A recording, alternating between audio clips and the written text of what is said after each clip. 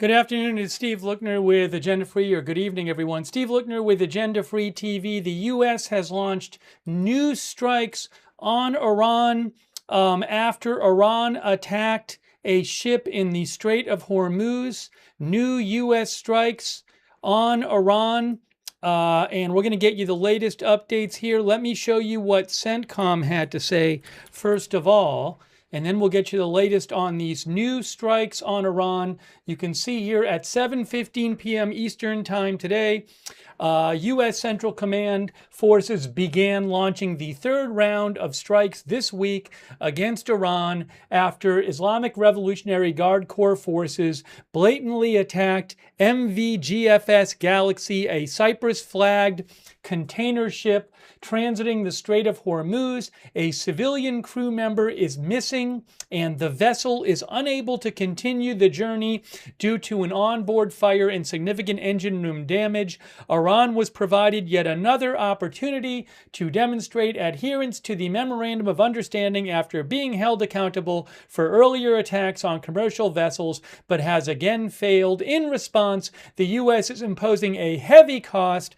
by continuing to degrade Iran's ability to attack civilian mariners and commercial ships freely transiting the strait. The strikes are being carried out at the direction of the Commander-in-Chief. And let's get the latest updates on these strikes here. So I just saw moments ago explosions heard in Asaluya. That's from 4 minutes ago. Asaluya. Give me a moment. Let me just get a map up here for you guys so you can see it. Just bear with me 1 second here. Asaluya, Iran. So just heard a report of some explosions there from Iranian state media. Here is Asaluya, Iran, which is in Bushehr province up here. Asaluya on the coast, but not next to the Strait of Hormuz. All right, hang on a moment here. Let me just get something posted here, and I'm going to show you guys in a sec what I'm looking at. Explosions reported in Asaluya, Iran. 4 explosions reported in Asaluya, Iran. From Iran State TV.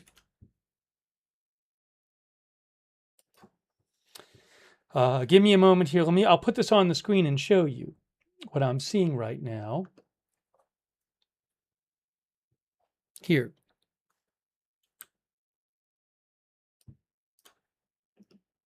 Iranian Broadcasting Corporation reporter in Asaluya, 4 explosions were heard in this area in Asaluya. That's about 5 minutes ago. If you give me 1 more second here, let me just throw up on the screen if I can. I want to get a clock ready in case I want to show the clock. It's 3:30 a.m. Iran time. 3:30 a.m. Iran time. And let me just actually put this up here.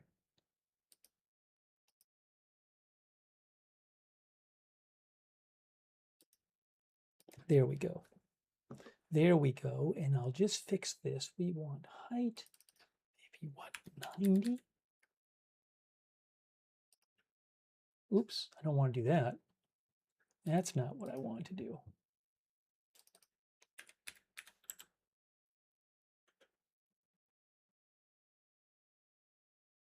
What did I just do here?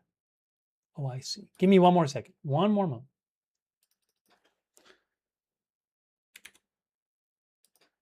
There it is. Okay. 3:31 a.m. Iran time. Now,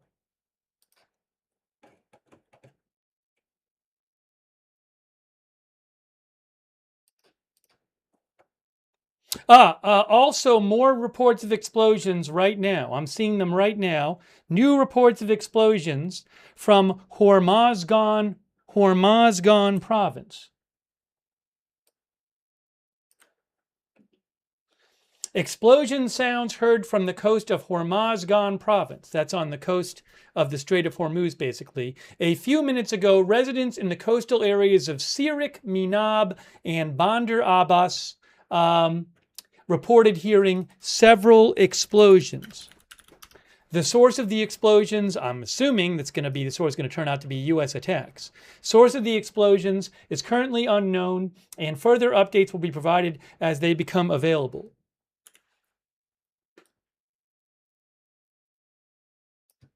So this is Iran state media, Fars, reports new explosions. Oops, hold on. In Sirik, Manab, and Bandar Abbas. Now, let me show you on the map where we're talking about here.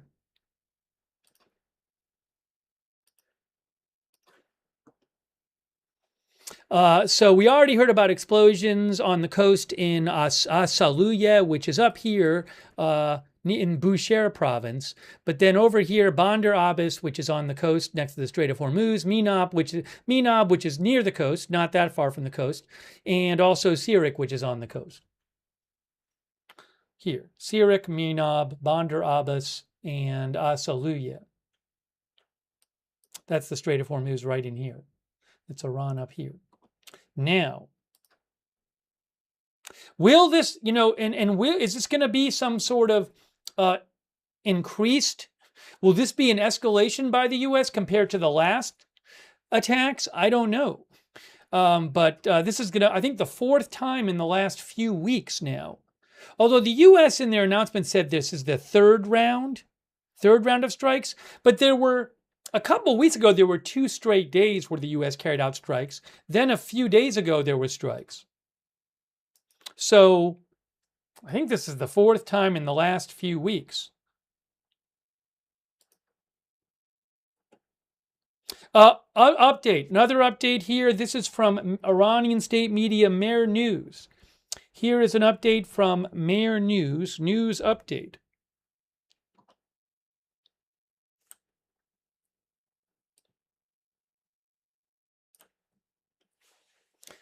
Oopsie. Unconfirmed explosions heard in some areas of the southeastern part of Iran.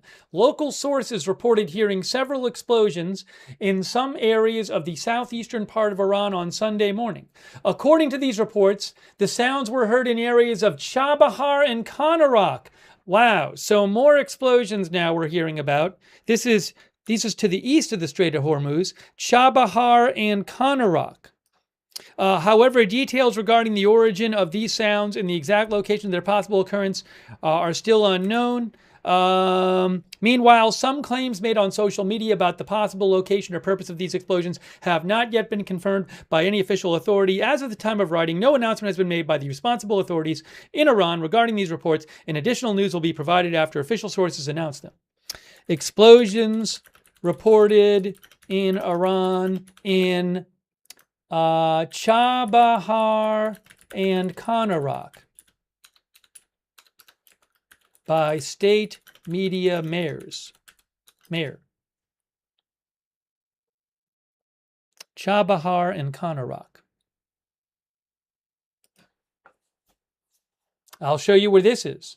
So multiple locations near the coast, similar to last time. Chabahar and Konarak are to the east. Yeah, Chabahar is here. Konarak is here on the coast, but to the east of the strait. Then around the strait, Bandar Abbas, Minab, and Sirik around the strait. And then over to the west, Bushehr province. Where is it here? I got to find it here. Asaluya. Now I can't find it anymore. Oh, it's over here. Asaluya is here, where the marker is. So here, three places in here and a couple in here.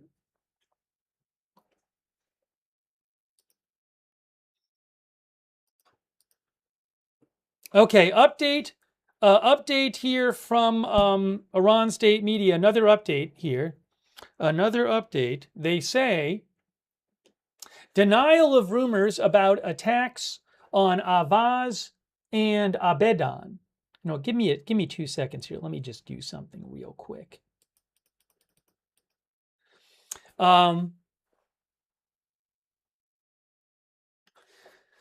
Denial of rumors about attacks on Avaz and Abadan. The Deputy Governor General for Security Affairs of Khuzestan Province strongly denied reports of explosions in the cities of Avaz and Abadan, calling those reports baseless reports stemming from psychological operations by hostile media. Emphasizing the complete security of that province, he said, security forces and military personnel are on full alert and no specific incidents have been reported in the province at this moment. So that's denial of reports of attacks on Avaz and Abadan. I'll show you where that is. I'm not even sure where that is.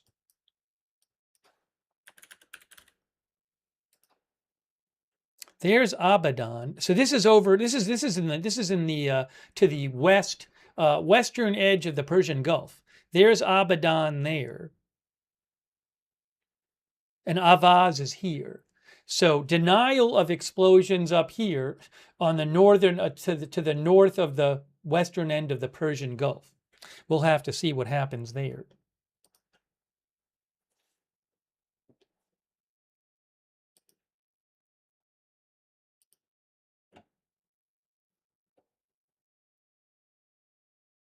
Oh, hold on a second. Hang on a moment. Hang on a moment. Breaking update. I hadn't seen this before. Here is an update from Pete Hegseth, Secretary of Defense / Secretary of War. Look, Pete Hegseth says, Iran made a poor choice. Now they pay.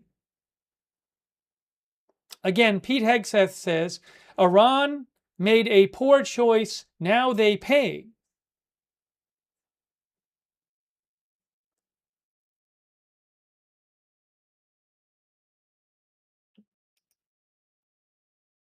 Let me show you something more about this attack on a ship that led to this. Here you can see right here. This is from the UKMTO, and it says, this is what led to this. This was announced, we heard there were reports of this a couple hours ago. This was a ship that appeared to be, I assume if it's on the Oman side of the strait, that would suggest it was maybe trying to go through the strait, but not on the Iran prescribed route, which is on the Iran side. And Iran has already in the last several weeks attacked several ships that have been on the southern side that appear to be trying to make it through the strait on the southern side, which Iran has not approved. Military authorities have reported that a container ship has sustained damage to the rear of the vessel, which has caused a fire on board.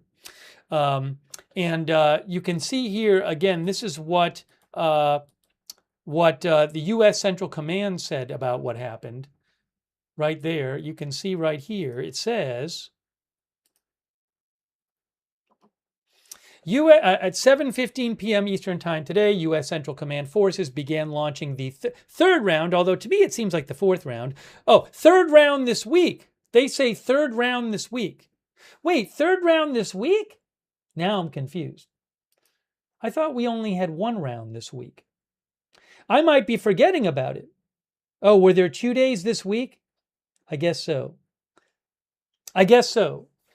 Because I can see that we covered it twice earlier this week. All right, I guess it's the third time this week. Sorry, I forgot. I was getting my numbers confused. There were a couple days, a couple weeks ago where they struck too. So it's like the fifth time in the last several weeks. Third round of strikes this week against Iran after Islamic Revolutionary Guard Corps forces blatantly attacked the MV GFS Galaxy, a Cyprus-flagged container ship transiting the Strait of Hormuz. A civilian crew member is missing, and the vessel is unable to continue the journey due to an onboard fire and significant engine room damage. Iran was provided yet another opportunity to demonstrate adherence to the Memorandum of Understanding after being held accountable for earlier attacks on commercial vessels, but has again failed. In response, the U.S. is imposing a heavy cost by continuing to degrade Iran's ability to attack civilian mariners and commercial ships freely transiting the strait.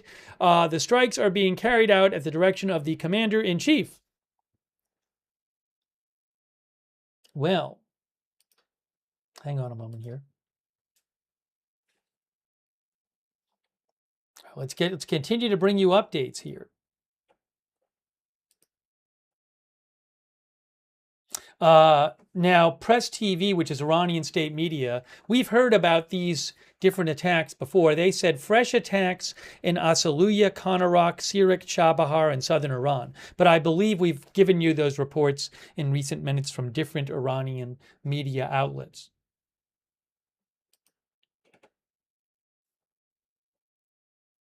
Oh, update here. Oh, 5 explosions were heard in Dair. All right, hold on a moment. We have new reports here from Iranian state TV. Iranian state TV says 3 explosions have been confirmed in Bandar Abbas and 3 in Sirik. Okay.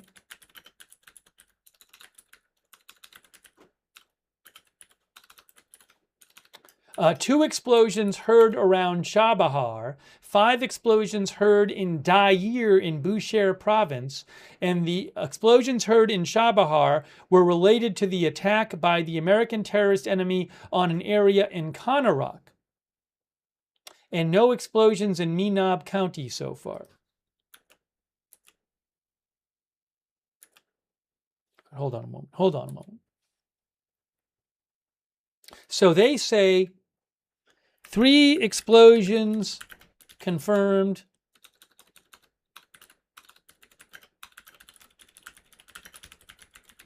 in Bandar Abbas, 3 explosions in Sirik,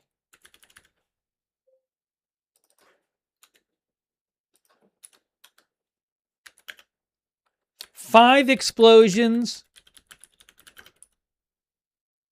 heard in Dair. The two explosions heard in Chabahar were due to a U.S. attack on Kanarak.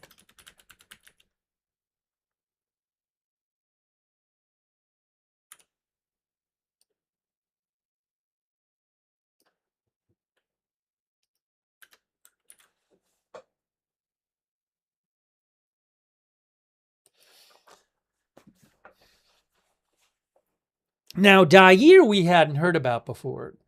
Let me show you on a map there.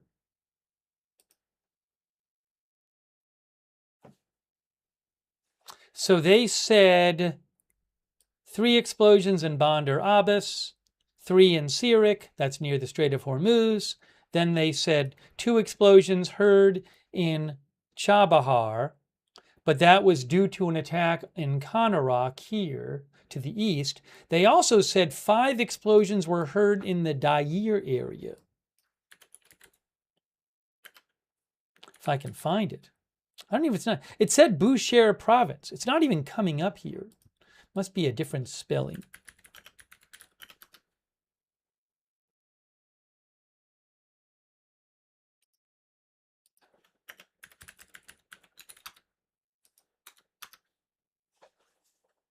Oh, there's D-E-Y-R, Dair County. I think they mean D-E-Y-R. Yeah, there is Dair County right there. It's on the coast. I assume that's what they're talking about when they say Dair.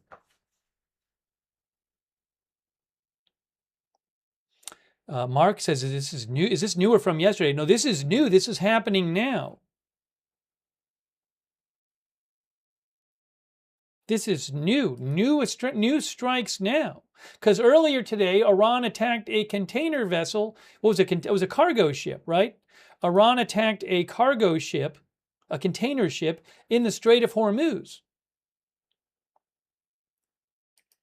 Barak Ravid reports, guys, that a senior U.S. official says military strikes on Iran by the U.S. Wait, where is it here? Among the attacked targets are air surveillance radars, facilities for storing missiles and UAVs, missile and UAV launch sites, maritime surveillance radars, ground-to-air missile launchers.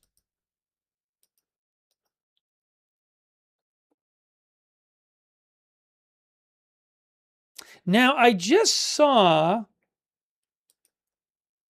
give me a moment here. What is this? Unconfirmed report of a, well, hold on a second.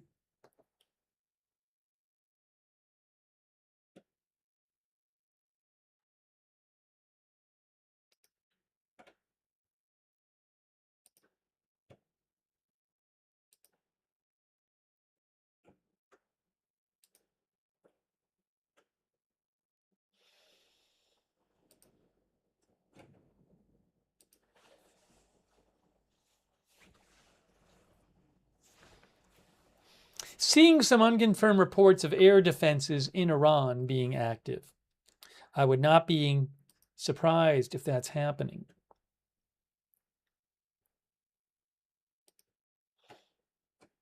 But already there's been reports of explosions in a number of Iranian coastal cities.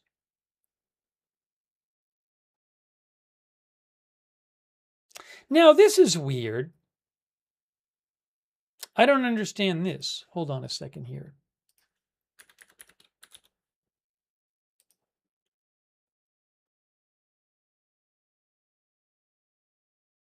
So, Iranian state media is talking about this report from the UKMTO, which came out 9 minutes ago, about a ship being attacked. But the UKMTO had not talked about the ship that already had been reported attacked. So I didn't think this was a new one.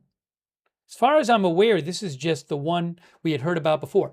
Let me show you, what I want to show you guys is what the Iranian Revolutionary Guard, the Iranian Islamic Revolutionary Guard posted earlier today. Let me show you what they posted earlier today. This is from, hang on, the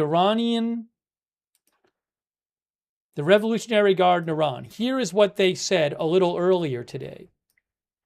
About 2 hours ago.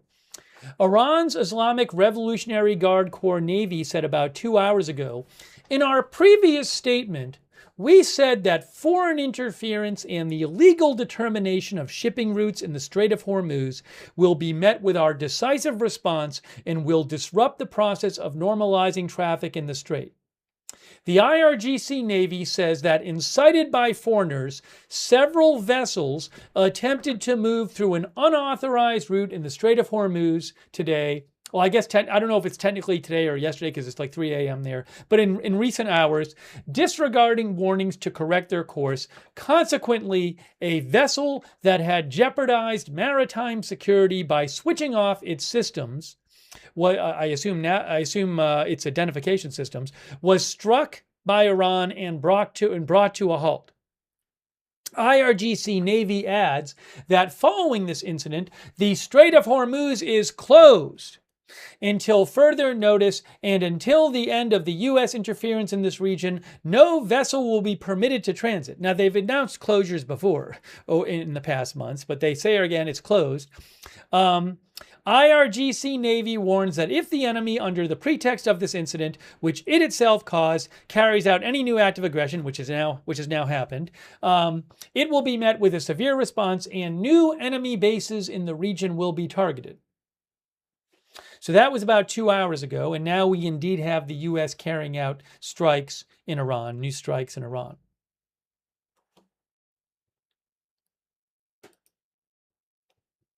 A quick thank you to Hastings Crew and, hold on a second, SKU 3.2956, Hastings Crew, Marin Gobra, Jesus UCSB, Lady Butterfly, and God Frieza.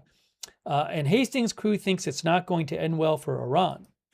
Thanks, Brian Harold, for subscribing on Twitch, Justin D. Winters, and thanks for scrubbing on Twitch. Also, quick shout out to our moderators. I really appreciate it. We have Idaho Star, Matthew Kohai 3, Sarah, and Surly Dev modding over there on Twitch. We have Haley Girl moderating on YouTube. Thank you so much to Haley Girl. Linda Belk, Larry, Misha moderate for us on X. Over there on, hold on a second here. Sorry, give me a second here. Over there on Rumble, thanks to our moderators there. Lovey and Kay moderate for us over there on Rumble. Our viewer, Rao Brandywine, says, does the Memorandum of Understanding allow Iran to attack any ship at will? Miss Jackpot says, I think the Memorandum of Understanding is history. Also, I got to thank our Facebook moderators too. I really appreciate our Facebook moderators and all of our moderators. Thank you, Facebook moderators. We have moderating right now Paul Anderson, Darren Charlo, Michael Fergal. Thanks to all of our moderators. Let's get you more updates now on the latest on these U.S. strikes. New reports of explosions now in Jask. Jask, Iran. Oops, hold on a moment here. Jask, Iran, new reports of explosions. I'm pulling this up on the screen for you right now. This is from Mayor News. Explosion. Local sources reported hearing explosions in the city of Jask on Sunday morning. That's from Mayor News. Explosions heard in Jask, Iran, via state media mayor. I'll show you where Jask is now.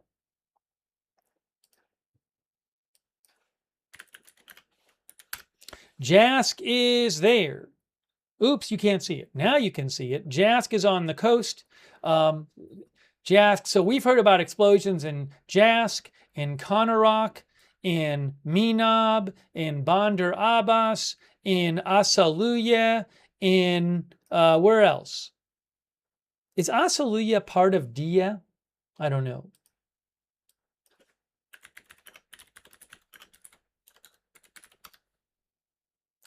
Deyr, D-E-Y-R. Is Asaluya in, hold on.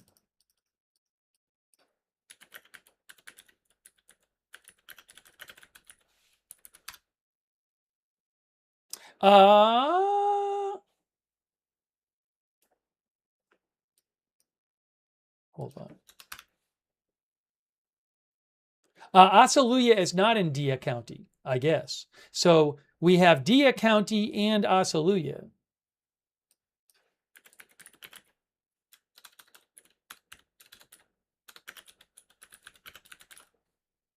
Why is it not showing up there? Oh, I spelled it wrong. Daya County and Asaluya. Daya County is, why am I not finding it? Oh, it's Dare County, I think it is. Yeah, Dare County is there. Asaluya is not in that county. So, numerous coastal locations. Near the Strait of Hormuz, east and west of the Strait of Hormuz, far away. Numerous coastal locations reporting explosions at this hour.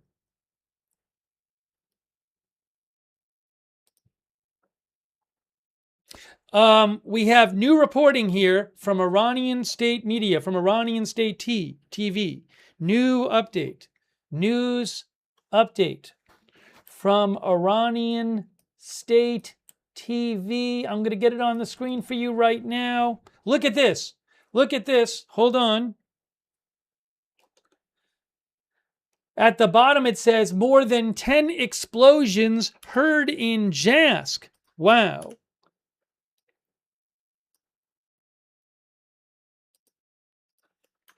Iran State TV. More than 10 explosions heard in Jask. Also, 5 explosions were heard in the port of Deir, 4 in Asaluya, and 3 in the city of Bushehr. Iran State TV. 12 explosions heard in Bushehr province in the past hour.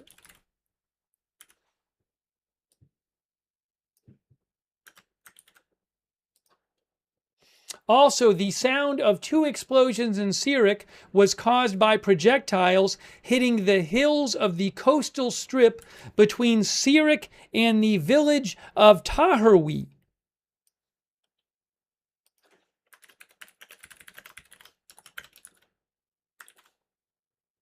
I'll show you on a map where that is.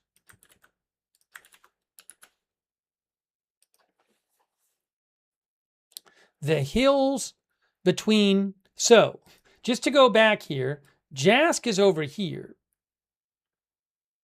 Bandar-e-Jask, oh, you can't see. Bandar-e-Jask, there's Jask. So there's the Strait of Hormuz. Jask is here, maybe a little bit to the east of the strait. More than 10 explosions there. Then 12 explosions heard in different parts of Bushehr province, which is up in this area here.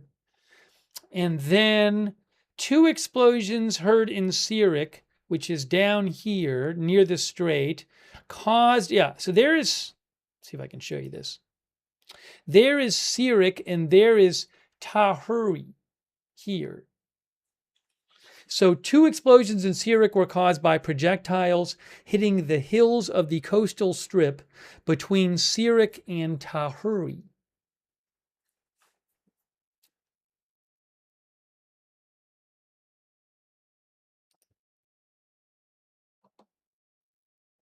Lots of explosions reported.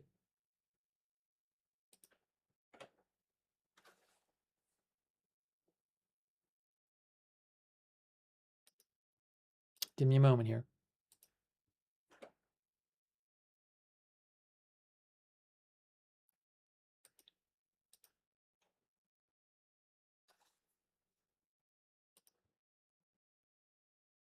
Again, more than 10 explosions heard in Jask.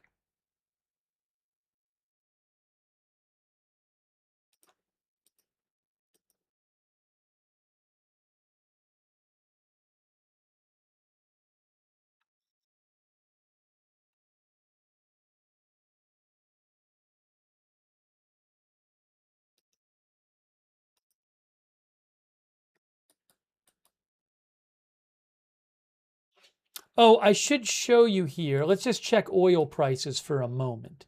Let's check oil prices here.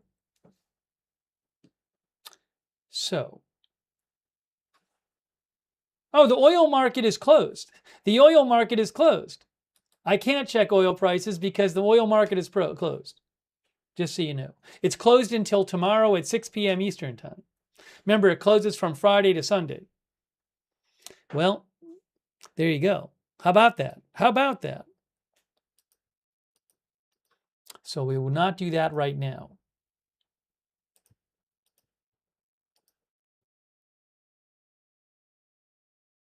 Bear with me for a second.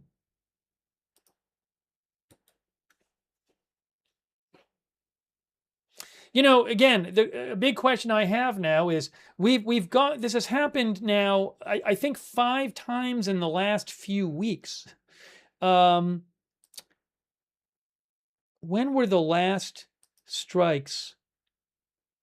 Yeah, I mean, the last strikes were about, I'm looking it up on the channel,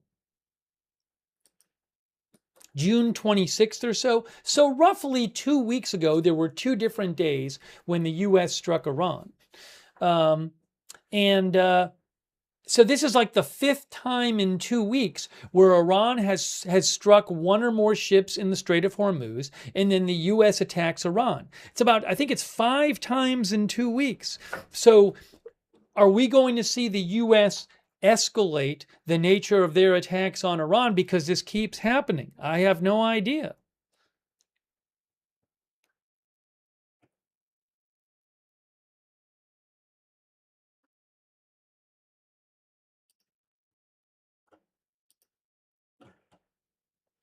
Let's see here.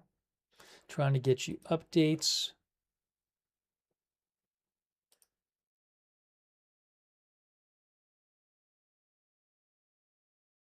And let me just summarize here. Here's a little summary of some of the activity from Iran State TV. They say more than 10 explosions heard in Jask, Iran, 12 explosions in various parts of Bushehr province, including 5 in port city of Dyer, 4 in Asaluya, and 3 in the city of Bushehr. Bushehr is where the one civilian operative nuclear power plant is. Also, 2 explosions heard in Sirik, reportedly caused by projectiles hitting hills along the coastal area between Sirik and the village of Taruyi.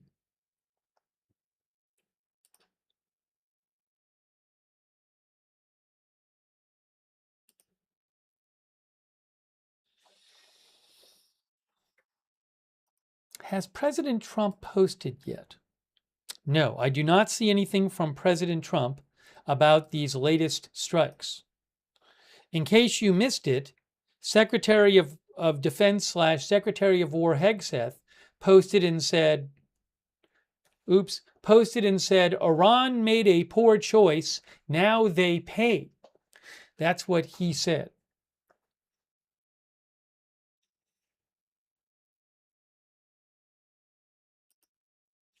To repeat what CENTCOM said,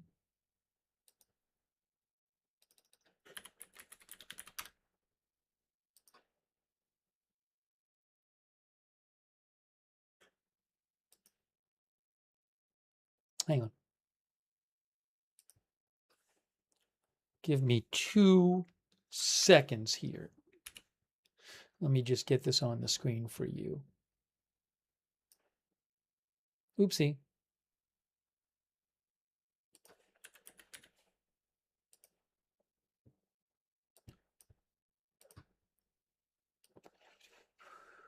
Okay, let's do this. Where is this?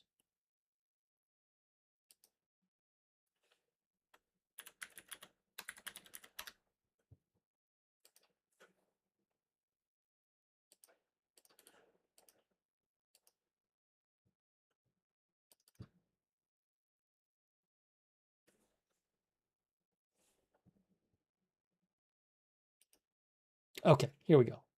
Here is what CENTCOM said, just in case you're just joining us.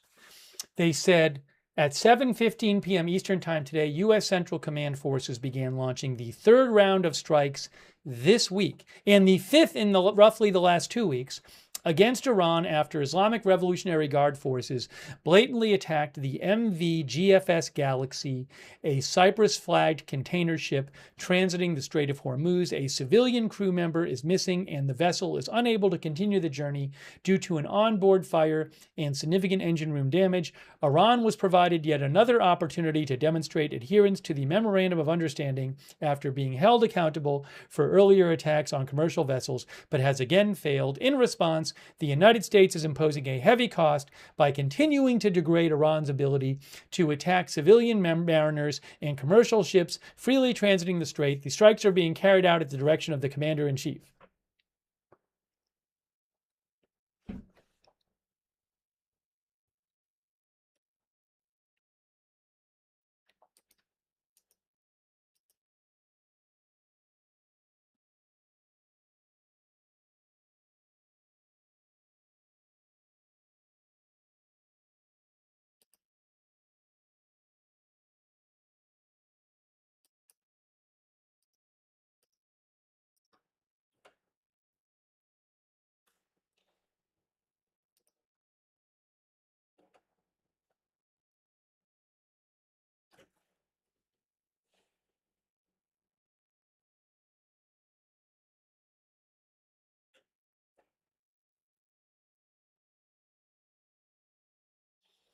All right, trying to get you the latest updates here.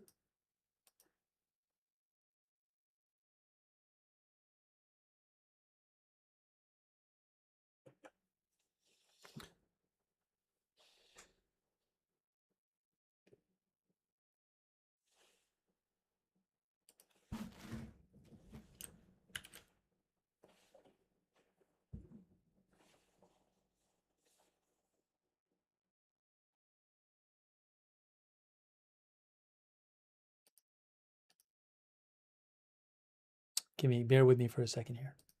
Bear with me for a second here. And presumably Iran will respond with some sort of drone and missile launches, I would think.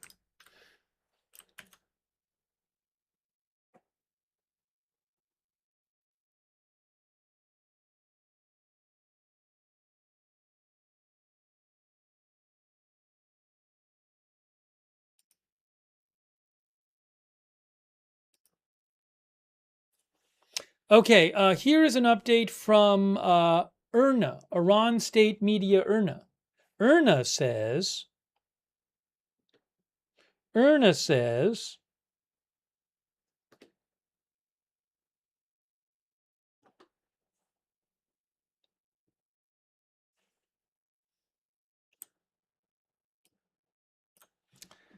the highest number of explosions have been reported from Jask, with over 10 explosions. That's on the coast to the east of the Strait of Hormuz. The exact location of the attack is not yet known.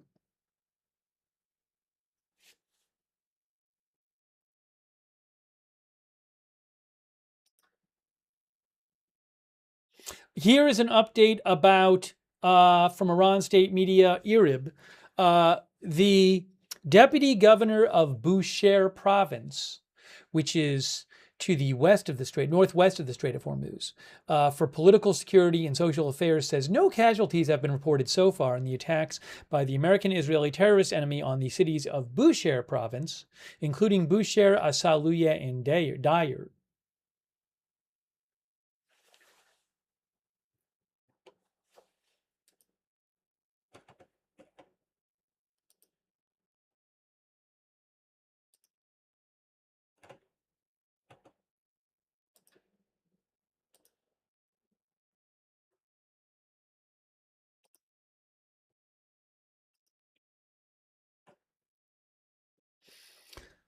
Seeing some other reports of unconfirmed explosions, we'll have to see what we hear about that.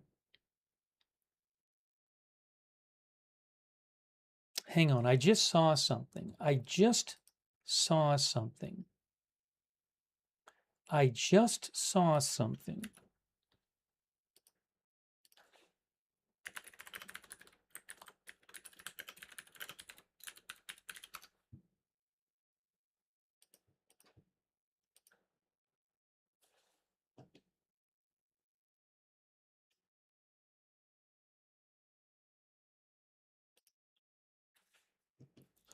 Why is that not?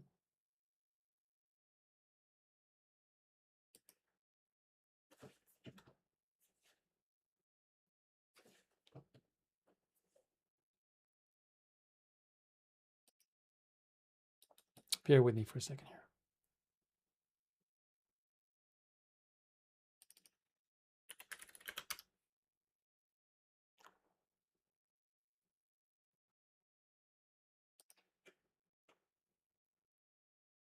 Saw an unconfirmed report. I'm not seeing where this report is coming from, so keep an eye out for that.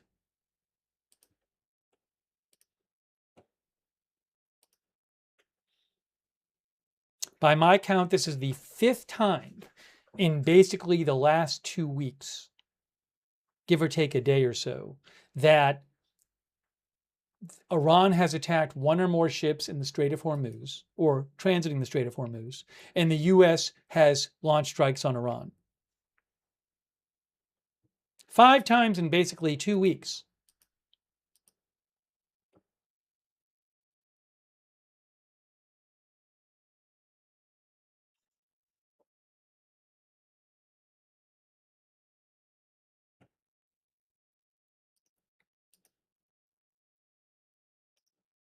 3 times in the week. 3 times this week. 3 times this week.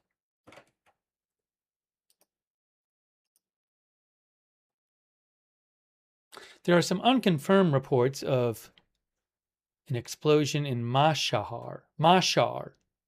I haven't seen that in state media yet, though. I don't know if those are legit.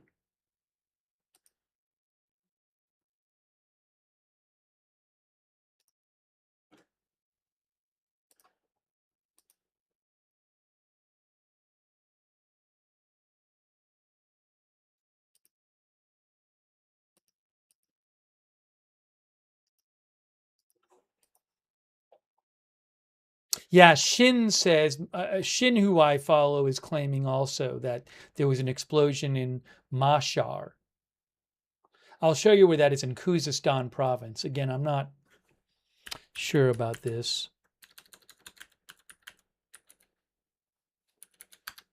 Here is where Mashhar is. Oops, you can't even see. I'm going to just for ease of seeing it. Mashhar would be up here. Mashhar would be up in Khuzestan province to the north of the Persian Gulf. So I don't know if there was an explosion there. We'll have to wait and see what we hear.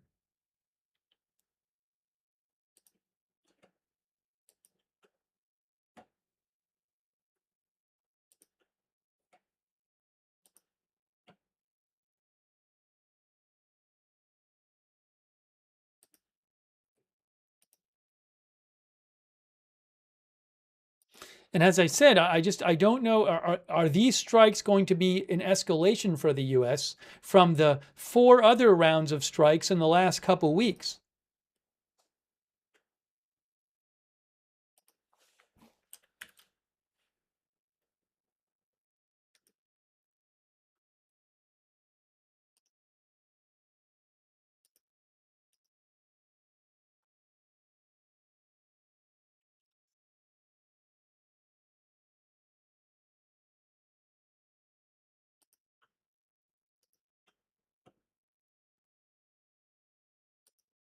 And also, how will Iran respond? Wow. We're bringing you updates here, waiting to get some more updates.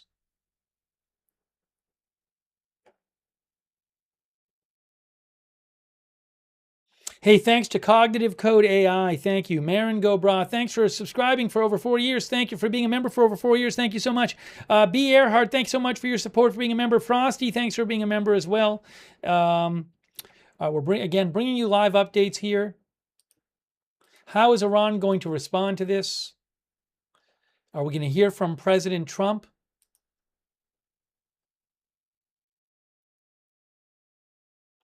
Some unconfirmed reports of air defenses in Iran being active.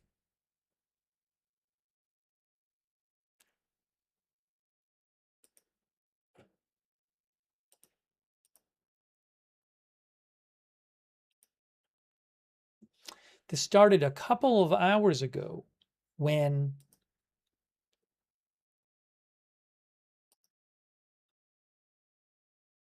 Iran attacked yet another ship in the Strait of Hormuz and said the Strait of Hormuz was closed. Oh, hold on a second here. AZ Intel said there was a shooting reported at the Salsa on St. Clair Festival in Toronto. Hold on a second here.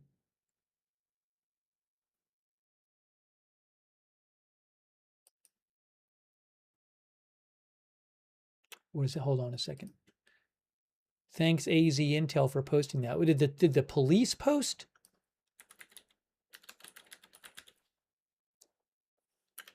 Saw something about that about 20 minutes. Well, that was supposed 20 minutes ago.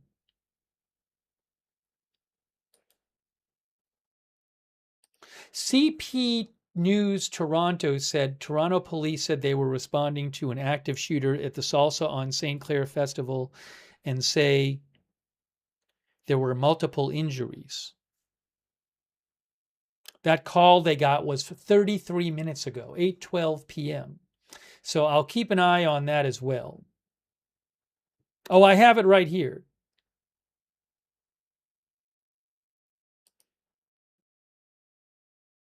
Here,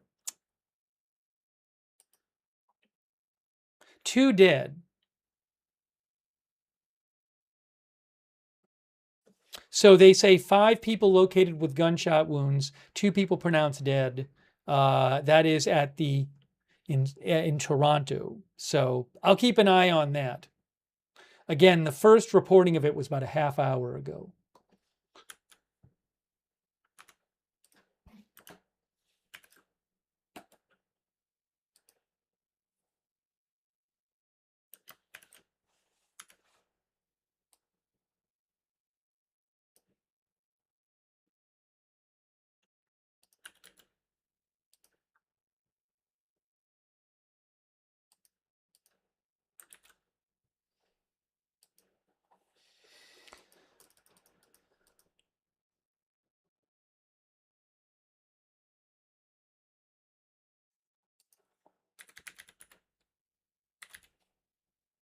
I don't have more details about that shooting. I'm going to keep an eye out and wait and see what we hear about it. I'll let you know.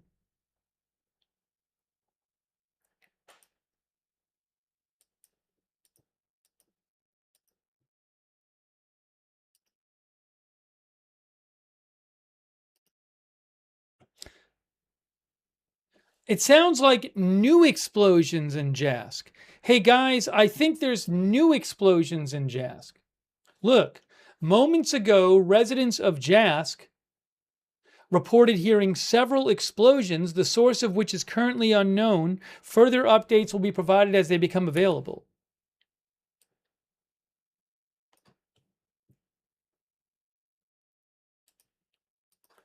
Iran state media mayor reports new explosions in Jask, where over 10 were already reported. But it looks like that's new because they just posted that. That is to the east of the Strait of Hormuz on the coast.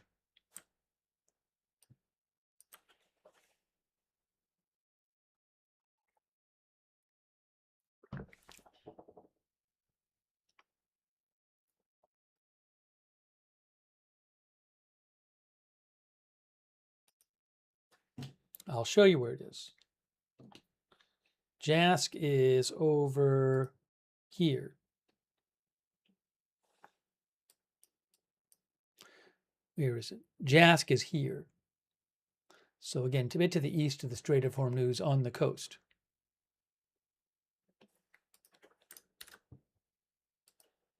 Please bear with me for 1 second here. What is happening here? Why is that acting all weird? Why did that get all weird?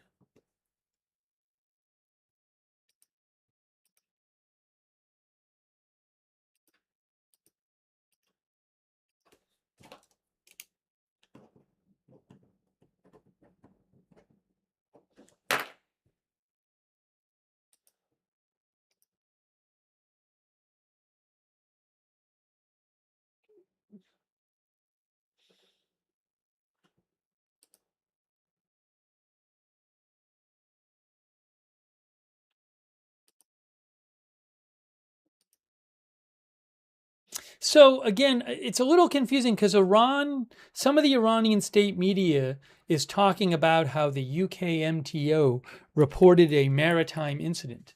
But I think that might have just been, I think that this might have just been the same ship that was reported hit earlier today. That's the UKMTO posted this about an hour ago, but they had not at all posted about any kind of ship hit during the day. So the US said that a ship was hit by Iran today. Iran said it hit a ship today that was trying to go through the Strait of Hormuz. So I don't believe that's new. I think that's just the one that had been discussed. I'm not aware that there's another ship on top of that. Be big news if there was, but I'm not aware of that right now.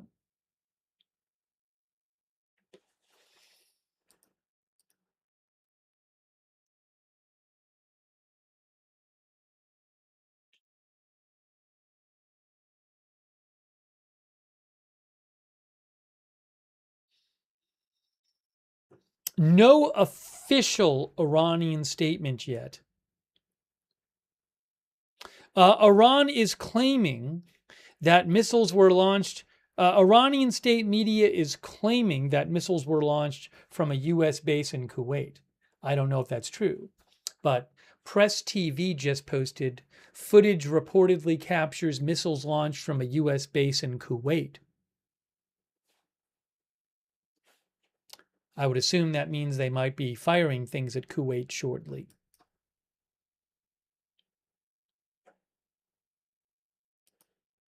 Yeah, somebody posted a report about Khan News, which I had seen a report about what Khan News said, and then I went to the Khan News page and I didn't see it there. So if I see it from Khan News, I'll let you know. But what happens sometimes is you have these outlets or these accounts that'll say somebody reported this, and then you go to the original source and it's not there.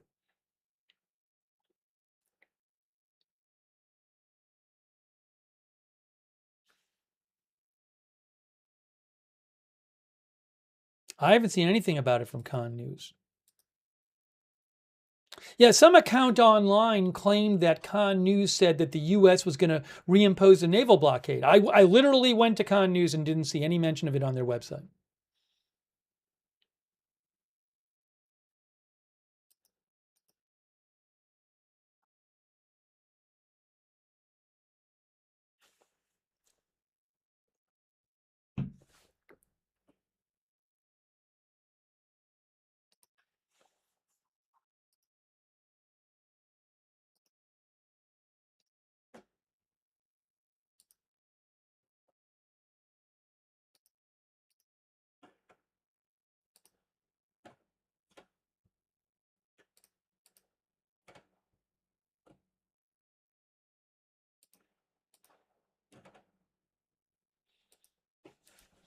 So what is going to happen next here? Waiting for some sort of announcement from Iran. And we'll see if President Trump says anything.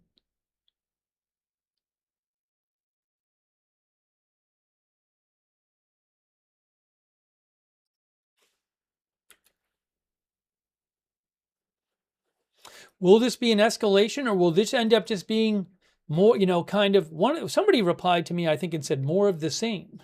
Is it just going to leave us where we were after the last 4 times this happened in the last couple weeks?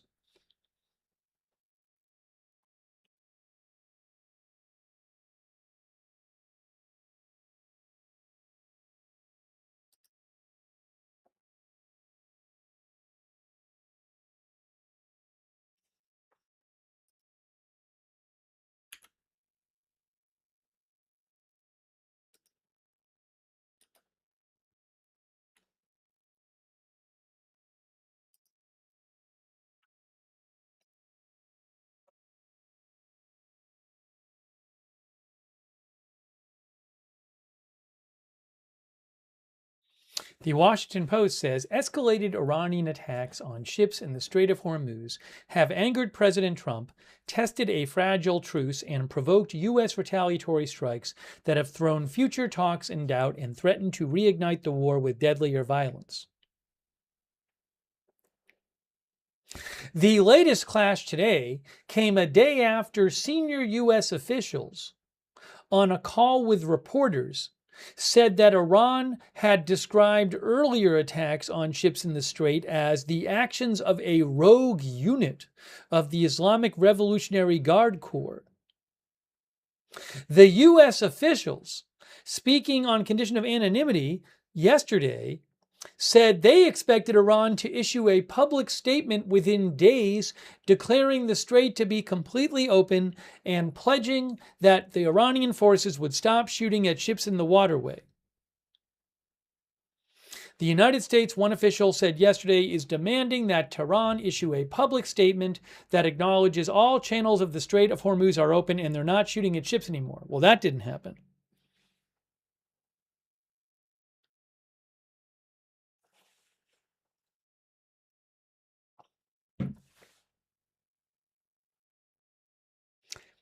Speaking of President Trump, by the way, he did say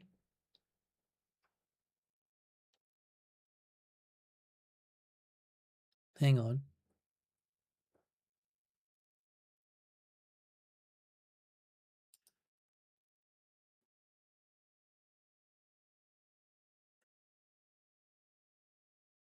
He did say yesterday this, in case you missed it. President Trump yesterday on True Social said 1,000 missiles are locked and loaded and aimed at the Islamic Republic of Iran, with thousands more to immediately follow.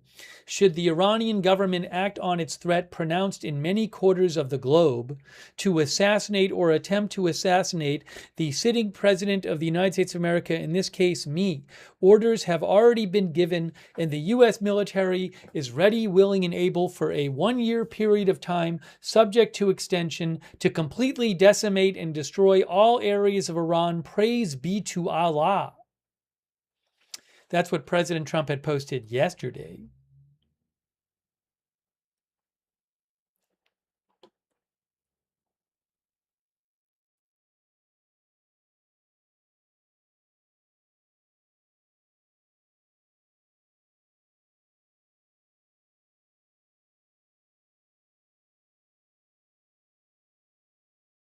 Also, President Trump, I believe this was yesterday. When did he post this?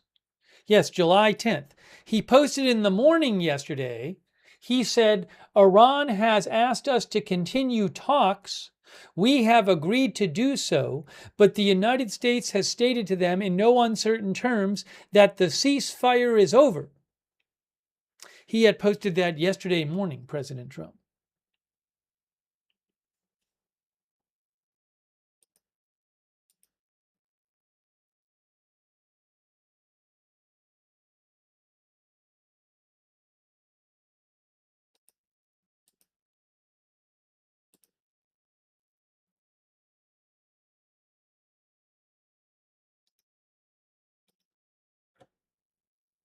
I'm not aware of new explosions at the moment.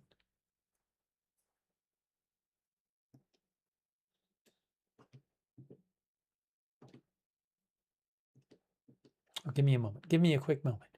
Give me a quick moment here.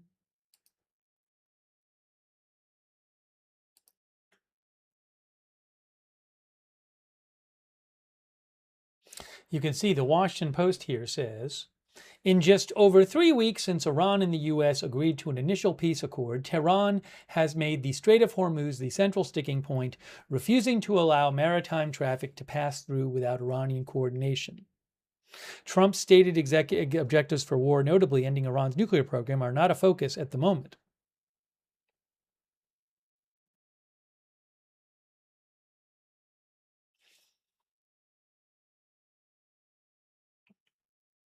Here again is what Iran said earlier today.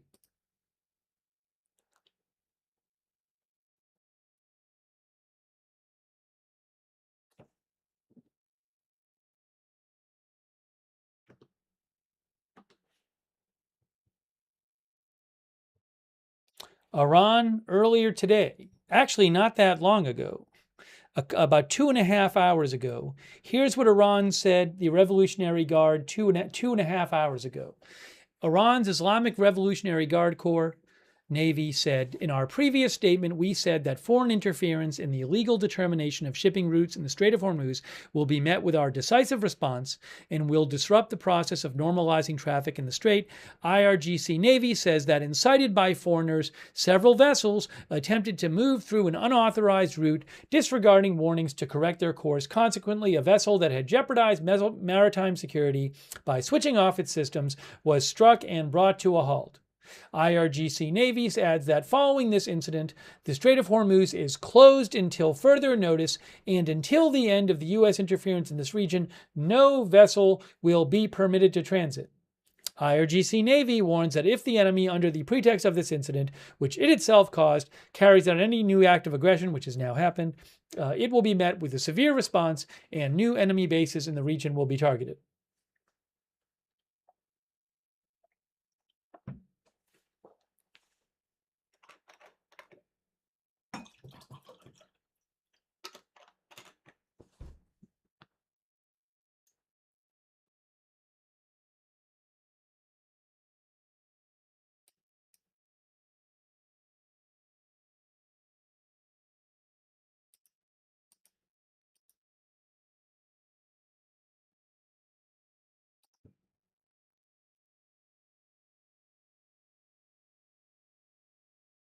So what's going to happen now?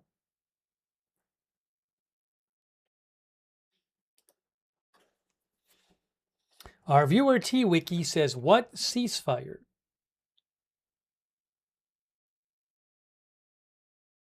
No, I have not heard reports about what specifically was hit, reports from inside Iran about that.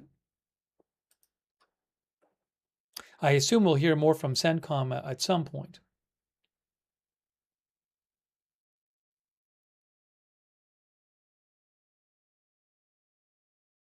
I don't know that I've heard anything to suggest that this is any kind of big escalation from the U.S. and their attacks so far. I mean, we'll see what we hear.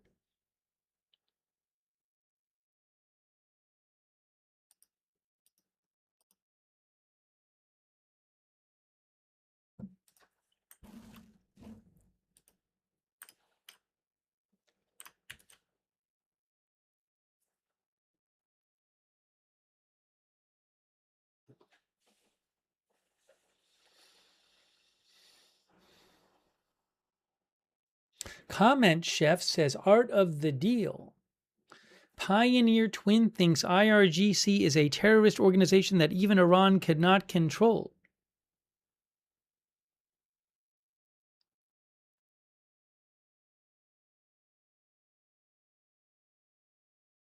One of our viewers, Jack Sakai, says, this is getting way too old.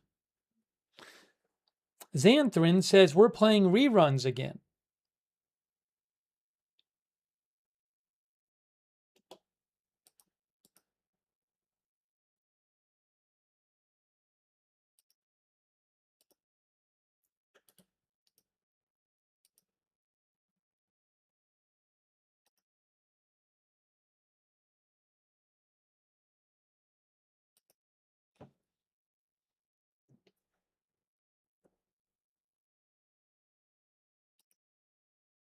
Joanne in Ohio thinks troops are next.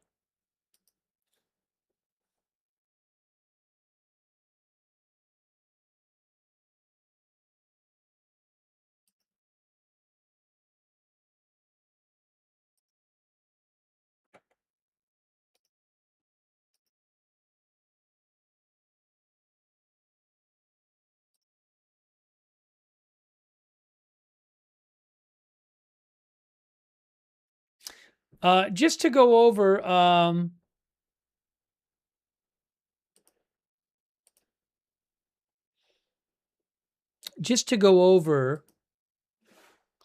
I wanted to go over where we had heard about explosions.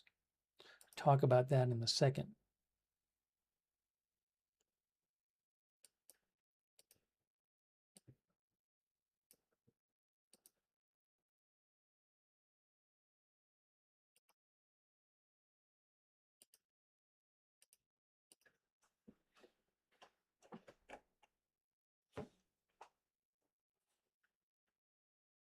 Hey guys, people keep talking in the chat about the shooting in Toronto, and people keep saying active shooter. I'm not aware that it is currently an active shooter. As I mentioned, the shooting was first reported. I saw something about it from Toronto police. Actually, let me show you what CP24 said. CP Toronto said that the first reporting of the shooting was at 8:12 p.m., which is 53 minutes ago, almost an hour ago. The police have posted a couple times in it. They said 5 people were located with gunshot wounds and 2 people pronounced dead. I'm not aware that there's any shooting going on right at the moment. I don't have more information about it, but that's the latest. I'll let you know if I hear more.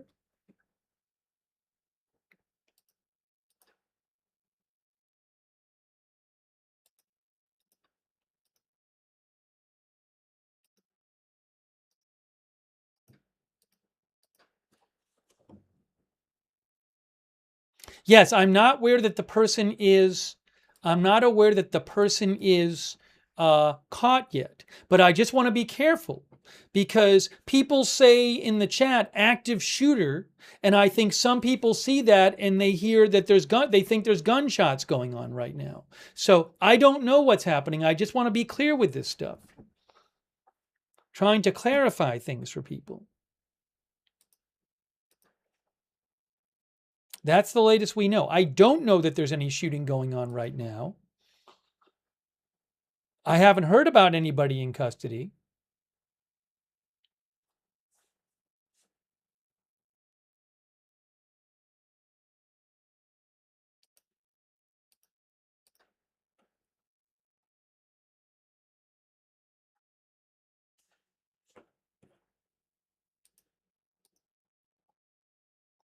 One of our viewers said Bridge Power Plant Day. So I remember that was our viewer Sagar Waghade. I remember last time we were covering attack a few days ago, was it? When the last strikes were, we found out after a while that the U.S. had apparently attacked a couple different railway bridges. It also had attacked an airport. I have not heard specifics, more details. There was one report that Barack Ravid had about some the targets were attacked, which seems like kind of the standard fare. But if there were other more sensitive targets attacked, I haven't heard that yet. I don't know. We'll have to wait and see what we hear.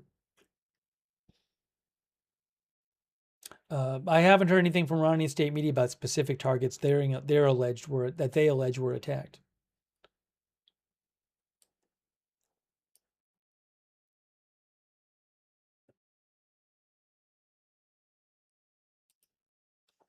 So just to clarify here, some of these, we've heard about reports in Bandar Abbas near the Strait of Hormuz, Sirik near the Strait of Hormuz, over 10 in Jask to the east of the Strait of Hormuz. We've heard about explosions in Konarak. We've heard about explosions in Bushehr, in Asaluya to the west of the Strait of Hormuz. Also, we heard about explosions in, is it Deir? D-E-Y-R? I don't know where there. Dare County. There's Dare. There's Dare. Dare on the coast. Dare. And then we also heard about, what else?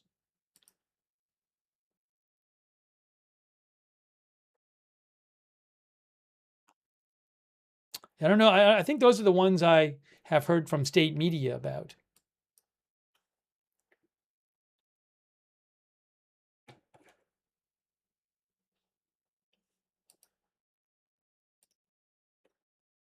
No official statement from Iran yet on this. No word about Iran retaliation. Nothing yet from President Trump.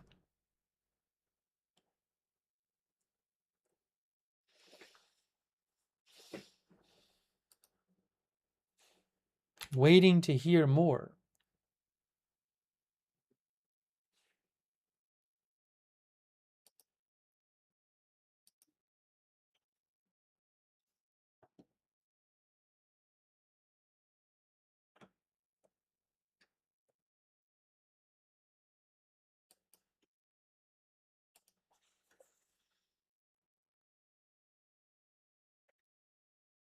Oh, new explosions heard in Sirik. New explosions in Sirik.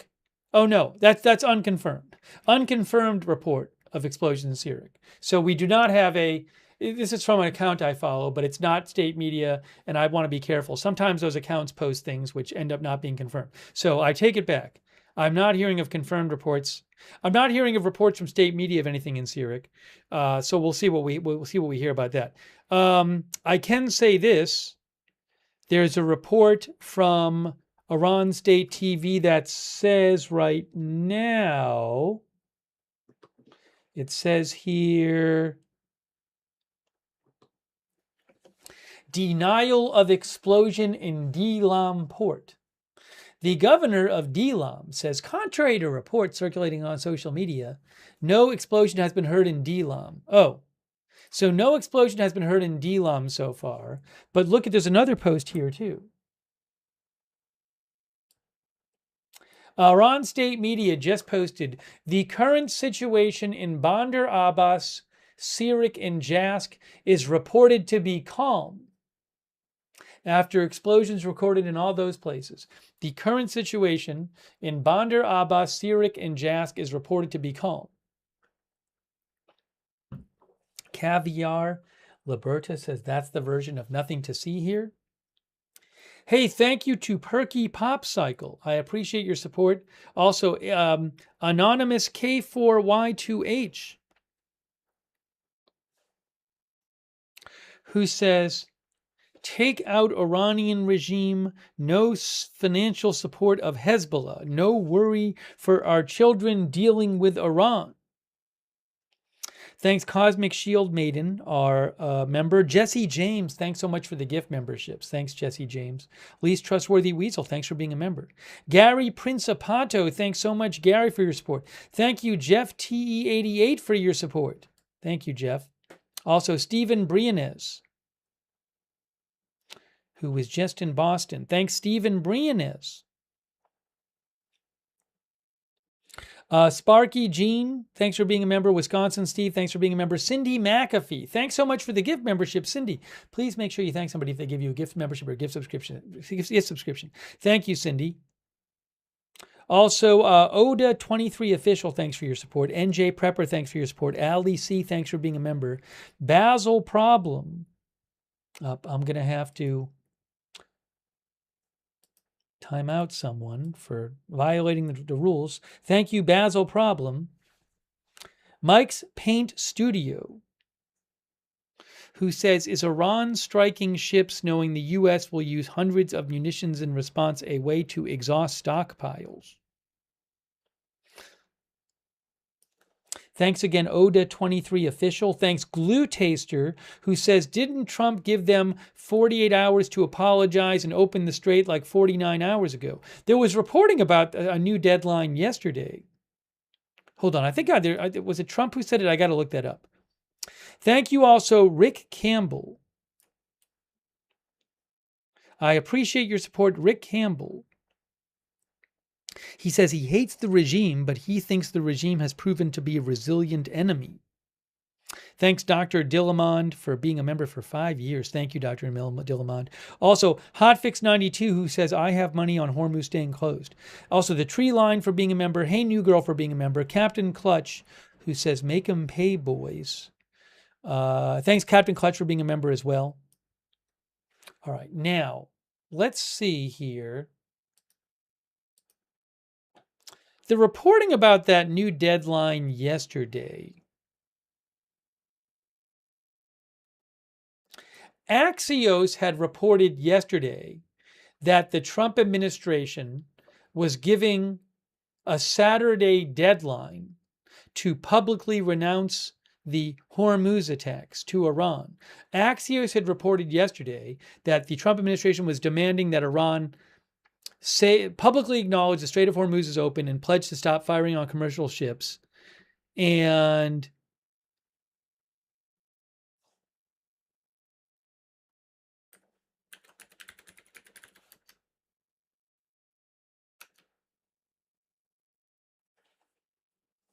U.S. official said to a U.S. official said to Axios that that they expected Iran to issue a statement after today's meeting in Oman. And a U.S. official told Axios, we want them to publicly say they will stop shooting at ships and explicitly or at least implicitly acknowledge that they screwed up. One official told Axios in their report yesterday, they said, one U.S. official said, if Iran refuses to do this, if it's not their position tomorrow, it's not going to be a great day for them. Well, they did not apologize today. They struck another ship today and said that the strait is closed.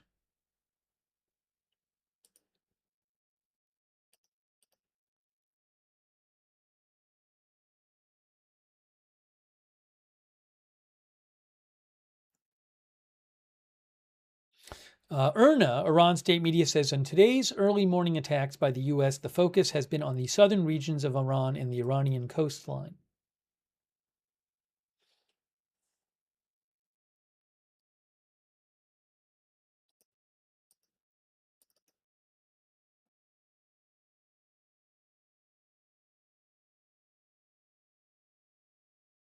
Again, as far as I can tell so far, I'm not aware that there's been any kind of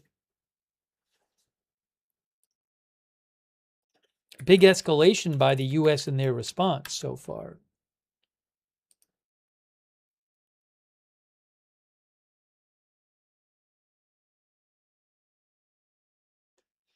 You can see here from the Washington Post. What did I do? Here we go.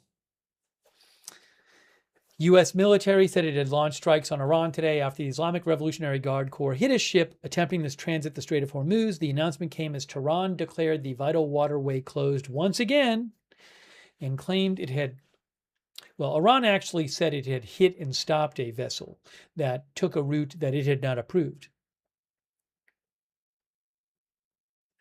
Escalated Iranian attacks on ships in the Strait of Hormuz have angered President Trump, tested a fragile truce, and provoked U.S. retaliatory strikes that have thrown future talks into doubt and threatened to reignite the war with deadlier violence. Over the past week, Trump has escalated his rhetoric against Iran, saying he is allowing talks with Iran to continue, but no longer framing them as part of a ceasefire. Instead, he has paired diplomacy with sweeping demands over the Strait of Hormuz and unusually explicit threats of overwhelming military retaliation, signaling that negotiations remain open even as the risk of renewed escalation grows. He had said yesterday in the morning that Iran had asked to resume talks, and the U.S. had agreed, but he emphasized the ceasefire is over. And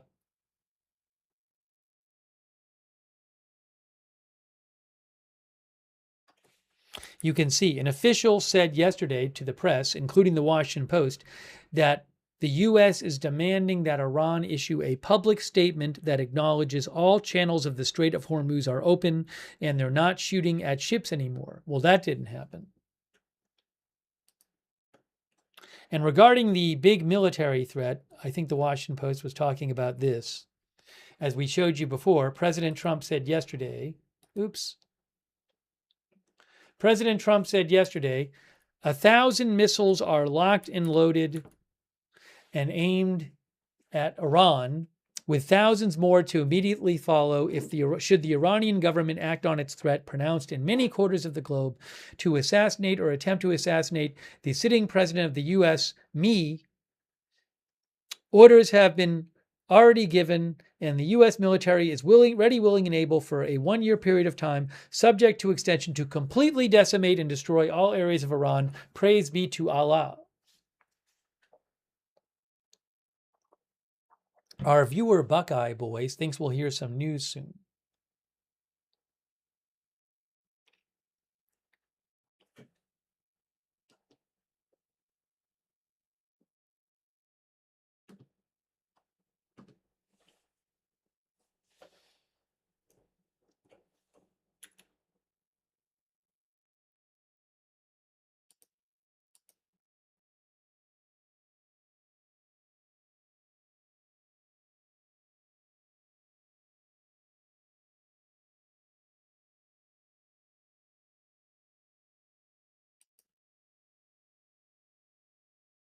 Update from Toronto police about the shooting there. Police have secured the scene. 5 people have been located with gunshot wounds. 2 victims have been pronounced deceased. A large police presence remains in the area as officers continue their investigation. More information to follow.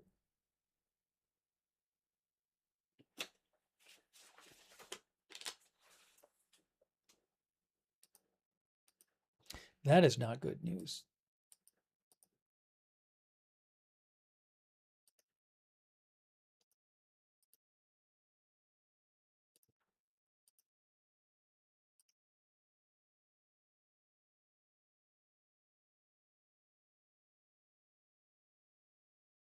I haven't seen a new explosion report in a while from Iran.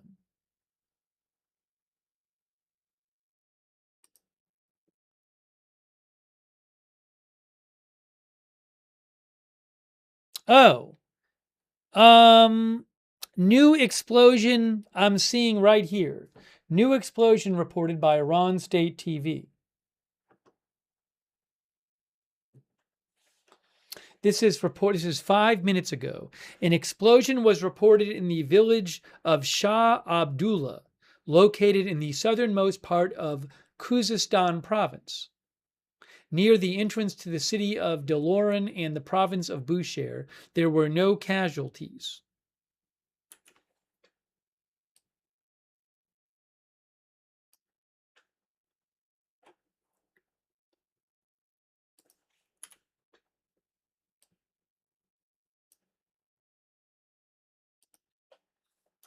Iran State TV reports a new explosion in Shah Abdullah in Khuzestan province.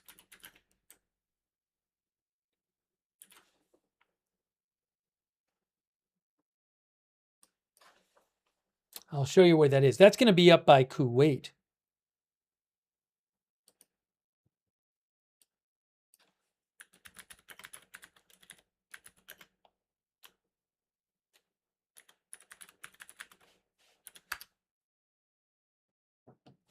So Khuzestan province here is to the north of the Western Persian Gulf. You can see Kuwait is here. Here's Iran. Khuzestan province is here. I don't know where Shah Abdullah is. See if I can figure that out.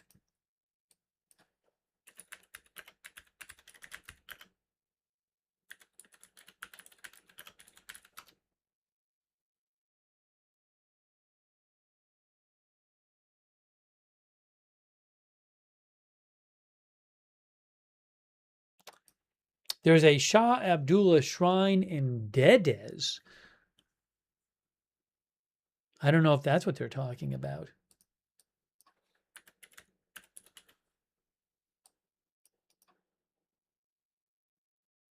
Dedez is there. Oh, it said in the report, it said, oh, more explosions now, more explosions now. They said the southernmost part of Khuzestan province. That's where by the way, that's where those, where the ones in Shah Abdullah were. But let me show you this right now. More explosions just reported. More explosions reported. 2 more explosions reported in Jask, where over 10 explosions were reported there earlier. So 2 new explosions in Jask. That is from Iranian State TV.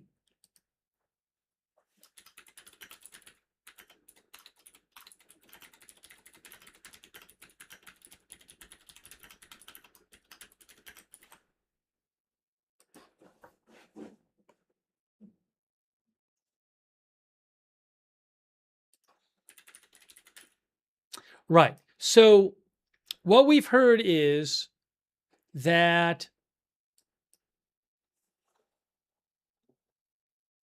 we just heard about new explosions reported near Deloran, Iran, which is to the west, kind of near the Iraqi border. We heard about one there, and then also 2 explosions heard more in Jask, which is a bit of the east of the Strait of Hormuz.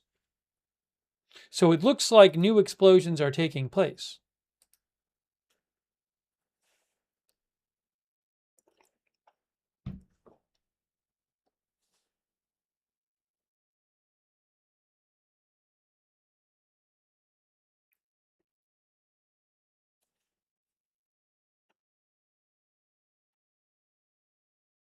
All right, give me a moment here.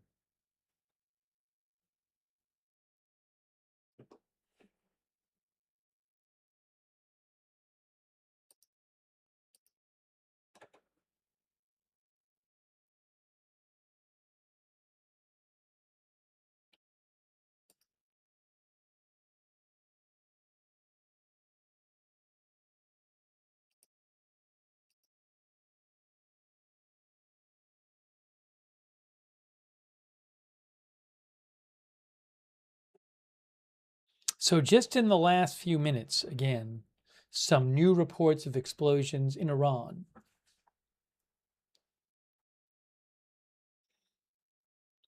Midnight Special, our viewer says, I just don't see these negotiations ending.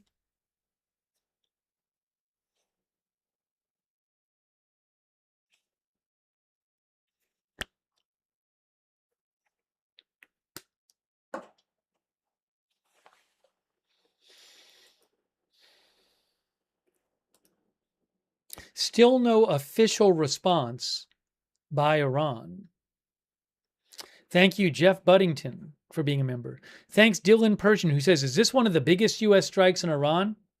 It doesn't feel like it yet to me. I don't know. It doesn't feel like it yet. Thanks, Dylan Persian. Thanks, Paula Faust, for being a member. Nina Drew for being a member. Miss Least Trustworthy Weasel, thank you. Miss Link, thanks for gave 20 memberships. Thank you so much, Miss Link. I appreciate that. Thank you also, Pumpkin Lover and Perky Pop Cycle. Also, thanks to, what did I do here? Thank you to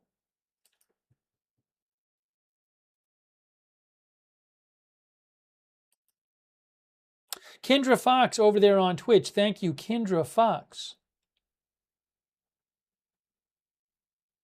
Stunned in the North on Twitch. Thanks for subscribing. Big Dog Gaming. Thanks for your support on Twitch. And Comatose Crunch. Thank you. Also, Brian Harold. Thanks for subscribing over there.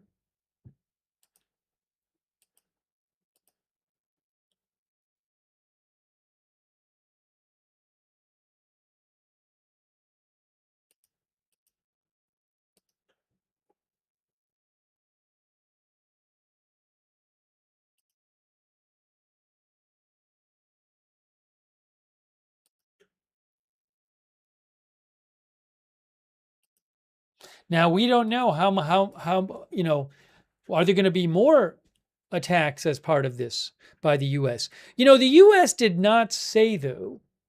Remember, was it a few days ago when the U.S. posted and they were like, they talked about how painful or how strong the response was going to be. It doesn't say that here. We don't see that kind of, well, it says imposing a heavy cost by continuing to degrade Iran's ability to attack civilian mariners and commercial ships freely transiting the strait. I mean, nothing about that announcement suggests to me it's going to be significantly bigger than the last response, although I have no idea.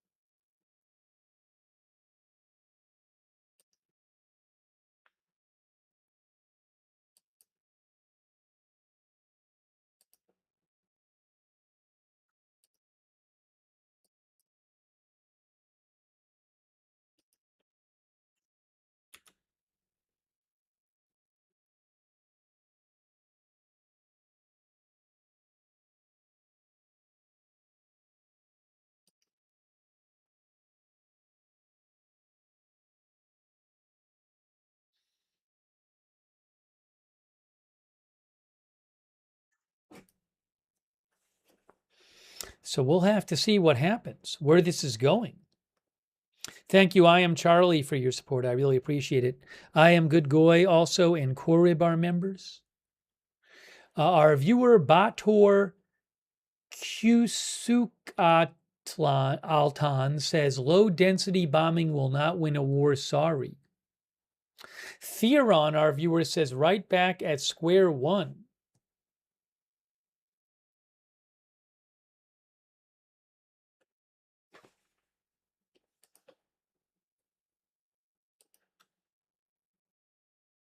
Nothing new from CENTCOM.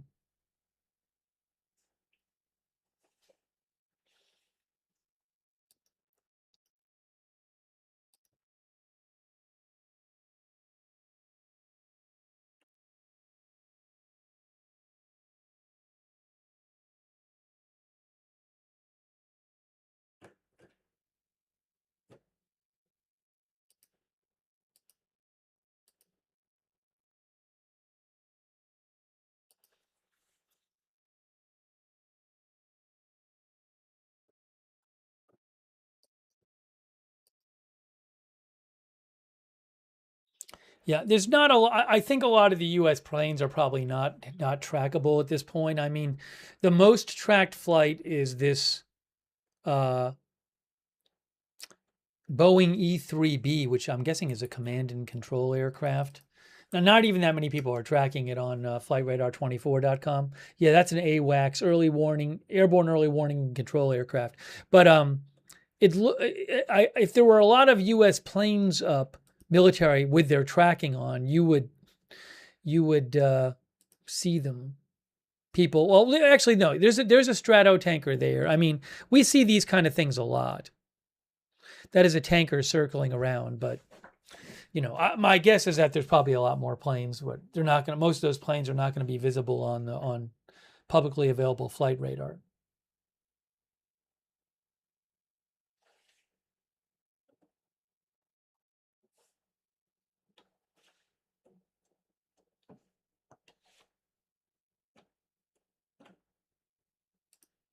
How will Iran respond?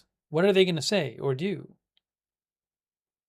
Oh, I have an update. Interesting update from Mayor Iranian state media. Look at this. The deputy security officer of Khuzestan governor's office said the cities of Handijan, Manshar, and Abadan were hit by enemy projectiles. 3 different places in Khuzestan province, which is all the way at the west of it's way west of the Strait of Hormuz. It's like to the north of the western end of the Persian Gulf. I'll show you that in a map in a second, but I just want to get that posted.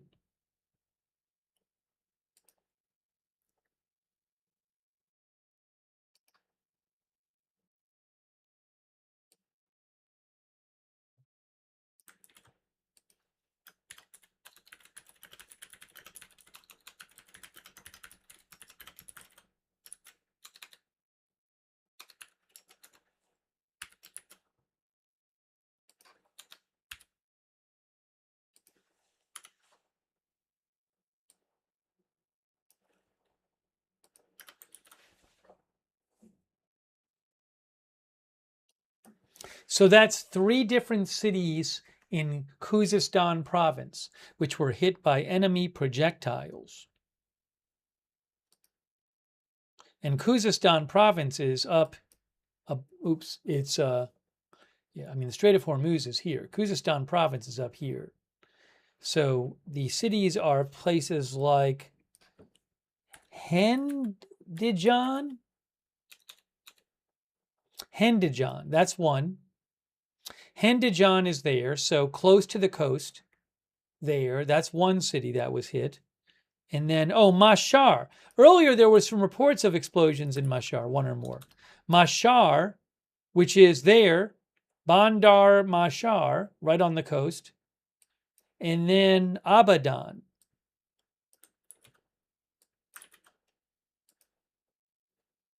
Right near the coast as well, Abadan. So 3 different cities close to the water hit in that province.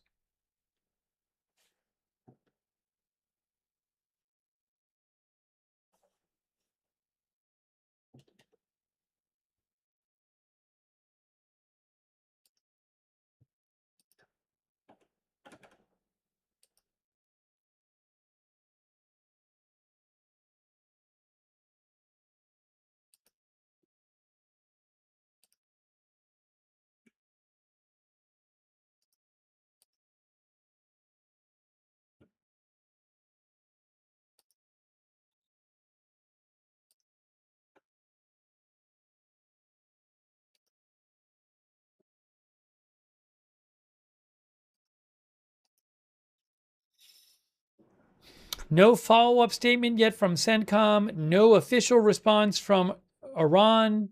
No statement from President Trump.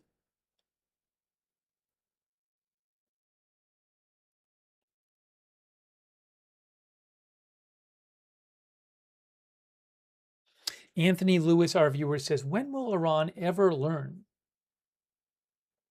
Yeah, as one of our viewers said, I'll say BFTW said, three cities not even by the strait. Yeah, the last couple times the U.S. has carried out strikes against Iran, they've been focused on coastal areas, but a lot of those coastal areas have not been near the Strait of Hormuz.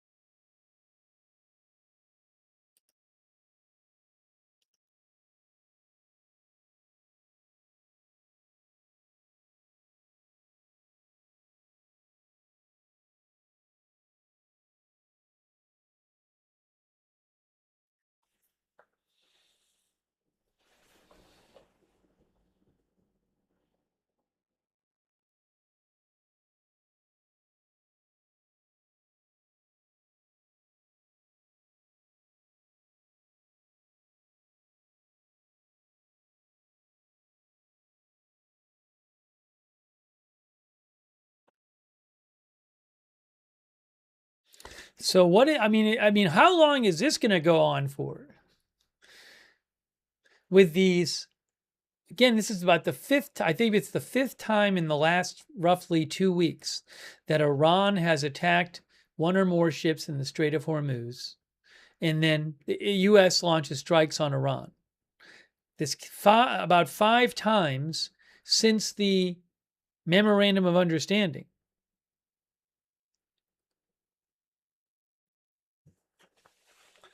Judge Bojangles says, God knows.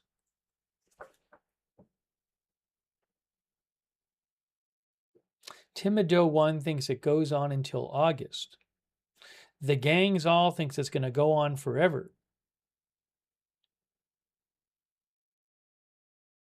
Tony B thinks it'll go on for a very long time. Is the strike over? I don't know if the strikes are over for tonight. We don't know yet. Todd says it's like a game of whack-a-mole.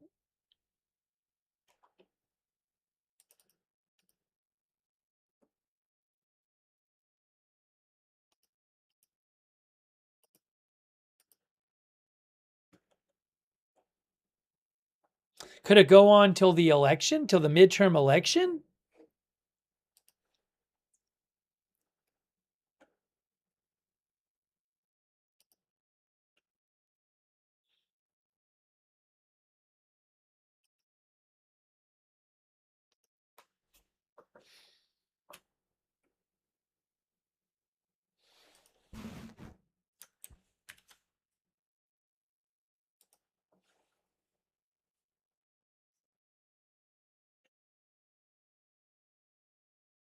Spells World thinks it'll go on for years. C. Cosme thinks after the midterms, the war will end. By the way, shout out to our moderators. I really appreciate it. Thanks for moderating. We have here Big Ball of Yarn, Idaho Star, Matthew Kohai 3, Sarah, and Surly Dev. Thank you.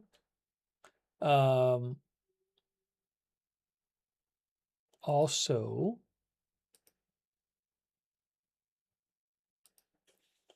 Linda Belk, Mary, Misha on X. Haley Girl is moderating over there on YouTube. Thank you so much. I really appreciate it.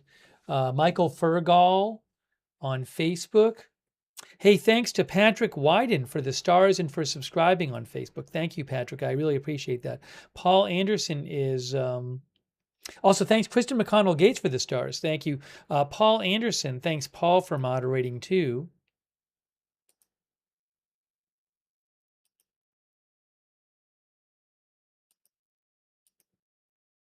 Oh, hold on a second here.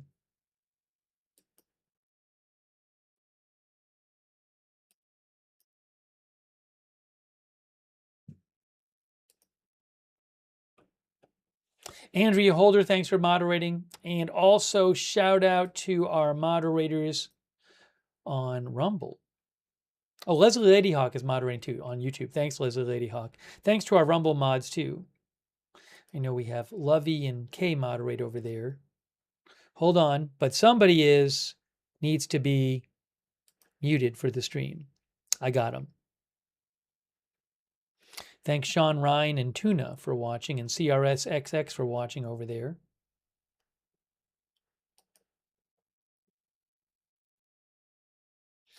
Ken Funny Clip says, I have a feeling Iran will respond soon. I do actually, I find it kind of strange. I figured that the U.S. might escalate if things kept happening this way, if Iran kept attacking ships in the Gulf. I don't see any sign that the U.S. is escalating yet, although I don't know for sure what they hit. And maybe we might see more U.S. attacks.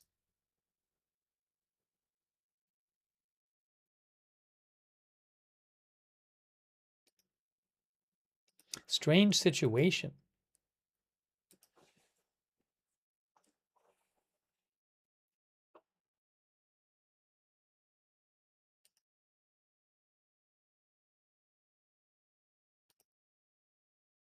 Stuart Miles thinks the IRGC needs to be finished off once and for all.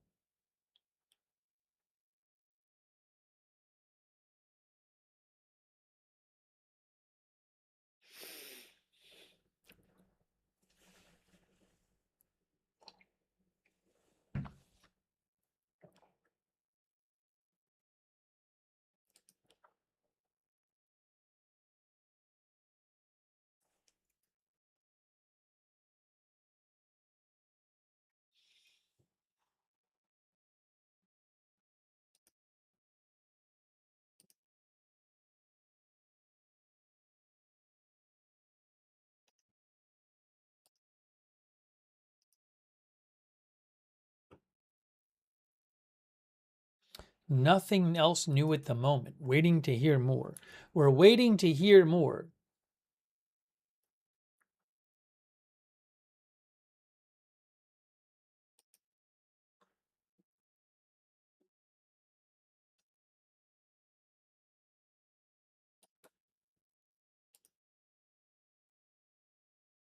The ship that the U.S. said was attacked by Iran today, by the last day, was the MVGFS Galaxy.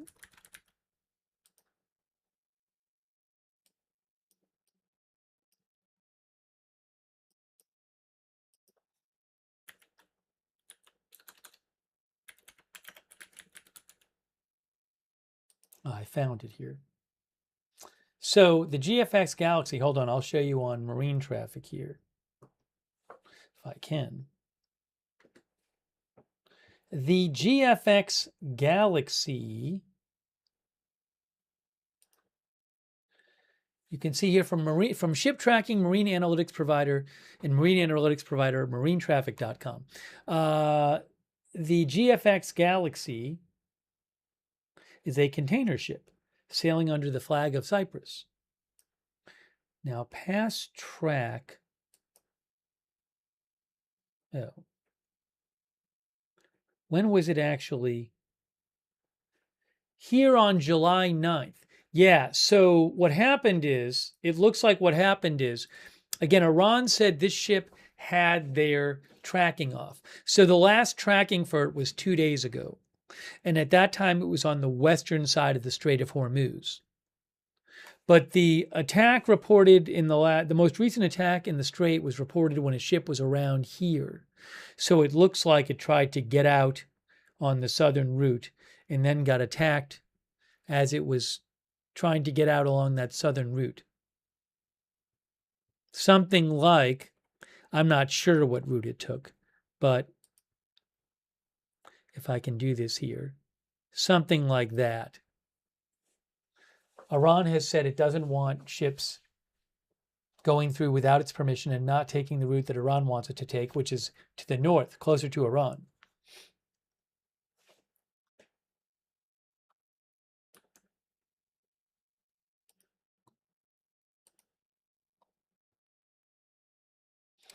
Fudginator thinks it's power plant time.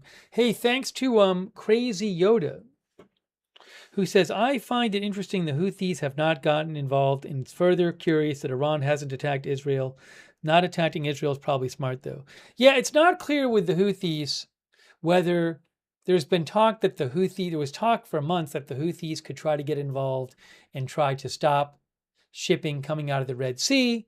They did not. There's this question of is that something that Iran was kind of keeping in its back pocket in case it needed it, or were the Houthis hesitating to get involved? I don't know. But yeah, I mean, Iran, in theory, would want to keep if there's certain things they might do to escalate that would bring them potential bigger costs, like you mentioned.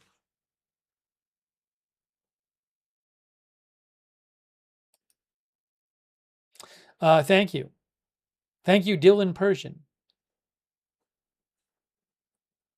Dylan says the Iran-Iraq war lasted quite a bit too, and Iran wasn't even Iraq's greatest enemy.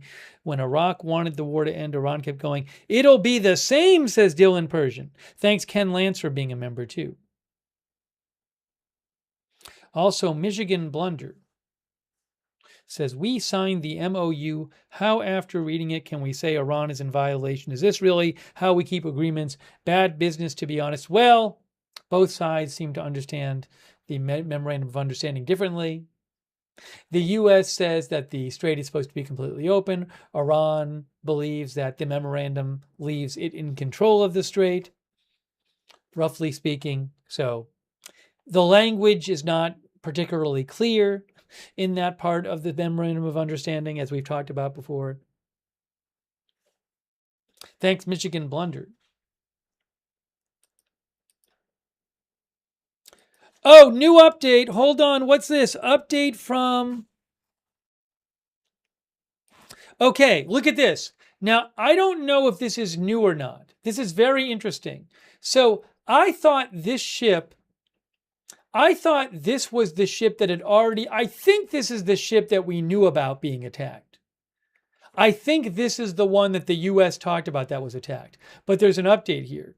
So you can see this had happened 9 nautical miles east of Oman. Military authorities have reported a container ship has sustained damage to the rear of the vessel, which has caused a fire on board. I believe that's the ship that we knew about that happened today.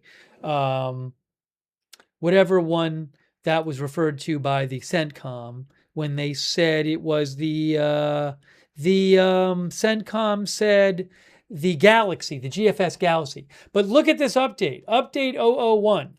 UKMTO has been informed by military authorities and the CSO of the vessel that the crew have abandoned the vessel and are currently embarked in a lifeboat.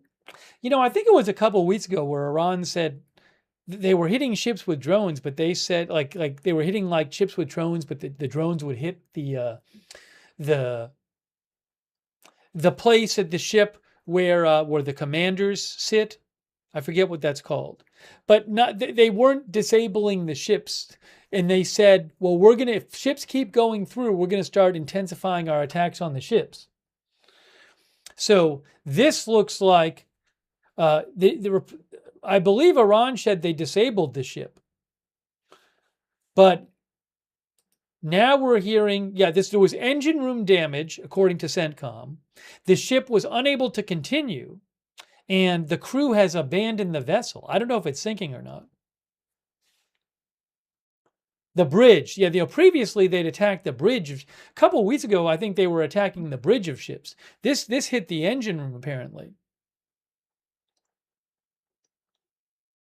So it does seem like Iran, at least in this case, has escalated from a couple weeks ago as to what the nature of the attack on the ship was.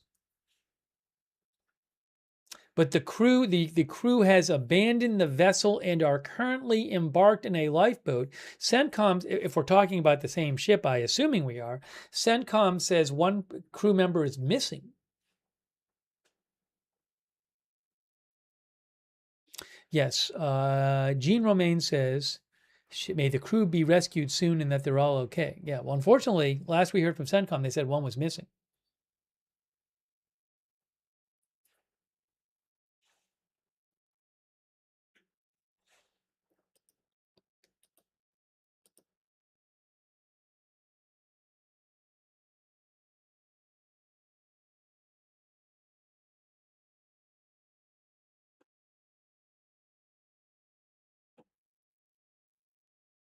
It's a large container ship, this ship. It's a large container ship.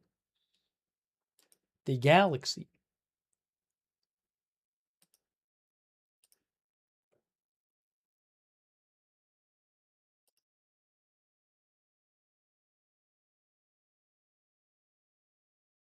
I'm not seeing much new from Iranian state media. I'm not hearing reports of new explosions at the moment. We have nothing about Iran responding yet.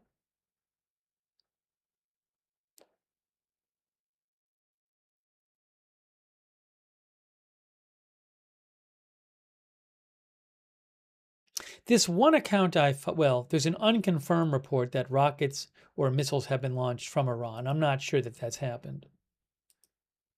Keep an eye out and see.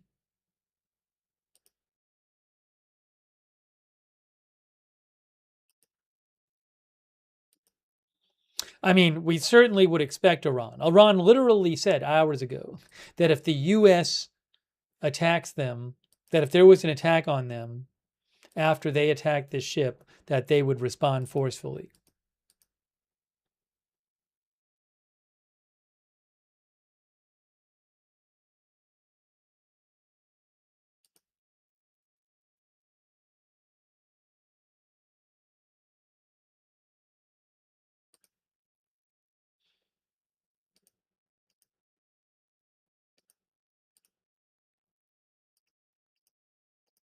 I'm looking for updates.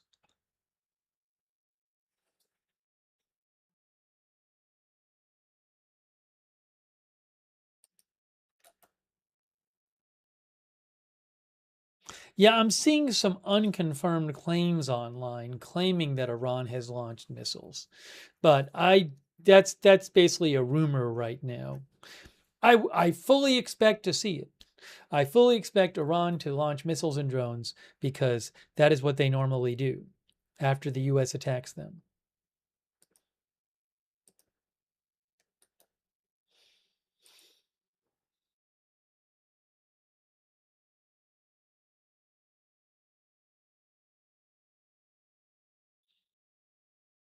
But nothing yet. As soon as I have anything more, I'll let you know.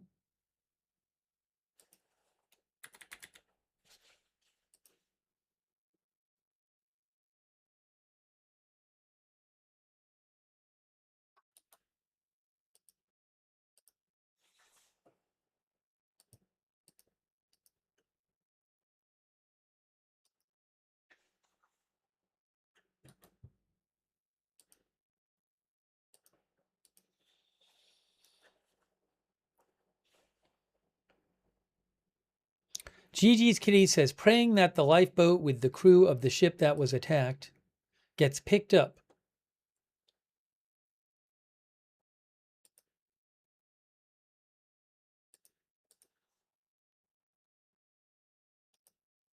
We also haven't heard a statement from the U.S. Usually the U.S. will post something when their attack is over. Nothing about that yet.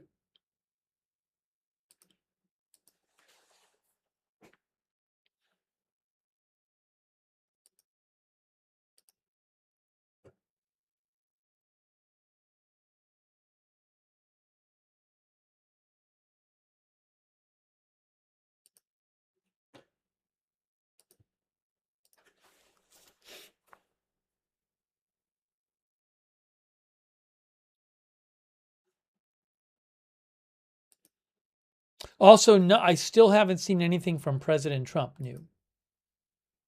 Nope, nothing new from President Trump. Wow.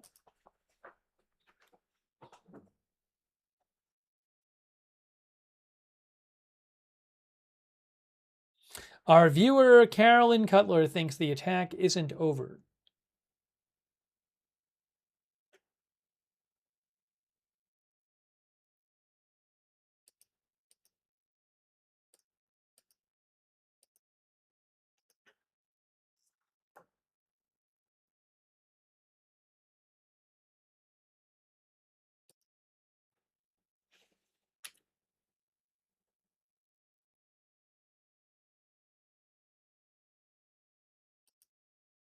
Haven't heard about any sirens in neighboring countries. We'll certainly keep an eye out for that.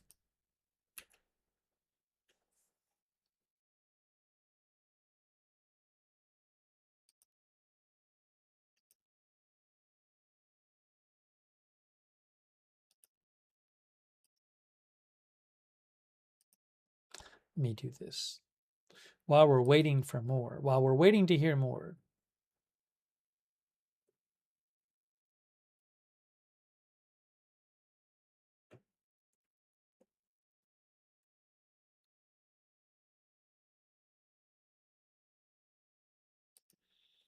I will just put this on the screen here. Oopsie.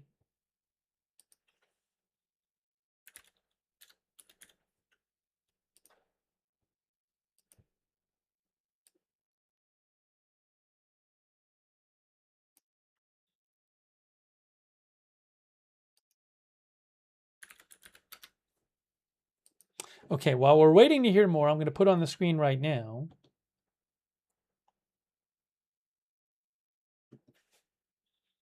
what Iran said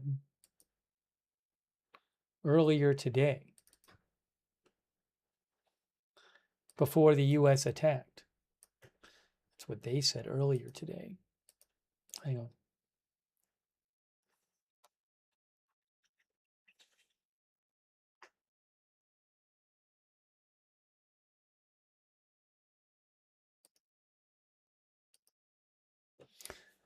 Again, the Revolutionary Guard in Iran said in our previous statement, we said that foreign interference and illegal determination of the shipping routes in the Strait of Hormuz will be met with our decisive response and will disrupt the process of normalizing traffic in the strait.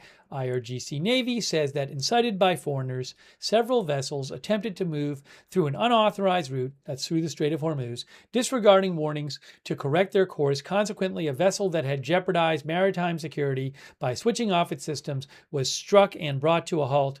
IRGC Navy adds that following this incident, the Strait of Hormuz is closed until further notice.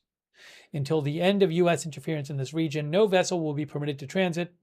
IRGC Navy warns if the enemy, under the pretext of this incident, which it itself caused, carries out any new act of aggression, which has of course now happened, it will be met with a severe response and new enemy bases in the region will be targeted. They say that they will target new enemy bases in the region. I'm not sure what they mean by that.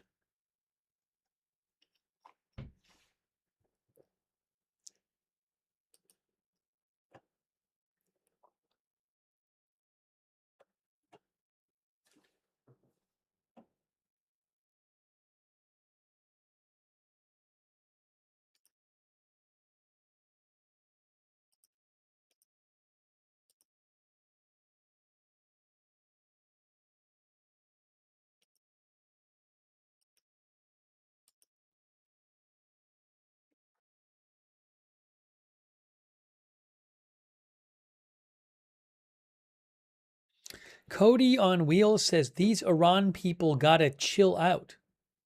Bond 007 thinks Iran is playing with fire.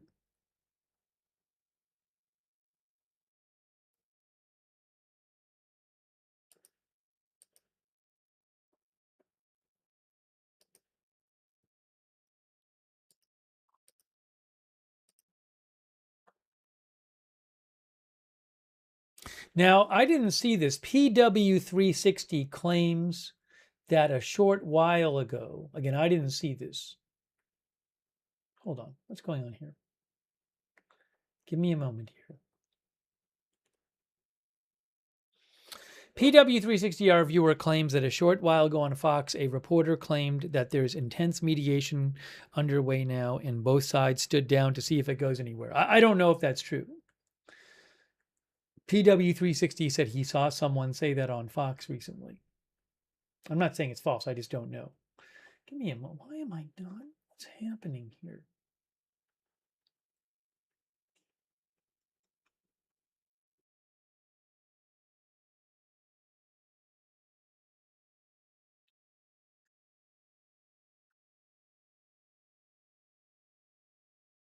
Trying to get up a couple things on the screen so I can see them.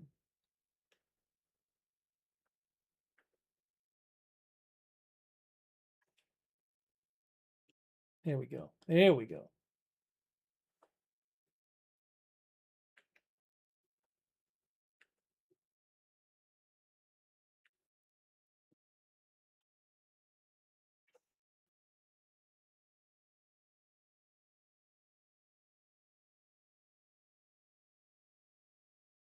Excuse me.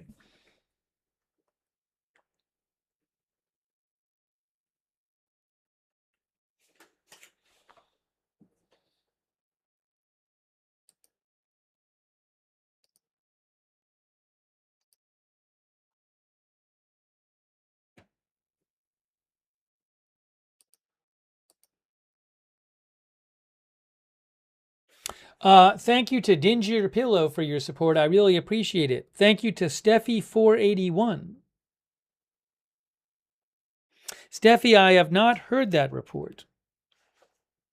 Steffi said a reporter from Daily Signal said Trump is working to set up a mini golden dome at the tip of the UAE to protect traffic in the Strait. I have not heard such a report. I have no idea. First I've heard of it. Thank you, Steffi481. I really appreciate that.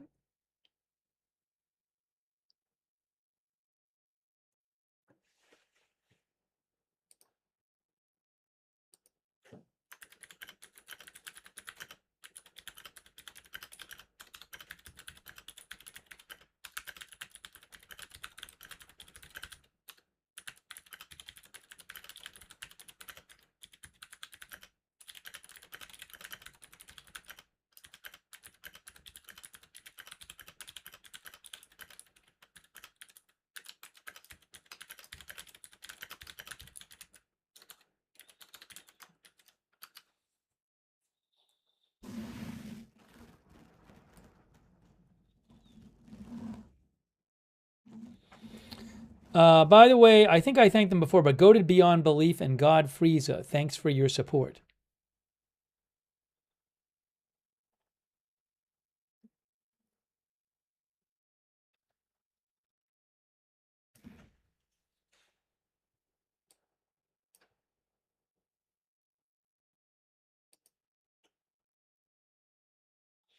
PW360 said Victor Davis Hansen said the Golden Dome report on his show yesterday.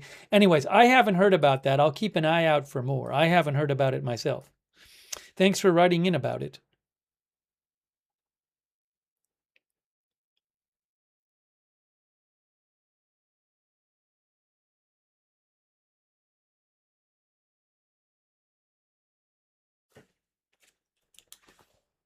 Hang on a minute here.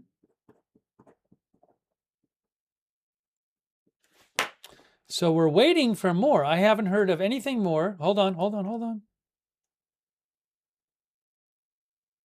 Nothing about new explosions. Nothing about an Iranian response yet. No official. Breaking update. We have an update. Vahid Online reports that missiles were launched from Iran. So Vahid Online, who I find reliable, is reporting that in the last few minutes, he has gotten reports of people saying that missiles were launched from Iran.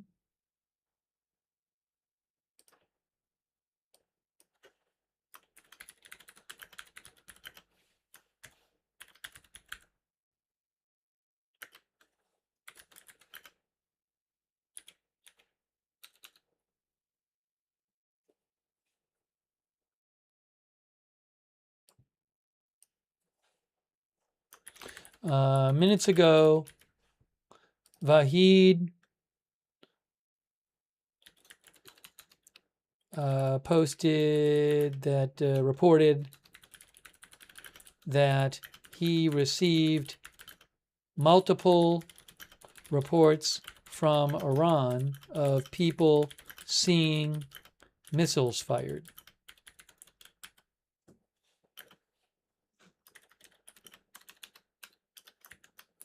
This is from his Telegram feed.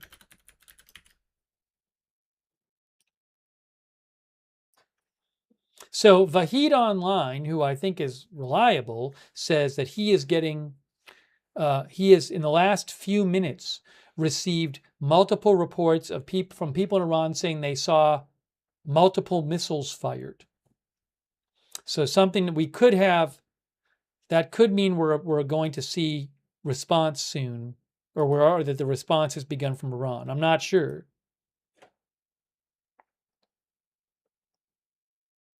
Warfront Witness also has a couple photos and videos that seem to show uh, uh, I don't know how trails of trails through the sky,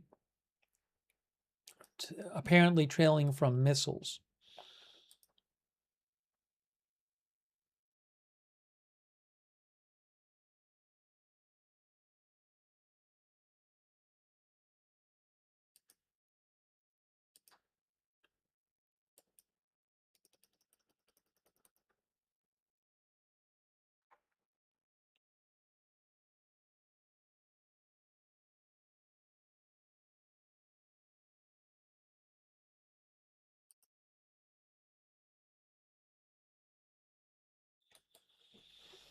So waiting to hear more. Has Iran fired missiles? We don't know.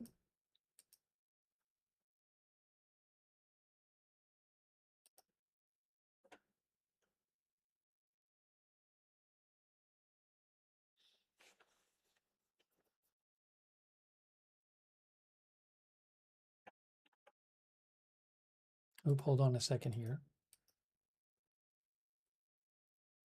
Again, multiple unconfirmed reports right now that Iran has fired, that missiles have been launched from Iran.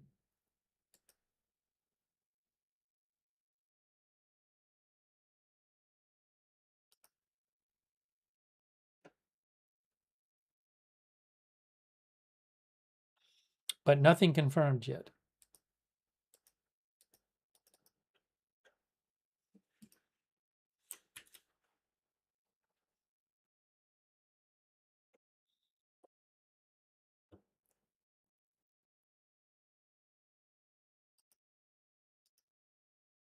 Waiting to hear more. As soon as I have more for you, I'll let you know.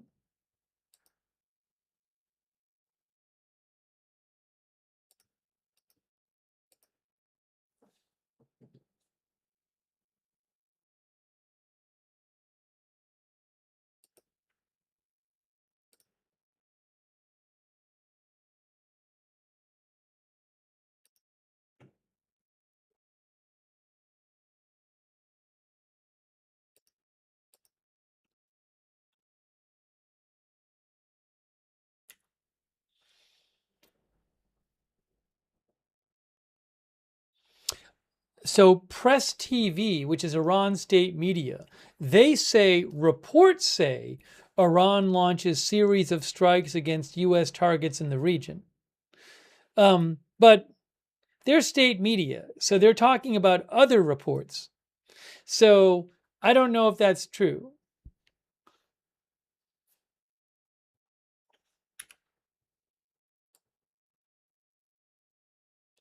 So I'll show you what they said. But again, a little strange that they're talking about other reports when they're state media. But you can see there they say reports. Iran launches series of strikes against U.S. targets in the region. Iran state media Press TV says reports say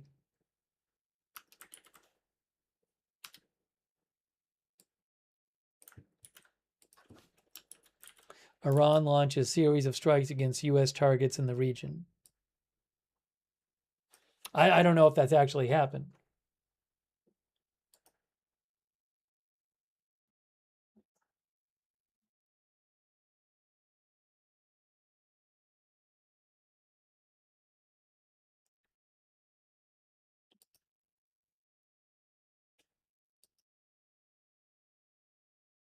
But we have heard other reports of missiles being launched. So waiting to hear more.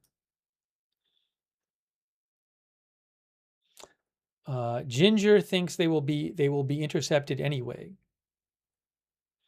see an unconfirmed report online that there might be missiles launched toward Jordan. I don't know. Yeah, there's again lots of a number of accounts I follow are saying that. Ooh, hold on. That there have been missiles launched from Iran, and that there's some photos and videos floating around that appear to show the trail of missiles that have been fired. That's not confirmed yet, though.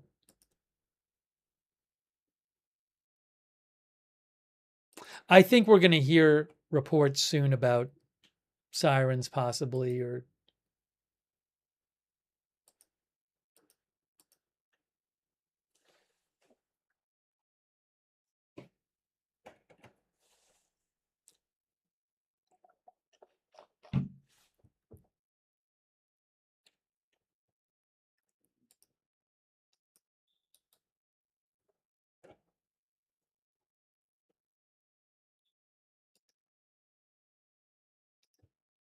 nothing confirmed yet, though.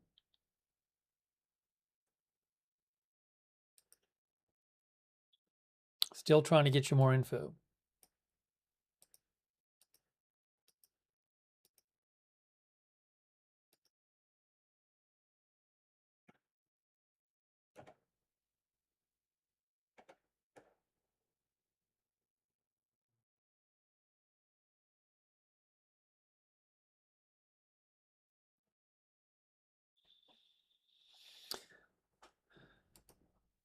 Hey, thank you, AZ Intel's dad. That's really nice of you, AZ Intel's dad. Thanks so much for your support. It's really AZ Intel's dad. Thank you so much.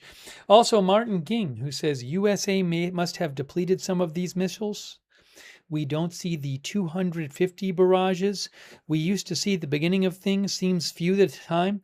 I mean, I don't even know. We weren't even seeing big barrages like even early. I want to say a few days into the war, we weren't seeing hundreds of missiles. I don't remember. I'd have to go back and check. But it feels like it's been months since we saw large barrages of missiles. When you're talking about like over 100 or something. So yeah, I mean, I don't know if it's depleted or Iran has some and they just don't want to get, them attacked on the ground or something. I can't say. The U.S. and Israel spend a lot of time going after missiles. I don't know, but there's some reports claiming that a lot of their missiles still remain. So I don't know. Thank you, Martin Ging. Thanks, Waylon. Asar is here. Thank you. Bass 3003. Thank you.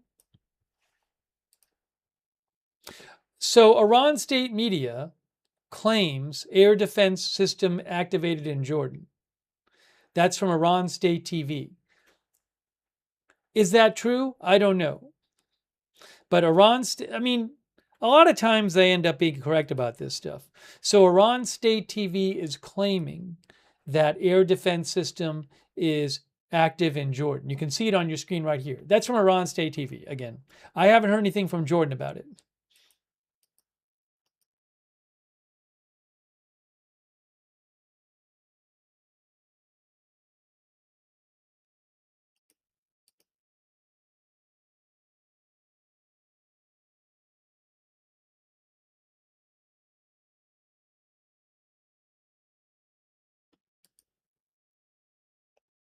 Fars News, Iran state media says some sources report the activation of air defense system in Jordan.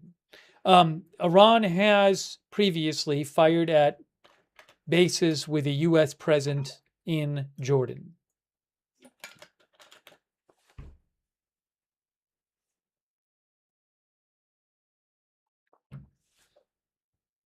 A30B1 thinks that Iran still has the majority of their missile stock. That I do not know.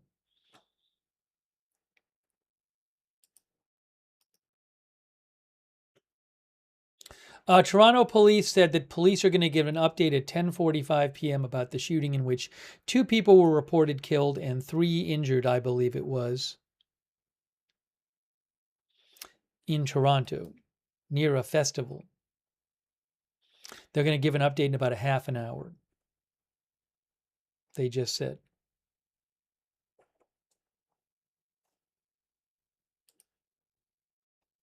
Give me a moment here.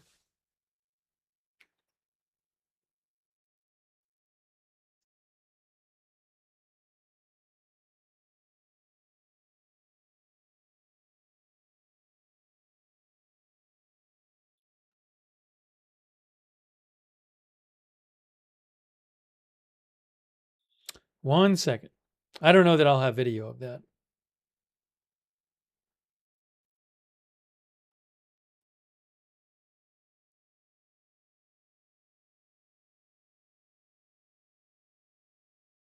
I'm just checking in about it. Okay.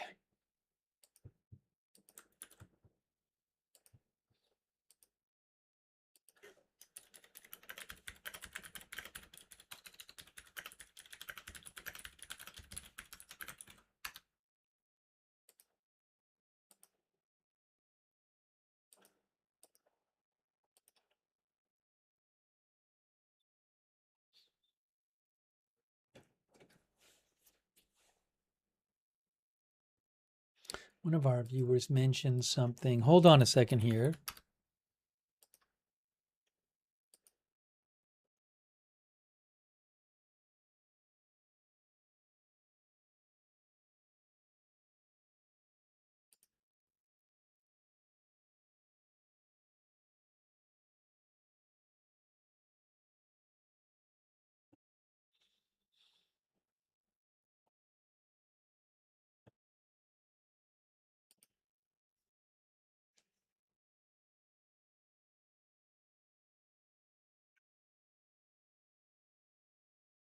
All right, so we're waiting to see again. There are some unconfirmed reports online that Iran has launched some missiles, possibly at Jordan. Iran has not confirmed that.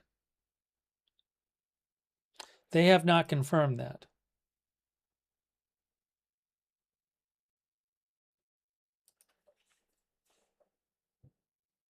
Trying to get you more information here.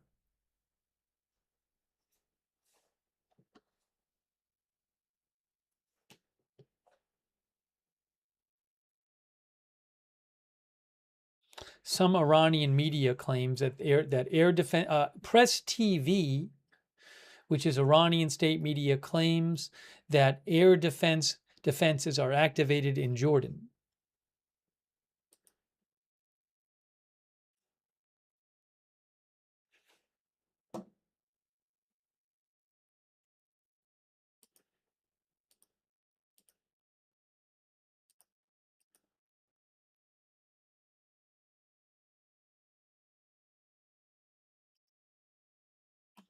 And just a reminder here, Jordan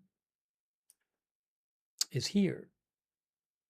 So there's Iran, there is Jordan there, next to Israel.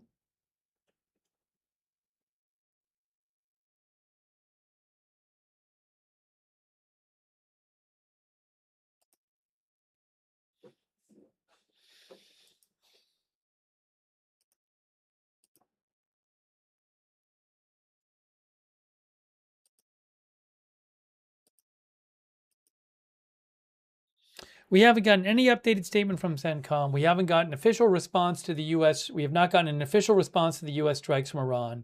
President Trump has not posted anything about it.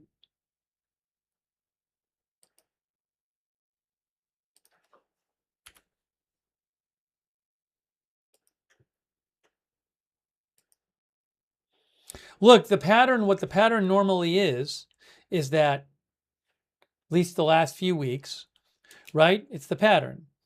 Iran attacks one or more ships in the Strait of Hormuz. The U.S. launches strikes at Iran. Then Iran fires some missiles and drones, and it claims that it hit a bunch of U.S. targets in surrounding countries, and that's it.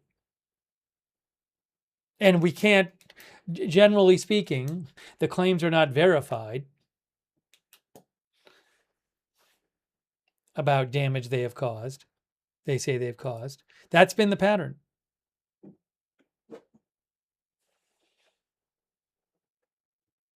Trump is back at the White House.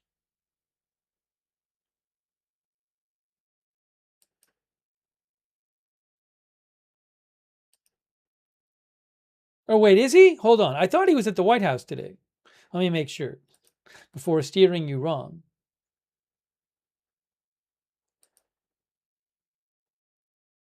Yeah, he's at the White House today. He's at the White House now, actually, according to the White House press pool.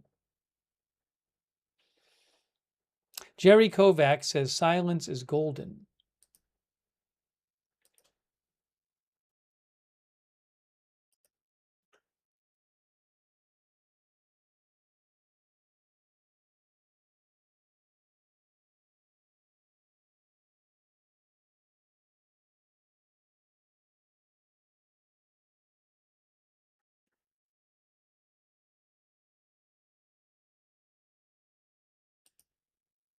So the unconfirmed reports online are saying that Iran has launched missiles at a base in Jordan, which is, hold on a second here.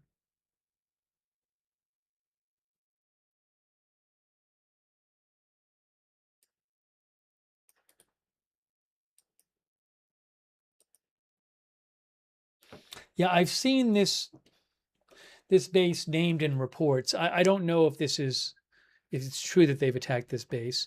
There is a Royal Jordanian Air Force base, Muwafaq Salti Air Base. In 2019, the U.S. began a $143 million expansion of this airbase.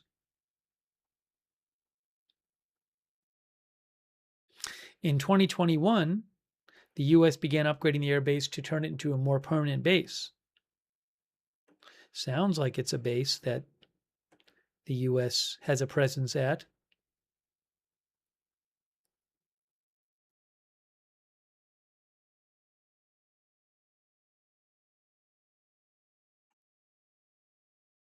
I'm not sure, though.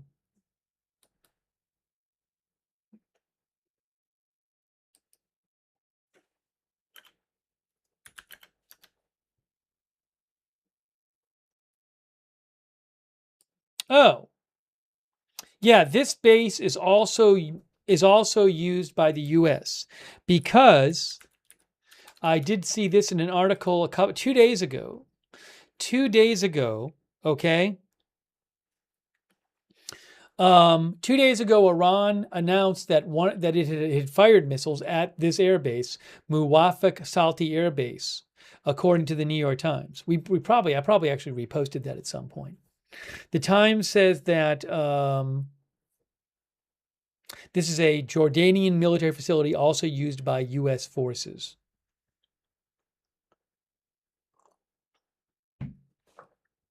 There is a hub for the U.S. Air Force at the Muwafaq Salti base. I don't know for sure that's being targeted right now. Also, I will say this for whatever it's worth. I don't know, but Iran state media claims an explosion. 2 explosions were heard in Kuwait. It's very possible that Iran launched missiles at U.S. targets in both Kuwait and Jordan. That would be in keeping with what they usually do after the U.S. strikes.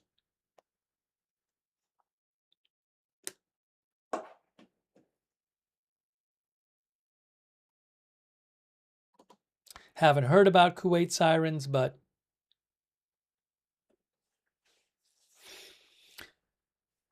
maybe they didn't think civilian areas were threatened or something. I'm not sure.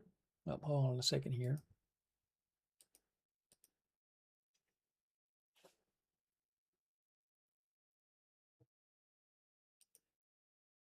No, I don't have live cams from any of these places. They don't want. I mean, I forget, was it Kuwait or Bahrain or one of these Gulf countries? I read you a post from them a couple days ago where they were explicitly telling people don't post videos of this stuff. So we pretty much never have live cams from these Gulf countries when they're being attacked. They tend to not want stuff posted even after.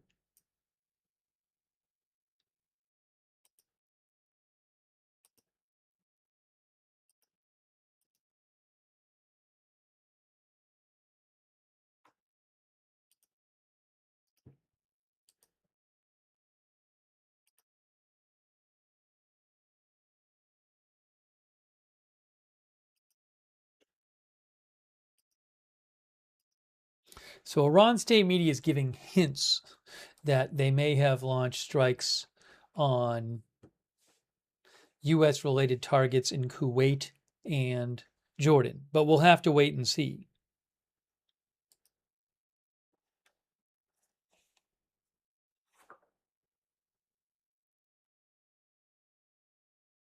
No, I haven't seen, there's no reports of Iran attacking Israel. None.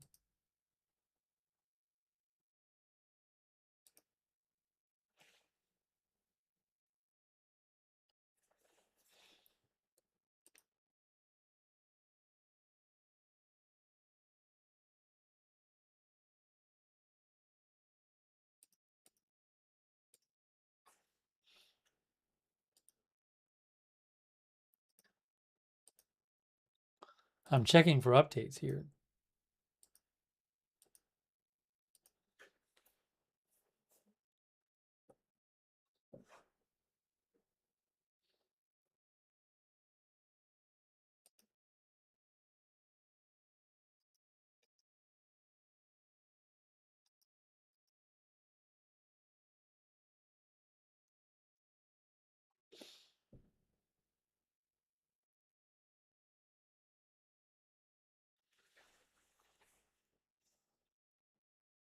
As soon as I have everything, as soon as I have anything else, I will let you know.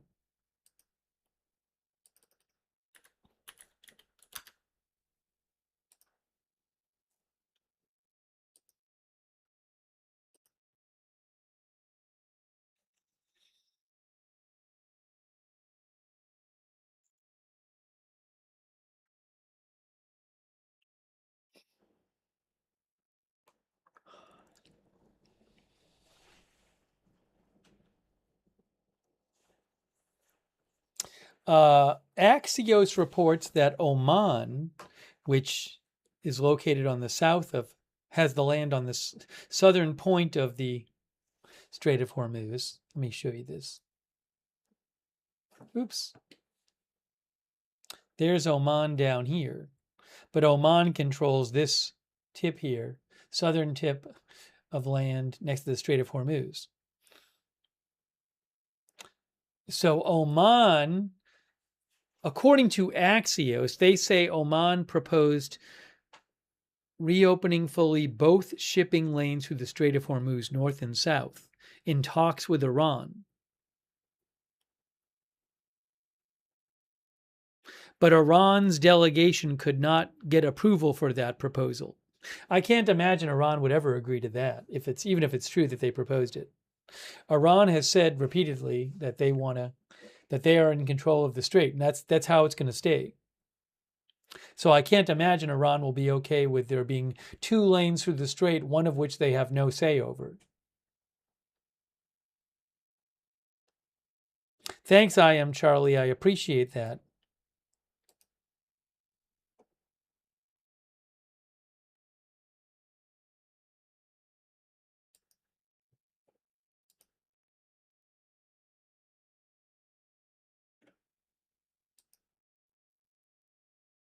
So this is just to show you, this is like example of these unconfirmed reports in Iranian state media, but may give you a sense of what's going on. Unofficial report, air defense systems activated at U.S. base in Jordan at the Muwakir military base. Jordanian officials have not yet released any details regarding the reason for this.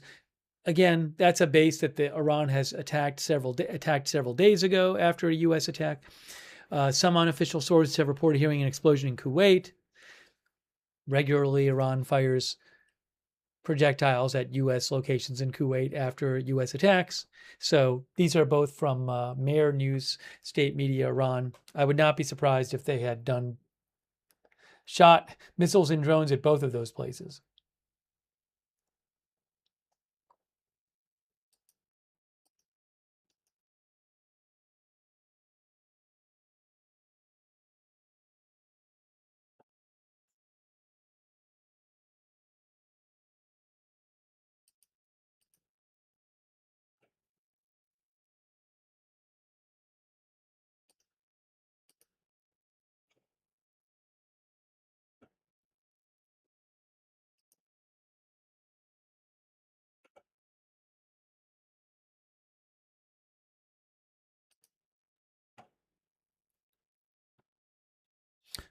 Um, Bahrain has not officially. Oh, Bahrain just posted sirens.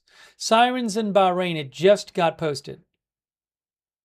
Sirens in Bahrain, guys. And again, this is all just the same as basically uses as usually happens. This is the same. It's like the fifth time in 3 weeks, in less than 3 weeks, and it seems to be playing out the exact same way. Again, Iran attacks one or more ships in the Strait of Hormuz. The U.S. strikes Iran. They focus on coastal targets, and then Iran will fire missiles and drones at countries like Bahrain, Kuwait, and Jordan, and they will say afterwards something like, "We successfully struck U.S. military targets in Kuwait, Bahrain, and Jordan, and if the U.S. does this again and doesn't do and ships start going through the Strait of Hormuz without our permission, the next response is going to be more intense." Right? So I'm just conveying that this is just it's the standard thing we've been seeing. That's the announcement from Bahrain. Alarm siren has been activated. We urge citizens and residents to remain calm, head to the nearest safe location, and follow updates through official channels. So I have seen nothing to suggest today is any different.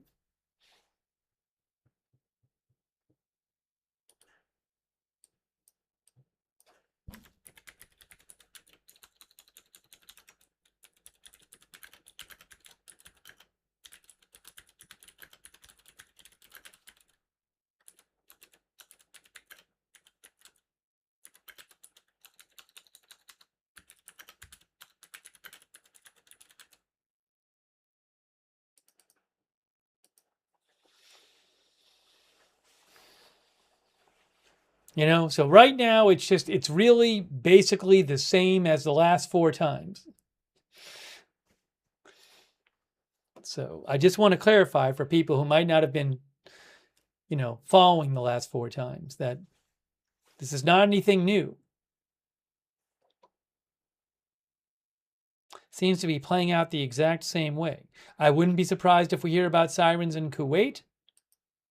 You'll probably hear about explosions in some of these areas, whether missiles hitting or just, interceptions. FAR's Iranian state media, this is similar to, they say news sources are reporting explosions in Bahrain. Well, that would make sense because there's sirens there. So there's something being fired after. And I'm guessing that they're dealing with incoming missiles or drones. I would assume launched at U.S. sites, which has been the case, and not other sites in recent weeks.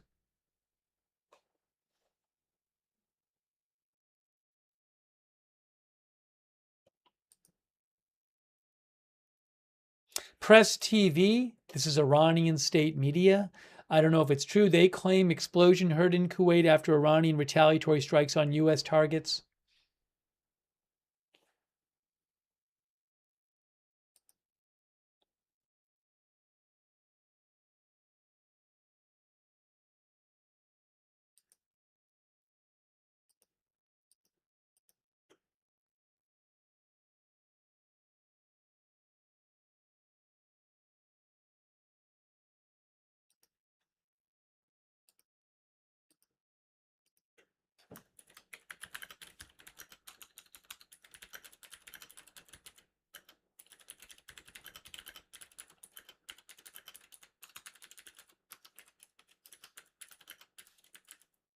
Hang on a second here.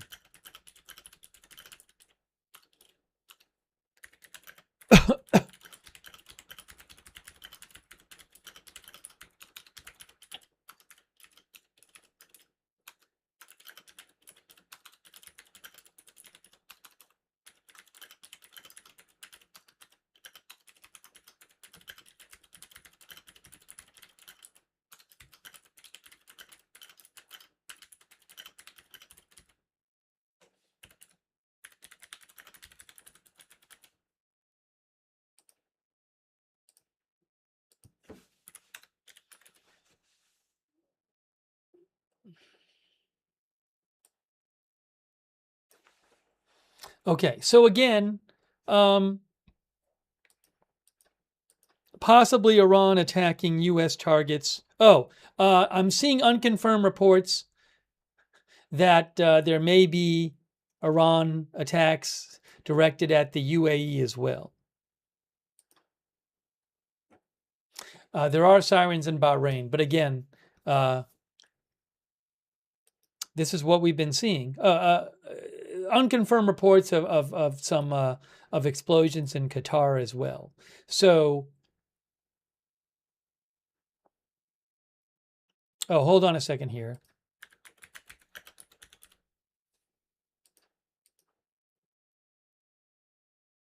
Yeah. So, where is this? Where was this here?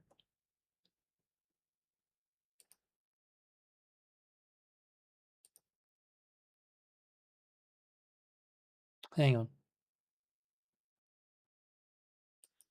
Possibly Qatar as well.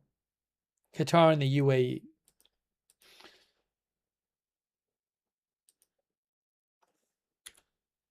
From what I'm seeing here.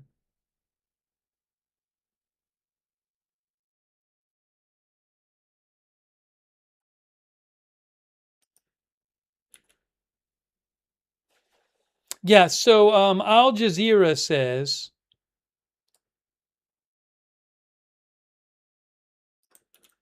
Al Jazeera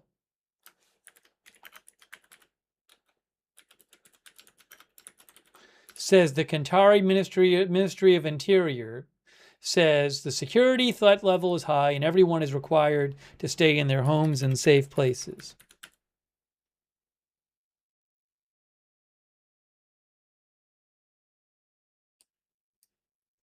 Okay?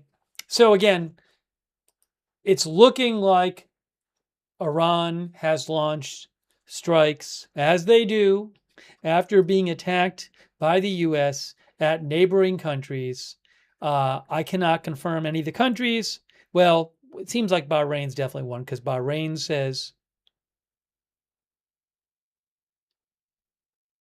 because Bahrain, apparently there's alerts in Bahrain and Qatar. But I think you're going to end up hearing Iran say that they attacked Bahrain, Qatar, UAE, Jordan, and Kuwait. That's my guess. Oh, did the UAE post about this? I think that the UAE just said something about it too. Yes, UAE just posted that they are responding to a missile threat. Here, look. UAE air defense systems are currently responding to a missile threat. So I'm going to say Iran launches strikes on Gulf countries after new U.S. strikes.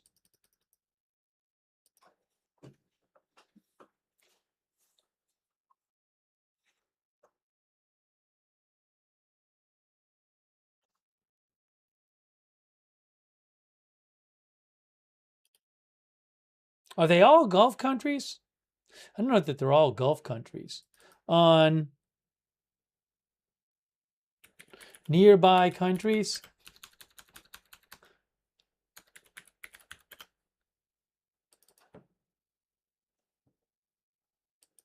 That's what I'll say.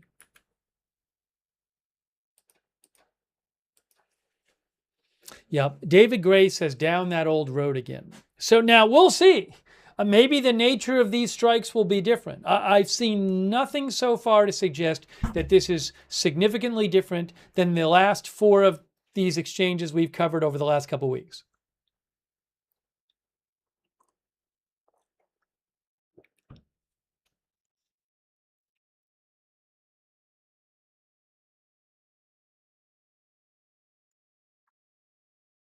Let's see if we can get you any more here.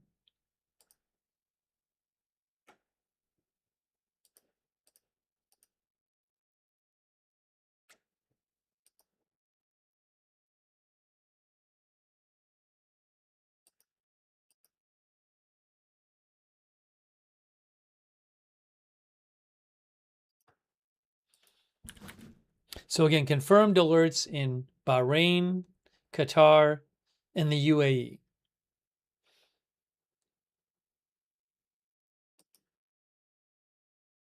And reports of strikes, Iranian strikes fired at Jordan and Kuwait. Hey, look, Barack Ravid right now.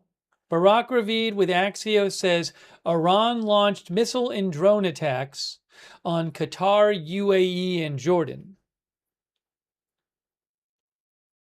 But also, I mean, he didn't mention Bahrain, but there's sirens in Bahrain. So we have now Barack Ravid reporting that Iran has launched missile and drone attacks on Qatar, UAE, and Jordan.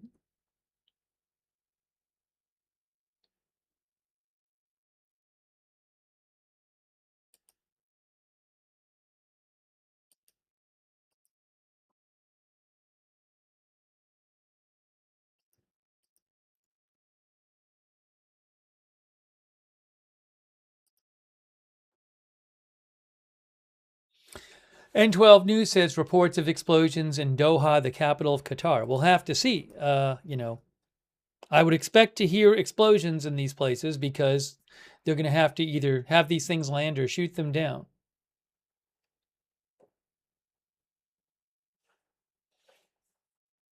How far will Iran go in retaliating against the U.S., says Martin?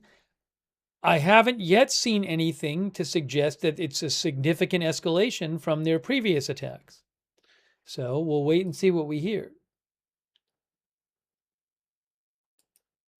I fully expect that in about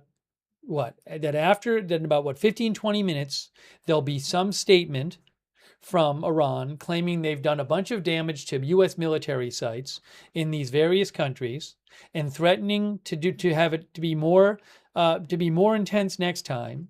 And we don't really ever find out confirmation of that they have struck military bases of the U.S. and what the specifics are.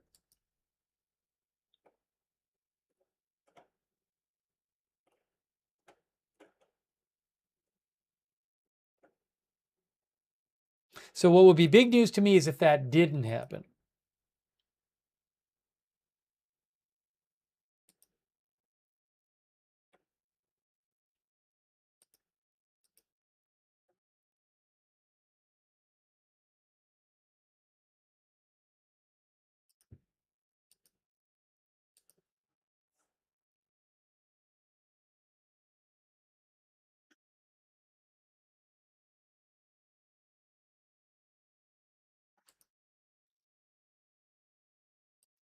Bear with me for a second here. Bear with me for a moment here.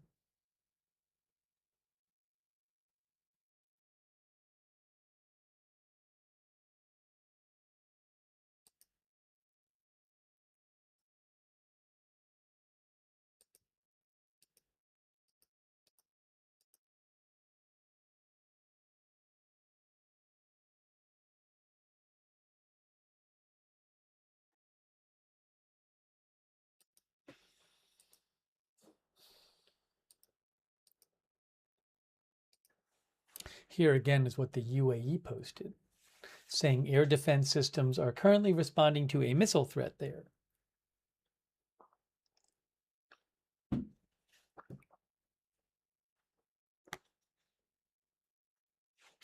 La Log, our viewer, says Iran does a lot of talk, but eventually the talk becomes a walk, so we can't underestimate. Thank you, Alicia Rosen, for being a member. I appreciate that. Thank you, I Am Charlie, for your support. Thank you, Jeff TE88. Jeff thinks Iran has no control over anything, only cheap shots at unarmed vessels. Thank you, Jeff TE88.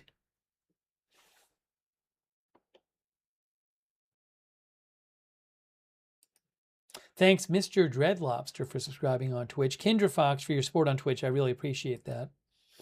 All right, do we have any updates for you? Not at the moment, really.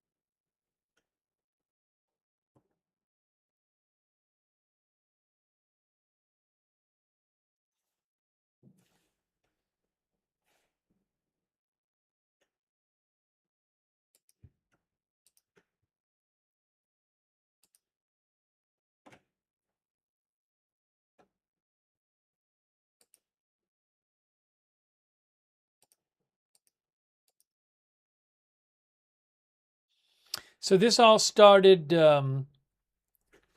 earlier on, at some point on Saturday, when Iran attacked a container ship that was going through the Strait of Hormuz that had not gotten its approval. Reportedly, according to UKMT, the U.S. says that ship was stopped. There was damage to the engine room, and one crew member is missing. And if I'm correct about this, the UKMTO says that reported that the crew has abandoned the ship. Anyways, the U.S. then launched strikes on Iran on a number of, looked like mostly coastal cities in Iran. I don't know the specifics about what the U.S. attacked. Didn't seem, at least from what we know, so different than some of the other recent waves of attacks by the U.S. And then Iran, as is what usually happens, has been firing missiles and drones reportedly at nearby countries such as Bahrain, Qatar, Bahrain, Qatar, and the UAE, and also possibly Jordan, Kuwait. And the assumption is that they are firing these at U.S. military targets,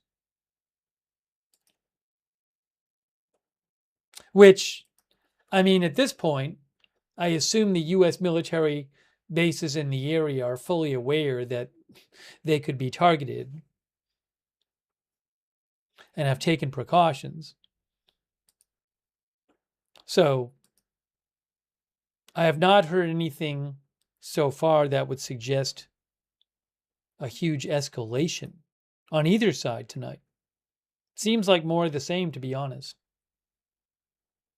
But I will say you might consider the attack on the ship escalatory, because a couple weeks ago when Iran was attacking ships, they would fire a drone into the bridge and they wouldn't disable the ship. And then what happened is Iran announced that if the ships keep trying to go through without its permission, they were going to intensify the attacks, the nature of the attacks on the ships. This seems like a more serious attack on the ship.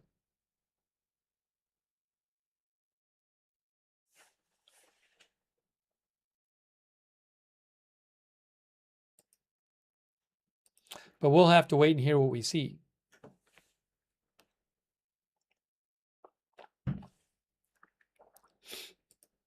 Or what gets reported here.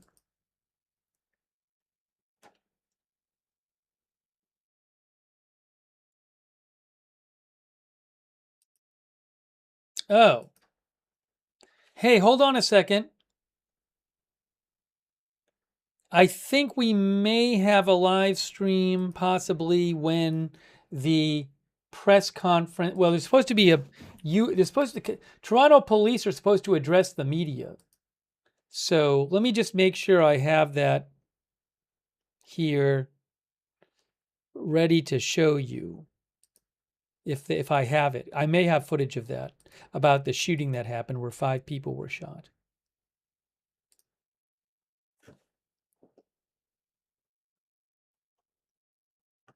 Okay, yeah. If I get it, I'll let you know. I'll put it up there. Hold on a moment.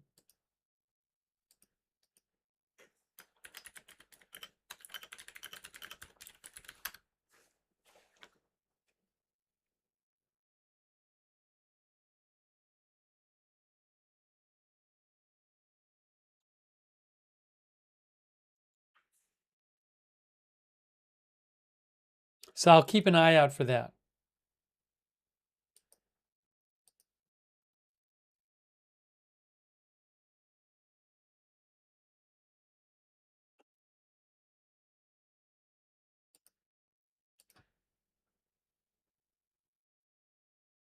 Mer News, which is Iranian state media, they just posted this. Mer News.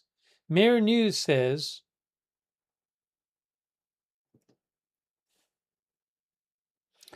again, Iranian state media, they say, reports from the UAE, Jordan, Kuwait, Qatar, and Bahrain. What's happening at the U.S. base? That's what they said.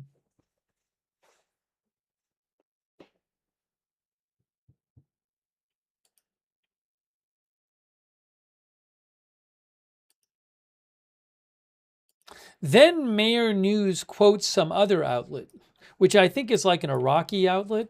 Let me check this. They do that sometimes too. Sabreen News, which is an Iraqi outlet. They say, and again, I don't know if this is true. They say Sabreen News says the missiles successfully hit their targets in Qatar and the UAE. Is that true? I have no idea.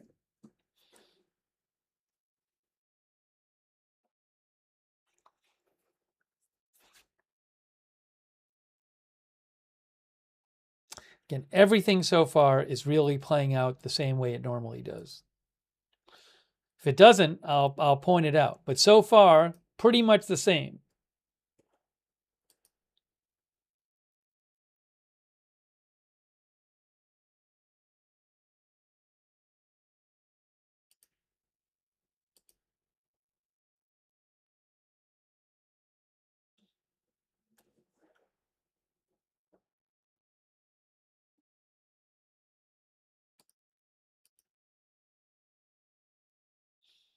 But you never know. I mean, we could find out that it's been different tonight somehow.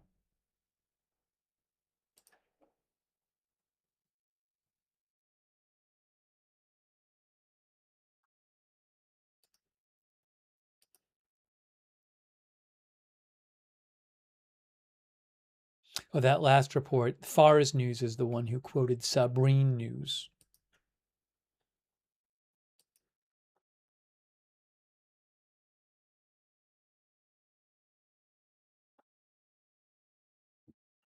And usually what happens usually is, again, Iran attacks one or more ships and trying to go through the strait. The U.S. launches strikes at Iran. Then Iran launches some missiles and drones at U.S. targets in neighboring countries, and that's it. And that's it.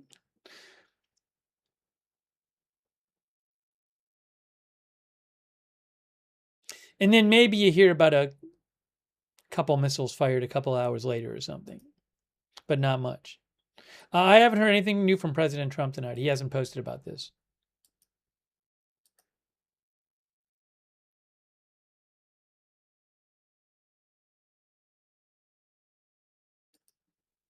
No, there are no live stream cameras available from these places.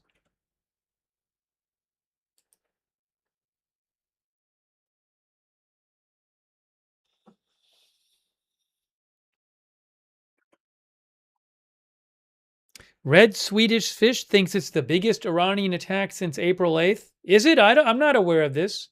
I mean, maybe technically they're firing at more countries. Last time we were on the air, they fired at a bunch of countries. So I don't know. But again, in terms of, I haven't seen anything to suggest there's, so they fire at 5 countries instead of 4 or 3. Is it really a serious escalation in the big scheme of things? Doesn't sound like it to me. Is the U.S. really going to take this? Is the U.S. going to care if they fire 10 missiles and drones at 5 countries instead of 3 and they all get shot down pretty much, or they land in the vicinity of some U.S. base which has been evacuated months ago because it's been fired at for 3 months? I don't know that the U.S. is really going to care that much about that.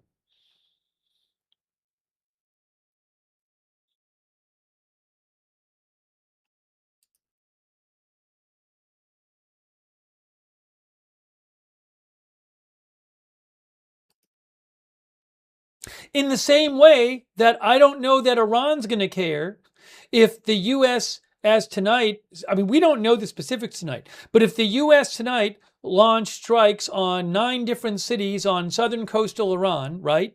But the nature of the strikes is pretty much the same as they were before, and they hit some fishing piers and some fishing piers and some missile launch sites or whatever. If they've done that for how many times in the last couple months, is it really going to change Iran's behavior that they did it again tonight, the U.S.? I'm guessing no. At a certain point, if it's the same thing again and again and again, it's more each side doing stuff to look like they're doing something rather than actually doing anything which changes the equation for either side. So when these things happen, what I'm looking for is what's different this time. That's the big thing to me.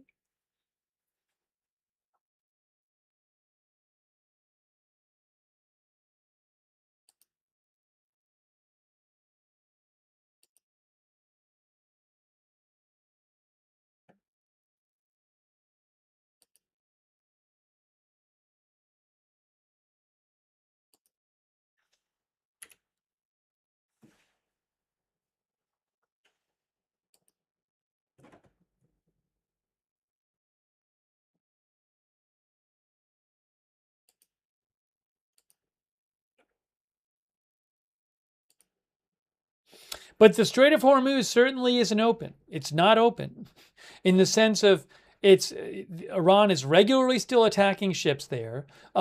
Traffic is nowhere near what it was before. A lot of ships are not going to go through there while Iran is regularly attacking ships. So, but that's how it has been. That's not really breaking news. That's how it has been, but that hasn't changed. Iran just attacked another ship on Saturday. And apparently the ship has been stopped and the crew has abandoned the ship.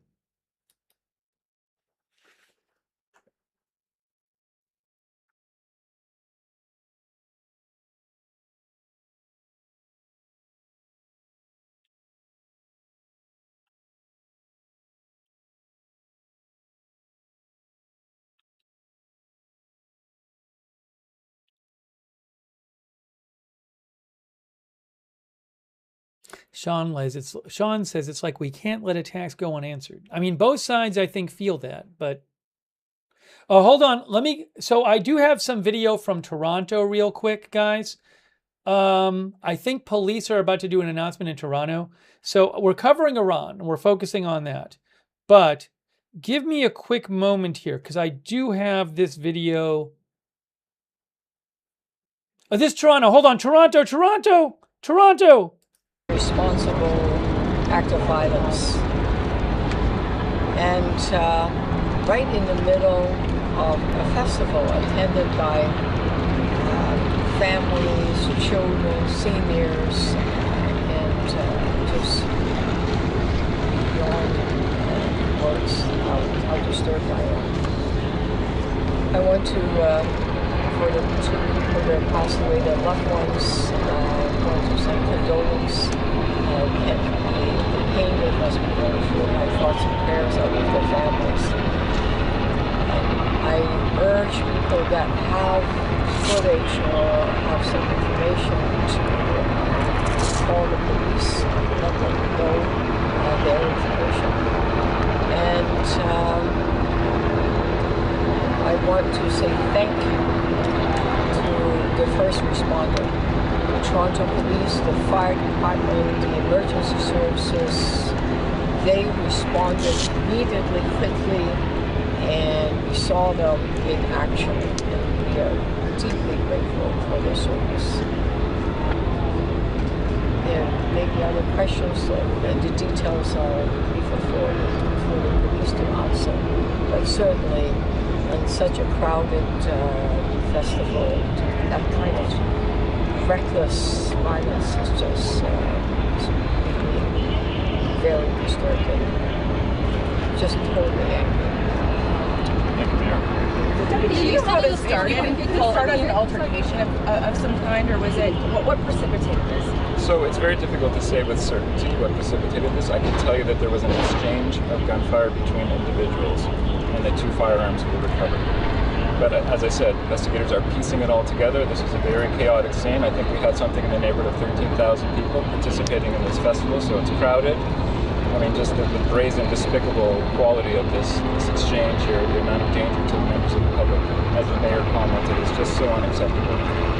But we will piece together some of those bits of information, and when we're able to share it with the public, we certainly will. You said it's complex, right? So can you flesh out how? I can say it's complex because of the sheer number of people involved, just the chaotic amount of information. Lots of video to pour through, lots of witness statements and evidence to pour through. So you can imagine 13,000 people, obviously not all in the area where the shooting took place, but just a lot of people to interview, to speak to, and to try to piece it all together. And there may be more than, there's obviously several suspects, so we're going to put it all together. So there have been no arrests? There have been no arrests at this time in relation to this incident. How many there are 3 crime scenes? Can you talk about that? At this time, I'll say that there's about 3 crime scenes, so areas that have been cordoned off that will be more carefully examined than essentially the generality of St. Clair. As to the number of suspects outstanding, I don't have that information available to share as yet. We'll certainly share that as the investigation unfolds. Do you believe there are more shooters beyond these 2 people being suggested? protest or exchange gunfire? We will not rule that out at this point. I mean, again, I don't want to get ahead of the investigators. What they do is they gather the evidence and they go where it leads them. So I'm not going to put anything out into the public that would potentially misinform the public as to what took place. Deputy, you said that there were attacks reports that there was an active shooter, but that was not true. What does that mean? That's correct. So an active shooter sometimes can be very concerning because it would essentially potentially put into the minds of responders and the public that someone is actively going around shooting, perhaps indiscriminately. And that is probably one of the worst types of calls we could have. This seemed to be an exchange of gunfire between individuals targeting each other, obviously indiscriminately putting vast numbers of people in great danger. But an active shooter is something that we put out because we weren't sure in the initial few moments of what it was. It turned out not to be an active shooter in the classic state sense of the word. Can you know how many shots were fired? Three scenes? I do not know exactly how many shots were fired. Can you give us an idea of the proximity of the three scenes that you guys are looking at right now? I'm afraid, it's to the east of us. It's along St. Clair. I believe there's three scenes, so we might have had some movement and shooting that was happening in concert with itself. So, I appreciate you for David. Really, 3 hours since this happened. Are there other suspects believed to be outstanding, or is there two individuals that exchanged gunfire who are now deceased? I would love to be able to tell you with some certainty, but I'm afraid I cannot. It's still far too early in the investigation to tell you who was involved, what their roles were, and who might be outstanding. That information will come when it becomes available. To flesh out the numbers so our viewers can understand clearly, 2 deceased, 4 others shot, and another person taken into That's correct. That's my understanding. And Deputy, just to clarify, are any of the deceased part of the two groups that were exchanging gunfire? I'm not able to comment on that at this time. One more question. Just talk about the chaotic scenario that first responders have encountered. I mean, I'm certainly, it's been a this is a Dan question that I've been So you're putting it right in front of them. to get people to figure out what's going on, to find people who were shot and attend to them, and to help other people who may have been fearing their lives and had to run away from the scene. What is that like? Yeah, as you might imagine, it's chaotic, it is challenging. We are very blessed in the city to have first responders who will run to the danger, who will run to the gunfire while other people are scrambling away. They will confront whatever the danger is and deal with it as best as they can according to their training.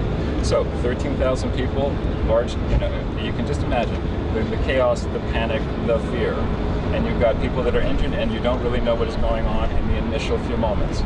So police officers and first responders, paramedics, fire professionals, they simply have to get there and start figuring it out and start dealing with it, and that's exactly what they did. We're quite proud of their work, and now the investigators have quite a burdensome task as well to put it all together and bring the people responsible to justice. Are you certain Debbie, there's no other threat to people who live here in this area? There's no one shooters hiding in a backyard or at this time, if there was something like that to be concerned about, we would be letting the public know. We do not believe at this time that there's some sort of active threat to people that live in and around this area. Deputy, this is from the last first shooting in the Capitol in Toronto. One of the eyewitnesses I was speaking to said, this is something that, it was scary, but this is something we're used to. How do you respond to those kind of incidents? Toronto is one of the safest cities in the world. I'm sure the mayor would agree with me and the council of the city would agree. But we are 3 million people, and unfortunately we are not completely immune to some of the things that happen globally currently. But Toronto is an extremely safe city, and we're very blessed with the first responders that we have, the police, the fire, and the paramedics that handle this, and that plan this, and that deal with the aftermath of this. So while it's tragic and it's very concerning, we have very talented and trained people dealing with it right now. You said that 2 people pronounced I just have, as a local councillor myself, the deputy mayor, I live here. Councillor Madlow.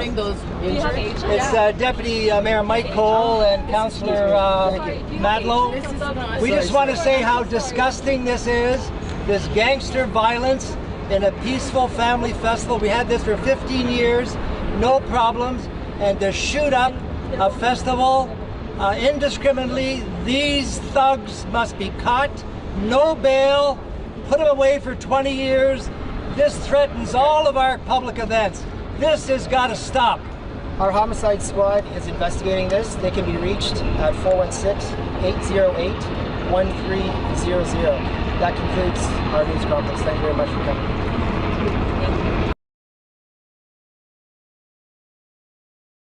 Okay, sorry. So I wanted to play that for you. Again, that's not the chief topic of our broadcast, but there was a shooting in Toronto where at least 5 people were shot near a festival. And as you heard, the police said that it was individuals, people shooting at each other. It was people shooting at each other. They do not believe there's an active threat in the area at the time. Okay, now, do we have any updates on Iran's launching retaliation strikes after the U.S. launched strikes on Iran after Iran attacked another ship in the Strait of Hormuz? We have our statement. Breaking news, we have our statement from the Revolutionary Guard. Is it what we expected? Here we go. It's the new statement from the Revolutionary Guard 7 minutes ago. Hold on. Here it is. I'm putting it on the screen right now for you. New statement from the Revolutionary Guard. Here it is. New statement. I'm showing it to you right now. I haven't even read it myself. All right, here we go. Command and Control Center and MQ-9 hangars destroyed at Prince Hassan Air Base in Jordan. Public relations of the Islamic Revolutionary Guard Corps. The criminal American regime attempting to impose its will on the Omani government tried again last night to test our resolve by creating a situation with several vessels on an illegal course in the southern Strait of Hormuz. This was stopped by a decisive response from the Iranian Revolutionary Guard Navy. The American child-killing army, in an attempt to compensate for the failure, launched an aerial attack against several coastal bases and communication towers on the southern coast. As we had promised, they immediately received a crushing response to their aggression. Valiant IRGC aerospace forces targeted American military bases. In the first phase of this response, they targeted vital military infrastructure and facilities at Prince Hassan Air Base in Jordan, destroying the base's command and control center and MQ-9 drone hangars with several ballistic missiles. The continuation of American aggression will lead to even stronger responses. I don't know if they really destroyed those targets at that base in Jordan. Iran's Revolutionary Guard says that in the first phase of their response to the U.S. strikes, right,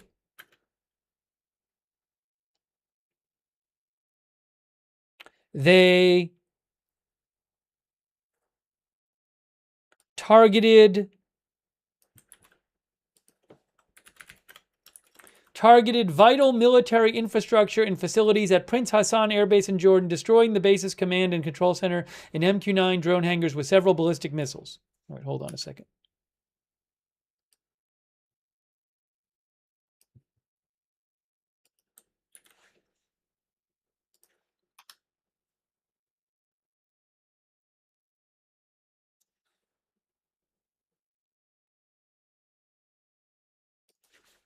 All right, so that's what they said. I don't know if they really did destroy these things. But now my guess is that they'll probably release another statement. They'll probably release another similar statement about other countries like Kuwait or Qatar or the UAE. Again, so far it's the same basic playbook on both sides. Let's just read this one more time though. They say Command and Control Center and MQ-9 hangars destroyed at Prince Hassan Air Base in Jordan. They say the criminal American regime attempting to impose its will on the Omani government tried again last night. They say, remember, Oman is the country who controls the land at the southern tip of at the part of the southern coast of the Strait of Hormuz. Basically, the southern coast of the Strait of Hormuz. They say the criminal American regime tried again last night to test our resolve by creating a situation with several vessels on an illegal course in the southern Strait of Hormuz, that's on the Oman side. This was stopped by a decisive response from the Navy, the American child-killing army, in an attempt to compensate for this failure, launched an aerial attack against several coastal bases of Iran and communications towers on the southern coast of Iran, as we had promised. They immediately received a crushing response to their aggression. Valiant IRGC Aerospace Forces targeted American military bases. In the first phase of this response, they targeted vital military infrastructure and facilities at Prince Hassan Air Base in Jordan, destroying the base's command and control center and MQ-9 drone hangars with several ballistic missiles. The continuation of American aggression will lead to even stronger responses. I told you that was coming too, because they say that pretty much every time. And it looks like the other strikes, they say, are targeting American military bases at other countries. So I fully expect another statement from the Revolutionary Guard about what they have done in other countries, similar to this one. Hamstead thinks this is just going to get worse. Again, I'm just trying to give you perspective here. I don't want people seeing this and thinking it's some huge escalation, because it's not. It's the same basic thing that's been going on for months now, especially the last few weeks. So this has happened, I think, 5 times, and it's the same basic playbook. So I don't see anything here that changes the equation on either side so far. Same thing. Hey, thanks to All Gas, No Brakes. I really appreciate it. Sabra for the memberships. Thank you so much, Sabra. Thank you, I Am Charlie, for your support.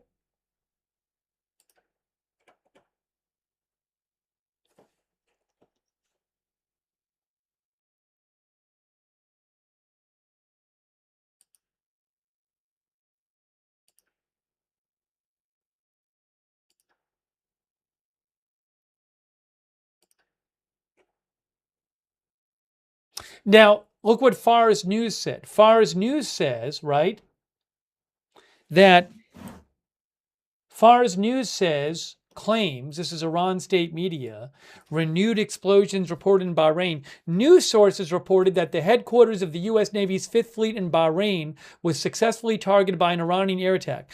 The Fifth Fleet headquarters in Bahrain has been targeted by Iran since the start of the war. There was just an article a week or two ago in the Wall Street Journal about the damage that's been done.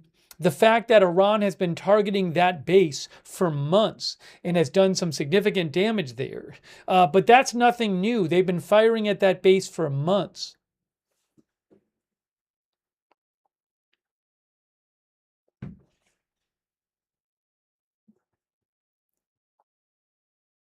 Summer Roses says it's Groundhog Day.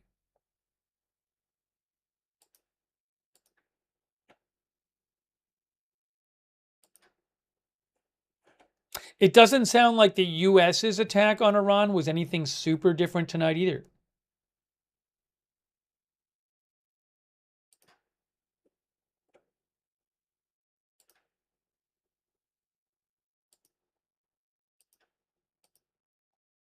I've not heard of any new U.S. strikes yet.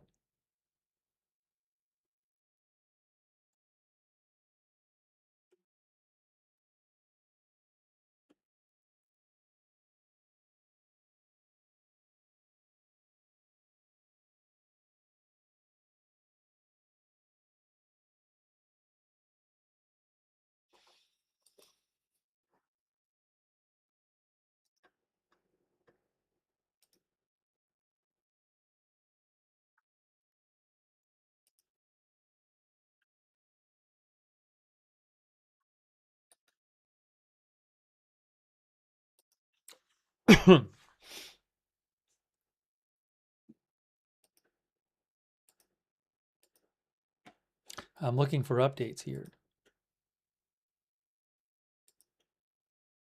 I think we're going to get one more statement from the Iranian Revolutionary Guard about the other countries. Yeah, regarding the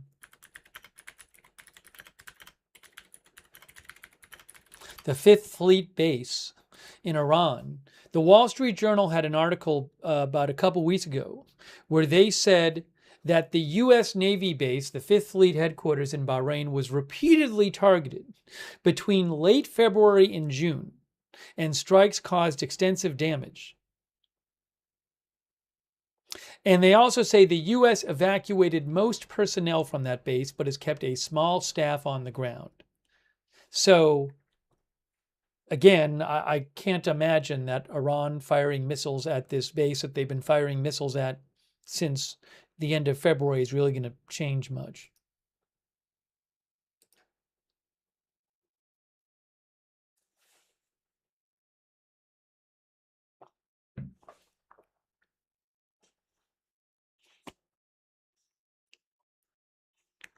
Hang on a moment here.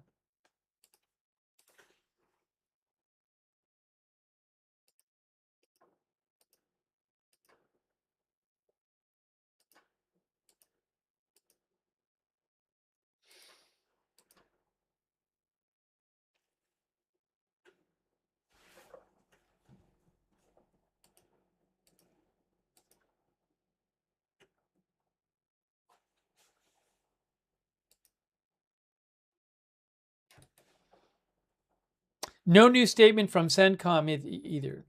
Nick Ham says Qatar and UAE change everything. Why? Why does Qatar and UAE change everything? Iran has before launched strikes at U.S. targets in these places. So why does that change anything? Thanks, Nick Ham, for your support. I just don't see why that would change things. I'd have to go back and look at all the statements that they've issued before about what they've attacked.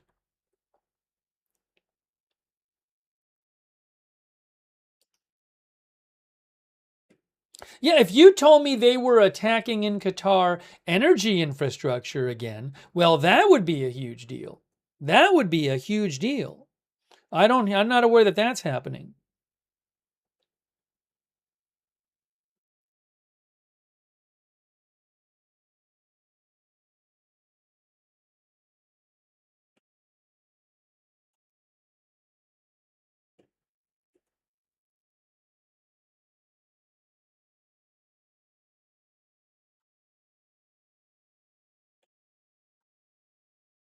Trying to find what they said last time.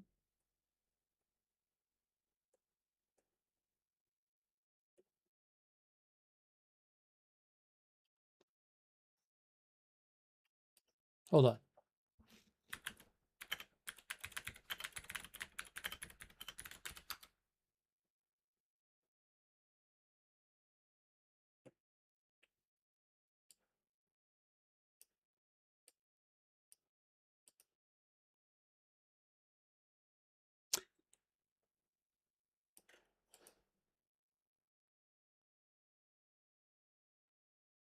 Yeah.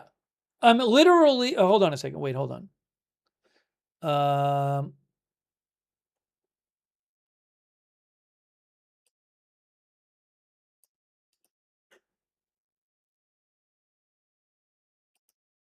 I'm trying to find, there's all this different news.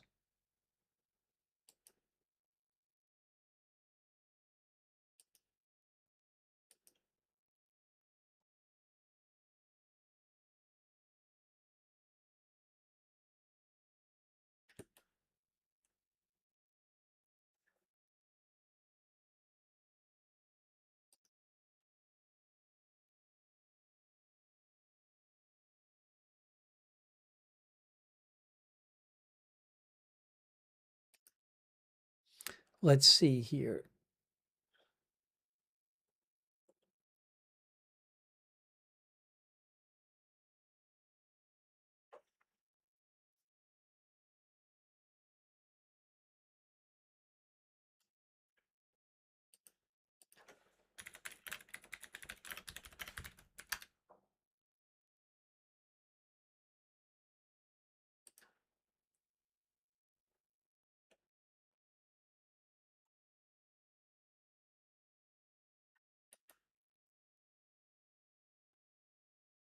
Yeah, I'll have to try to find it. I have to go back over the different attacks that the Iran has done and see what was attacked when. I just have a hard time thinking that that Iran launching strikes on U.S. targets in Qatar and UAE is really going to be seen as a big deal by the U.S. as a big escalation.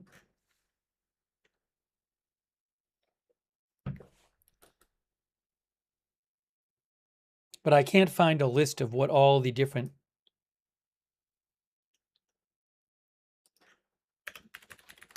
responses by Iran were.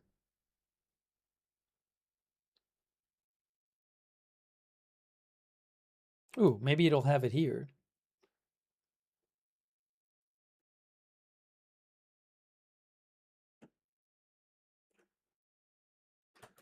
Can't find it. Let me try to get you some new updates here.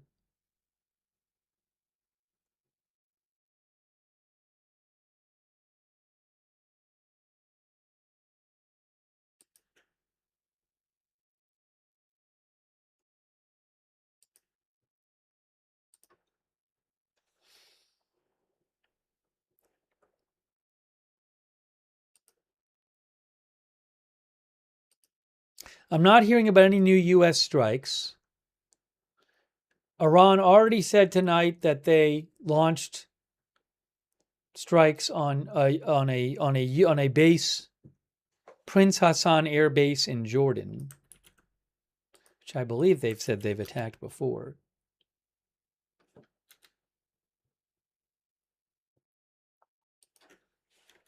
Which has a U.S. presence.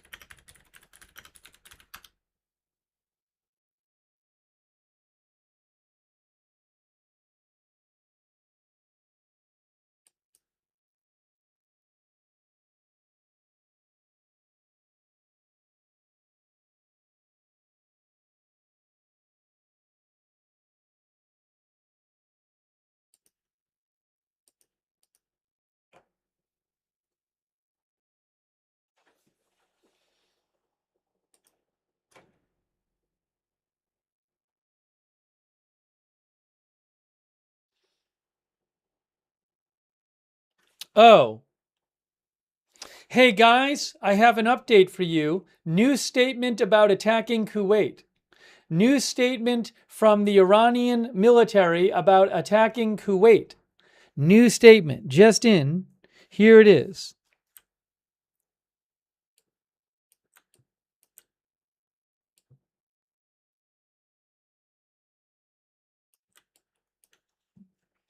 Wave of drone attacks by the army on U.S. bases in the region. Public relations of the Iranian army. In response to the continued aggression by the criminal United States against areas in southern Iran, the Army of the Islamic Republic of Iran for the past few hours has targeted with attack drones, the Patriot system, ammunition depots, and a radar site belonging to the U.S. terrorist army in Kuwait. Oh, they also mentioned Bahrain. Furthermore, in another wave of drone attacks by the Army of the Islamic Republic of Iran, a communication system and a radar site belonging to the U.S. child-killing army in Bahrain were targeted. The Army of the Islamic Republic of Iran warned the consequences of such actions and insecurity in the region will be borne by the American-Israeli enemy, and in the event of a repetition, I told you this was coming, again, in the event of a repetition of these attacks, we will respond with even greater force. They pretty much say that every time. All right, guys, so there's another statement about drone attacks on U.S. military targets in Bahrain and Kuwait.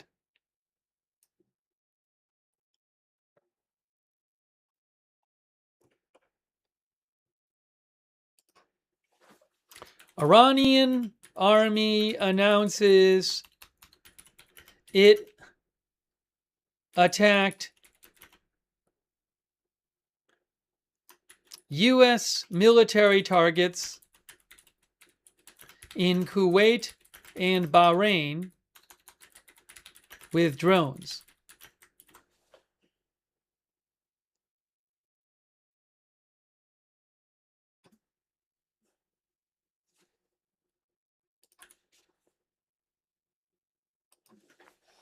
All right, so we now have Iranian statements.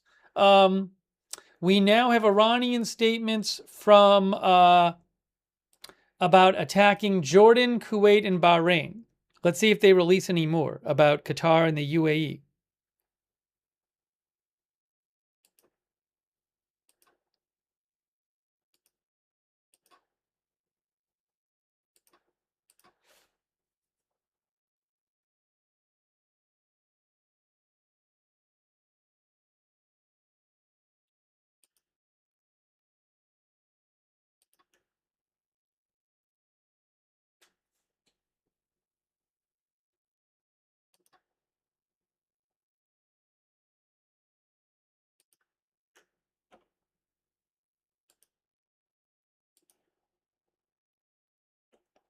By the way, I wanted to mention to Nikum, thank you to Nikum.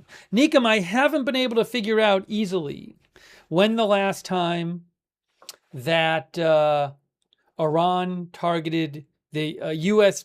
targets in Kuwait and Qatar and the UAE is. I'd like to know. Oh, we were covering, I swear we were covering in the last couple weeks. There was at some point we were covering one of these, and I remember covering Qatar because I remember hearing about a Qatar Interior Ministry saying there was a threat. Let's see. Can I find this?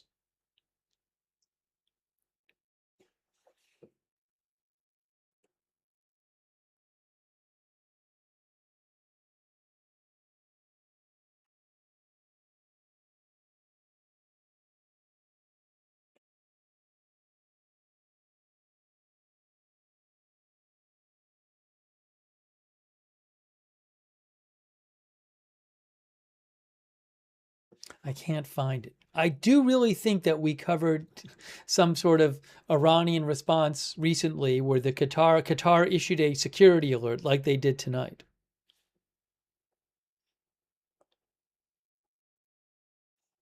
I have to go back and look. Maybe I can find it. Maybe if I look at our previous broadcast where we covered the new strikes in Iran, I can find it. I can go and look at my headline and see.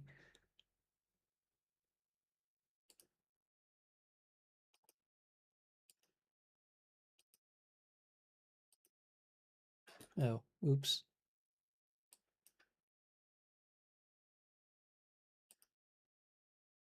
Yes, I can confirm. I can confirm that 3 days ago, when we covered the previous same sort of thing, again, U.S. strikes on Iran after Iran attacks a ship, one or more ships going through the Strait of Hormuz, and then Iran responds. I can confirm that 3 days ago, Qatar did issue the same kind of threat alert that they issued tonight 3 days ago. Now, I don't know what ended up, I don't remember what ended up happening there. But, oh, and I can see the statement here. Where is it here? The IRGC 3 days ago ended up saying that they targeted U.S. bases in Kuwait and Bahrain. I don't know that they ever said anything about Qatar.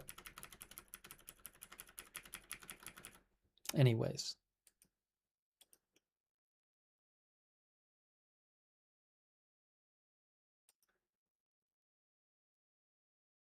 But we have, again, this new statement here by the second statement tonight by Iran, this one by the Iranian army, saying that they attacked U.S. bases in Kuwait and Bahrain. By the way, a quick thank you to Kid from Canada, KidX61495. Dhruv Sharma, thank you so much. Who says, what would these strikes between U.S. and Iran lead to? Will that lead to a major escalation? Can be extremely worse. Will China join Iran? You mean in some kind of war against the U.S.? There's been no sign of that. But in terms of like overt military support, there's been no sign of that. But look, I mean, I don't know what's going to happen here, but we've had now 3 weeks with 5 different incidents on 5 different days where it's basically the same pattern. So eventually, could it escalate? Sure. But it doesn't seem in the last few weeks that it's really escalated that much. It seems to be roughly the same thing again and again and again, where you have specific kind of things that seem to be. I mean, it seemed like last time maybe the U.S. had escalated in a sense its attacks by attacking railway targets, but railway bridges. But that didn't. I haven't heard anything about that tonight. So, but eventually, does the U.S. feel like it has to escalate because the strait isn't opening up? I don't know. As long as there's hostilities, it could escalate. I don't know where this is all going. But it seems to be at this kind of similar level from week to week right now. Thanks to Israel Bishop for your support for the memberships. I really appreciate it. Thanks again, Nikum3435. Thanks, Joker's Lady, for your support. I really appreciate that. All gas, no brakes as well. Also,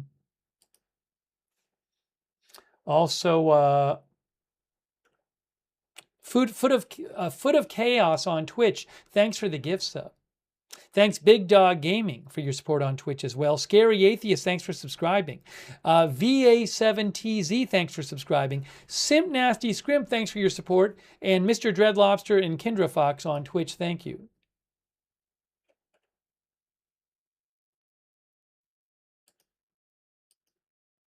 Will we get a statement from Iran? Oh, breaking news! Oh my God, it continues. The pattern continues. U.S. forces finish strikes. Guys, I mean, it's really similar. U.S. forces finish latest round of strikes against Iran. I mean, how similar do you want to get? Groundhog Day, some people said.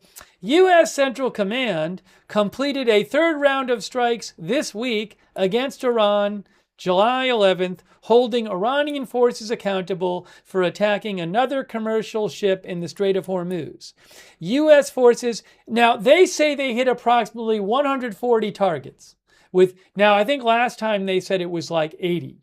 So you could say, oh, they've escalated because they've hit more targets. What is it going to be escalation that makes a difference to Iran? I haven't heard anything that makes me think it's going to make a big difference to Iran. U.S. forces hit approximately 140 Iranian military targets with precision munitions launched by land and sea-based fighter aircraft, drones, and naval vessels. Targets included Iranian missile and drone sites, naval capabilities, ammunition storage facilities, communications networks, and coastal surveillance locations. I don't know that they hit anything as sensitive as last time, where they reportedly hit a couple of ammunition of railway bridges. There doesn't seem to be anything that would be as provocative to Iran as that so far. During 3 nights of strikes this week, CENTCOM has struck more than 300 targets at the direction of the commander-in-chief to degrade Iran's ability to attack civilian mariners and commercial vessels freely transiting the strait. Commercial vessels transits through the vital international maritime corridor continue. Since early May, U.S. forces have helped facilitate the successful transit of more than 800 commercial vessels and 400 million barrels of crude oil through the Strait of Hormuz. Remember, before the war, about 130 ships a day, roughly, would be going through the strait. And they posted video footage of U.S. Central Command forces striking Iranian military targets after launching aircraft and cruise missiles in response to Iran's attack on commercial vessels transiting the Strait of Hormuz during the week of July 6th to 11th. Oh, that is insanely loud. Sorry about that. I turned it way down. I turned it way down and it's still loud. It is really loud.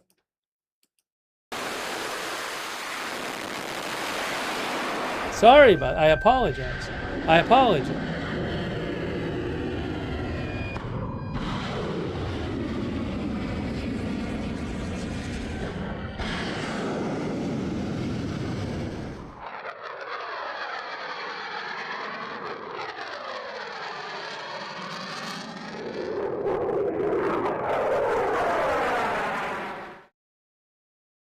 Now they have these videos. We get these kind of videos pretty much every time too.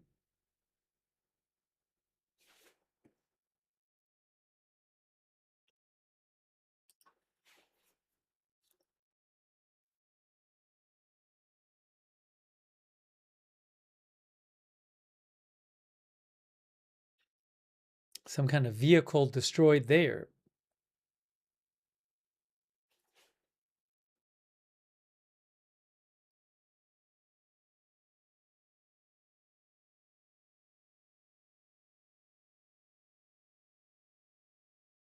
All right, so it's it's quite striking. This is the fifth time in the last roughly 2 weeks where it's basically played out the same way. It's crazy. Maybe you don't think it's crazy. It's wild to see this. One of our viewers said war is loud. I don't know if there's going to be any more statements from Iran, but they did already issue 2 different statements saying, one from the Revolutionary Guard, one from the Army, saying they'd launched the strikes on military targets in several different countries in the Middle East, and that if the U.S. continues, the response is going to be even harsher, which they always say, pretty much.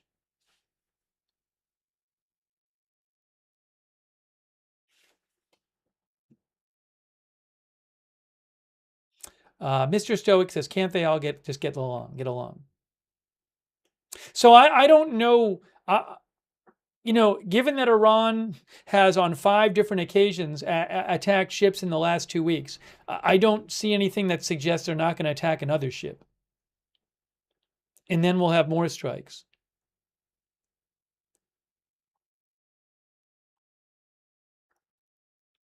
Now, our viewer, Cal Folsom, thinks Iran will keep doing this till the elections in November.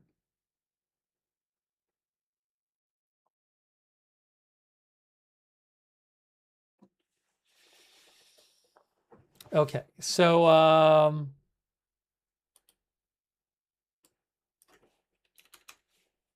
U.S.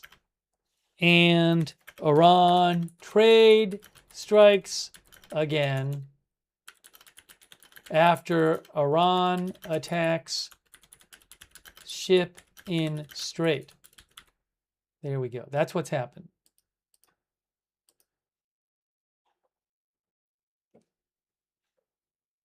Wow. So the U.S. strikes are over, guys. They've concluded the strikes.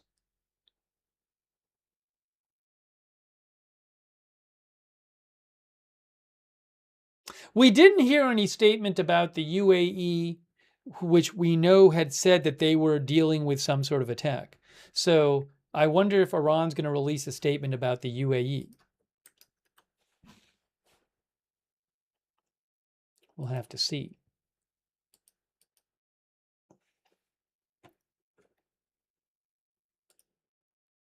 Bear with me for a second here. America thinks Iran has zero reason to end the war.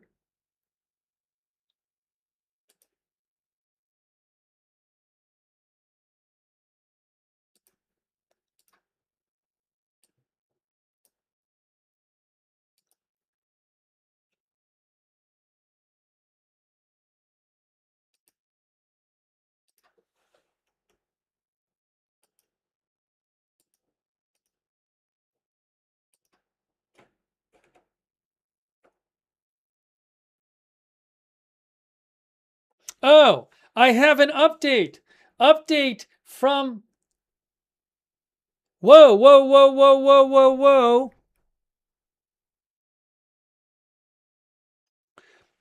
They're saying a second vessel?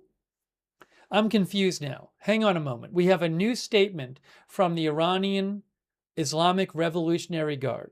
So let's look at this new statement from the Iranian Islamic Revolutionary Guard.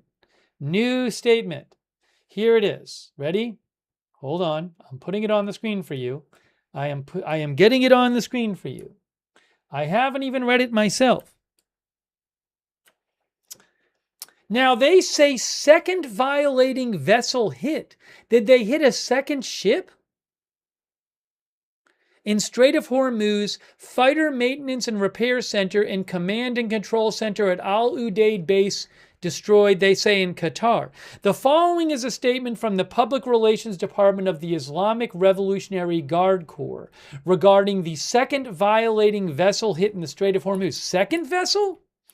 In the name of God, the exalter of warriors, and if anyone attacks you, then attack him the same way that he attacks you. In response to the continued aggression of the U.S. child-killing army against the coastal bases of the Iranian armed forces, in addition to hitting and disabling the second violating vessel in the Strait of Hormuz. So I think by the second vessel, they might mean the second vessel in several days. I don't know that they mean a second vessel in the past day. Okay? So I want to be careful about that. I don't know that they mean that. That would be big news. I'm not aware that a second vessel was hit. They say that the U.S. strategic airbase in Al Udeid, Qatar, was targeted in the second phase of the retaliatory operation. The Fighter Aircraft Maintenance and Repair Center, as well as the command and control center of this base, were destroyed. The American-Israeli enemy should know that the continuation of its aggressions will result in even more devastating responses. Fight so that we may fight.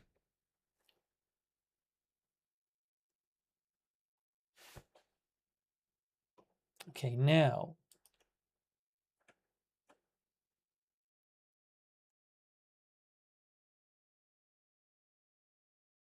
I'm confused. Again, I think they might be meaning the second vessel within a few days, not the second vessel today. Let me just get that posted. Give me a moment. I'll take some comments.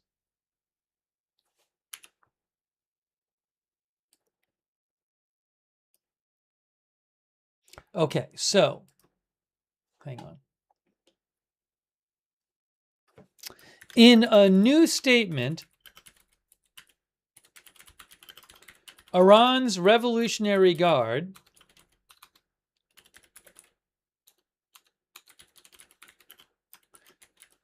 said it launched strikes on the U.S. on a U.S.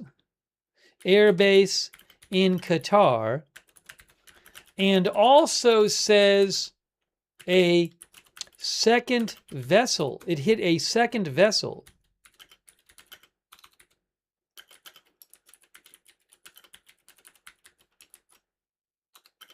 In the Strait of Hormuz.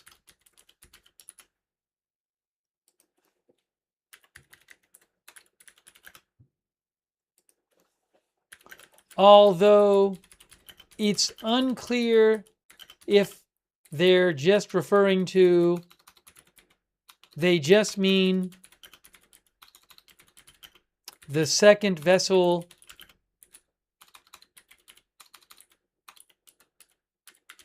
this week instead of a second vessel in the past day.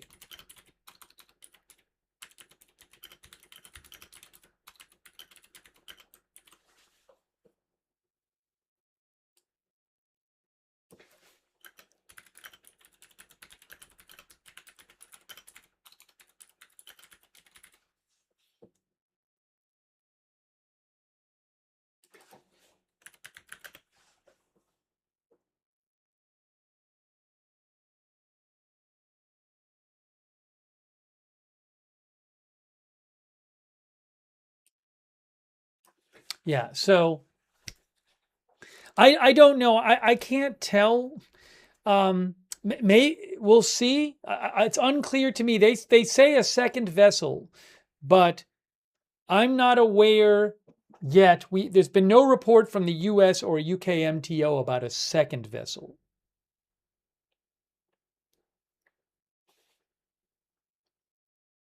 I mean, it'd be significant news if they did, but we'll have to see. So the only country they haven't talked about in their statements is the UAE.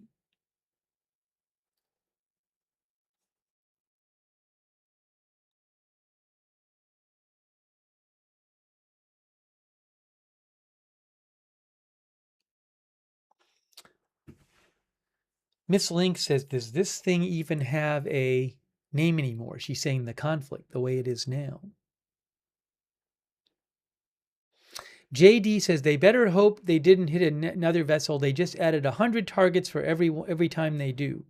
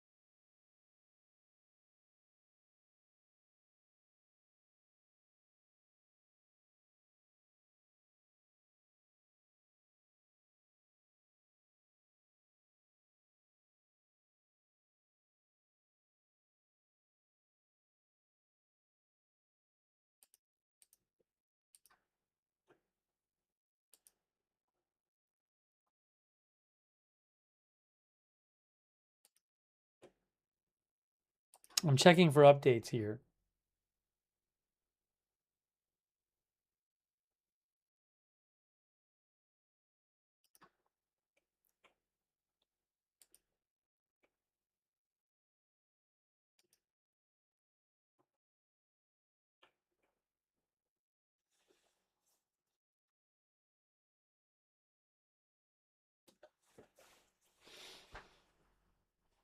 By the way, I'm guessing that Iran has attacked Al Udeid air base before. During this conflict. Yes. So, hold on.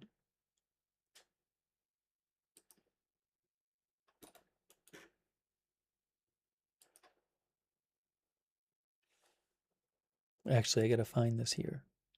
Is that even up to date?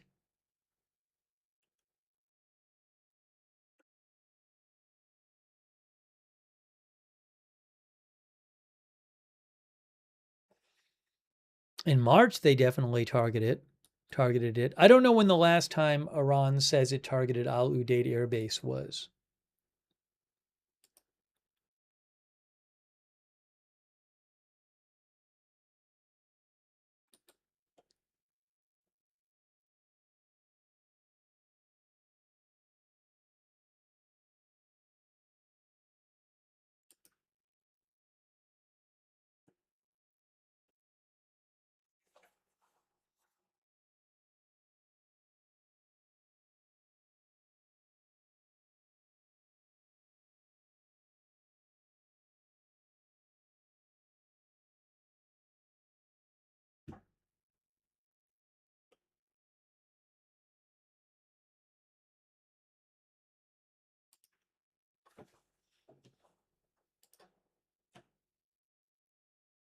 Can the U.S. announce that their attacks were over? There's some claims online that Iran is still launching missiles and drones. I don't know if that's true. There are some of those claims floating around online.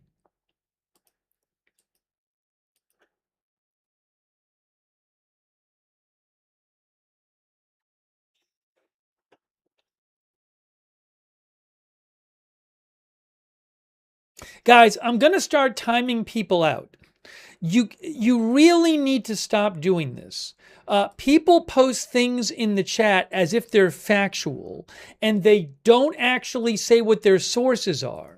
So I'm not aware, like I see some random accounts or accounts that are not sourcing their information. These are not, Iranian state media, not accounts I think are super reliable, say, oh, there's explosions in Qatar. And then people just post in the chat, explosions in Qatar. Well, that's a pretty big claim. So if you're going to post that in the chat, you got to say where you're getting that. Otherwise, you're misleading people. So stop doing this.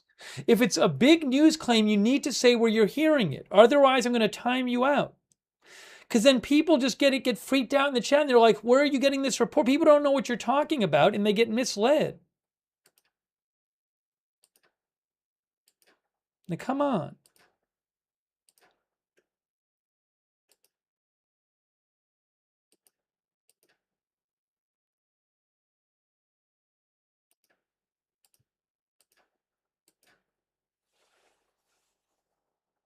Ridiculous.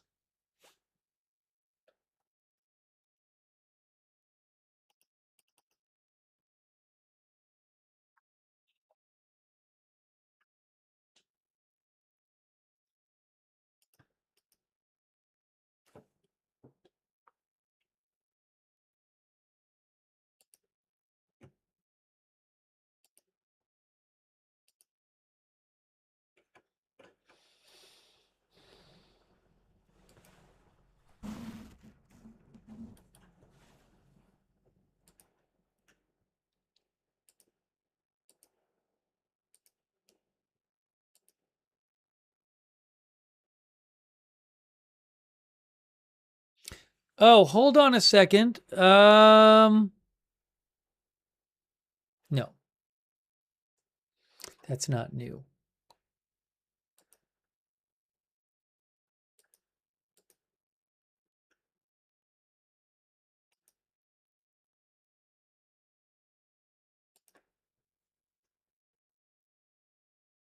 Oh, interestingly, this is unconfirmed, but so this is from Iran state media when they're saying, sources say, look at this though.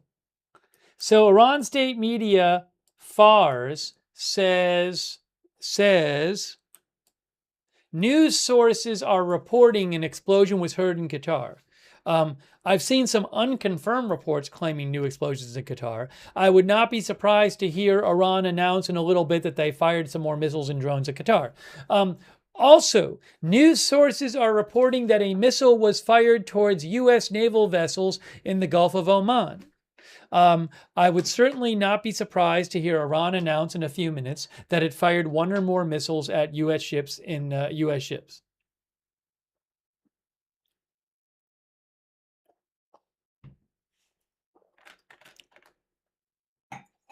Again, I don't see all this as particularly escalatory. It's stuff they've done before. I don't think it's going to really change things with the situation with the U.S. in any kind of significant way. Iran has fired at U.S. boats multiple times before.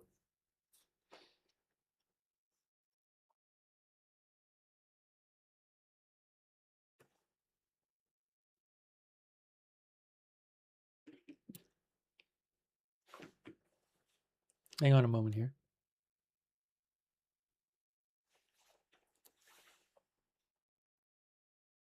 U.S. McThomas SW says, I mean, eventually something has to change, right?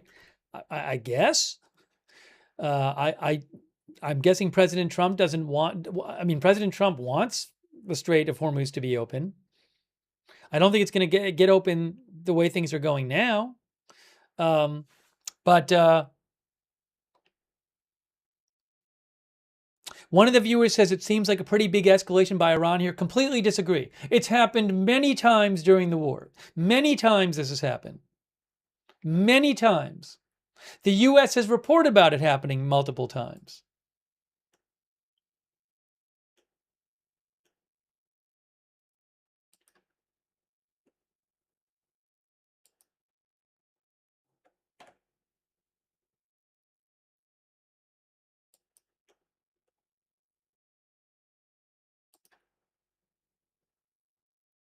No, the U.S. said it was done. But who knows? The U.S. could always launch some more strikes. You never know.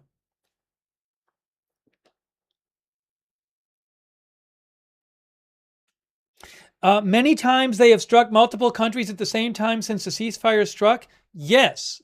That literally happened 3 days ago. That happened.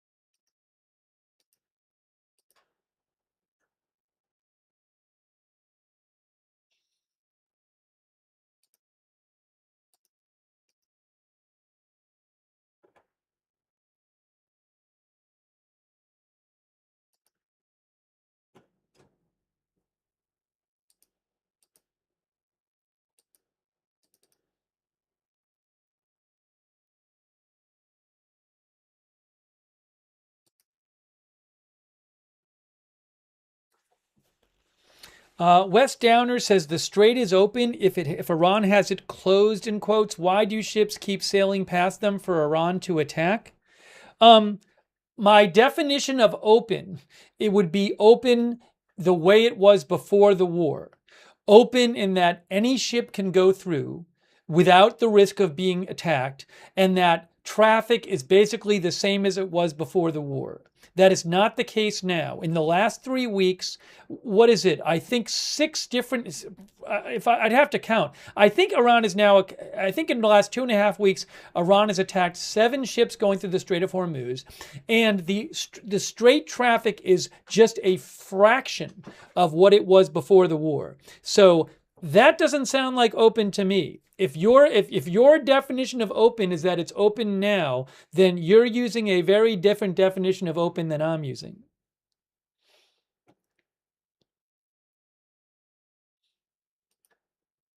Tasneem Iran, but Wes Downer, I appreciate your support.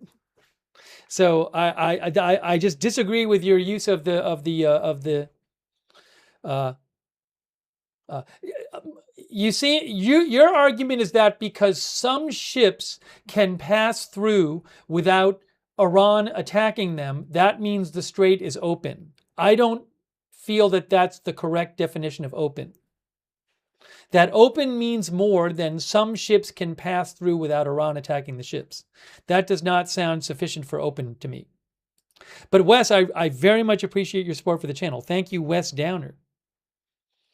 Iran state media, Fars, no. Oops. Where was it? Erna?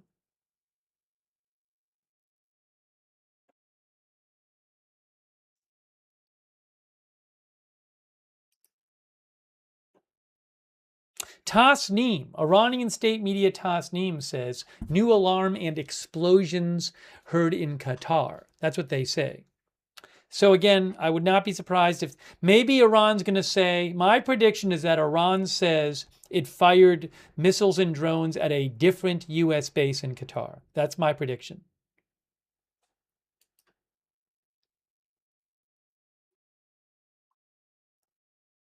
Thank you also, Ken Lance. Ken says it's a positive that countries are developing other alternatives to the Strait of Hormuz.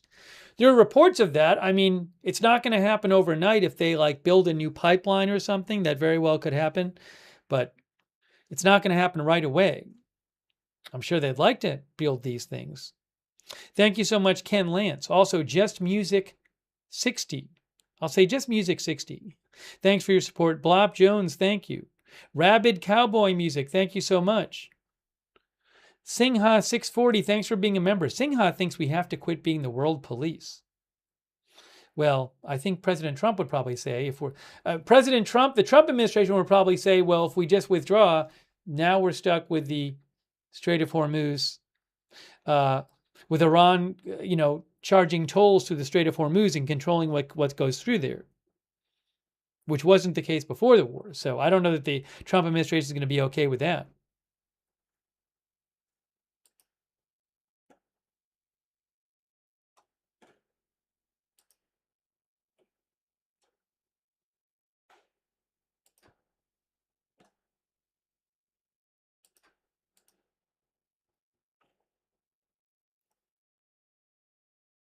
So that is we'll see if I'm right. My prediction is that in about 10 minutes or so, Iran comes out with another statement where they claim they attacked a different U.S. base in Qatar. And then they say, if the U.S. keeps doing this, oops, I froze. Let me unfreeze myself. My prediction is that Iran, in the next 10 minutes or so, comes out with a statement saying they attacked a different U.S. base in Qatar and destroyed a bunch of targets, and says that if the U.S. keeps their aggression up, then Iran's response will be even more intense and severe.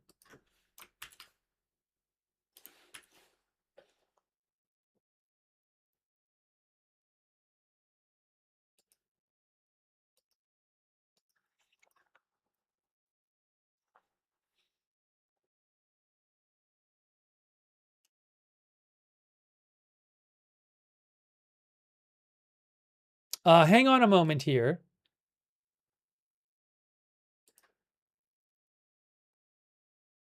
I saw some claim online, which I haven't seen verified anywhere.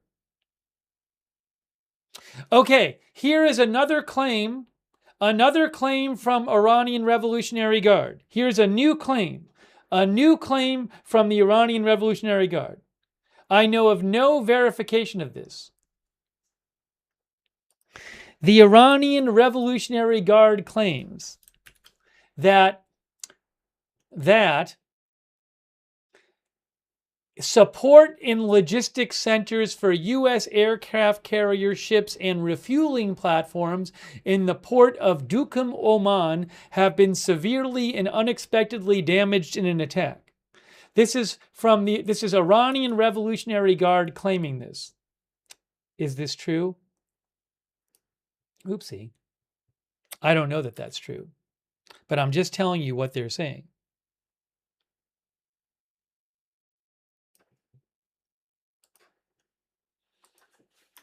Iran's Revolutionary Guard claims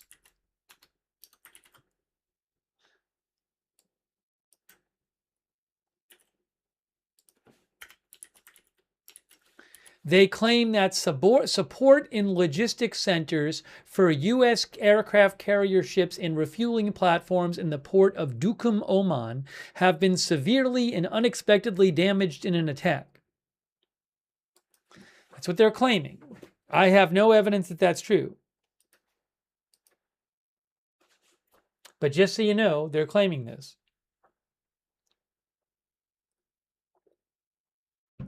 Hold on a second here.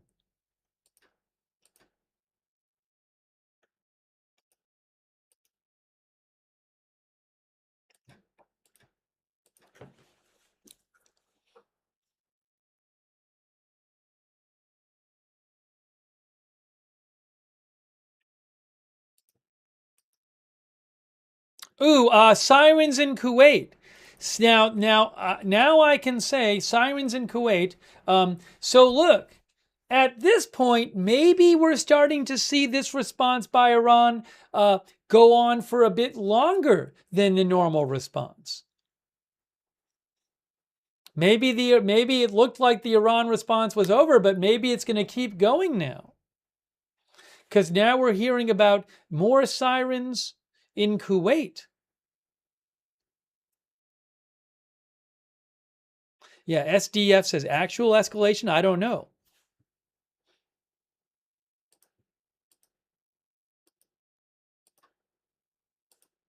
Hang on.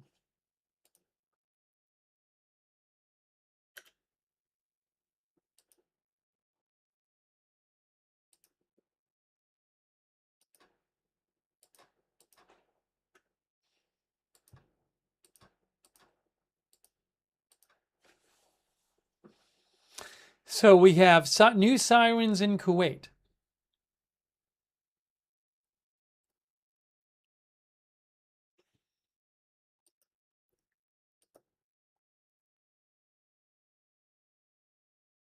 Oh, here's a new statement from the IRGC about Oman. Hold on. This is a new statement from the Revolutionary Guard about Oman. Look at this. Look at this. Again, I don't know if this is true, but it's interesting. This feels potentially different. Logistical support centers for U.S. aircraft carrier ships and refueling platforms were destroyed. Iranian Islamic Revolutionary Guard Corps. That didn't. They say, dear and brave people of Iran. Sorry. Dear and brave people of Iran, the will that was evident in your unwavering steps during the unprecedented procession of tens of millions in the funeral for the Supreme Leader recently, which astonished the world, is now manifested in the heroic actions of your warriors. In the third phase of responding to the aggression of the U.S. child-killing army, the IRGC's aerospace forces destroyed logistical support centers for U.S. aircraft carrier ships and refueling platforms in the port of Duqm, Oman, with a heavy and surprise attack. Again, I don't know if that's true, but they're saying that they carried this out.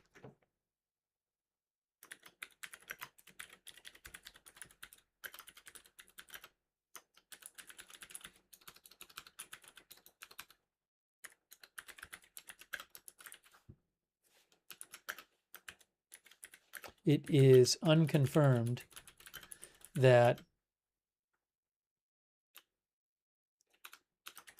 Iran's claim is unconfirmed. The IRGC's claim, this claim is unconfirmed.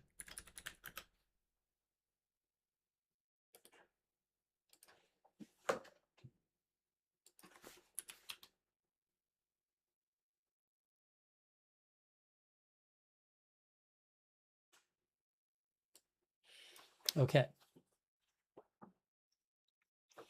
DMTB says, I don't believe that. I have no idea if this is true.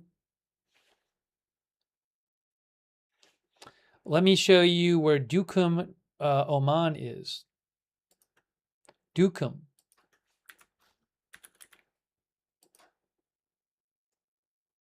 Now, Duqm, Oman, it's interesting. Duqm, Oman is down here.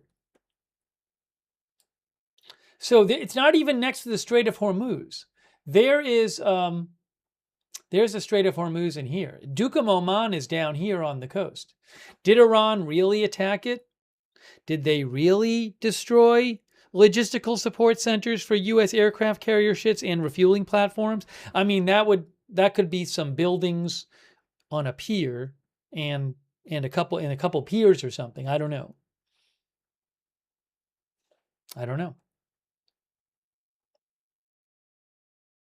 One of our viewers, Ambiguobot, says satellite can prove this. I don't have access to satellite footage right now. Maybe we'll find out in the coming days.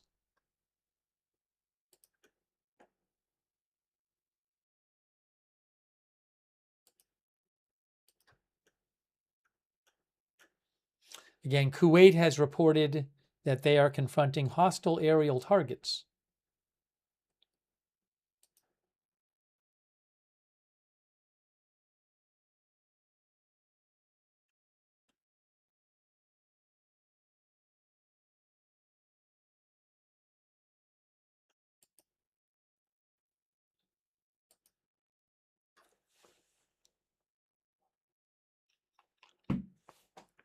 Okay, we'll see what else we hear.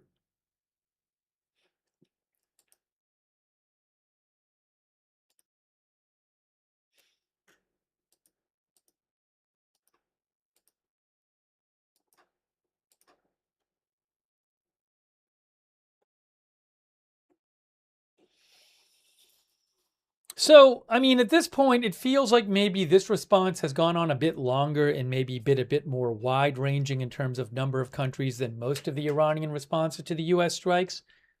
I still would maintain I don't really think in the big scheme of things it really changes much. I don't know that the U.S. will consider it that escalatory, especially if I mean, they claim that they did this damage and this damage. Did they really do that damage? I don't know. So the U.S. might just see it as them firing more missiles and drones that don't really do much more substantial damage to the U.S.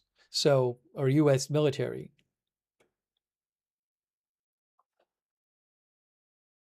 Summer Roses thinks not quite escalating, but definitely a little more than normal.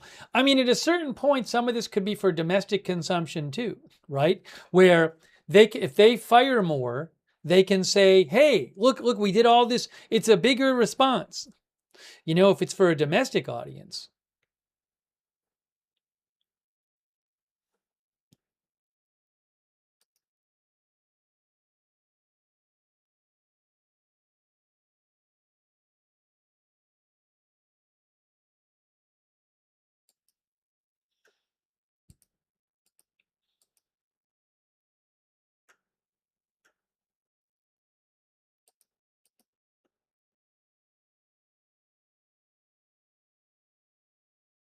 Tasneem Iranian state media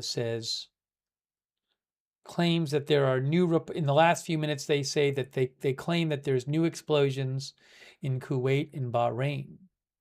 I haven't heard about new sirens in Bahrain, but I don't know that they ever stopped the previous warning. But it looks like what they've done is launched a second wave. It's like there's second wave of missiles and or drones at various countries. That's what it looks like happened.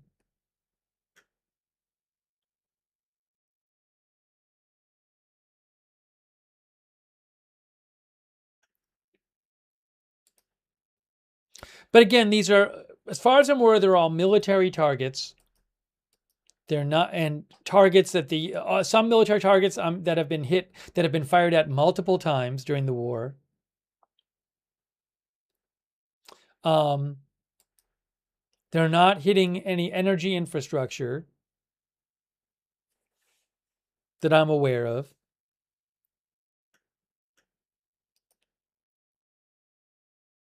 Like I compare it to when the U.S. says we hit 140 targets and last time it was 80 or something. I mean, yeah, it's more. It's a way of saying you escalated. Is it a escalation that's really going to change things much? I haven't seen anything yet that makes me think that. Hey, thanks to Tatsiki, who gave 5 gift subs to Twitch. Hey, thanks Tatsiki. I really appreciate that. Also, Big Dog Gaming and Low and NATO on Twitch. Shout out to our moderators on Twitch: Idaho Star, Matthew Kohai 3, Sarah, and Surly Dev.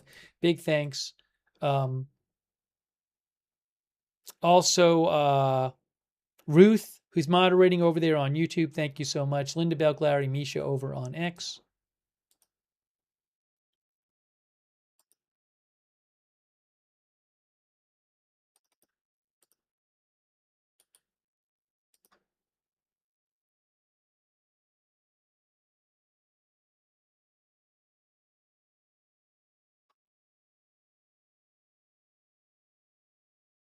For some reason, that's not loading. Why isn't that loading?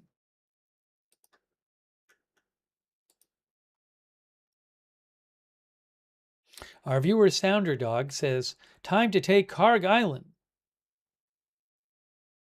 JF Klein says, do you think the current exchange will continue to Monday? No. My prediction is that in like 20 minutes, Iran will say they're done.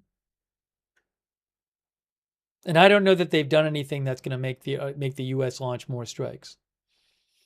That's just my prediction, though. Ham Zuni said a little while ago on Rumble, currently in Doha and can hear the strikes. Thanks to our Rumble mods and also, give me a moment here, and our Facebook moderators too.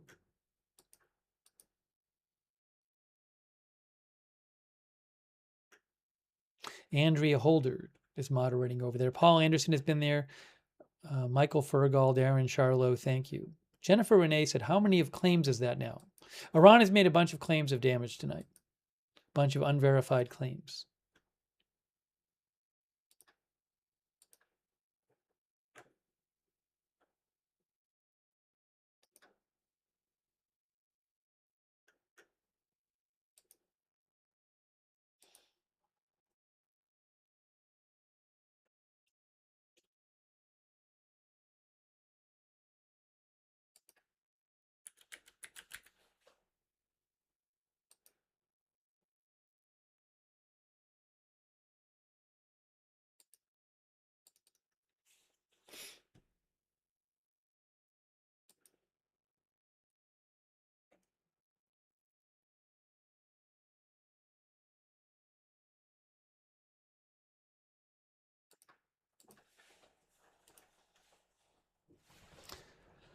So, last we heard, we were hearing reports online, including from Iranian media, of apparently Iran firing more stuff at Kuwait and Bahrain, possibly. And we know Kuwait said that they were under an air attack. So we'll have to wait and hear what we hear. See what we hear. Guitar Lessons thinks Trump will announce ground troops soon. David Joe Klotz says Trump is extremely averse to sending in ground forces. Oil market is not open right now. It's closed until tomorrow at 6 p.m.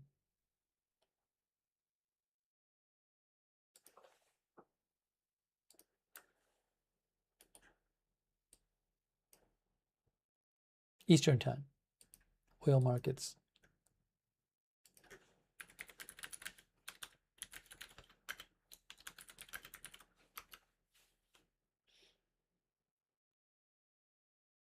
Midtown Mike says, no shot that Trump wants troops on the ground.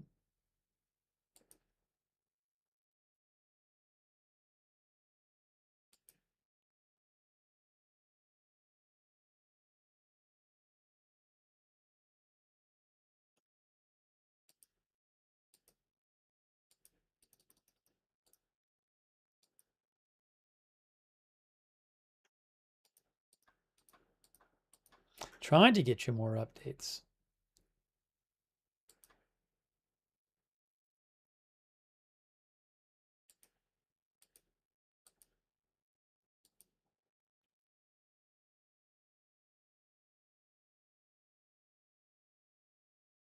I wonder if we'll get a statement from Iran where they say, okay, that's the end of our response tonight.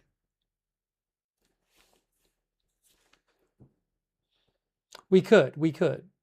It's possible.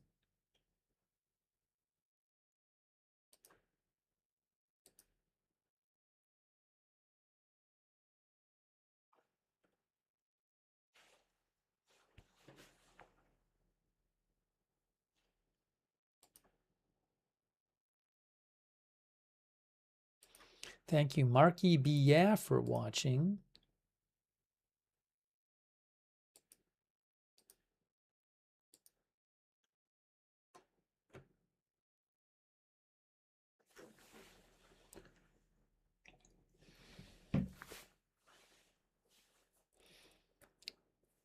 Hey, thanks to Secessio Plebis SPQR, who says, you said Iran's claim of closing the strait was IRGC propaganda in February. It's been closed since then. Would you care to explain yourself? So the war started in February 28th. So I don't know what you're referring to. You're saying that Iran closed the Strait of Hormuz in February and I didn't acknowledge it? But the war started on February 28th. So how could this be correct? I'm so confused. I mean, they didn't take action in the Strait of Hormuz until after the war, until after February, certainly. I don't know. Anyways. I will say this, early on when we had covered the Iran situation early on, probably close to the start of the war, I know before the war started, and maybe right when the war started, we talked about this possibility that Iran could close the Strait of Hormuz. And I certainly had my doubts about it, whether they had the means to do it. But what happened, remember, is that they didn't do it by lining up Navy ships in the Strait of Hormuz. What they basically did is launched attacks on ships in the Strait of Hormuz with, drones and missiles, and that it effectively closed the strait because ships were too scared, and ship owners and ship insurers did not want to keep ships going through there. So they never, again, it's not like they sent out a giant navy and had the navy stretch all the way across the strait, but they didn't have to, it turns out. By periodically attacking ships in the strait, they effectively closed it via discouraging ships from going through. Anyways, thank you to Secessio Plebis. Although I'm not sure about your specific claim about me, it doesn't seem to really. I don't see how it could be true. But thank you, Secessio Plebis.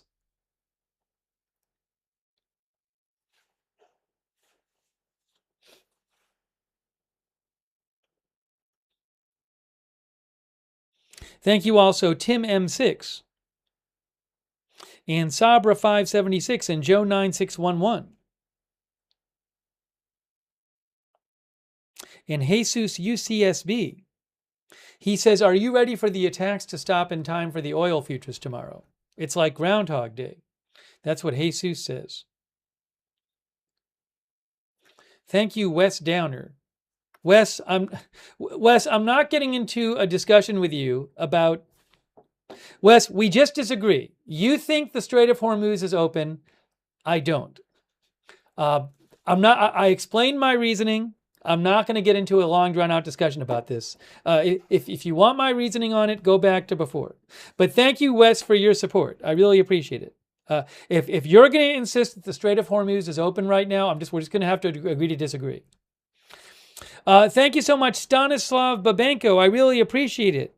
Thank you, Stanislav. Also, Tim M6, who shouted out the mods. Thanks, Tim M6.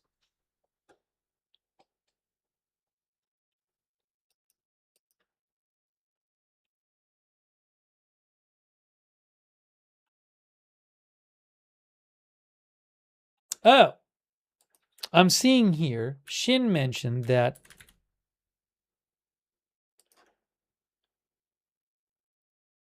hey, look, it's the Qatari Ministry of Defense. They just said, Qatari Ministry of Defense, as Shin found.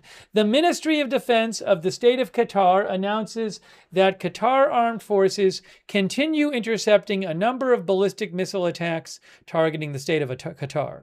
Presumably targeting, earlier, a little while ago, Iran said it had fired missiles at a U.S. base in Qatar. I think they said missiles. Did they say missiles or drones? They might have said drones. I'd have to check the statement. But they'd launched an air attack on a U.S. base in Qatar. So I have not heard that they're doing anything else, Iran, besides firing at U.S. connected targets in the region. I'll let you know if I hear otherwise.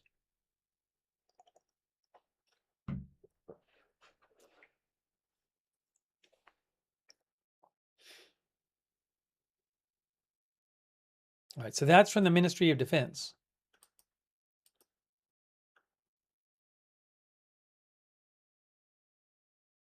Oh, Galibaf posted.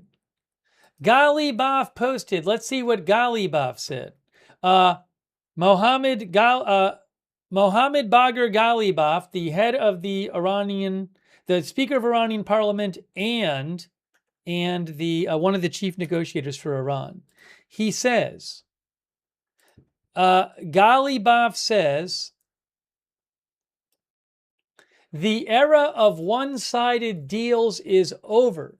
We told you, keep your word or pay the price. Reality is knocking. And he has a cut and pasted point 5 of the MOU, Memorandum of Understanding, where it says the Islamic Republic of Iran will make arrangements using its best efforts for the safe passage of commercial vessels with no charge for 60 days only. And then, of course, look, I just, as much as I hate talking about the same thing for the 100th time, which I don't enjoy, but we'll talk about it anyway for the 100th time. There is another part of that section where it says that Iran will consult other countries and also respect international law, which he doesn't actually post in his post. As I've said multiple times, that section 5 could be read different ways, but it was not very clear. It was maybe intentionally ambiguous. It was certainly not clear. Yeah, so section 5 says, where is it here? Why can't I find it?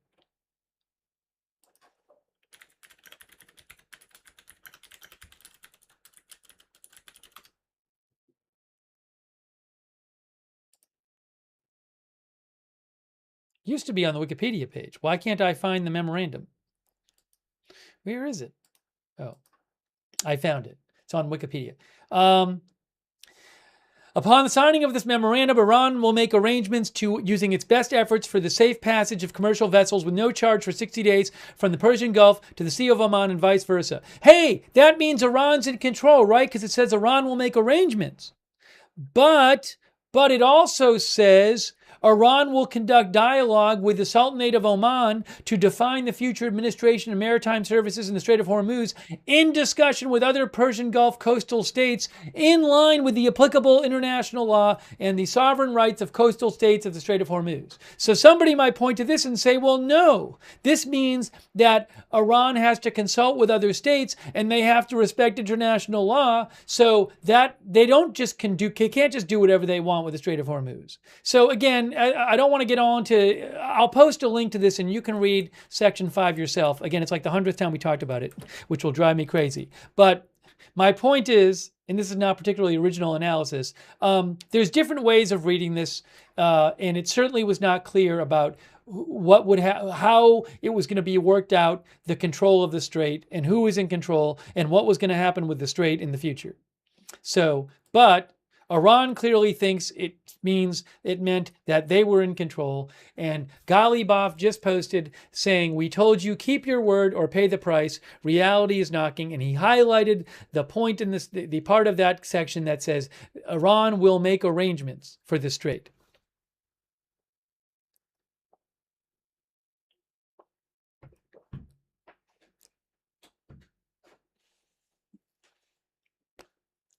And that's one of the chief negotiators for Iran, and also the Speaker of Parliament. He said, "Keep your word or pay the price. Reality is knocking."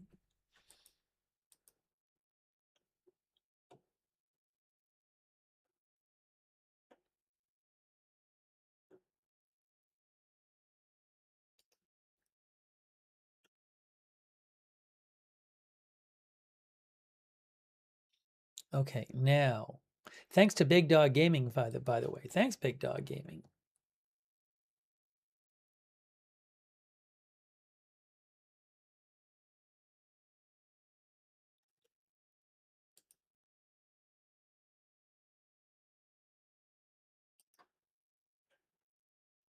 So it appears that there's still ongoing Iranian missile and or drone fire at Kuwait and Bahrain. No, Kuwait and Qatar.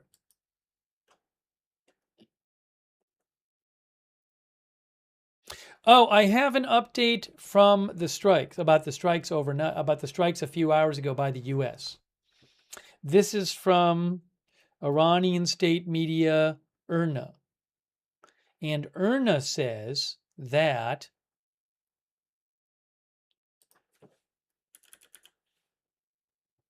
this is from IRNA.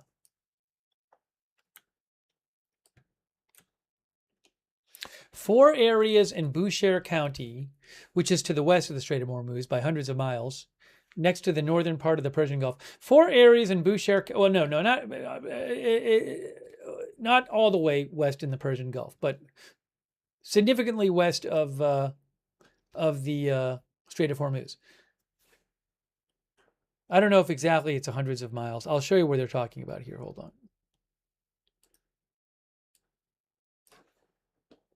Strait of Hormuz is here. Bushehr County is over here. So roughly speaking, we're talking about 300 miles or so to the west. All right.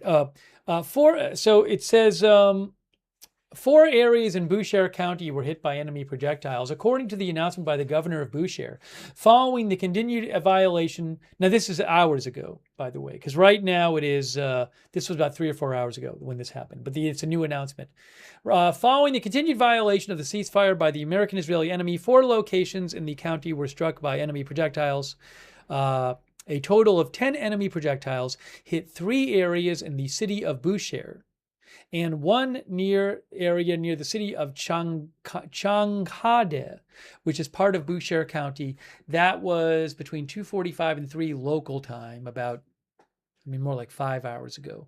The governor of Bushehr emphasized these attacks have not yet resulted in any casualties.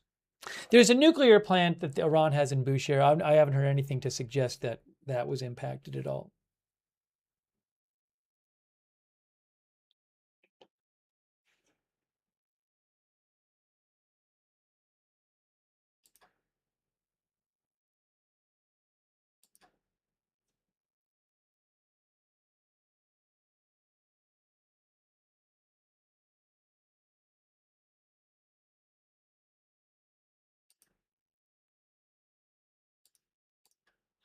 Kind of an interesting post from Iranian state media ISNA here that they just posted. Kind of an interesting post where they talked about development of shelters in Tehran.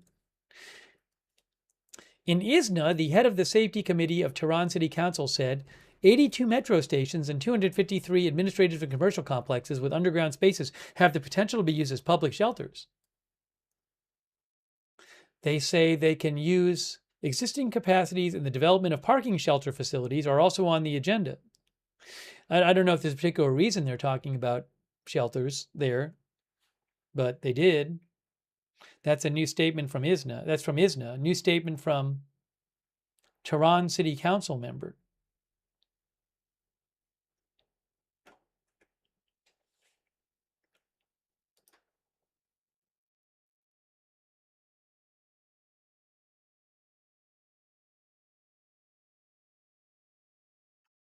Also, here is something from a statement from an Iranian military official.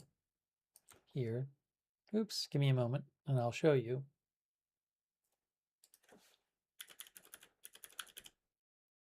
Press TV reports that an Iran army spokesperson says, General Akrami says U.S. forces must abide by the terms of the Memorandum of Understanding. U.S. interference in establishing an unlawful passage through the Strait of Hormuz has undermined security. Armed forces firmly defend the rights of Iranian people in the Strait of Hormuz. Armed forces target list is being continuously updated.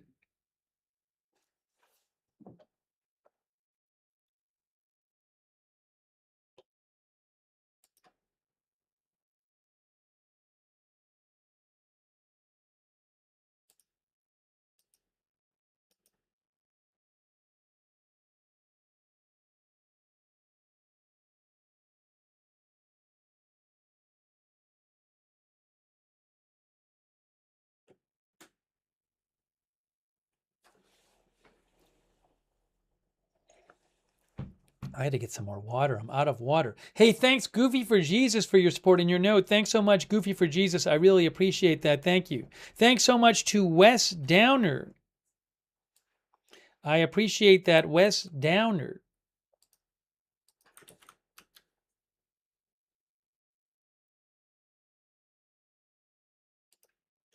Hold on a second here.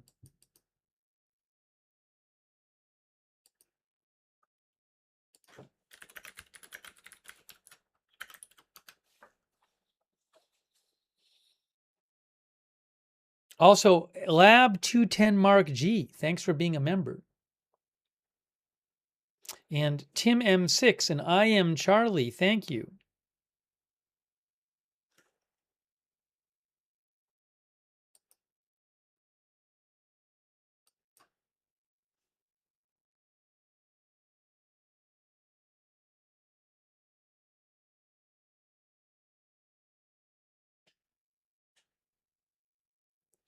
Wes mentioned that, Wes said before 1979 that the southern passage near Oman, currently managed by the U.S., was the main passage prior to 1979. I don't know if it's the exact same passage. I just looked it up. The Atlantic Council said before 1979, the main shipping channel ran through the inshore traffic zone, which is south of the Omani island of Didymar.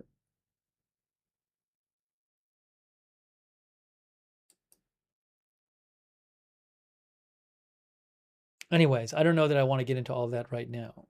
I don't know if it's the exact same. But that's interesting, though.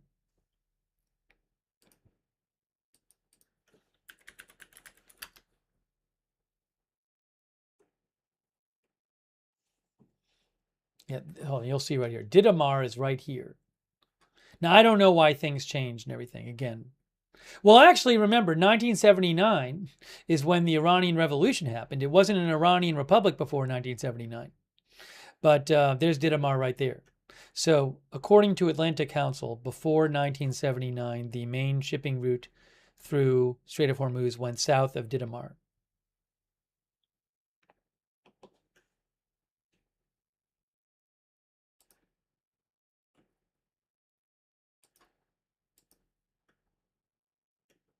Bahrain, sirens again in Bahrain. Sirens again in Bahrain, guys. New from Bahrain. Sirens again. Yes, that's right. Sirens again in Bahrain.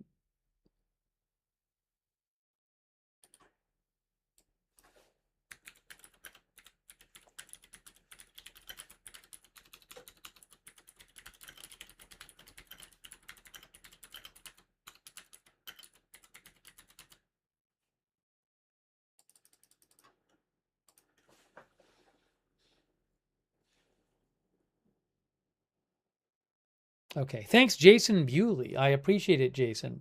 Yeah, I got to take 1 minute here. I have to get some more water. I need a minute. Give me a minute.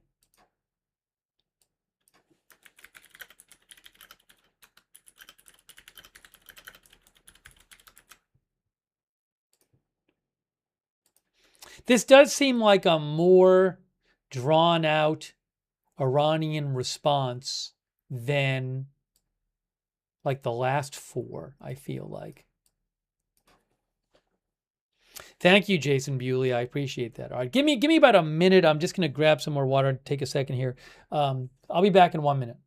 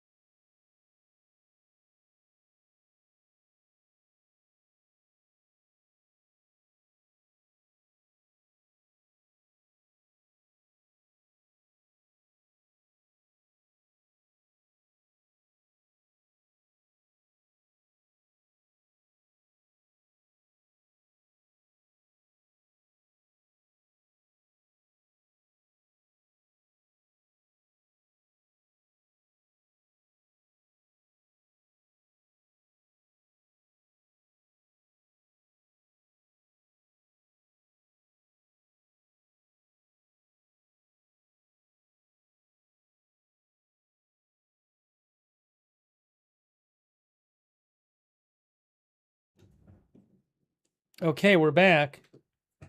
Let's see what else we have.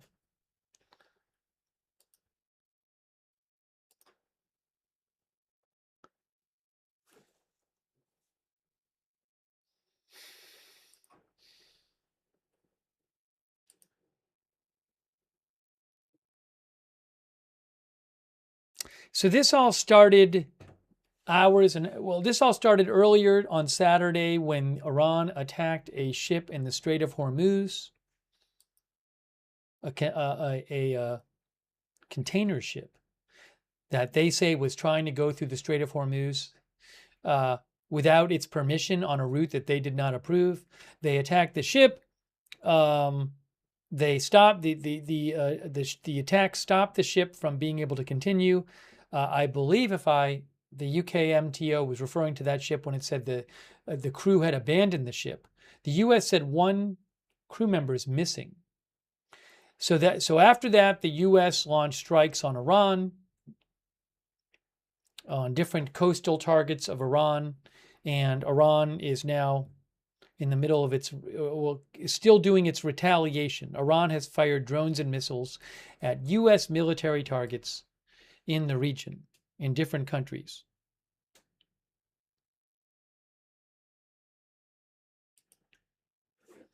And it appears there are new sirens in Bahrain a few minutes ago. In Kuwait had announced that they were under attack about when was it? About 40 minutes ago. They said they were dealing with hostile aerial targets. Then about 20 minutes ago, Qatar said that they were still intercepting missiles.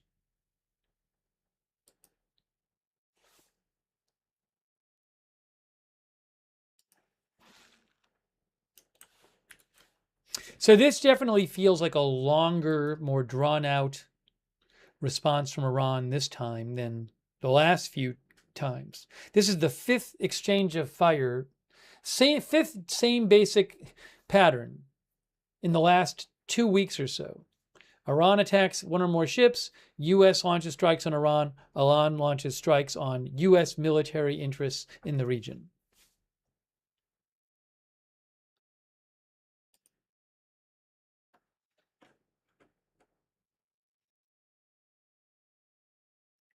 David Joe Klotz thinks it's much longer. It's hard to say. I mean, maybe a bit longer in terms of time. I don't know the exact amount of projectiles fired, though, at this point. You know, they can fire two missiles at Qatar, or even one missile, and then the sirens might go off there, or the sirens might go off in Bahrain when they fire one more missile. So I don't know.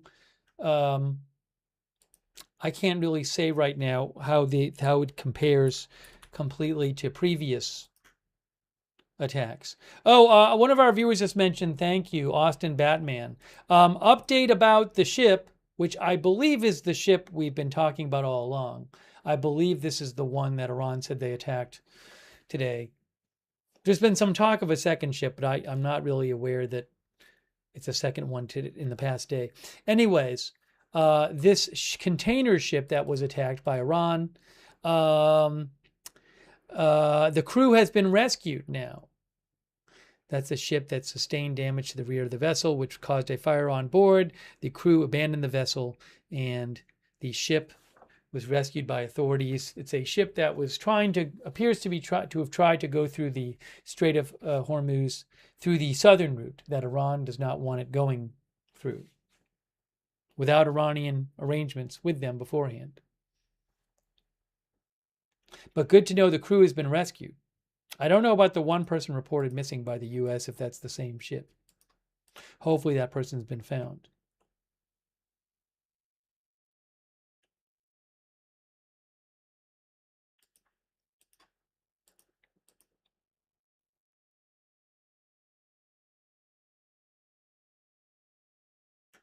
Here is an update about a strike that happened during the U.S. attacks. From IRNA, Iran state media, they say, enemy airstrike on the city of Vizian. This was earlier. They just posted about this, but this was from the earlier strikes. A deputy governor in Loristan province said, this morning, Sunday, the city of Vizian was struck by enemy airstrikes twice. The deputy governor said the attack did not result in any casualties. The situation is currently normal. That's in Vizian. Where's that at? In Loristan province? I don't know.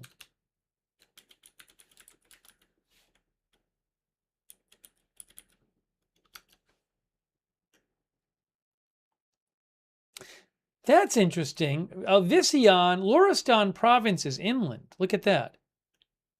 See that? So that's not on the coast. That's an interesting report. I wonder what was hit there.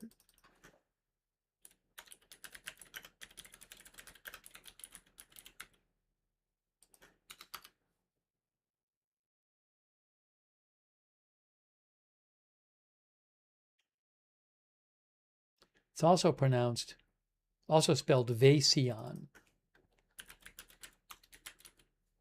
Vizian. Yeah, that's not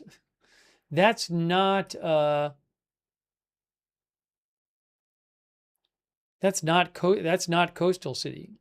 That's a good roughly 200 miles inland from the Persian Gulf. Very interesting. I'll have to post about that.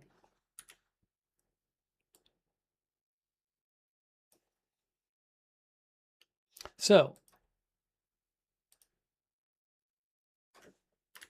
Iranian official says during the U.S.'s strikes earlier, the city of Vizian was struck twice by enemy airstrikes. Visean is in western Iran, roughly 200 miles inland from the Persian Gulf.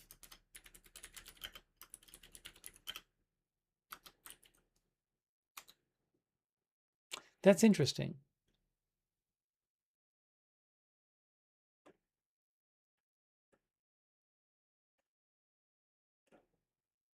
That is not a coastal.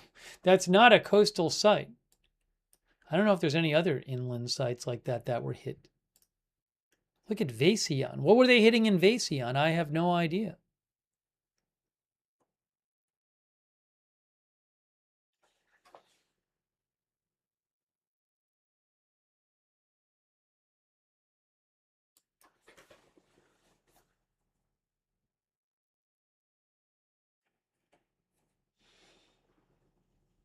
Maybe they hit some sensitive target that we're going to find out about later.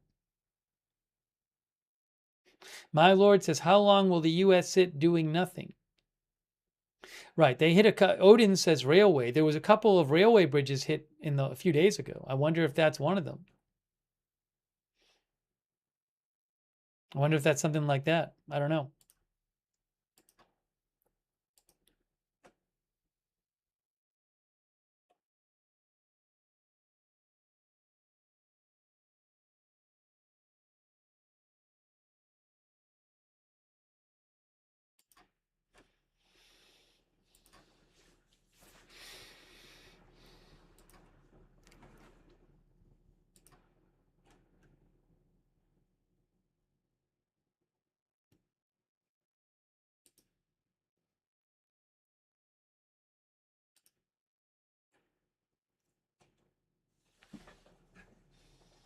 Bompy Womp says the whole situation is wild. Caleb thinks we are hitting routes to Russia and China out of Iran. That's what Caleb thinks.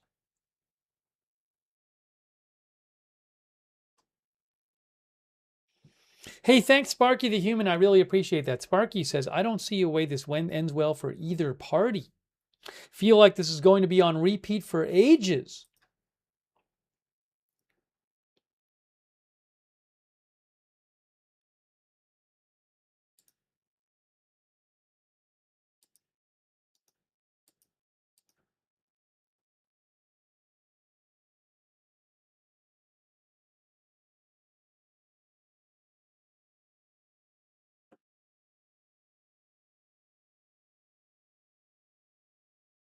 I do think there's a chance that in a few minutes we'll hear from Iran saying like, okay, in our last stage of the response, we attacked U.S. facilities in Bahrain and Kuwait, and we destroyed these things.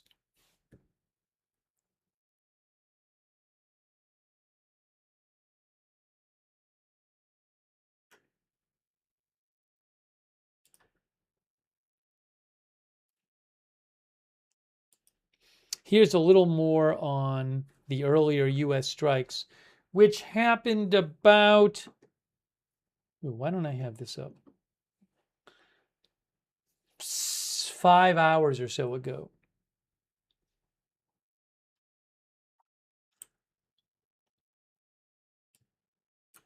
You can see here it says, Iran State TV, the enemy launched projectiles in Bushehr City, 7 projectiles, at military bases in the Dyer County, 5 projectiles, and Asaluya, 4 projectiles. It says a Arab news reporter in Bushehr. They started at 2:55 a.m. today. Explosions were heard in Bushehr City, and these sounds continued until approximately 4 a.m. Currently, it's 8:24 a.m.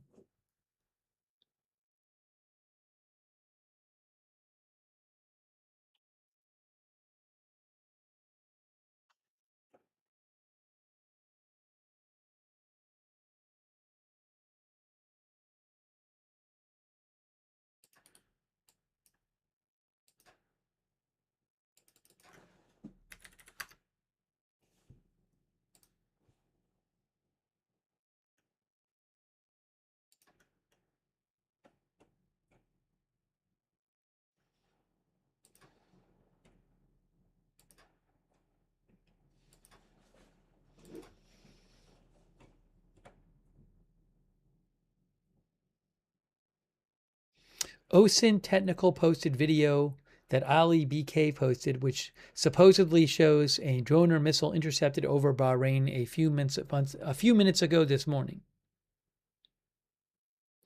Eventually, I think you'll hear from Bahrain, maybe in Qatar and Kuwait. You might hear, like, this is how many missiles and drones we shot down. I don't know that that's going to come out right away.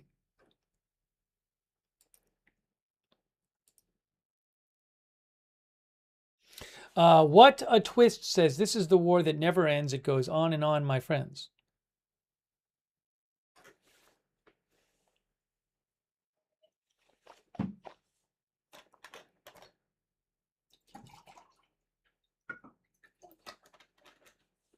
Wall Street says the mow the lawn stage.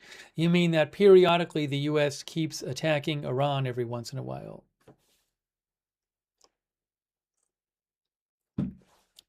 Brady Thompson thinks the world needs Trump right now.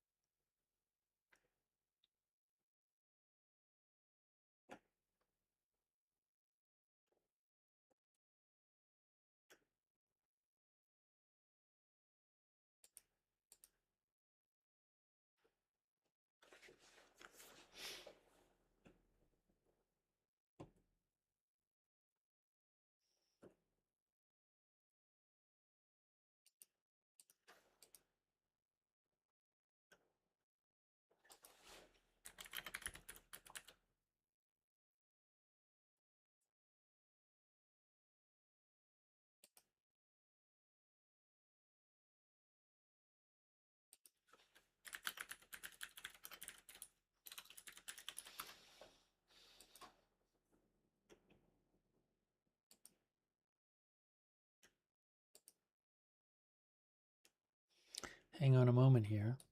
Hang on a moment here.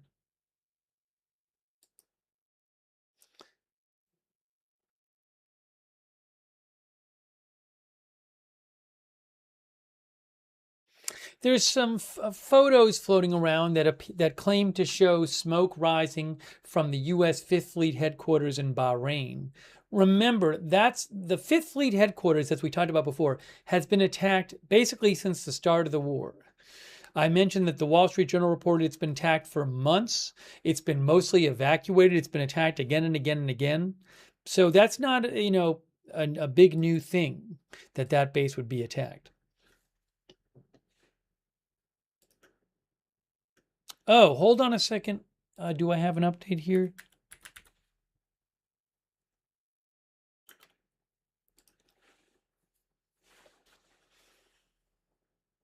No.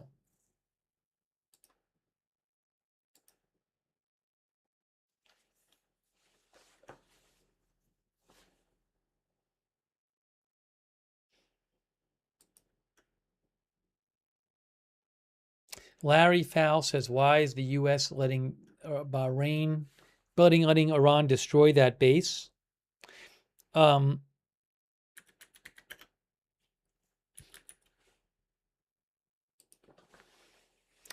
I don't remember the article from earlier. I'd have to read it again. But the Wall Street Journal has an article, if you want to look it up, called How Iran Devastated an American Naval Base and Caused a U.S. Recalculation.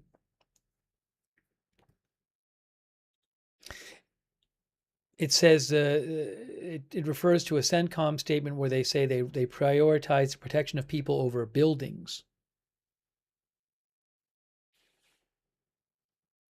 They say the U.S. is reevaluating its entire footprint in the region, according to Wall Street Journal, and considering revamping the base in Bahrain, moving some bases possibly.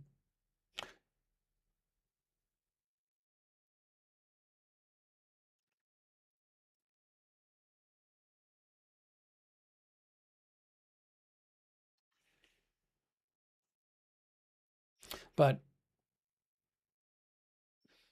I don't know that it was anticipated that something like this would happen.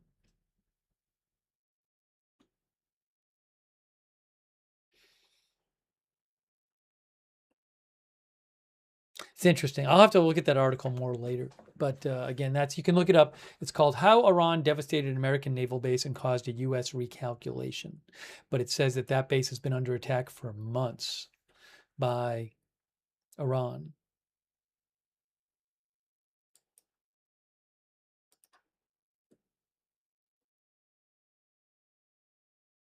But I mean, at a certain point, if you're the U.S. right now, I mean, if Iran wants to keep firing at this base that you've largely abandoned, that has been fired at for months, and you might be okay with that. It's like, let them keep firing there. If they want to be able to say that we fired at the U.S., it's like, it's almost like it's like an agreement between the two, in a way. Because it allows Iran to say they responded, but in a way that's not going to be seen as escalatory by the U.S. because they've already been doing it for months.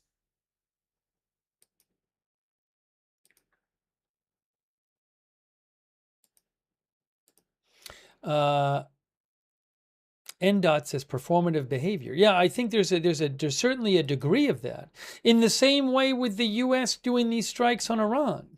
Is it, again, how much of it is sort of sending a message and looking like you're do something, but not, as I've said, it doesn't seem to me that the recent strikes on Iran are really, I mean, there's more of them now, a number, but are they really that different than before? Doesn't seem like it's really affecting Iran that much and changing Iran's behavior.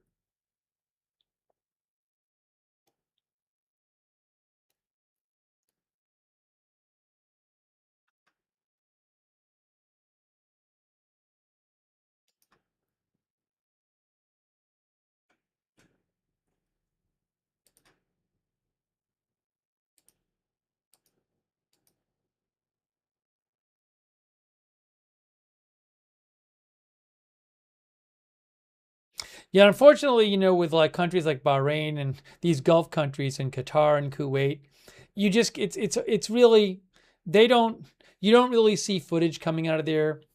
Certainly not live video and photos. I know in a number of these countries they will discourage people from posting at all, and so it's hard to like in real time tell what's going on there.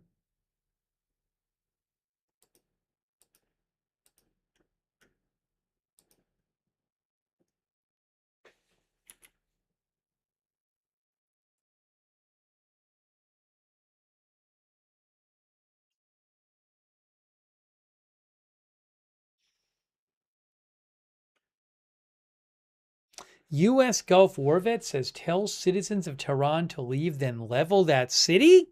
That's what U.S. Gulf war vet said.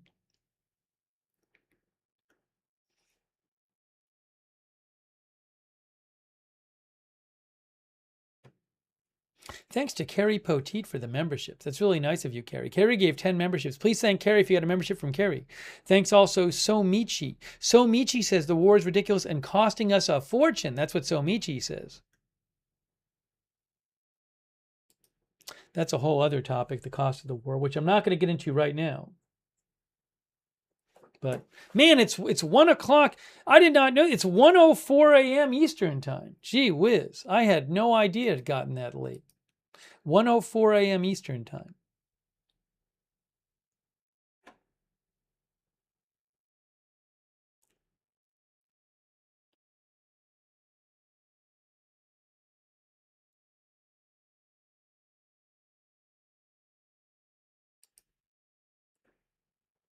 You know my prediction, though. I think we're going to get a statement from the Revolutionary Guard soon. I think we're going to get a statement soon from the Revolutionary Guard that says, that's the end of our response.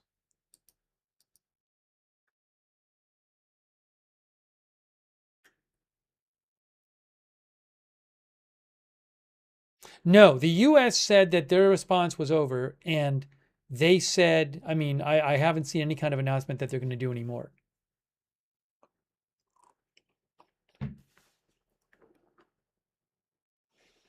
Relaxation Time says, I wonder if we'll have another busy day tomorrow. Look, it seems to all come down to whether Iran's going to keep attacking ships in the Gulf. That's why we've had 5 different exchanges between the U.S. and Iran in the last 2 weeks or so. It starts when Iran attacks a ship in the Gulf. So when we heard a couple hours ago that Iran had attacked another ship in the Gulf, well, it seemed like this is where it was going. Not in the Gulf, in the Strait of Hormuz. In the Strait of Hormuz or near the Strait of Hormuz. Could be in the Gulf, but I mean, my brain's not working. But attacking a ship that's trying to go through the Strait of Hormuz. That's what it's been. Same thing every time. So if tomorrow you hear that Iran has attacked another ship trying to go through the Strait of Hormuz, well, this is going to happen again.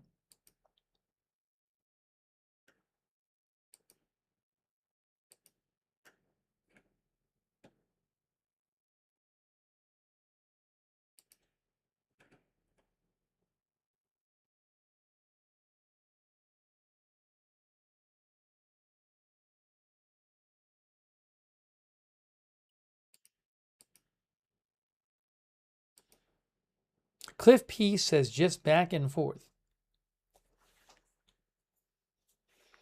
Gary Eckert says Iran continually thinks they own the strait. They don't. Nobody does. Alman says, do you think Iran is fine with absorbing airstrikes in coastal regions as long as they can keep the strait closed by attacking ships? Seems like they are right now. I mean, I don't know how big a deal it is to them to have the strikes that have. I mean, obviously the U.S. could strike other targets,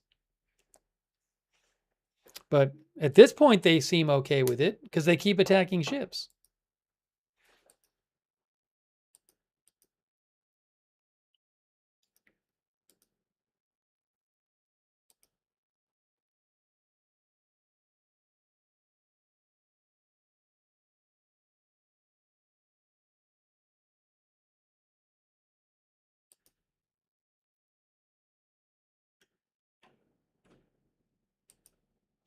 Michael Jenkins says, you mentioned an article talking about the U.S. considering moving bases around in the region. I'd like to point out this is not a completely new idea. The former CENTCOM commander, Frank McKenzie, has been advocating building new bases in Israel, Western Saudi Arabia, Jordan for a few years now. Well, I don't know, that person who you talked about, what their reasoning was for all this. I don't know if it's similar reasoning or totally different reasoning than what the Wall Street Journal was talking about. But thank you, Michael Jenkins, for writing in.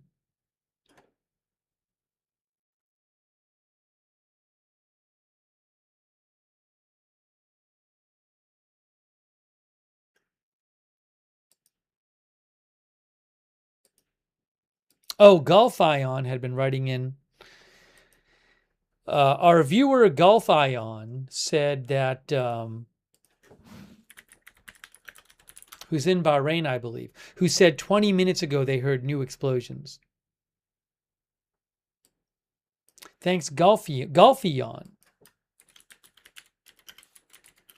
They wrote in 20 minutes ago from Bahrain and said they had heard new explosions there.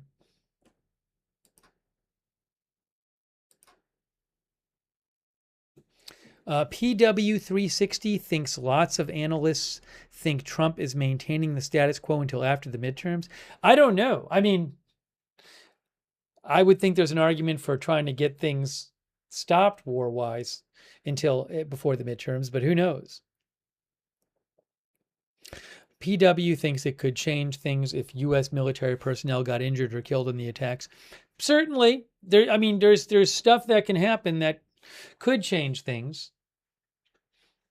Accidents can happen too, so I don't really know that. I know it's been seemingly a longer response by Iran today than they normally would. I haven't seen anything that I personally think is that different, though, in terms of changing the dynamic here. Daniel Lombard thinks Iran is not shooting at Israel because they know that Israel won't play around with them like Trump does.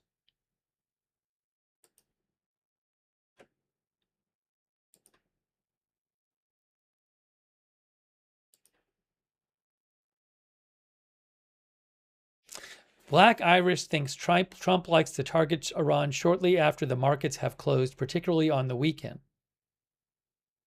Then Black Irish thinks that if past his prologue, at some point tomorrow afternoon, Trump will issue a statement saying the bombing against Iran will stop for now.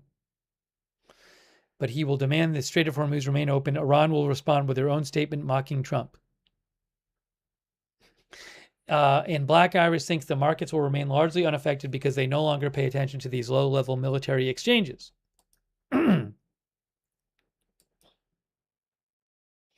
Thanks, Black Iris, for writing in.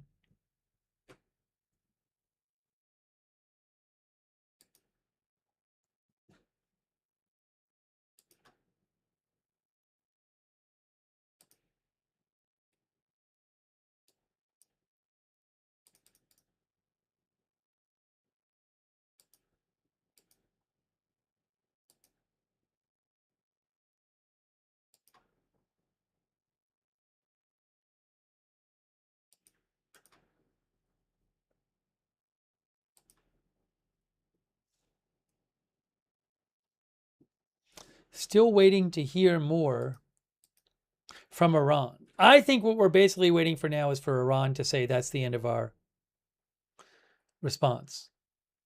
That's what I think.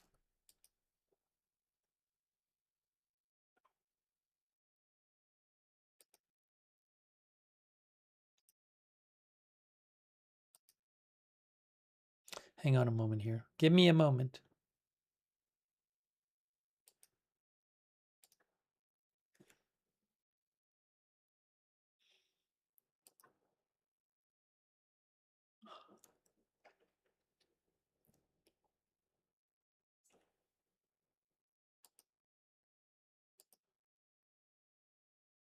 High Mountain thinks Iran is terrified of the U.S.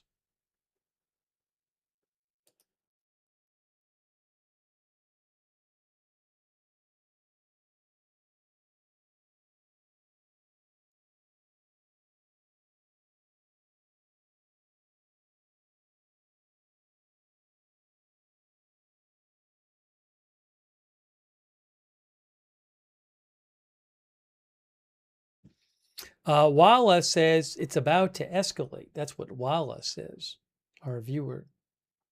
Oh, update from Qatar. Hang on. Is this going to work? Ministry of Defense announces interception of a number of missile attacks targeting the state. That's all it says. Qatar News Agency.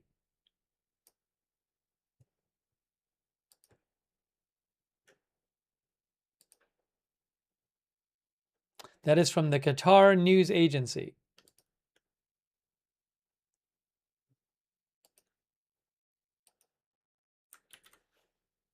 Oops, sorry. Let me do this. There's no specifics really here, though. We don't really have specifics. Oops, that's not what I wanted to do.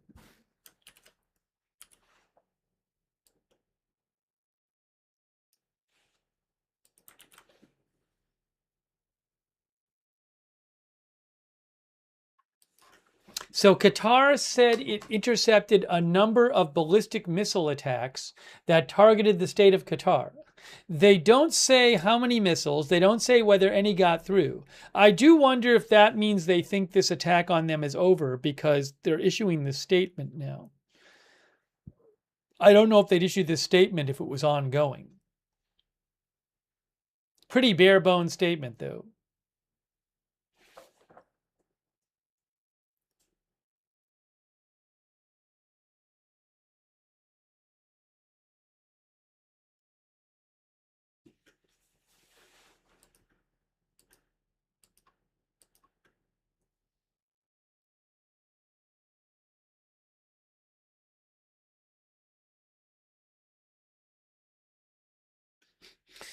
Jeff Johns thinks the war is over for the night, peace deal tomorrow, and then we'll be back on Thursday or Friday.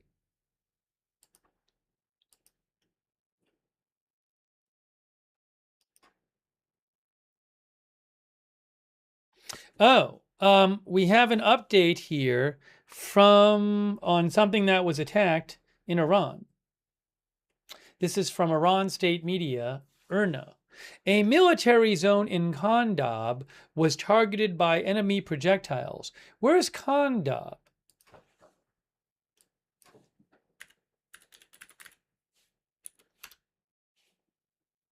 Now, this is also inland. This is interesting. So we're hearing about we heard about an inland target a little while ago. This is another one. Khandab, which is, this is another non-coastal site. It's about 250 miles north of the Persian Gulf.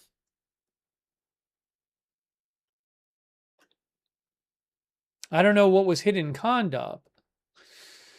But a deputy governor said military zone in the city of Khandab was targeted by enemy projectiles. An accurate assessment of the casualties and financial damages resulting from this incident is currently being conducted by relevant experts. So let me show you this again here. So there's Khandab is here. It's not on the southern coast. It's about 250 miles away from the southern coast. So what did they attack in Khandab? I don't know. That's the second inland target we've heard about in the last few minutes. Iranian official says a military zone in Khandab was targeted in the U.S. strikes. Khandab is not a coastal city. It's approximately 250 miles inland from the Persian Gulf.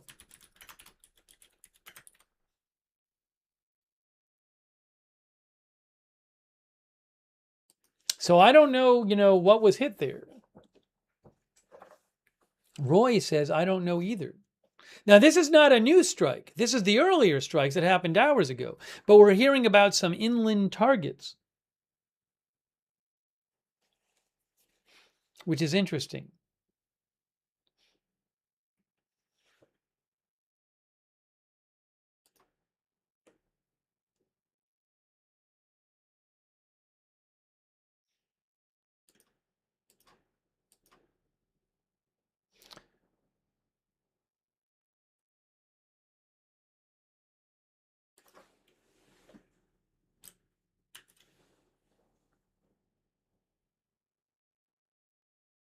It's possible we'll end up hearing that some very sensitive target was hit by the U.S. that we haven't heard about yet.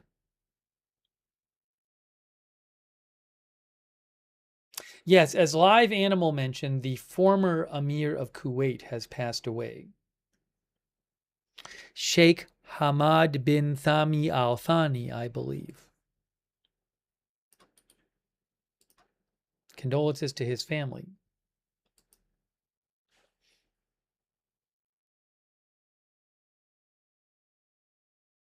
Did I get that right, the name?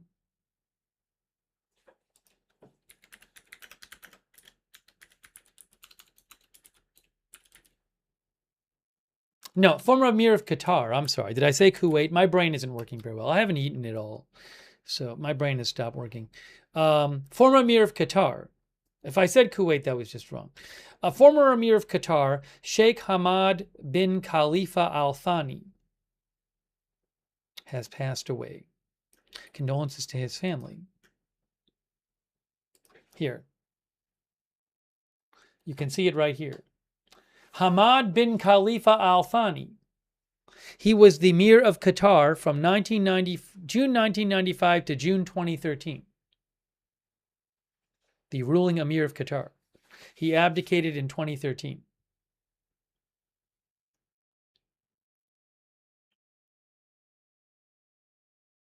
Thank you, Live Animal, for mentioning that. I appreciate that. Also, I am Tak, and your support, Live Animal. Also, I am Tak, thank you. Lone Star Cowboy. How do you think this war ends? I have no idea. Will it end with Iran being able to charge tolls to ships in the Strait of Hormuz? I don't know. I do not know. Will it end with the U.S. getting Iran's enriched uranium out of Iran or not? Don't know.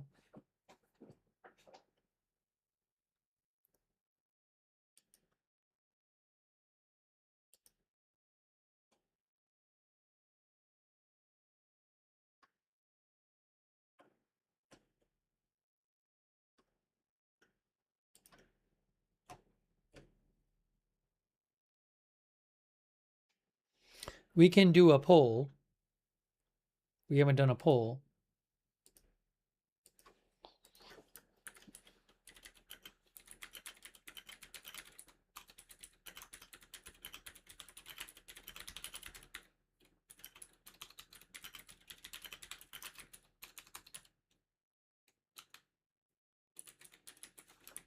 Will the war end with Iran being able to charge tolls in the Strait? I mean, it might be sort of unclear. I don't know that there'll be a clear end to the war and a clear answer to that question. But just to ask, I'll ask that poll question.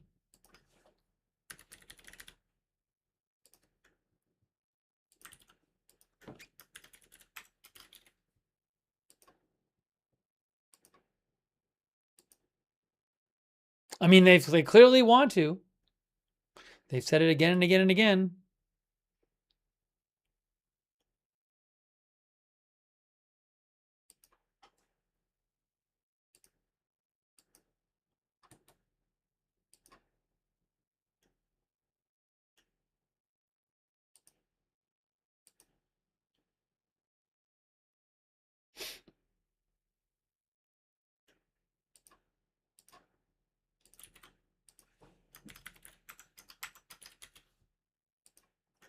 Let's give you the poll result here.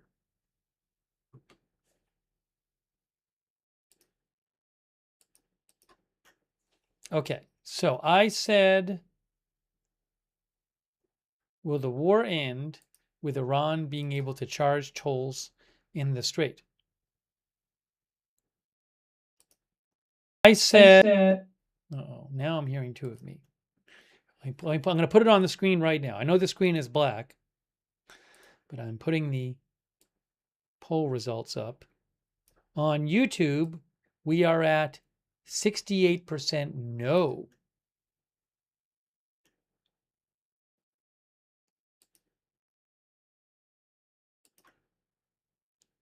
On Twitch, we are at, well, I'm going to tell you in a moment where we're at with that. On Twitch, we're at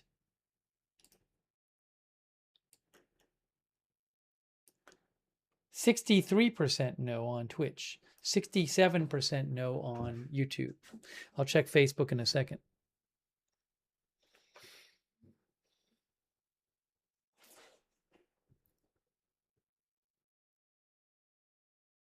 Soccer fan Machado thinks Iran is making Trump look weak and they won't give up and are unafraid.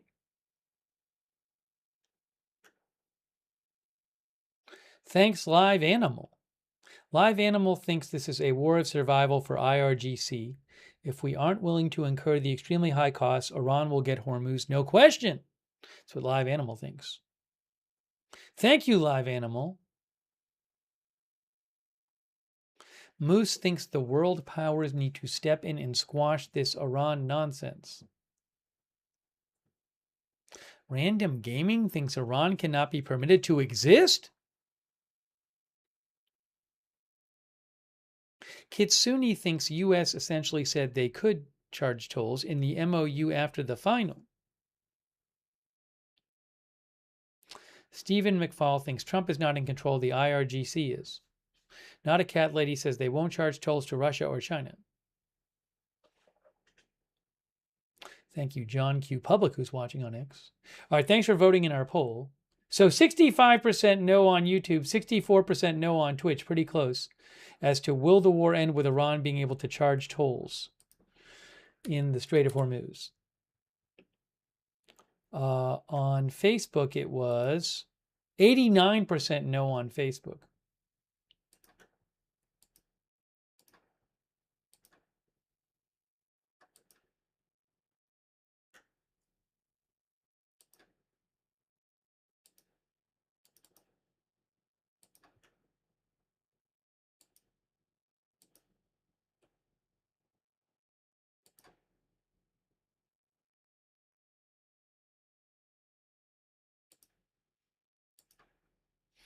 It's weird. I'm not really hearing about new strikes at the moment, but at the same time, we don't have a statement from Iran saying that's it for now.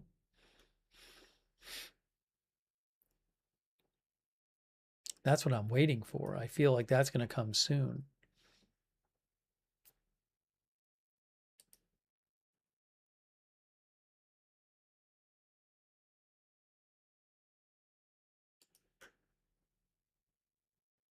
Also, Iranian media is posting about other stories, like on Iranian state TV is posting about a master's exam and an environmental ranger.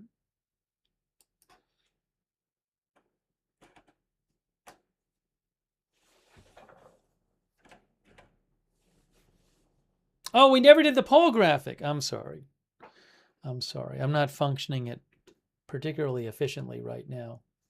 There's the poll graphic.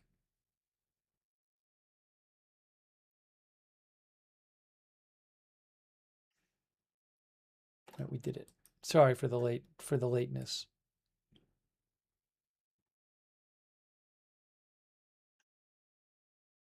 What is this? There's a video here. What's this video?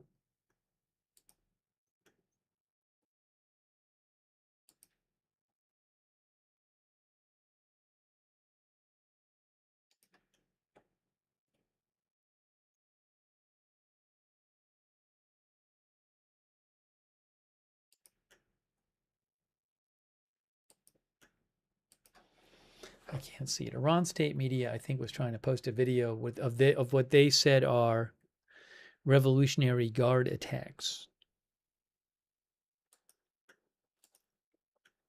Oh, thanks so much, Thomas P0419. Thomas P0419, thanks for the memberships. Make sure you thank Thomas if he gave you a membership, 10 memberships. That's very nice of you over there on YouTube.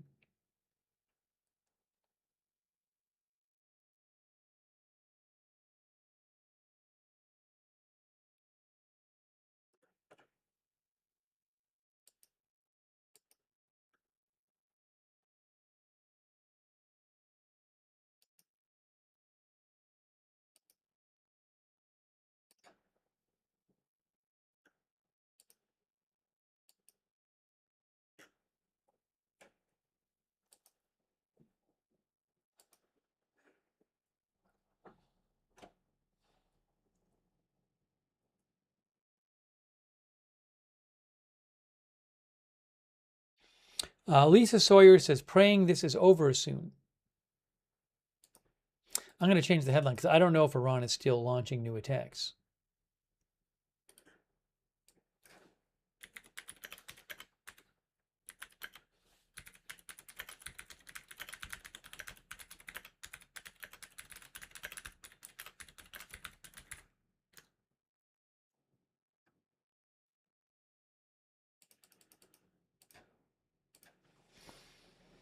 Oops, there's a missing period. There's a missing period. Did it?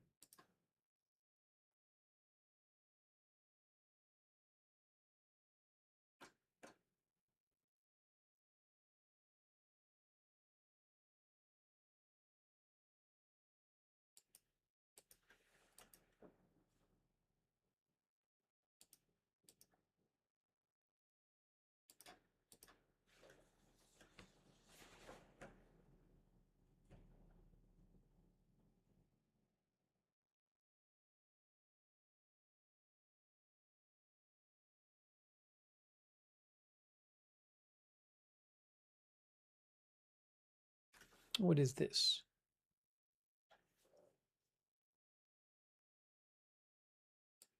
I just saw a post from an Iranian politician.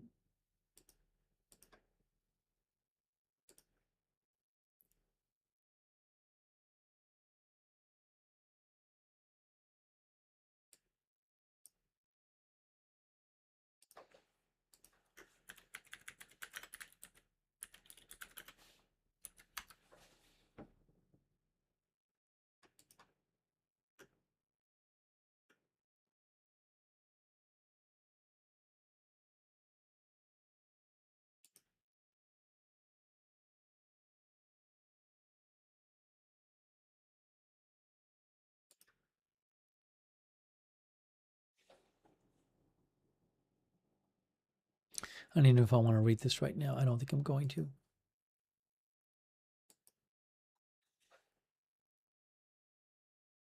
No, I'm not going to bother reading that right now.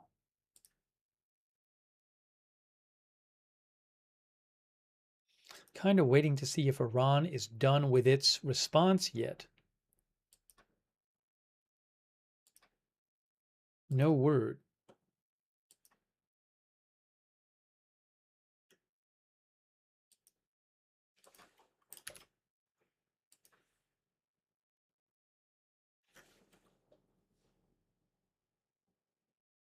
Give me a second. Let's try something here.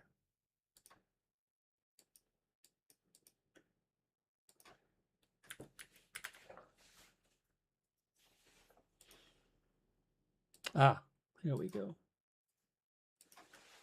Hang on, I might have to just refresh something here.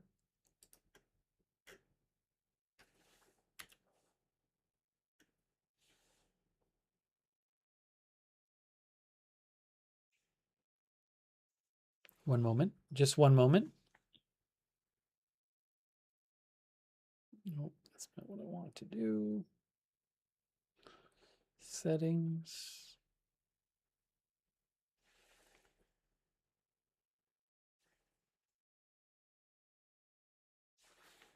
Okay, now, what are we seeing here?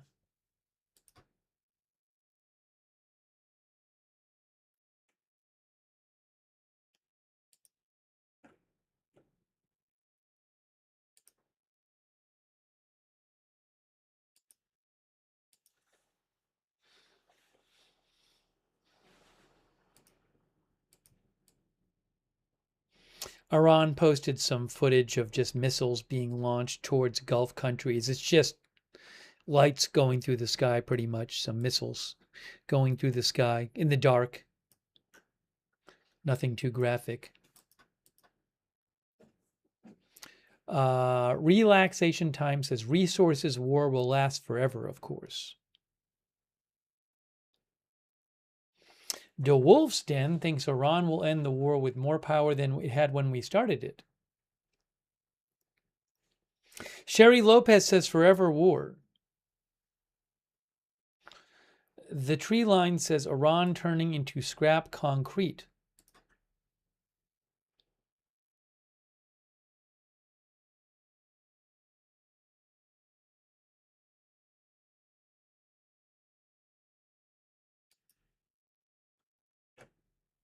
I'm going to give this a few more minutes here. Again, I have not eaten.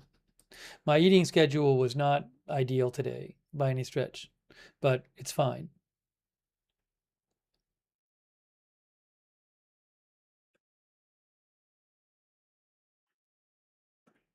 So just to go over what happened, to summarize what has happened.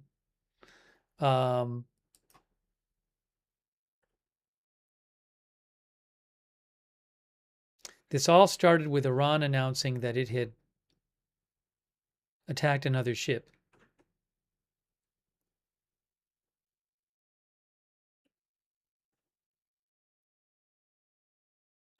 In the Strait of Hormuz.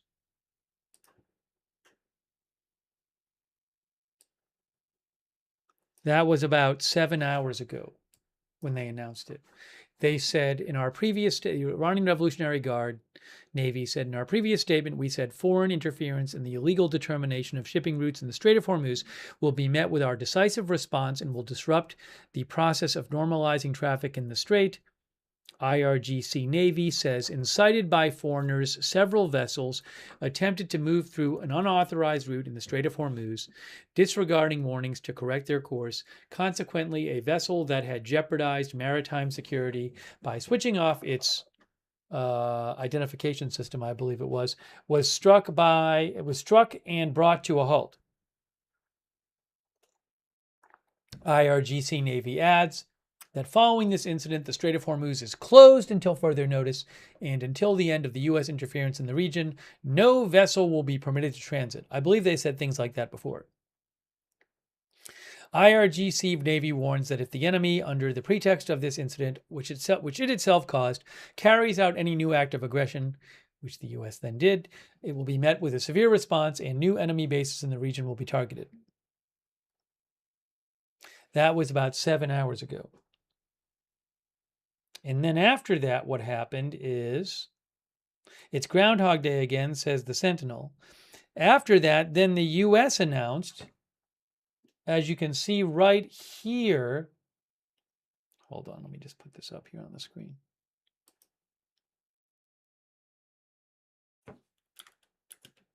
The U.S. announced, as you can see right here,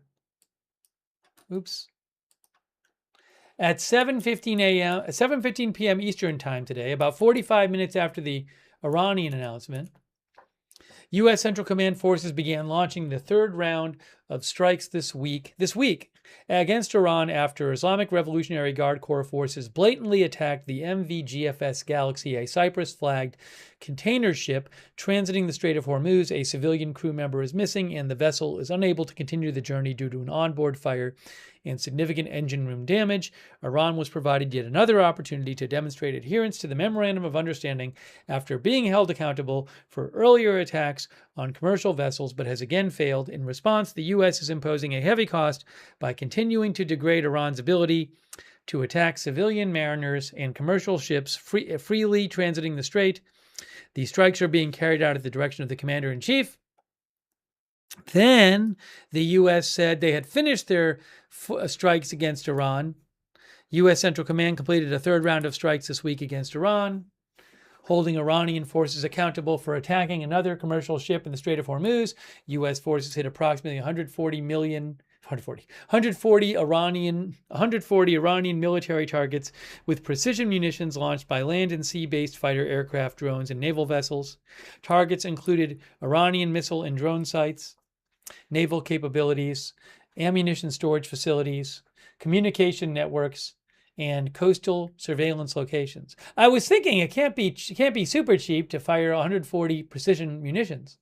Anyways, during the three nights of strikes this week, CENTCOM has struck more than 300 targets at the direction of the commander-in-chief to degrade Iran's ability to attack civilian mariners and commercial vessels freely transiting the strait. Commercial vessel transits through the vital international maritime corridor continue. Since early May, U.S. forces have helped facilitate the successful transit of more than 800 commercial vessels and 400 million barrels of crude through the Strait of Hormuz. Okay, so they said that. And then Iran had several announcements after about how they had launched strikes on U.S. military targets in the region. For example,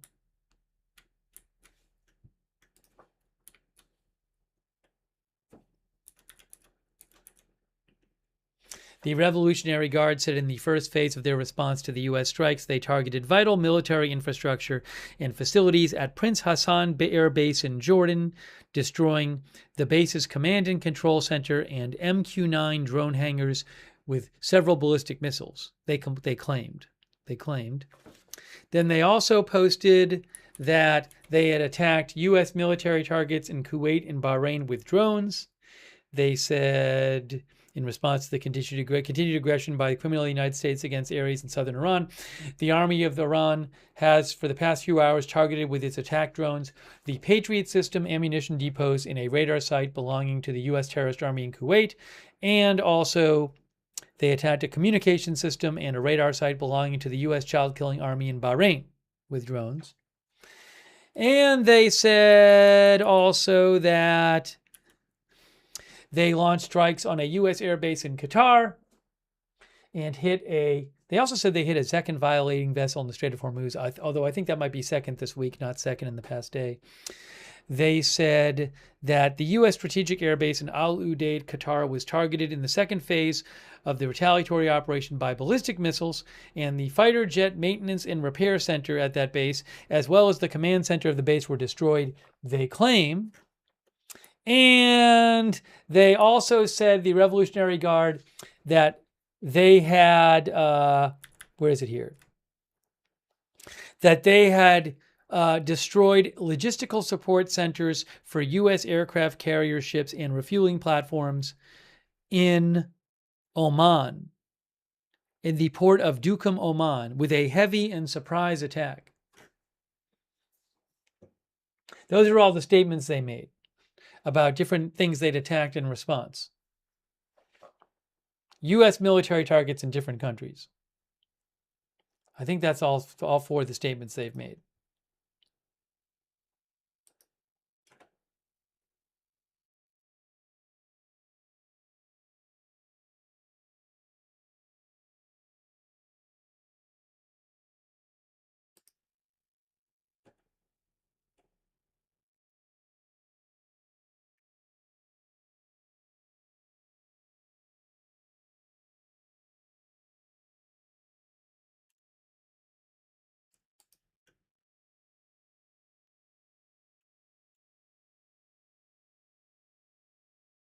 Then there's also this announcement. I don't know what this is about. What is this about? You know, there was just the Supreme Leader's funeral for former Supreme Leader Khamenei, who was killed at the start of the war by Israel and the U.S. Announcement from the office of the Supreme Leader.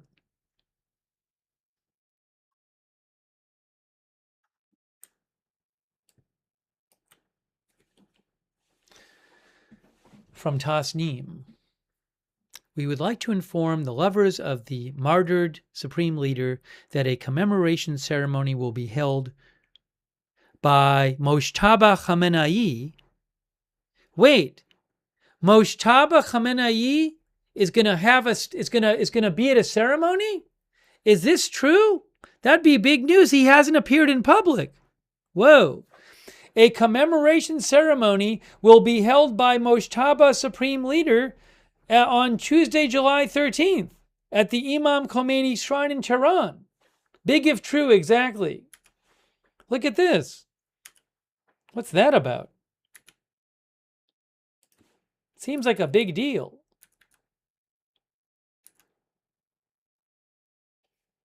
All right, that's what they're saying.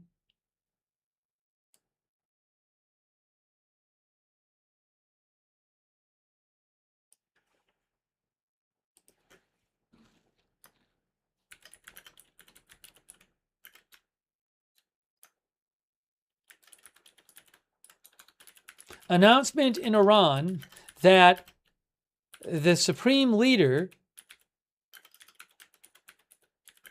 Moshtaba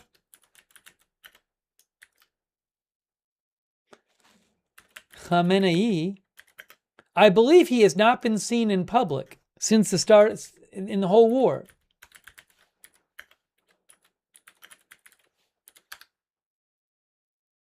Since he became Supreme Leader, he has not been seen in public. Who has not been seen in public since he succeeded his father,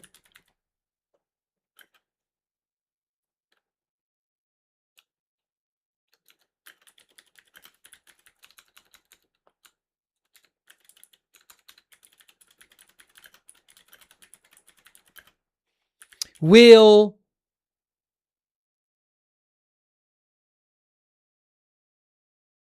hold a commemoration ceremony. But will he just not be there?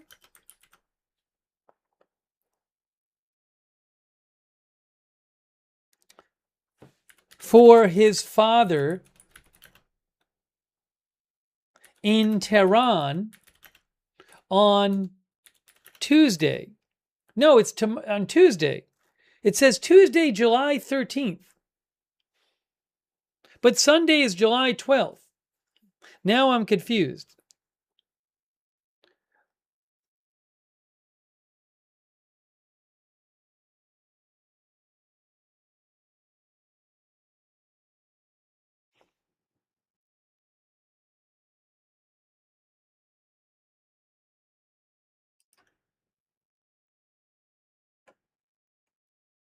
Is there another announcement about this that has a correct date?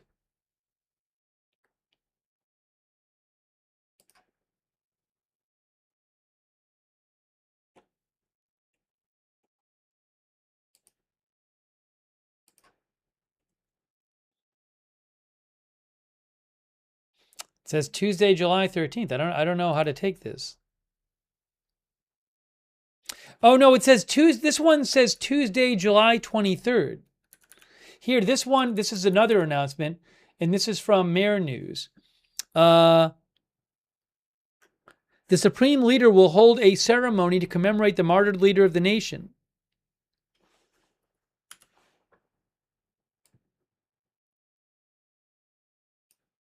Oh, it says 2 days from now.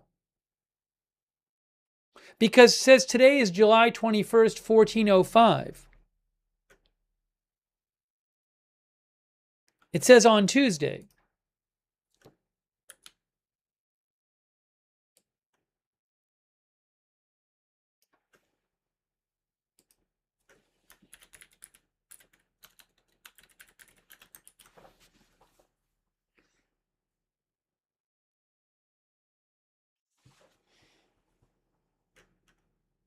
Hang on. Current date of Persian calendar. Yes, 21 tier 405.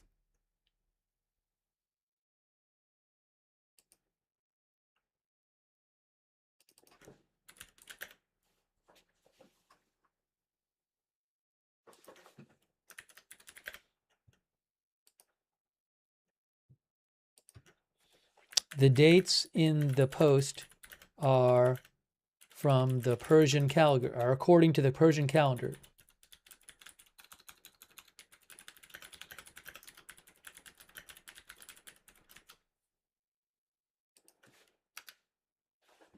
So it says he will hold a ceremony to commemorate the martyred leader of the nation. His Highness, sorry.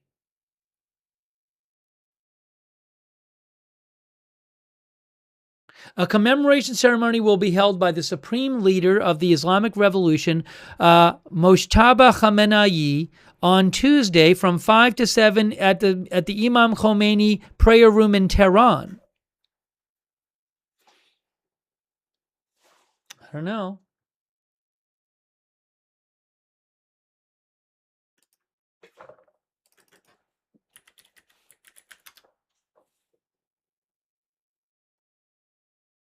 Yeah, I'm going to tweet it right now. I don't know what to make of this.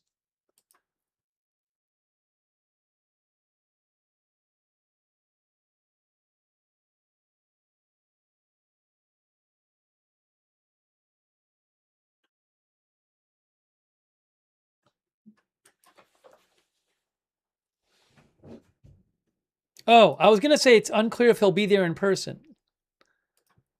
That's what I wanted to say. Now I got to do this again.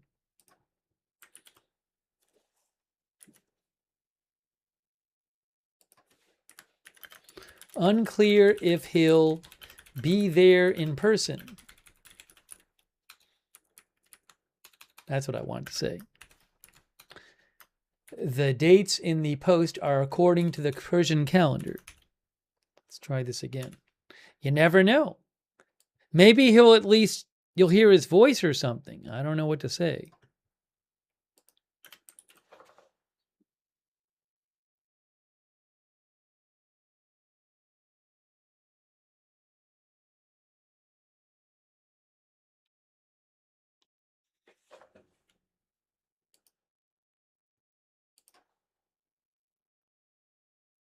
Or Zoom. Maybe he'll do it by Zoom. Maybe he'll appear on Zoom.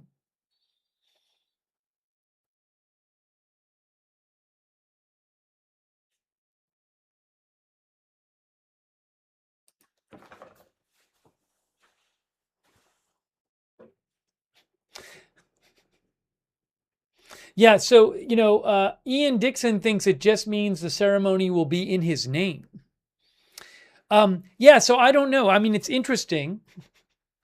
As I said in my post, I don't know if he'll be there in person, but I mean, it'd be a big deal if he was. But it does say that he will, it says that Mojtaba Khamenei will hold the ceremony. All right, well, I don't know.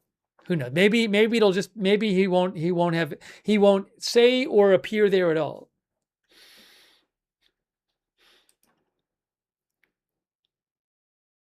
Maybe appear on Boom, says Tennessee Be Good.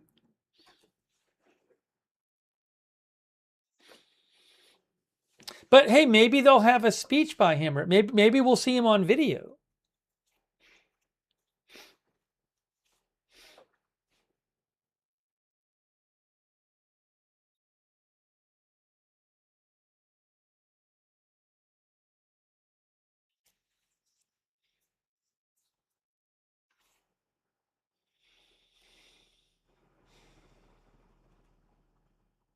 I think I'd be pretty surprised if he was there in person.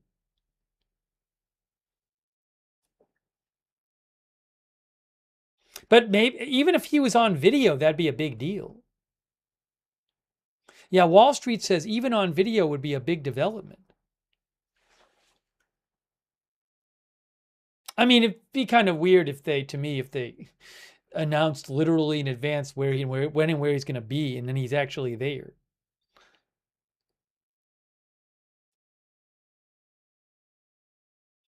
Cyprus says probably pre-recorded video and they'll pretend that it's live. Although, I mean, I will say there could be something for now that the funeral's happened and the dad is buried, for him at least making, at some point, maybe they feel he's got to make some sort of appearance.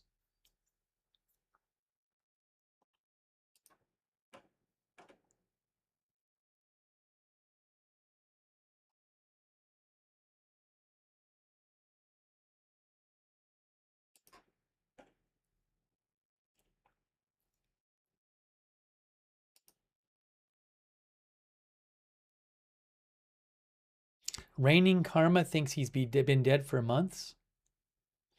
Super Boy Most thinks it'll be a hologram.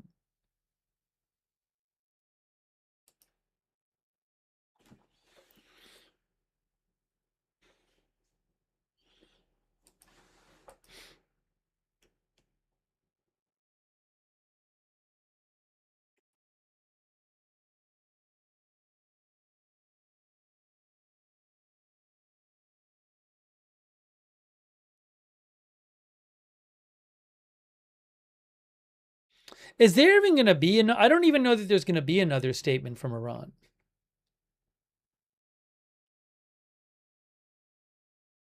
I've been waiting for a statement where they say like we're done with our response. I don't know that we're going to get that. Point Avugli says dude could have posted a video by now.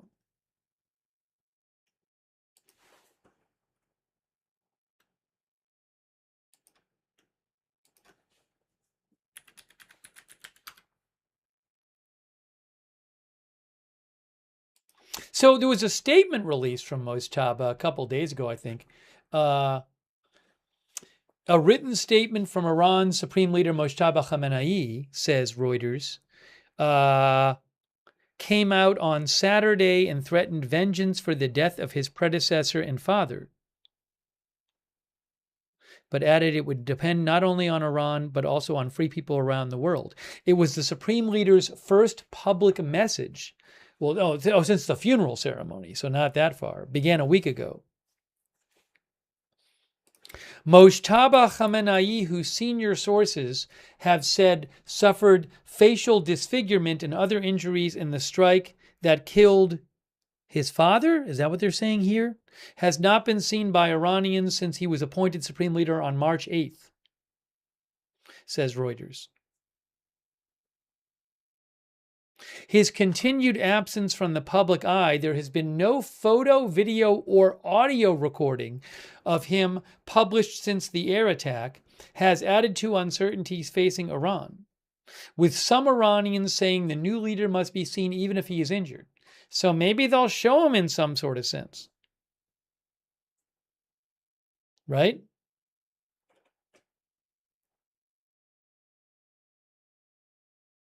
Tony D thinks if he shows up or broadcast, he will be making himself a sitting duck.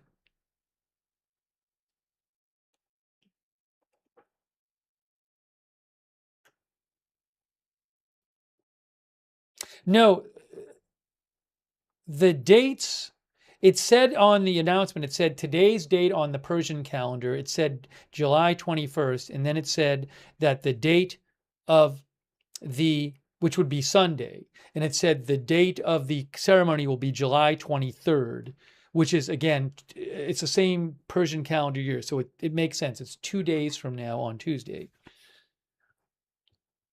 That's what it says.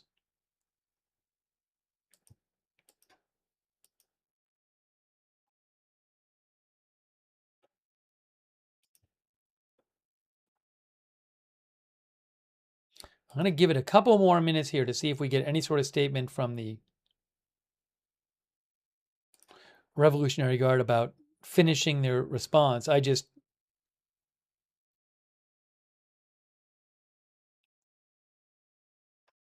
know that we're going to be getting that.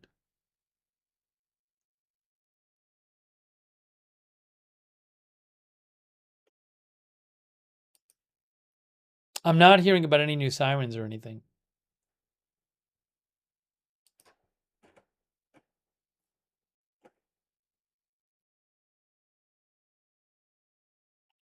But the different media outlets, state media, it keeps posting this. This is from Iran State Television. The same announcement: commemoration ceremony in honor of in Tehran's mosque on Tuesday,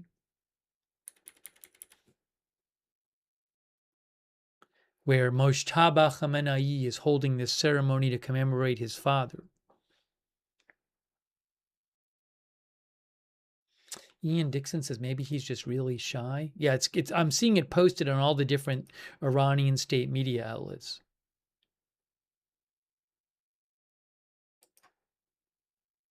I think it might be a big deal.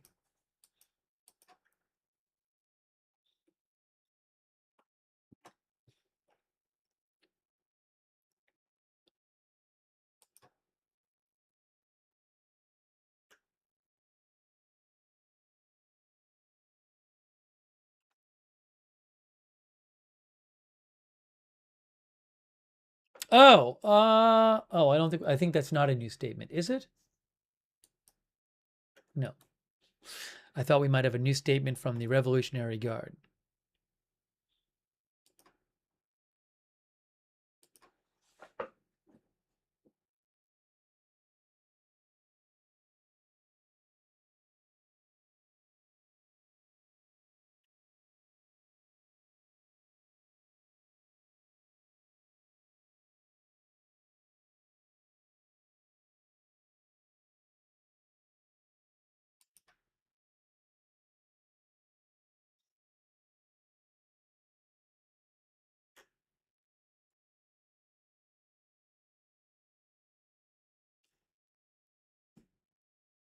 It's still unclear to me if Iran attacked 2 ships or 1. It's just in the last day. It's not clear. And Iran hasn't made it particularly clear. UKMT only posted about 1 ship, and so did the U.S. military.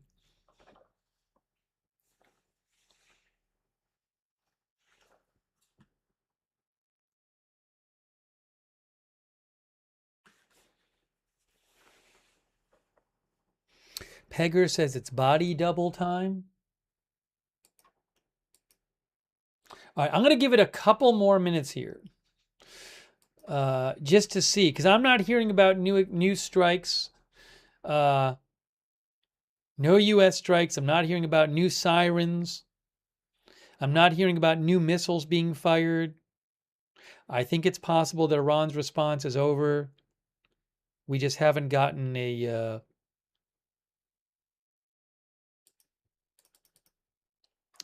official statement that the response is over, and I don't know that we're going to.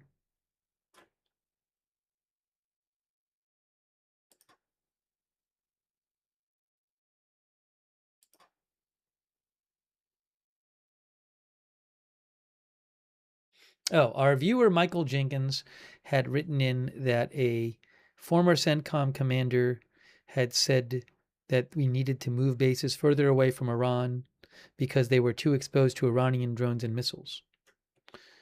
I'll try to watch that when I get a chance. Thank you, thank you to Michael for sending that.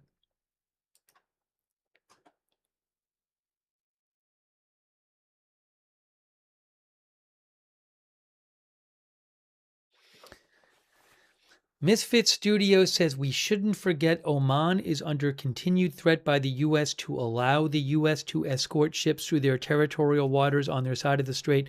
Thus, when the IRGC said tonight the criminal American regime is attempting to impose its will on the government of Oman, it tried again last night to test our resolve. It makes more sense. That's what Misfit Studio said. Thanks for writing in.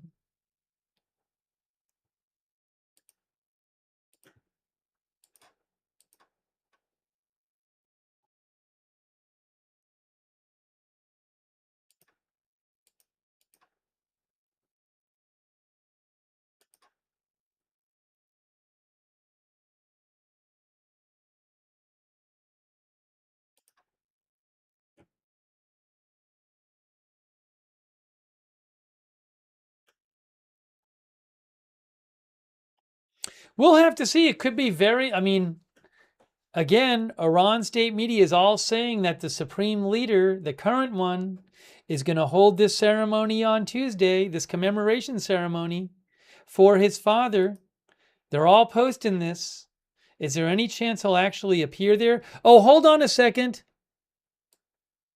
We have an update from the Qatar Ministry of the Interior. Qatar Ministry of the Interior. As part of its continuous monitoring of developments on the ground, the Ministry of Interior confirms that the security authorities and civil defense teams initiated their response procedure in accordance with the approved emergency plans following the Iranian attacks. Hold on, let me make this bigger for you.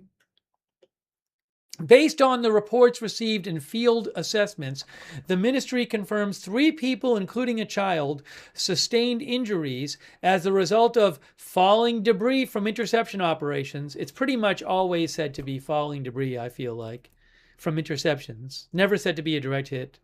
I know it's never, but I don't know if it's really true that it's always falling debris, but it seems like that's pretty much usually said.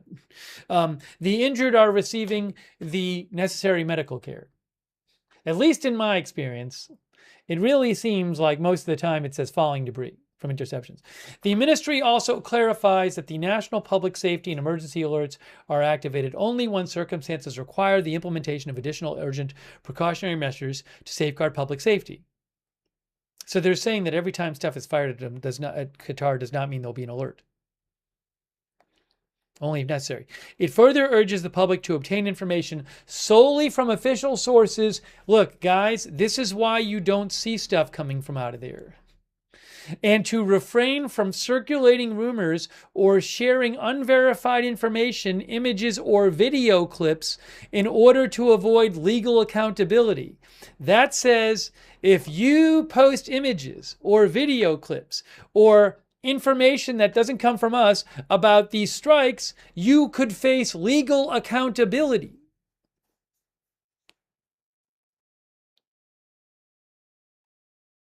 Then at the bottom it says, the Ministry of Interior's competent security authorities continue to operate with full readiness around the clock, ensuring a rapid response, safeguarding the security and safety of the community, and maintaining the uninterrupted provision of services.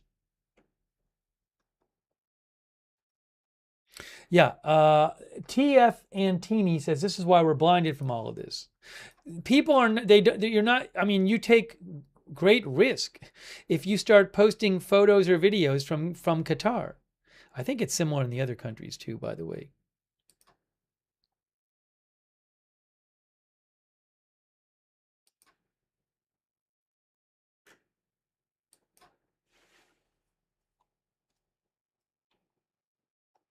Midnight Theory says, sounds like a lot of damage is happening if they're trying to hide it. I don't know. I'd like to know. I honestly don't know. I feel sorry about the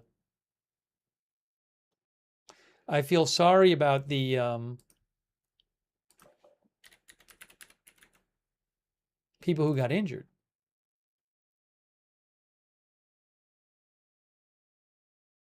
Lindsey Graham is dead. Oh my gosh, Lindsey Graham died. I'm not kidding you. This is an official statement. This is from the official account. I'm not kidding. I thought people were joking in the chat. This is true. This is the official account. Lindsey Graham passed away from a brief and sudden illness. Oh my gosh. Lindsey Graham died. Senator Lindsey Graham is dead. Unless this is a hoax. This is a statement from, this is the official account. They say Lindsey Graham passed away from a brief and sudden illness. Senator Graham's family appreciates prayers at this time and asks for privacy during this incredibly difficult period. All right, so I'm going to actually edit the title of this.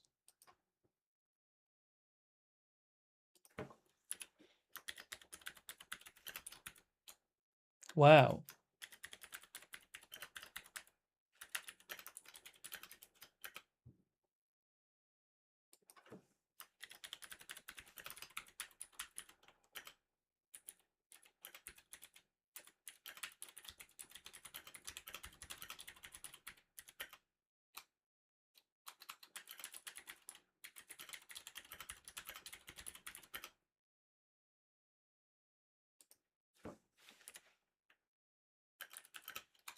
Unbelievable. Condolences to his family.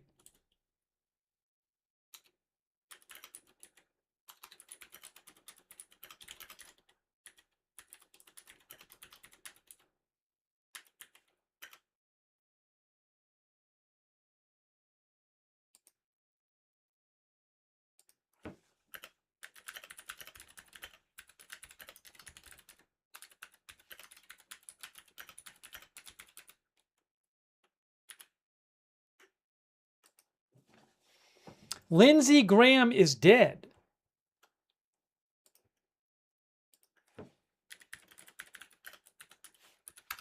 At the age of 71. 71.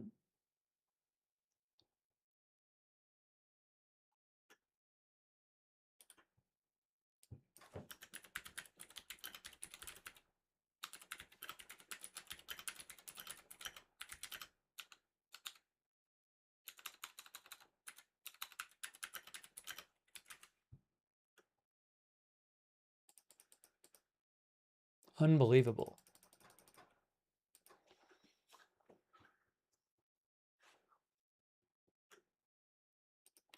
Give me one quick second here.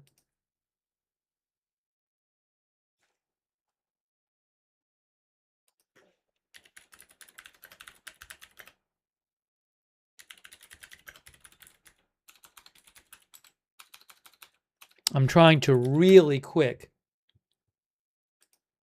All right, I have it here.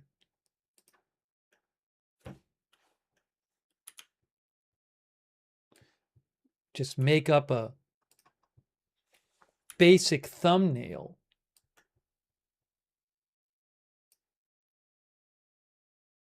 Sorry, give me one more second. I apologize.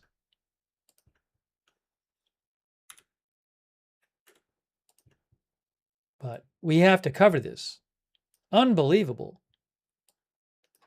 Unbelievable.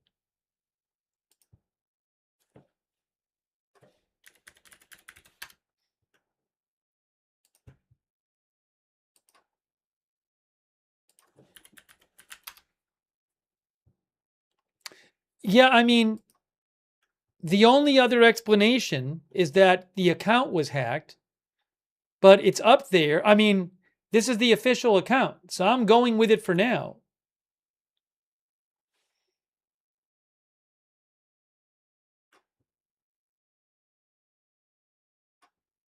Let me see if I see anything else about this. Give me 1 second here. Give me a second.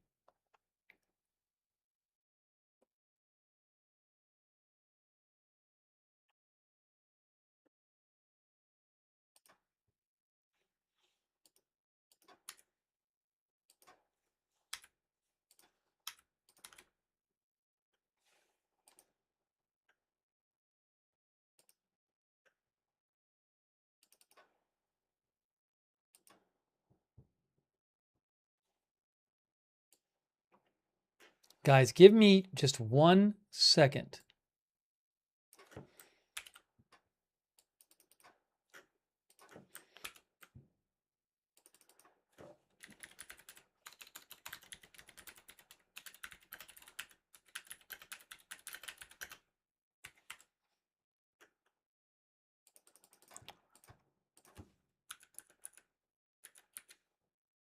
But that's from the official page.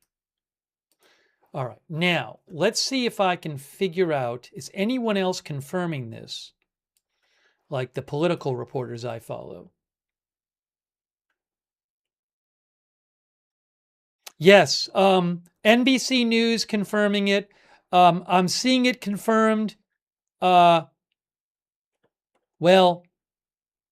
Frank Thorpe V, who is with NBC News, he covers Congress. He's saying it's legit.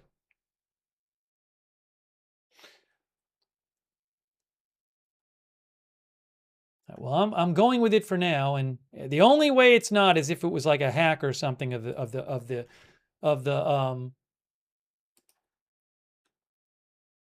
page. But I mean,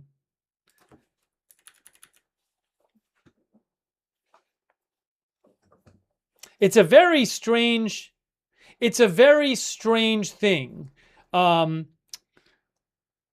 It's a very strange thing to, if somebody hacked it at 2 a.m. and then posted it like that. Like there's nothing crazy. It's not like a weird post. And why do it at 2 a.m? But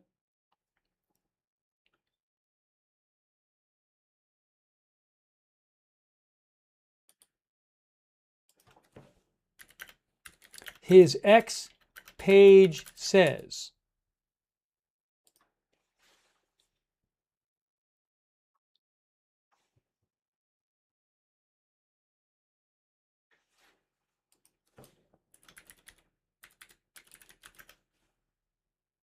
what I'm going to do is change this to reportedly.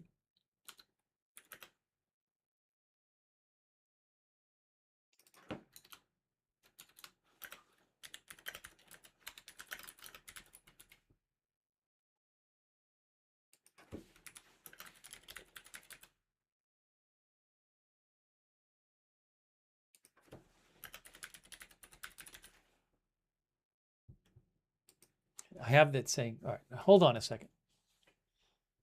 Oh, does his face, hold on a second here. Hold on.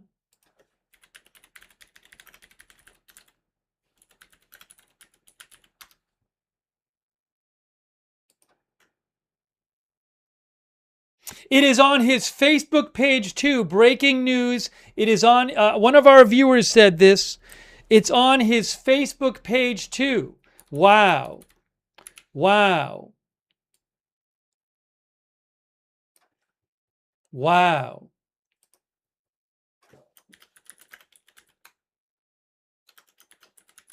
I don't know that somebody hacked both his Facebook and his X.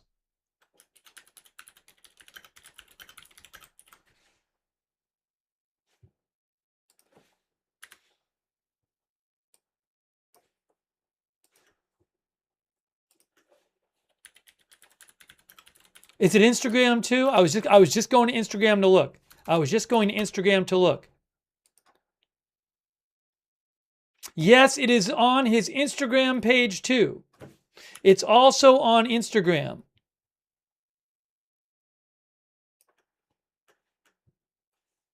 It's also on his Instagram. There you go. That's the Instagram post. Lindsey Graham.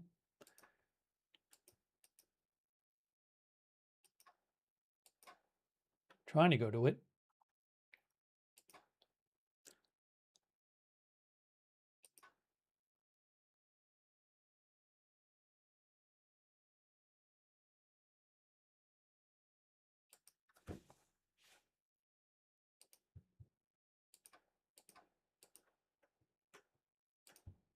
There, it's right there. Lindsey Graham, it's right there.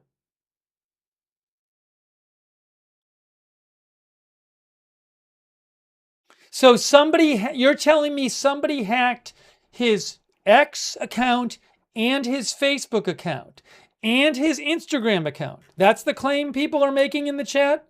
That it was hacked, all of those were hacked?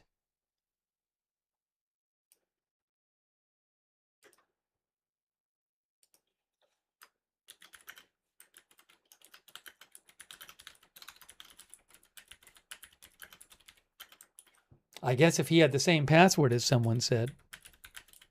I don't know.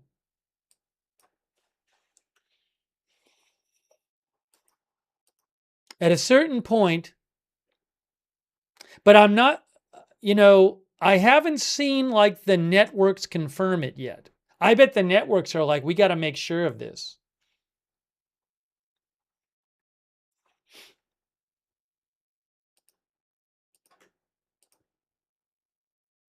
All right, give me a quick moment. All right.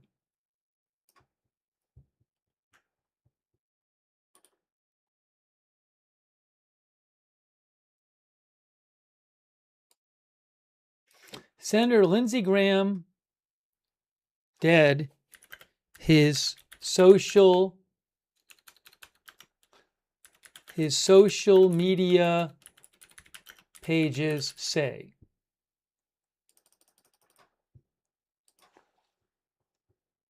Give me a second.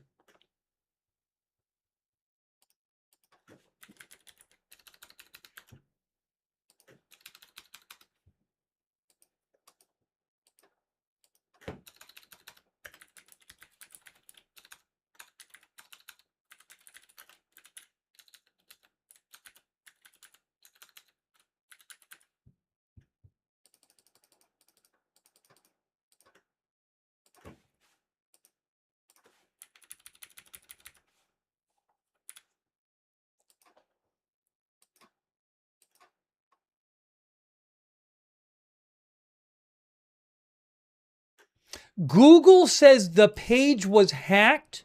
What does that mean? Someone said Google said the page was hacked. Google would say that all the pages are hacked?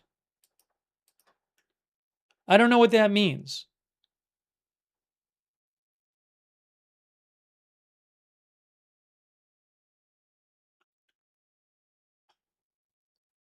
All right, either way, what I'm going to do is I need to change. We're covering this.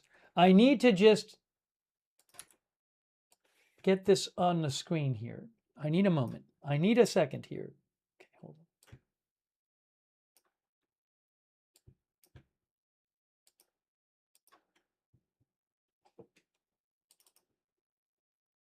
on. Ah! Hold on. Crap.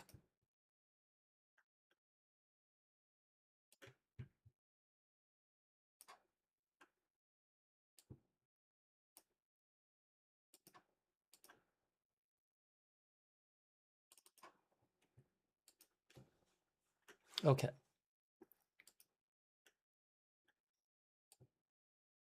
If he's not, we should know pretty soon. I mean, someone would just like wake up somebody in his staff or something and they just say he's not dead. So, I mean,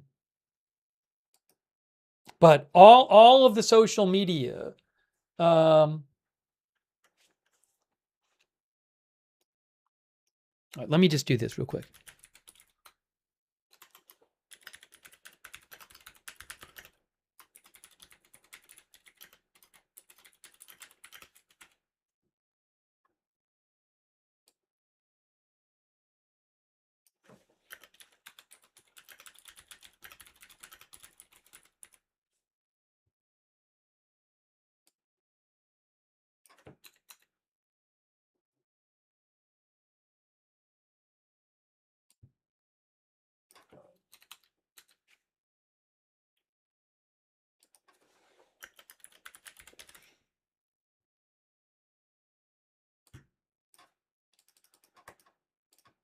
Guys, can you give me 2 seconds here?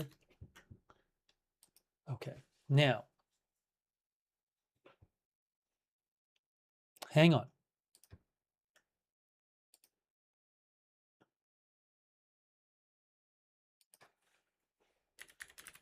Somebody said the Washington Post posted he died.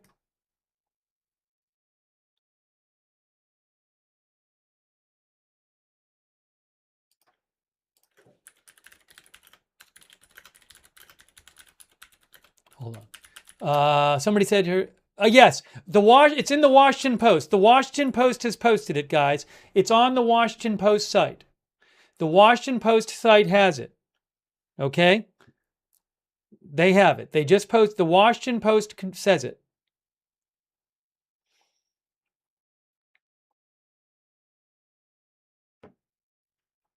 I need 2 seconds. I just need to change the title of everything, okay? But it does look like this is legit.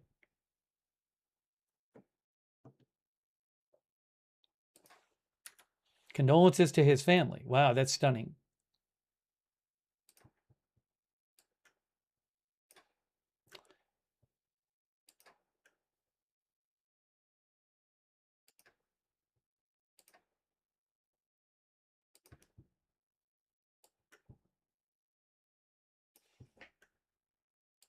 Just to prove it, that's the page from the Washington Post. Lindsey Graham, longtime South Carolina senator, dies at 71.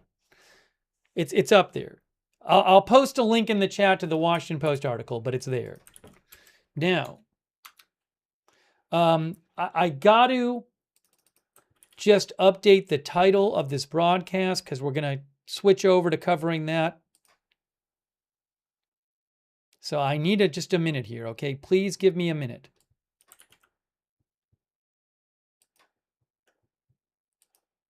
I just need a minute.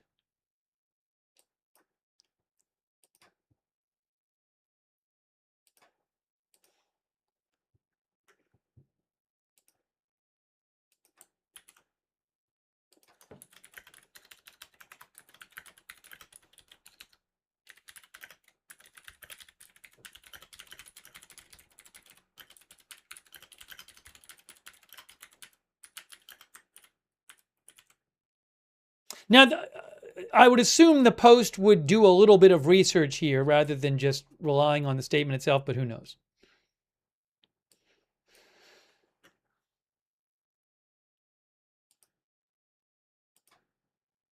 Sorry, I just need to update the title here.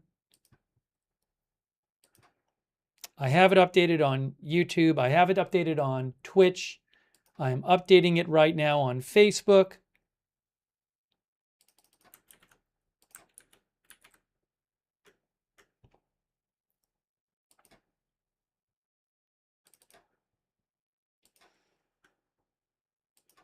And the last thing I have to do on Rumble, the last thing I have to do is just update it on Facebook. Give me a moment.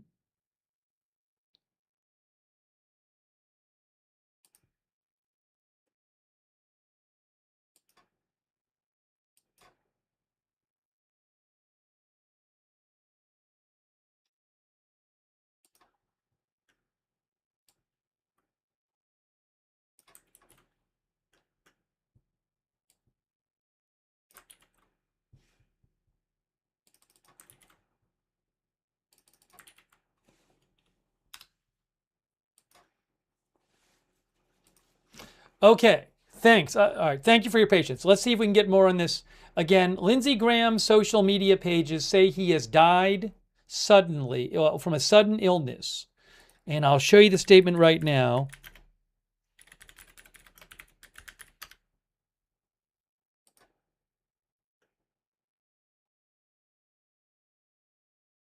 "71 years old.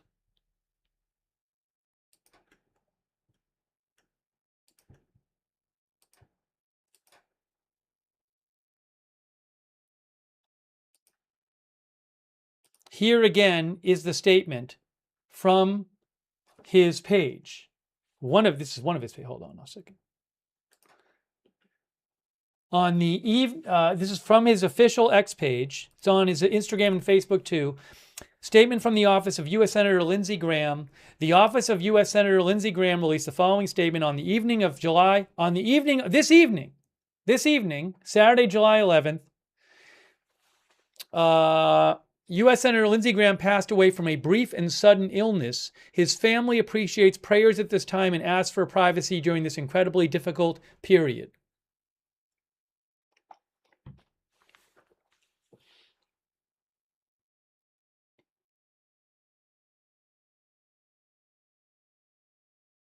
Oops, hold on a minute. I'll just do something real quick here.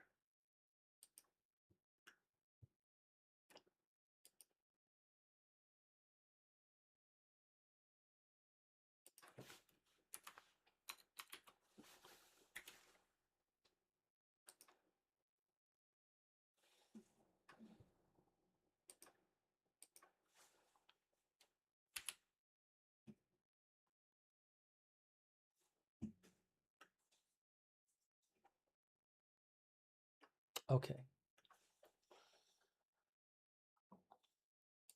And then some of our viewers are mentioning he was in Ukraine recently.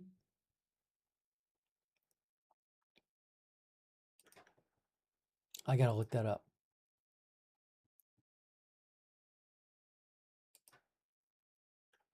Bear with me for 1 second.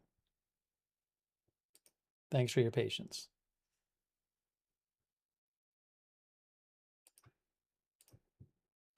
Now I can look again. Oh, I don't know why it says that either. Hold on 1 more second, please. Shouldn't say war. Crap. Hang on. When I updated the titles, I didn't do it quite right and I messed up. Hold on 1 moment here. Just give me 1 more second, guys. I know, I'm sorry. Just when I have to change the titles, I just got to get them updated here. All right. So I changed it over there. Now it's updated correctly on Twitch. Thank you. Okay, let me get it updated correctly on Facebook. Sorry.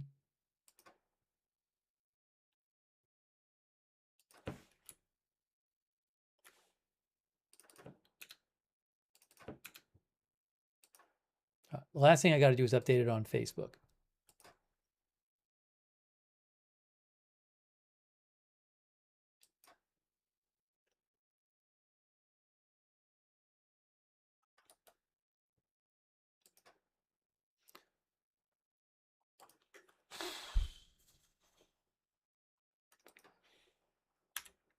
Thank you for your patience. I just updated what I needed to update. Okay, oops.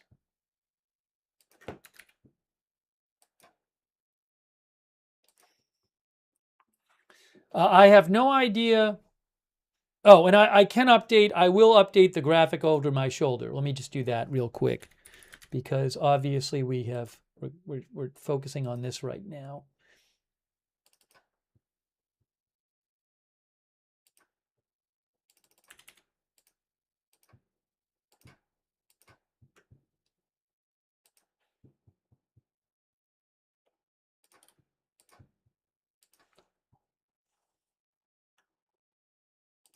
Okay. Now, let me get into this and see what I can find for you. Sorry for that delay. I just had to do all that.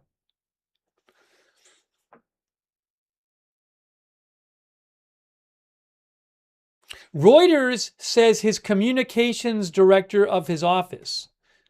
So that's what one of our viewers said. Lindsey Graham, communications director. Taylor Reedy. Taylor Reedy. Is that it?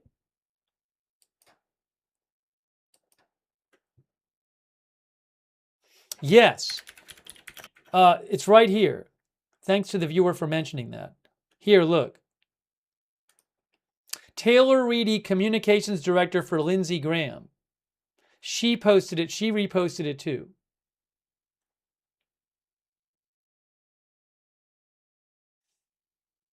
If this is the right account, I'm assuming it is.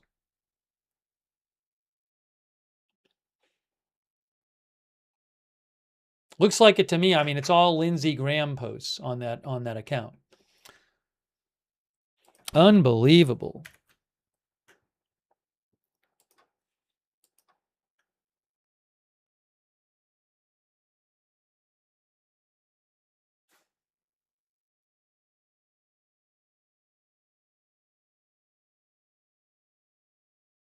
Yeah, the reporting I've seen so far is pretty much all talking about the statement and not other reporting.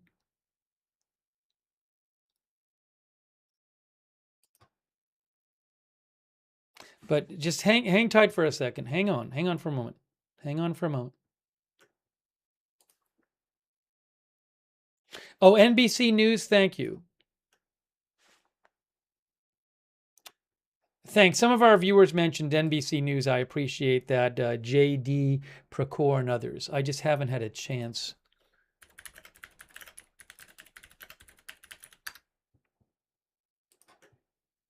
NBC News says emergency personnel responded to a call for cardiac arrest at his home, according to police scanner audio obtained by NBC News. Photographs reviewed by NBC News showed paramedics carried a person on a stretcher from his home to an awaiting ambulance. That's from NBC News, guys. Thanks, JD and others.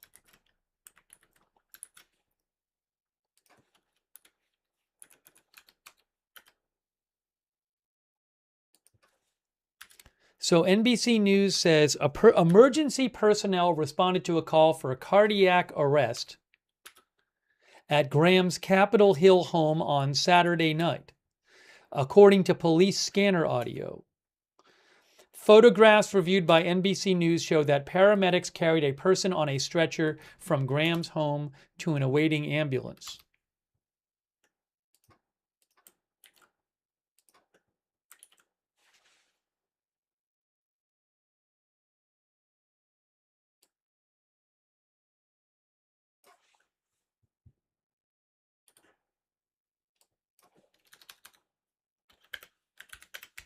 I think at this point, we can be pretty sure it actually is not a hoax, and it's not a hack, and it is true. Shocking. Condolences again to his family. All right, give me a moment here. What I need to do is update something really quick.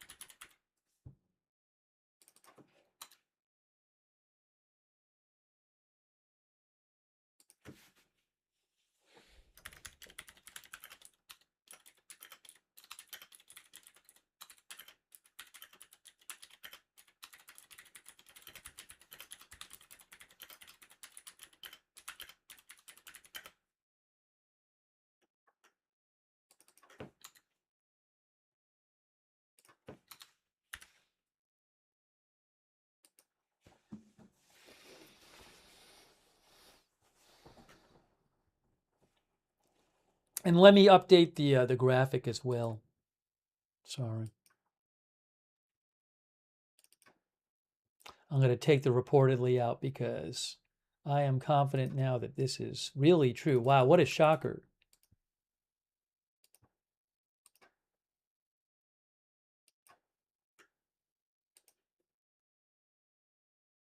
South Carolina Senator Lindsey Graham dead at 71.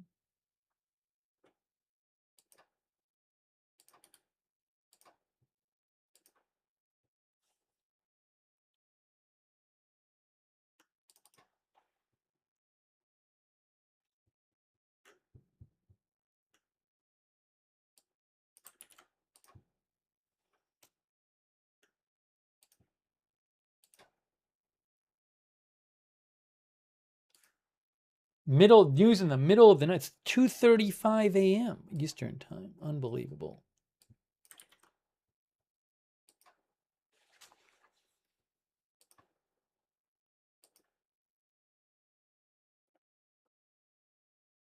By the way, in Bahrain, sirens still sounding in Bahrain. Bahrain just announced the siren has been sounding. So apparently still Iranian attacks being launched, but we're not focusing on that right now. I'll let you know if I hear anything big.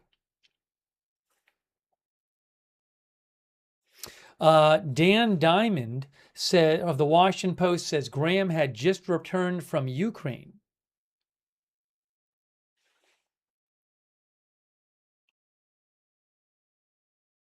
He had just returned from Ukraine, and again, NBC News said he was a report came from he was called in for cardiac arrest at his home. He was first elected to the House in 1994 and the Senate in 2002, and was running for re-election this year, says the Washington Post. Here is the article from the Washington Post. Pretty short right now. I'm sure they'll have more, but dies at 71.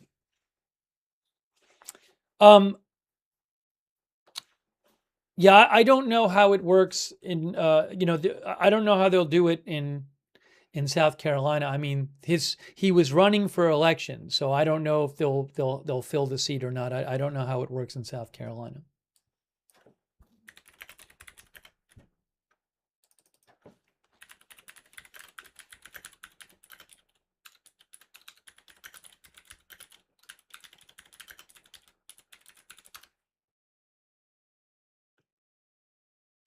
According to the U.S. Senate webpage in South Carolina, the government, I want to make sure this is correct here. I believe the governor may be able to appoint it. Yes, according to Ballotpedia, in South Carolina,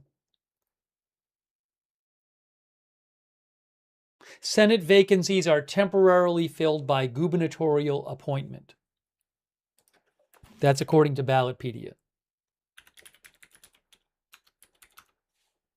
Henry McMaster is the governor of South Carolina.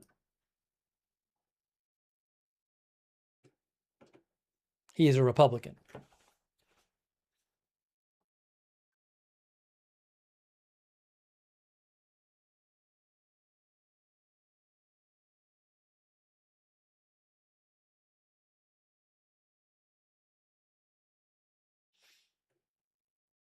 Some of our viewers are asking if he was poisoned.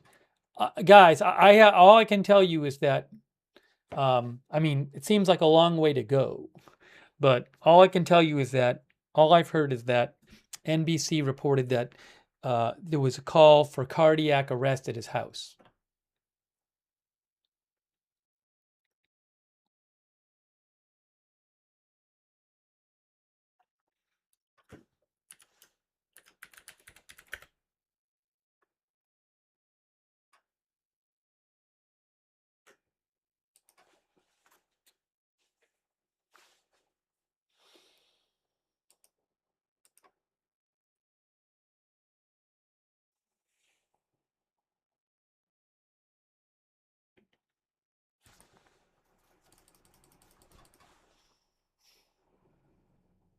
Oh, Governor McMaster posted.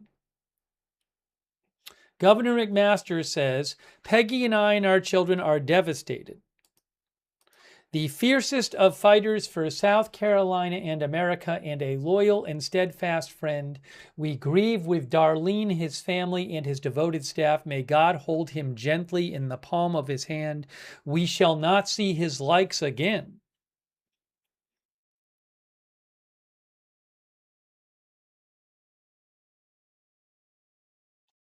Yeah, people are mentioning Mitch McConnell. Senator Mitch McConnell of Kentucky has been in the hospital for weeks with has not appeared in public, has not even released any kind of voice message. And there's a lot of questions about how he is doing and what his condition is.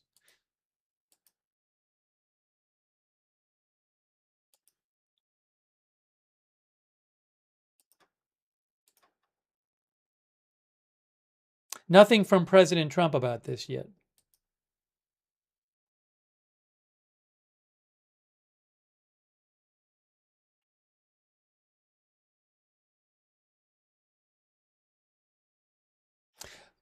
Yes. Rajip Soilu mentioned that Lindsey Graham, this was look, hey guys, this was from 2 days ago. This was from Good Meeting with Senator Lindsey Graham in Kyiv. This was posted on July 10th. When was the meeting? I don't know.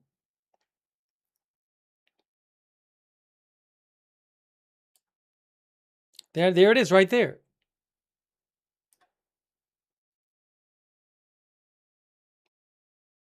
Was the meeting on Friday or was it on Thursday?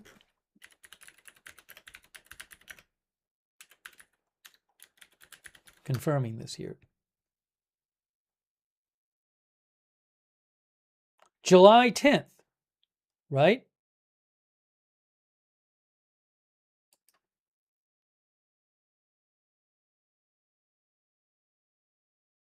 July 10th. It was Friday. Because today's Sunday. This was Friday.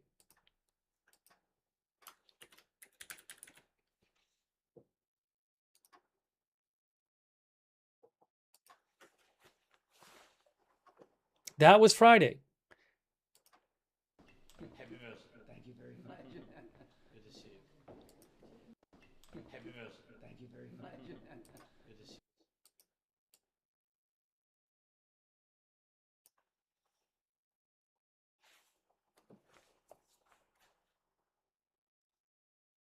Sunday, where I am. Yes, and he died Saturday night. So he died the day after he was in Ukraine.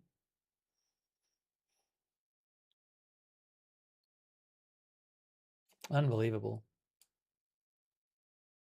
Look, there he is. There's also a video of him right here.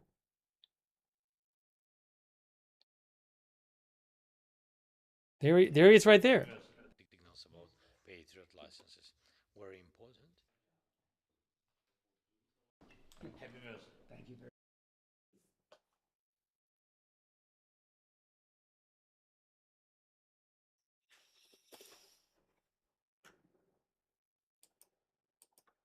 Unbelievable. TMZ's reporting it as well. Now.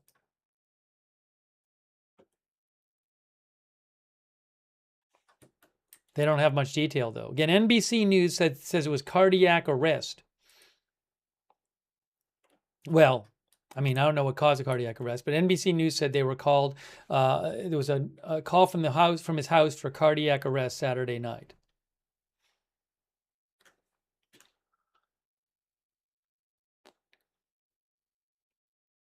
Yeah, guys. At this point, I've moved beyond the "is it true."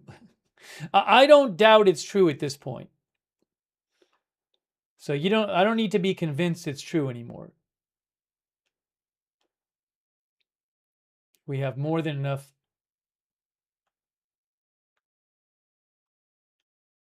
to go on.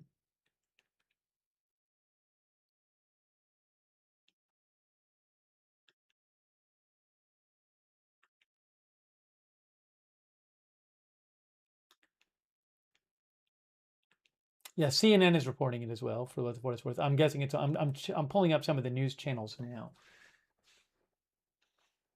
Why can't I find the other one?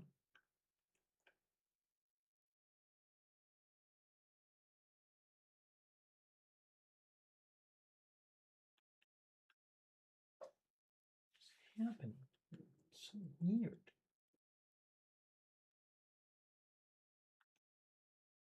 Let's try this again.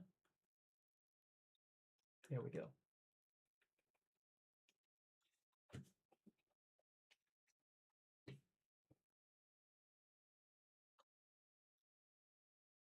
Unbelievable.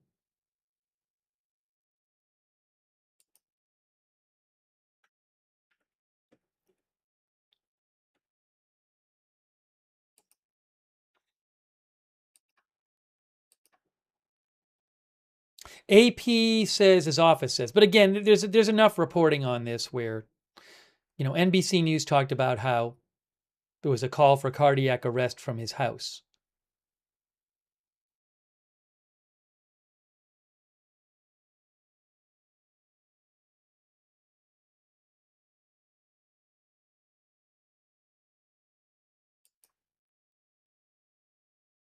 He was in Ukraine on Friday.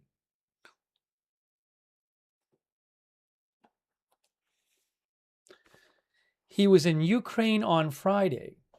Again, condolences to his family. Just stunning.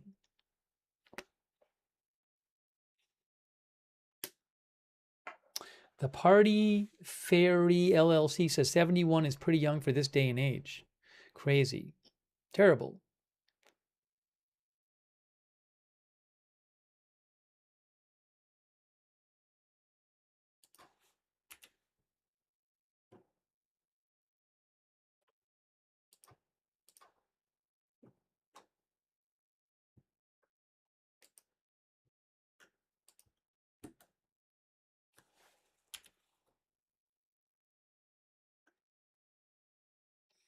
Red Squirrel says he posted about the passing of his friend on Facebook 2 days ago.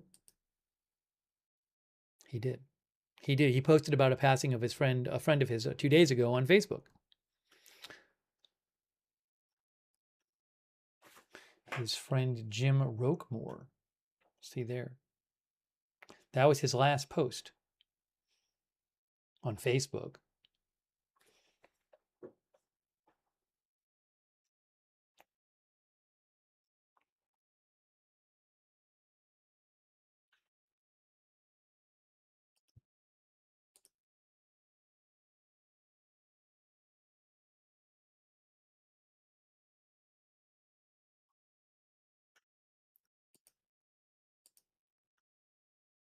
When people were saying in the chat, I was like, why are people trolling the chat? By a couple people. The first person said it, I was like, why are they trolling the chat? And then the second person said it, and I was like, I'm going to actually check. And wow, crazy.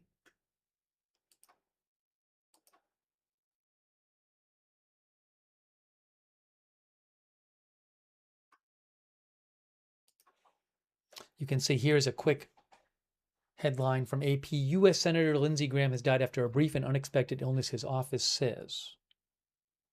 He was a close ally of President Trump and a longtime hawk on Iran.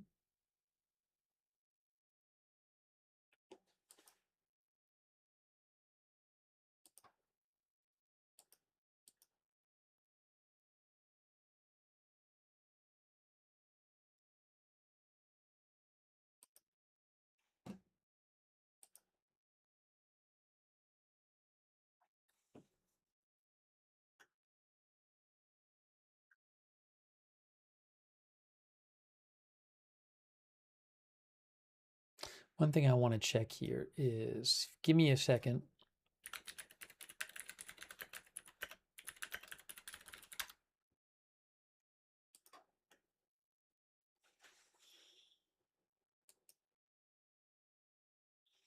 You know, I'm trying to figure out here. There is a, where's the archives?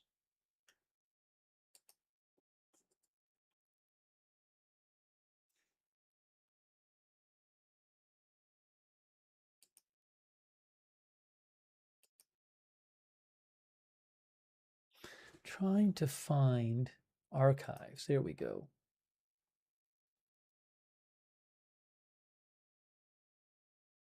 Is this it? Give me a moment here. Oh, sorry. I got to sign in here. I'm trying to find you the scanner traffic. The scanner call.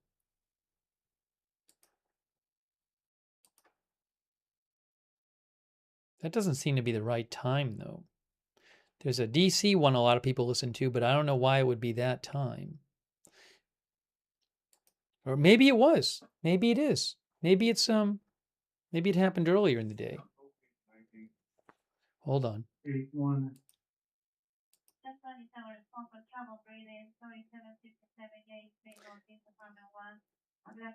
The problem is I don't know what the address is. I have a DC scanner from... Oh, that's not it. That's not it. That's not it. That's not it. I'd have to go back and look. I'm not going to go wade through all this stuff. I don't even know what his address is. So if it was easy to find, I would try to pull it out. But I'm not sure where it is here.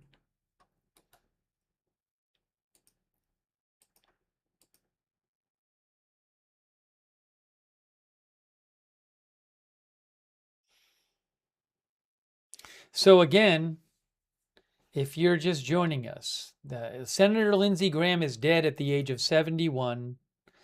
due to a brief and sudden illness. After a brief and sudden illness, according to his office. NBC News says there was a report for a cardiac arrest at his house Saturday night. And they saw photos that show paramedics carried a person on a stretcher from his home to an awaiting ambulance.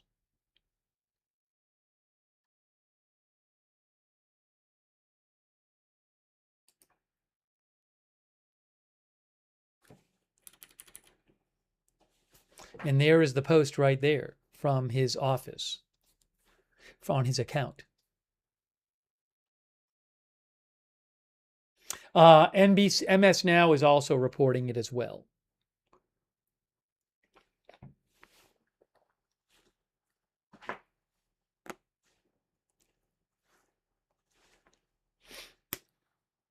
I do very much appreciate our moderators who are here late night. Thank you so much. Ruth is moderating over there on YouTube. You know, the Facebook stream might, once we hit 8 hours, Facebook ends. No, we're only at 7 hours. Thank you, Ruth, for being there. Also, Idaho Star, Bastion Girl, Matthew Kohai 3, Surly Dev on Twitch. Thank you so much. And our Linda Belk, Larry, Misha over on X.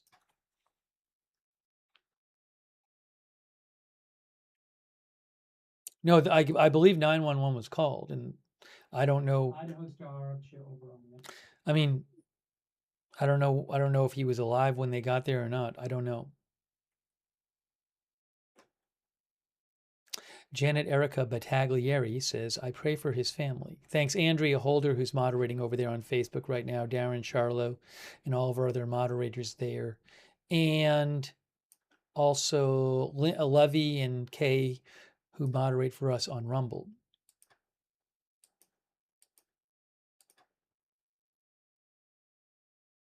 Crazy. Not a lot of updates yet. I mean, I'm trying to find out more here.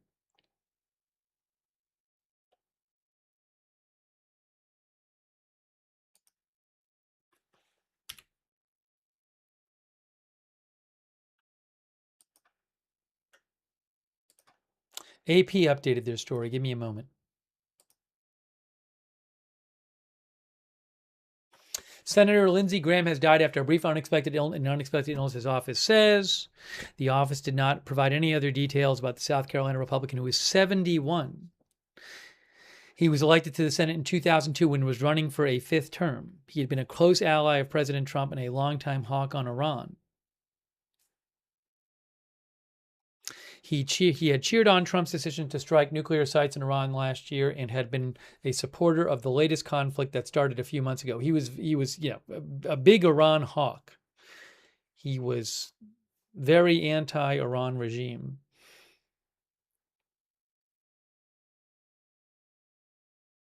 The sparse statement by Graham's office, which did not explain his death, comes during a stretch of concern. I mean, they did report it pretty quick, I'll say that. I mean, this was before 3 a.m.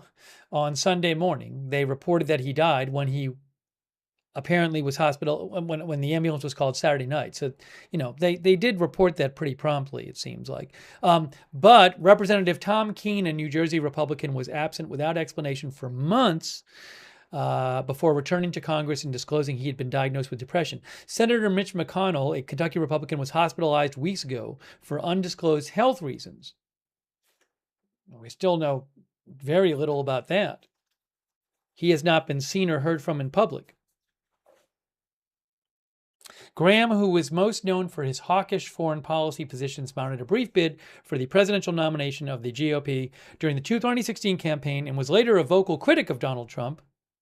Yet he became one of Trump's closest allies in office, speaking with him frequently and becoming a regular presence on the golf course beside him. He especially advised the president on foreign policy matters such as Iran and Russia and had just announced an agreement on Friday with the Trump administration to move forward on a package of Russia sanctions. He was in Ukraine meeting with Zelensky on Friday. Will there be a public autopsy? I don't know. I don't know if that's up to the family or what.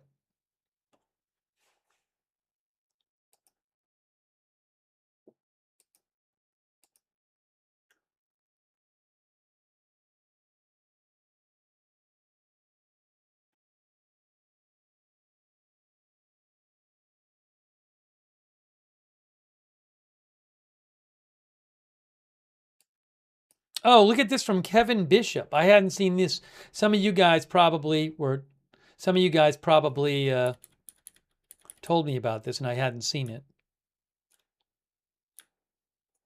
Where is it here? Hold on.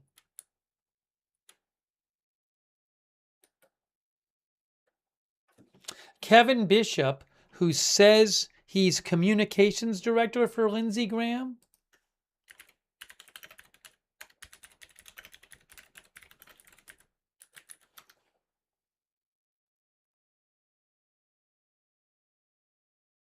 Oh, he was the long-serving communications director.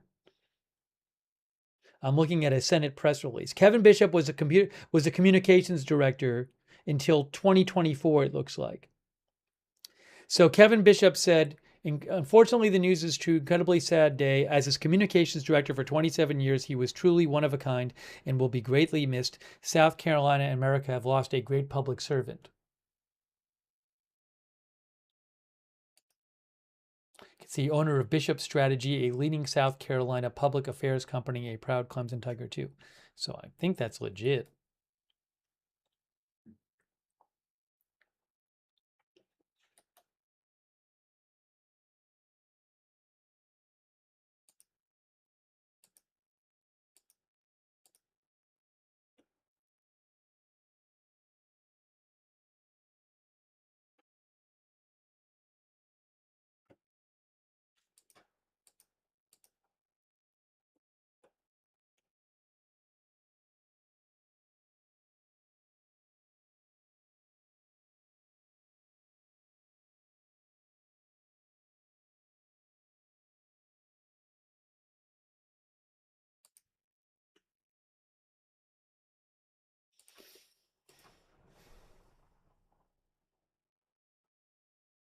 Hang on a moment here.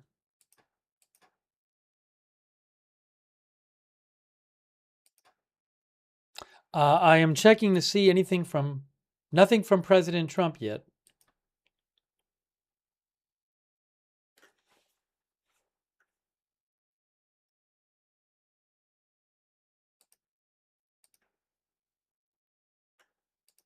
As soon as we get a statement from him, I'll let you know.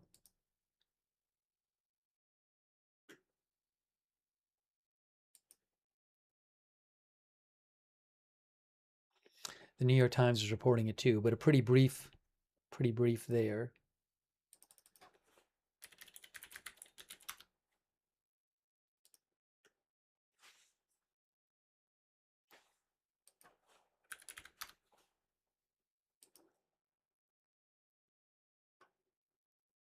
Wow, unbelievable. Again, condolences to his family.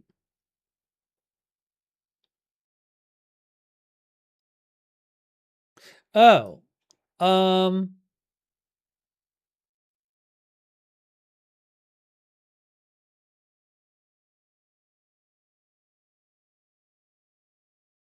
this is interesting. Really quick, because we've been covering Iran. So the UAE had said that they were under a missile threat tonight. But as Shin just saw, because it just came out, thanks Shin for posting this, the UAE said that the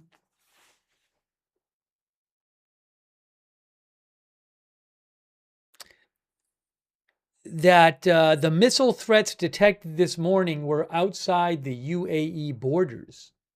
So it's not. There's no confirmation right now that Iran attacked UAE. They said that they had attacked U.S. targets in Kuwait. I have to read this. Go back again. And what was it? Qatar, Jordan, Bahrain and Kuwait, I believe.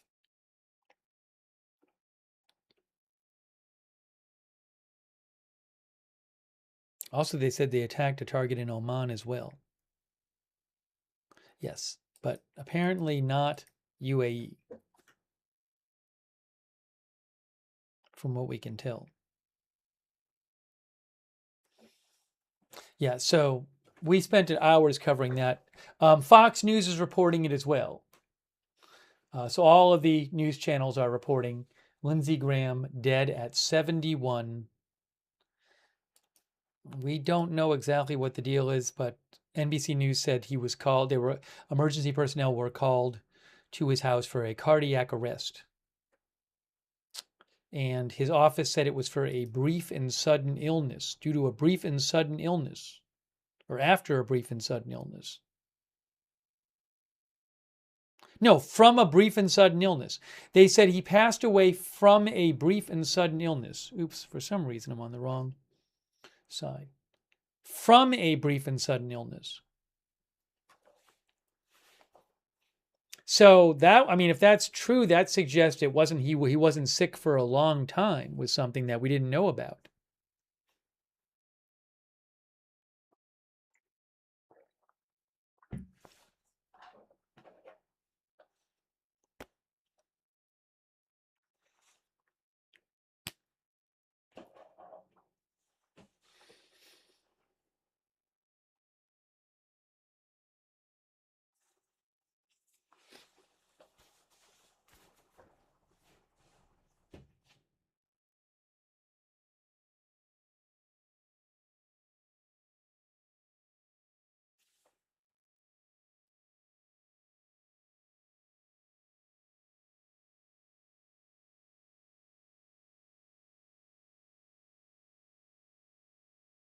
I have no evidence that I mean, we don't know anything about how he died right now, except for what you see in front of you, and that they were called for a cardiac emergency personnel were called for a cardiac arrest.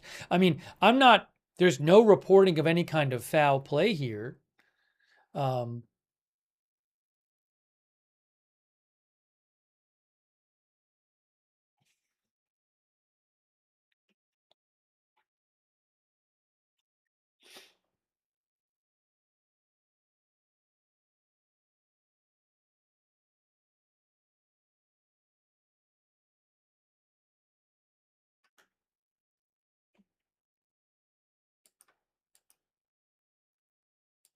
But I just don't know. I mean, I have no idea.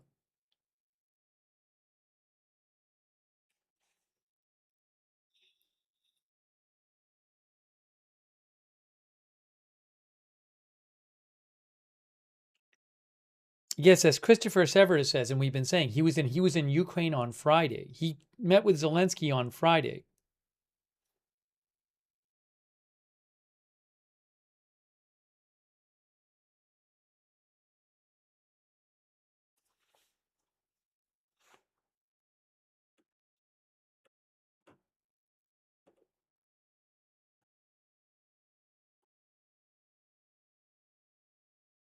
By the way, quick thanks to 86 GOP and Lewis R.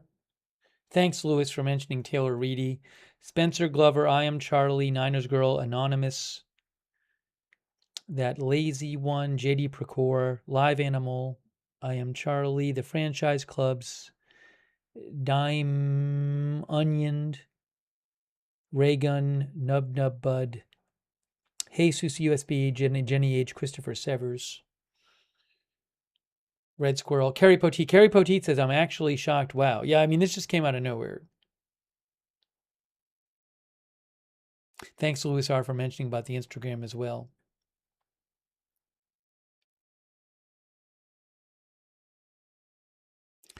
Thanks 86 again, Jiggle Jess, Jason Bewley, Benny Hill.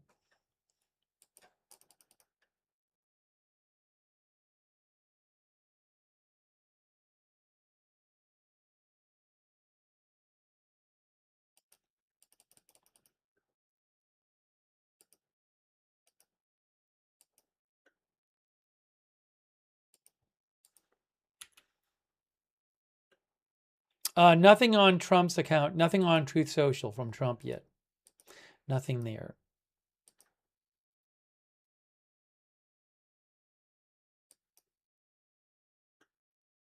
It's interesting. It's just, it's kind of slowly coming out, because it's 3 in the morning. I'm not seeing a lot of detail on it yet. The New York Times had a very short story on it. I'm sure we'll be. Yeah, the New York Times story is 3 paragraphs long.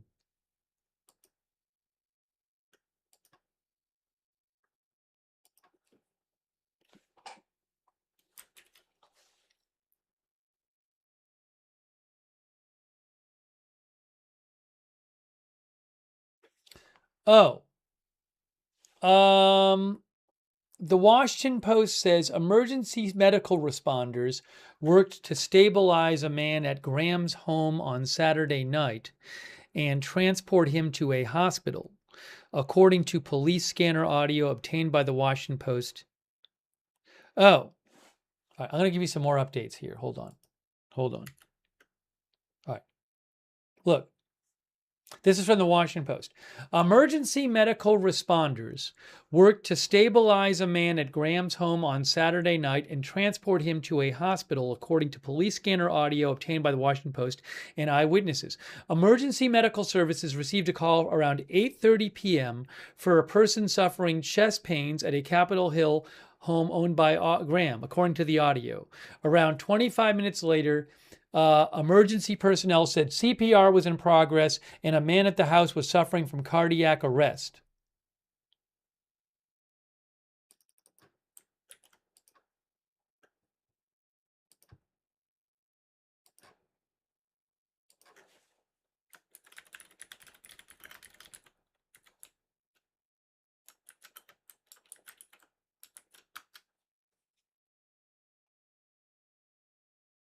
Chest pains.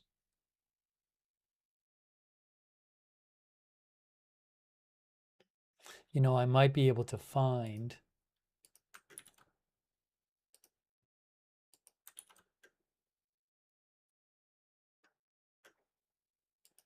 that call.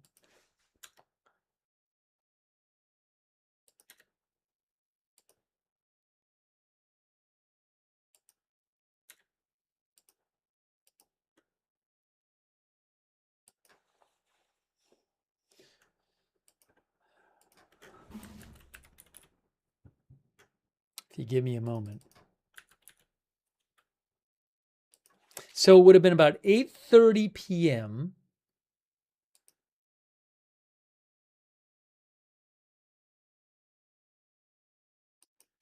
Must be in here. Give me a moment. I'll see if I can find it for you.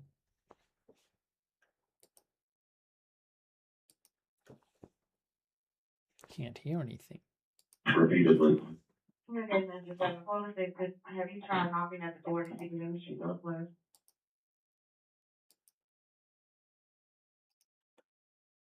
I just haven't thought. I just told her she's not in the home. She's at the door. Yeah, Council Police matter only. We're going to knock accordingly go back third. Copy 2036. That sounds like it could be it right there.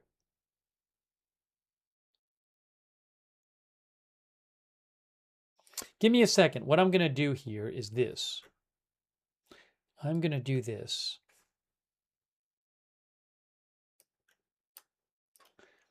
Give me a moment. Just give me a moment. And I'm going to get it on the screen. I'm going to see if I can find that call. Here. So there is pivotal U.S. Republican Senator Lindsey Graham, dags at 71.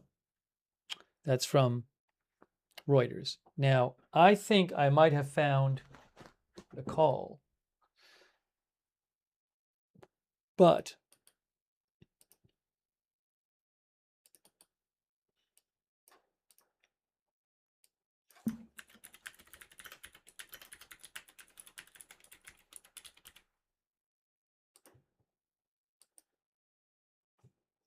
I'm going to see if I can pull it up right now, because I think it might be the one that I just heard.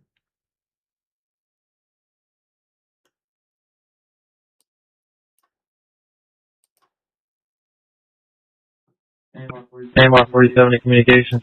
Come at AMR 47. If needed, this is going to be a Capitol Police matter only. We're going to document accordingly and go back and serve. Copy 2036. AMR 47 in communications. Come at AMR 47. If needed, this is going to be a Capitol Police matter only. We're going to document accordingly and go back and serve. Copy 2036. I mean, that might be it because they said Capitol Police manner only, and it's right around the time when it happened. But I got to look more and see. Hang on. Angie 9, go on service. Angie 9, go on service. Yeah, response to 13 respond to assault. Has an injury southeast. Yeah, response to 13 respond. Point assault, female, mace. Well, that's Tom's watch. All right, hold on. I gotta find this. I gotta find it. That because I think the first part may have been it. Let me take 2 seconds here and see if I can track it down.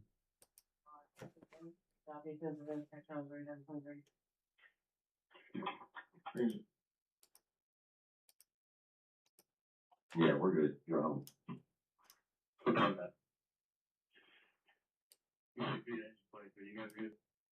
Yeah, we're good. Current communication. Okay, was that? On the notes, we're going to stage for MPD. Copy 2030, all right? 1638 Rosedale Street Northeast.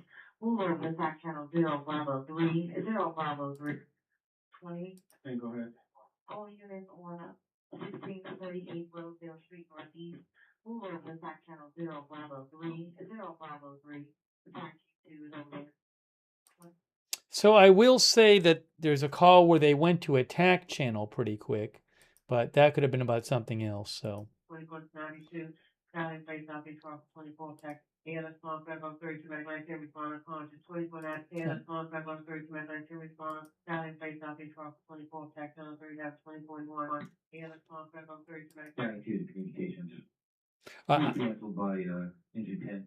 Back on channel 11 2041. Squad 2 respond elevator rescue 6800 George. Number on Squad 2 respond elevator rescue 6. All right, I can't really find it. I tried to find it. It's possible that it's not on this scanner. Oops, sorry, I'm still here. So I can't really track it down at this point. I thought it would be easier to track down, but anyways. But as I was saying, the Washington Post says that emergency medical responders worked to stabilize a man at Graham's home on Saturday night and transport him to a hospital, according to police scanner audio obtained by the Post and eyewitnesses. Emergency medical services received a call around 8:30 p.m. for a person suffering chest pains at a Capitol Hill home owned by Graham, according to the audio. About 25 minutes later, emergency personnel said CPR was in progress and that a man at the house was suffering from cardiac arrest. A person who lives on Graham Street shared photos of an older man being taken from Graham's house by wheeled stretcher and loaded into an ambulance around 9:30 p.m. The man was then taken to George Washington University Hospital.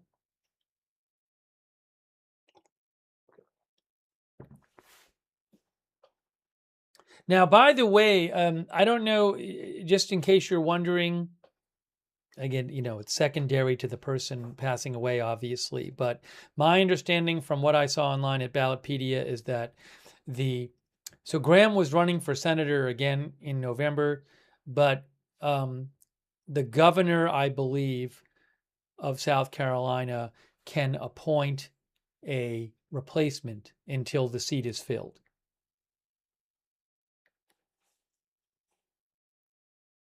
The governor is Republican Henry McMaster. Ron Wells says heart attack again. I don't know, but again, apparently he was suffering chest pains.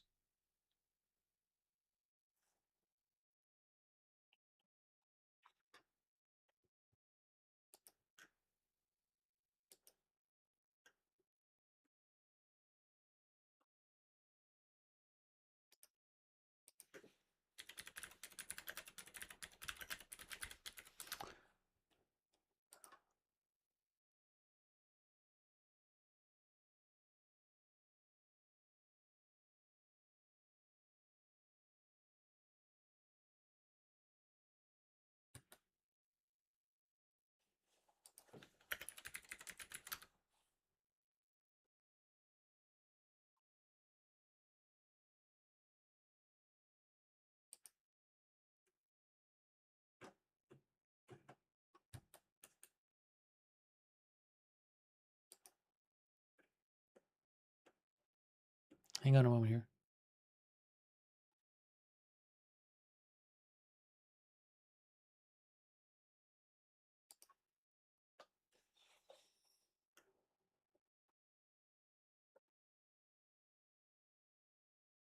Was he in the U.S.? Yes, he was at his home in D.C.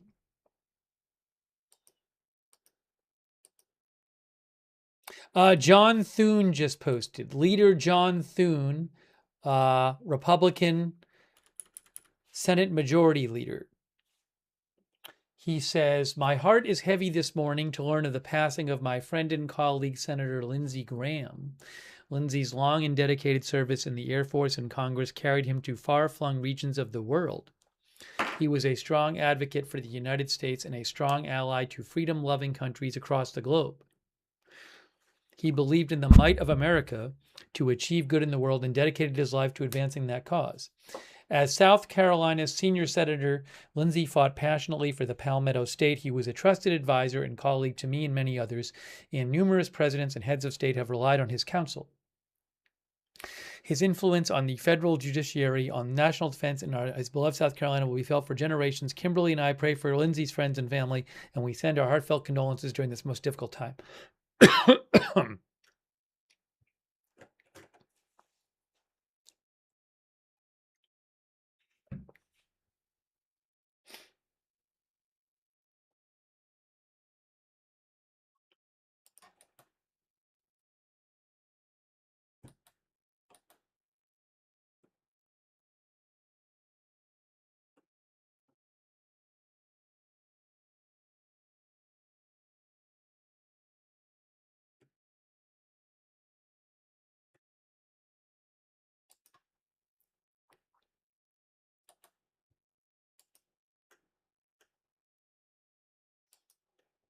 But yeah, no report that he was sick before. His office said he died from a brief and sudden illness.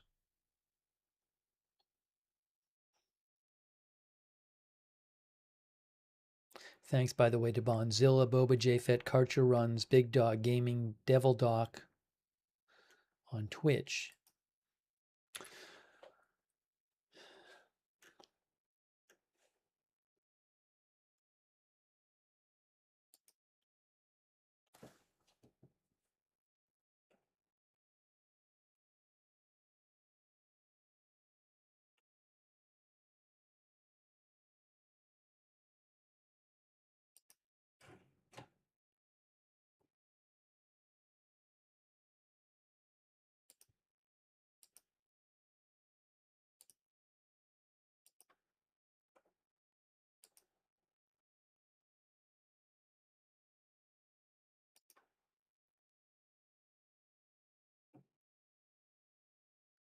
Wow.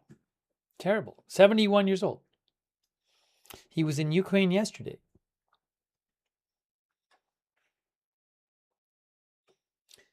Brandy Films Fashion says praying for his loved ones.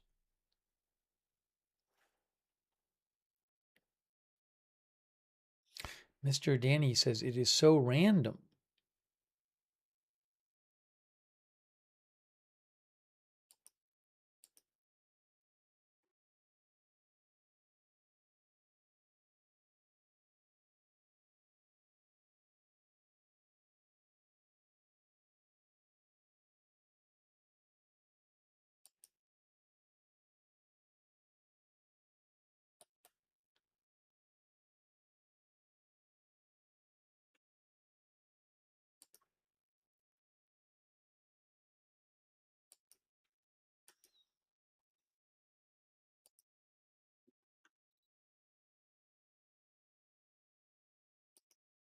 It's hang on.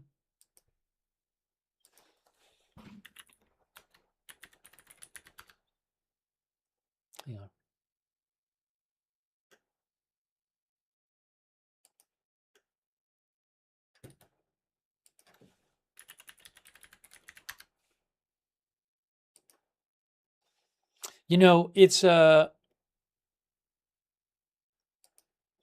of the most prominent Republican senators. I mean, two of the most prominent senators, period. We have Mitch McConnell, 84,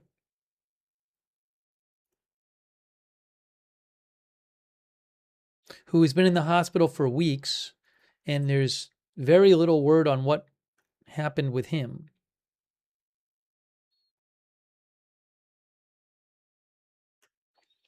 You can see it says still absent with undisclosed health problems.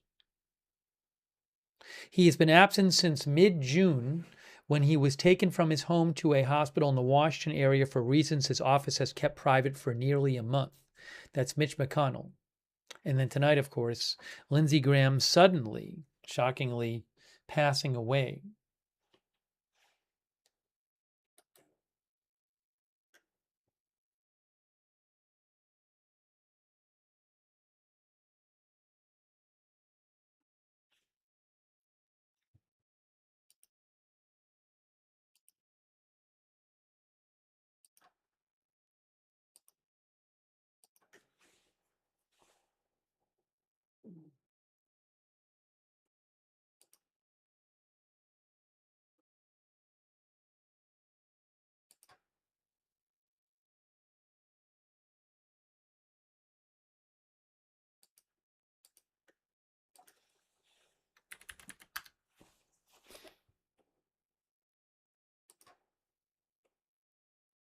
Not much on. Checking TMZ to see if they had anything new. Not much there.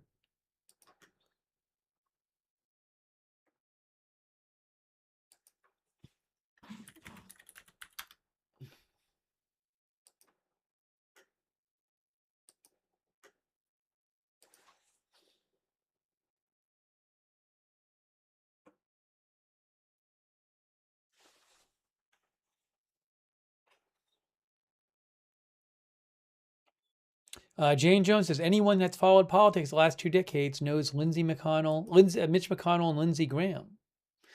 I have not seen. President Trump just posted breaking news. President Trump just posted about Lindsey Graham. Let me show you this on the screen. Hang on, guys. I'm going to show you this right now.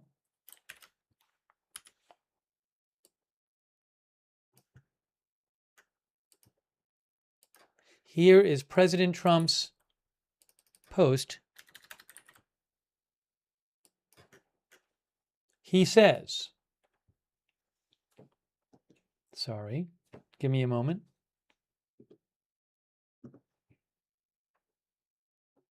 I am getting it on the screen for you right now. Here's what President Trump says. Senator Lindsey Graham, one of the greatest people and senators I have ever known, is dead. He was always working and was a true American patriot. Lindsey will be greatly missed. Details and arrangements to follow. So sad. President Donald J. Trump.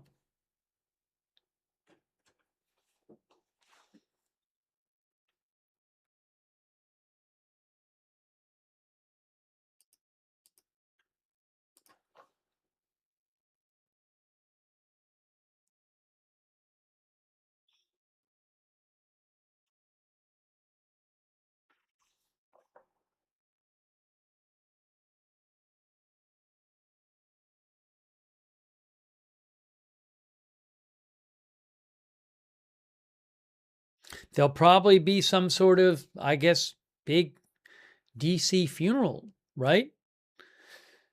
Sounds like probably President Trump will go.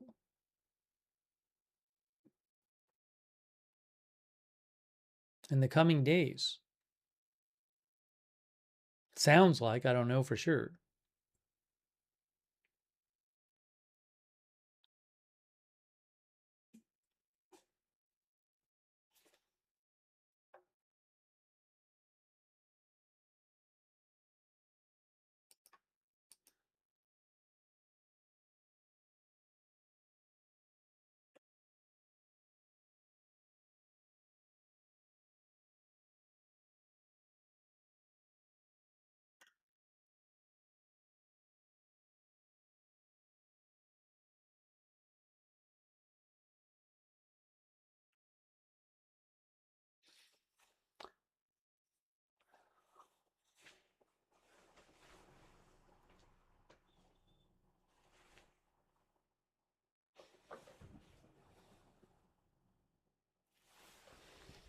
I need to just take 1 minute here.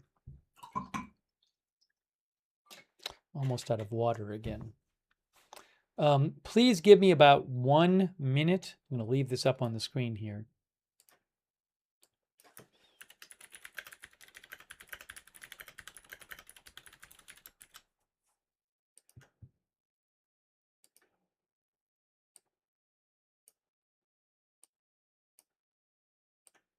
I'm coming back in 1 minute. Hang tight.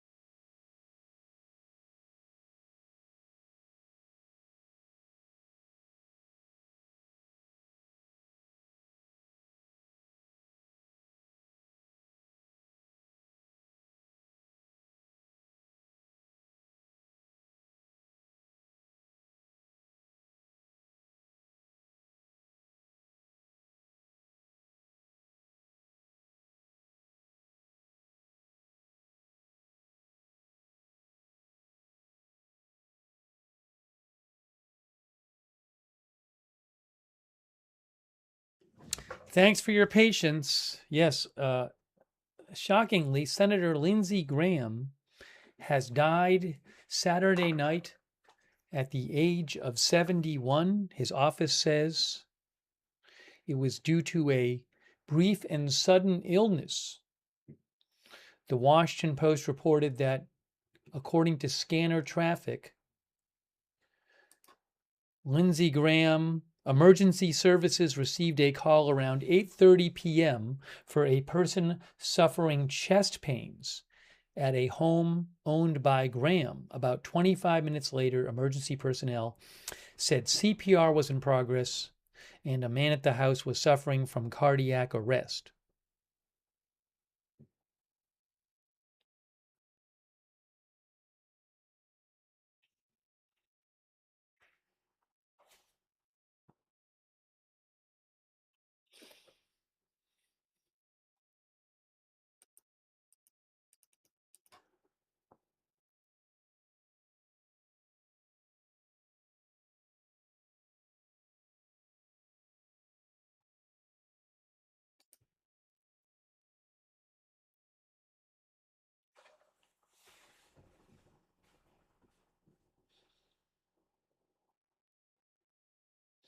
I don't know exactly when he got back from Ukraine, but I mean, he was there on Friday.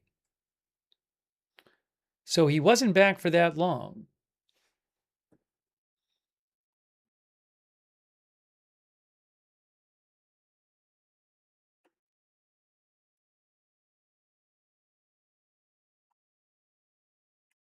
But he was in Ukraine on Friday meeting, and he met with President Zelensky.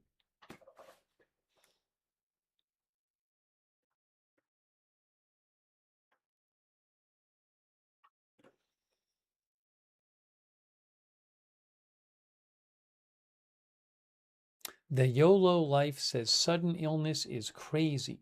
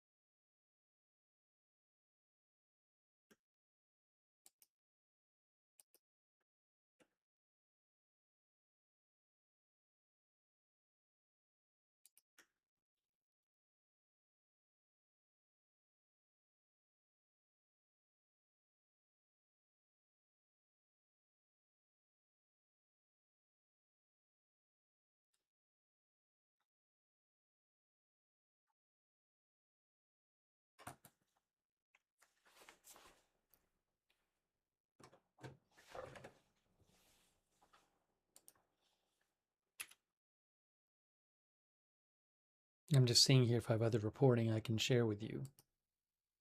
Here's an updated report from Associated Press. Senator Lindsey Graham has died after a brief and unexpected illness, his office says. They talk about how he was close with Trump. He briefly ran for president in 2016 and clashed with Trump, criticizing him as unfit for office. However, he later emerged as one of Trump's top allies, speaking with him frequently and becoming a regular presence on the golf course alongside the president.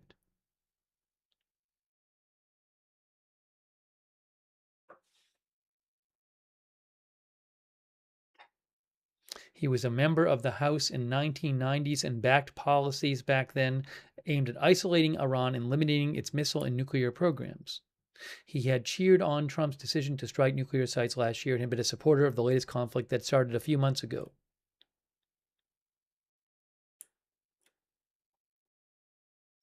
He had been serving as chairman of the Senate Budget Committee, giving him a central role during Trump's second term as Republicans pushed major legislation on party line votes with a slim majority in the chamber.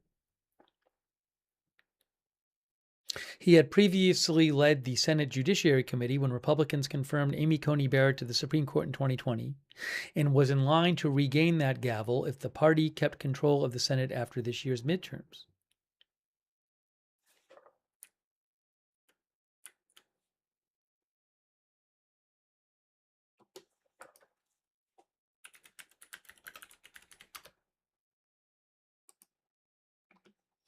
There is the Wikipedia page.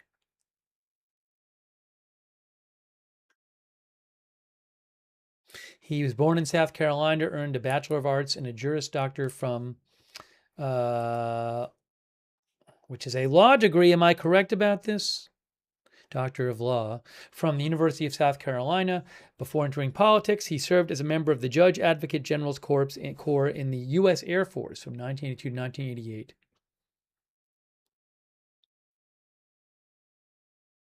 Working as a defense attorney and chief prosecutor in Europe. He later served in the U.S. Air Force Reserve while in Congress.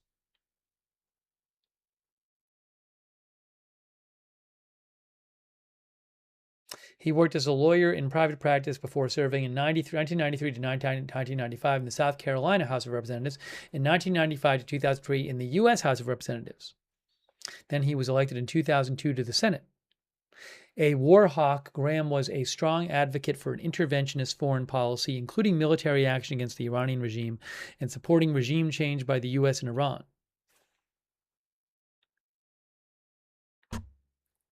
He strongly supported Israel in close Israel-U.S. relations.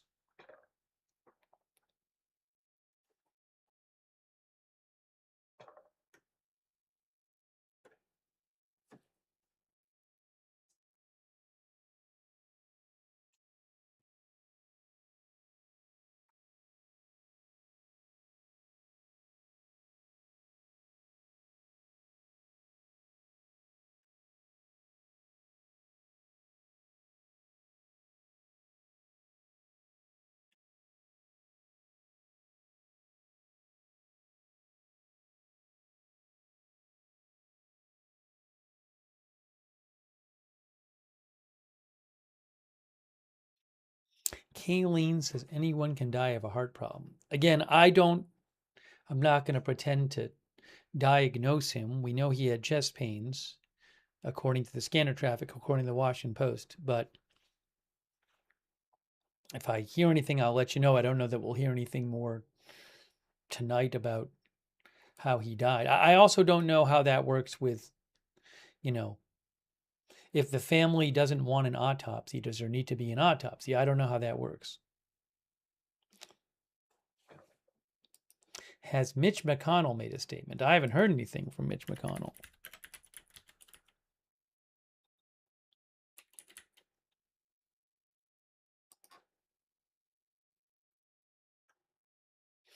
The last post on Mitch McConnell's page is from June 12th.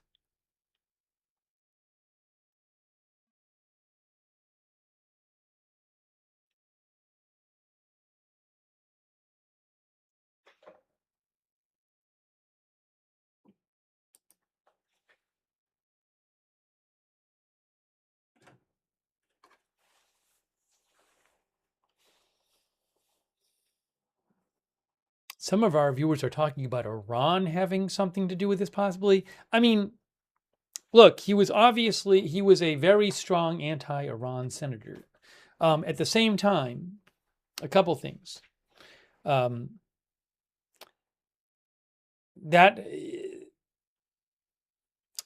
it's a, I mean, I don't know what happened, but there's a lot that would have to go into something like that.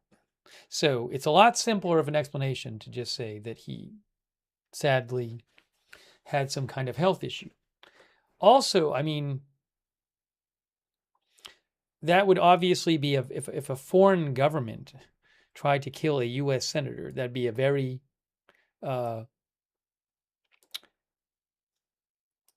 obviously a very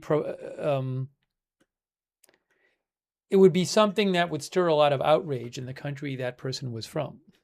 And you have to think, what is the benefit versus the cost? So, I mean, I'm not ruling anything out. It feels quite unlikely to me. But I'm not going to rule anything out until I hear more.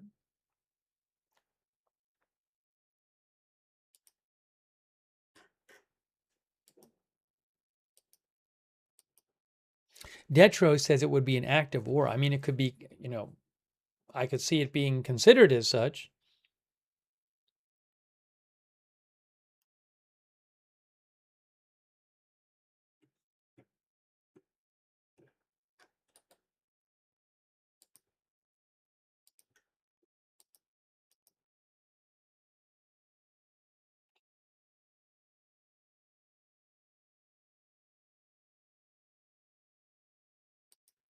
Reza Pahlavi, the son of the Shah of Iran, a leading opposition figure for the Iranian opposition, said, "I am deeply saddened by the sudden passing of Senator Lindsey Graham, a steadfast friend of the Iranian people and a proud defender of freedom. At moments when moral clarity was needed, Senator Graham stood on the right side. When friends were seldom found, he stood alongside the people of Iran in their struggle against tyranny. He used his voice to ensure that the voices of those fighting for justice were heard in the halls of power. His support for Iran's Lion and Sun revolution earned him the title Uncle Lindsey among Iranians. He will be remembered with profound gratitude and deep respect. We extend our deepest condolences to Senator Graham's family, loved ones, colleagues, and the people of South Carolina and the United States. May he rest in peace and may others carry on the fight for freedom." And the photo here, I assume, is Lindsey Graham holding up the flag associated with the Iranian opposition, I believe.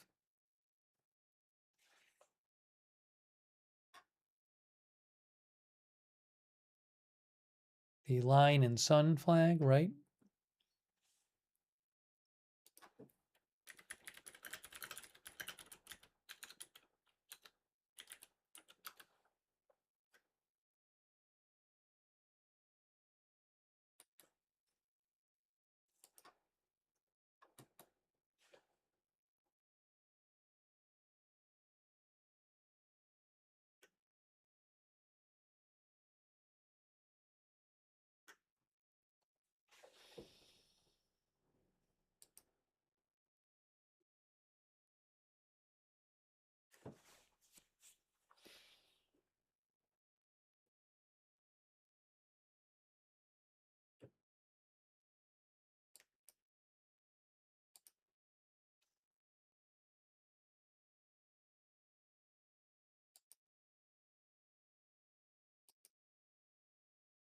Oh, hold on a second. Our viewer thinks he found the call. Kevin Michael Reed. Kevin, I will check this out. Hang on. All right, Kevin said he thinks it's there. Let me check. Hang on. I was looking before for the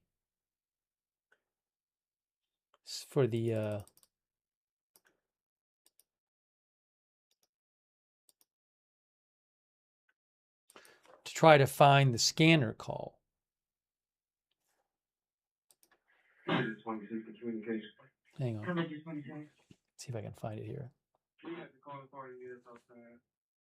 searched the area on Rhode Island Avenue, and we're in the rear now.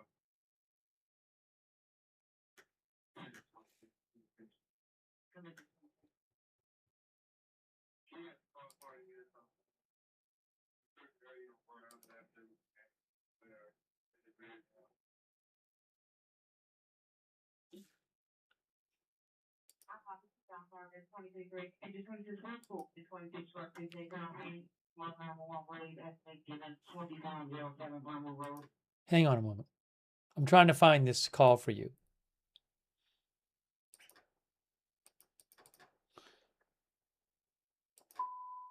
EMS 6 responded first 87 on St. Cardiac Arrest 414 South Capitol Street Southeast. EMS 6 responded first 87 minutes. All right, hold on. Supposedly that's it. 22 truck is a company 1911 Road, estimate the 22 truck is a company.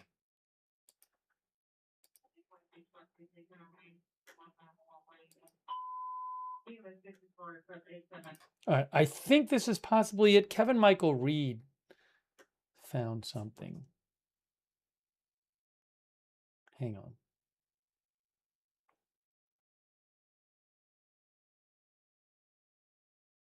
Oh, I know what I'm going to do. Give me a moment.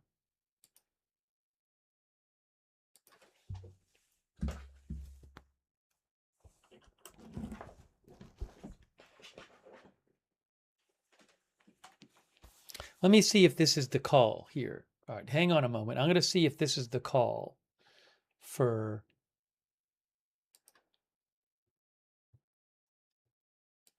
the scanner call. There's the headline. And then I'm going to put this on the screen here. Nope, that's not what I wanted. I'm here. Scanner via broadcastify.com.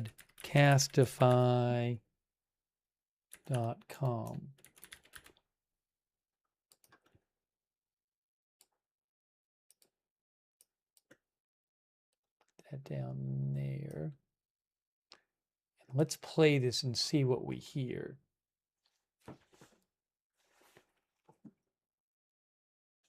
Let me just do something real quick.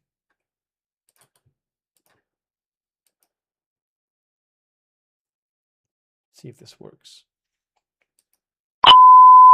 That is so loud. I'm sorry. That's crazy loud. Crazy loud.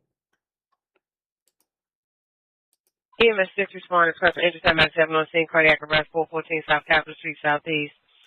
EMS 6 responded first for intercept medic 7 with cardiac arrest. 73-year-old male. It's not At 73. 414 South Capitol Street Southeast. That channel 311 2054. BLS response to ambulance 32 responded first for entry 32 at 2492 Skyline Place Southeast. BLS response to ambulance 32 responded first for entry 32. 2492 Skyline Place Southeast, cross 24, tech channel 311 2054. And then 26 copy.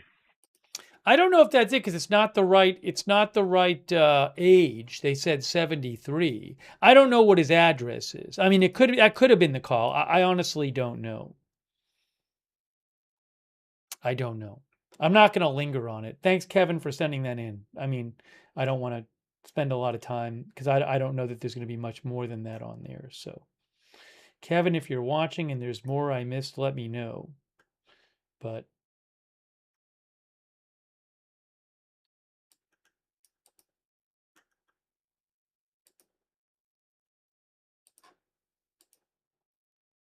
just seeing if I hear anything else on there. 2059. It is in November. 2059. All right. I'm not going to worry about it.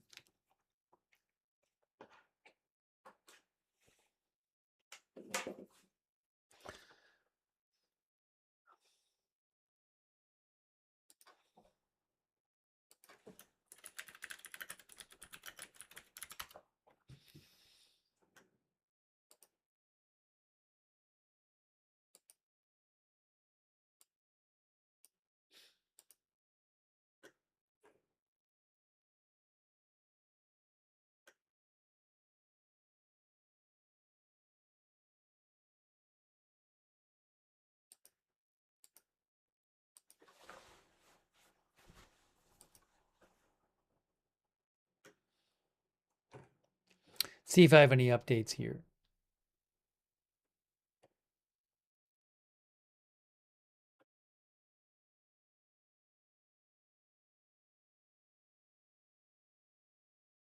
Oh, did Netanyahu release a statement? Hold on a second.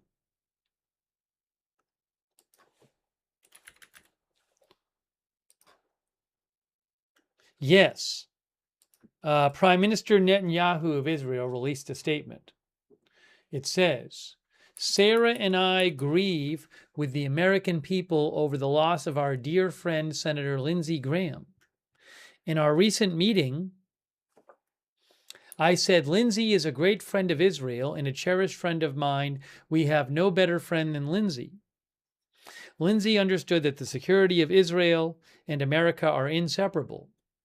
He devoted his life to defending America, strengthening our alliance, and standing up for the free world. Israel has lost one of its greatest friends. America has lost a great patriot. I have lost a beloved friend. Our hearts are with Lindsey's family and the American people at this difficult time. May his values and initiatives continue to guide us toward victory and peace, and may his memory forever be a blessing.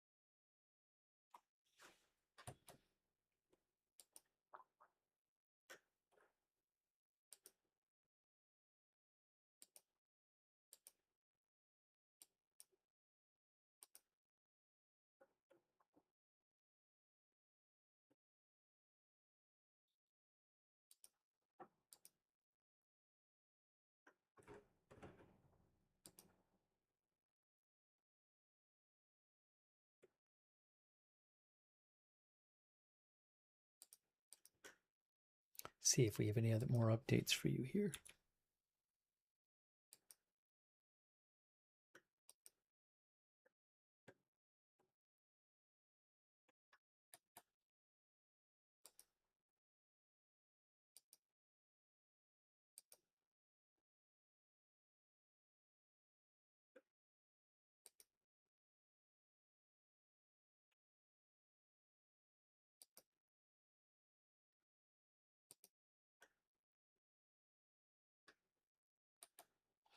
But this is, I mean, we were covering the Iran stuff, and all of a sudden, this appeared on Lindsey Graham's X page. Just the statement just appeared there. We saw it, some viewers mentioned it. So we saw it right after it came up. 2:02 a.m. is when it came up there. On the evening of Saturday, July 11, Senator Graham passed away from a brief and sudden illness. Senator Graham's family appreciates prayers at this time and asks for privacy during this incredibly difficult period. We thought for a few minutes it might have been a hoax. A lot of us.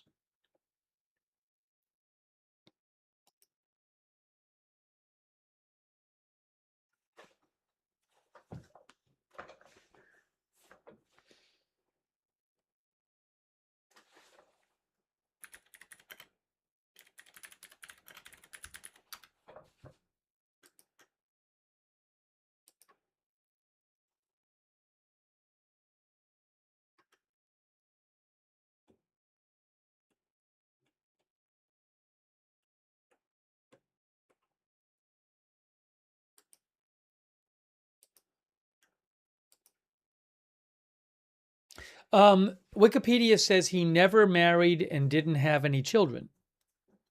Let me show you this from Wikipedia. If I can pull it up here. Personal life. Having never married or had children, Graham said, I never found time to meet the right girl, or the right girl was smart enough not to have time for me. According to his memoir, he had a girlfriend in law school named Debbie and 2 more during his time in the Air Force in Germany.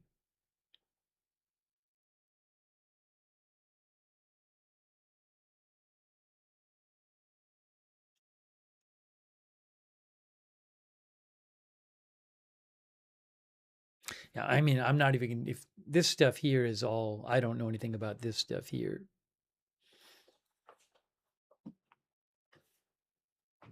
and I don't personally have a great interest in it. But some people were talking about whether he had kids or not, or was married. So no kids, not married.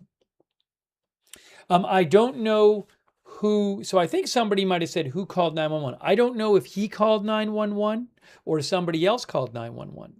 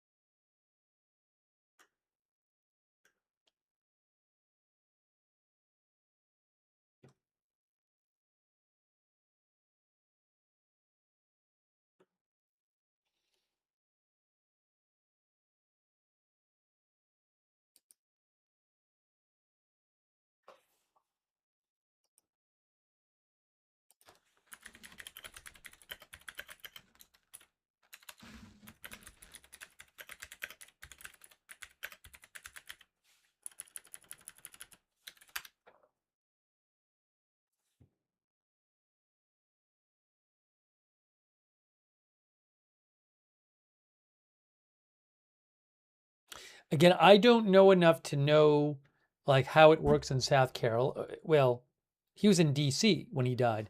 I don't know how it works there in terms of, is there an autopsy? Is it up to the family? Is it made public or not? It's just totally something I know nothing about.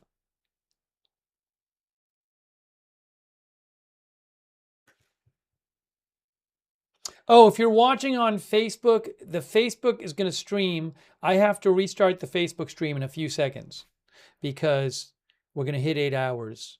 So if you're watching on Facebook, I'll restart the stream, okay?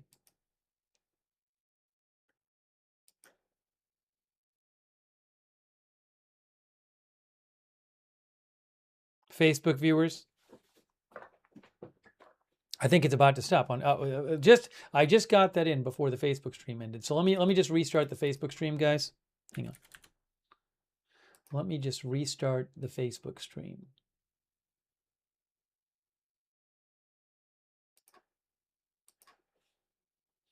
Give me a moment.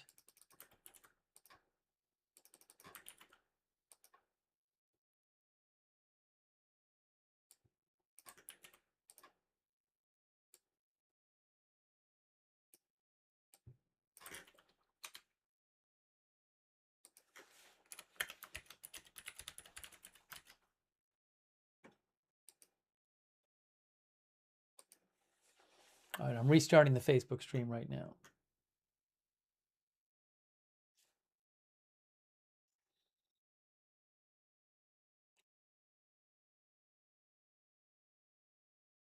Okay. A quick thank you to Rita.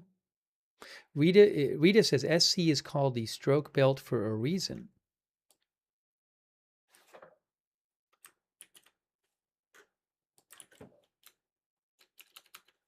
Thank you, Azrael Garu.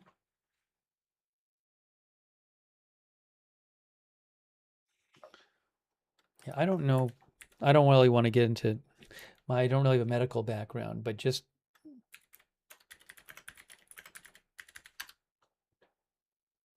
what Rita was talking about is, you can see Wikipedia, the stroke belt or stroke alley is a region in the southeastern United States that has been recognized by public health authorities for having an unusual high incidence of stroke and other forms of cardiovascular disease.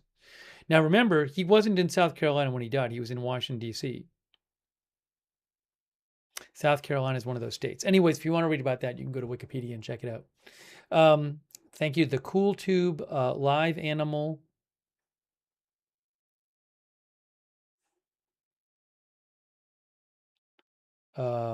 PVC Swede, Christopher Severs, Jesus UCSB. Yeah, as we talked about this earlier, Live Animal mentioned that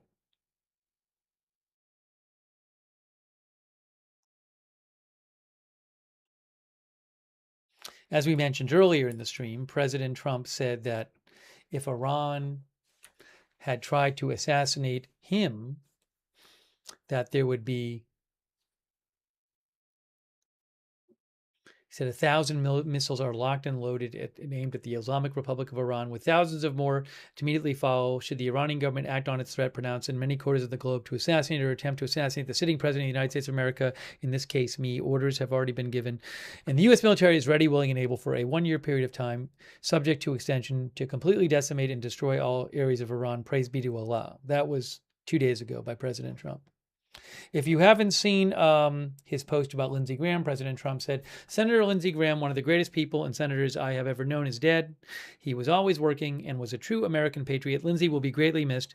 Details and arrangements to follow.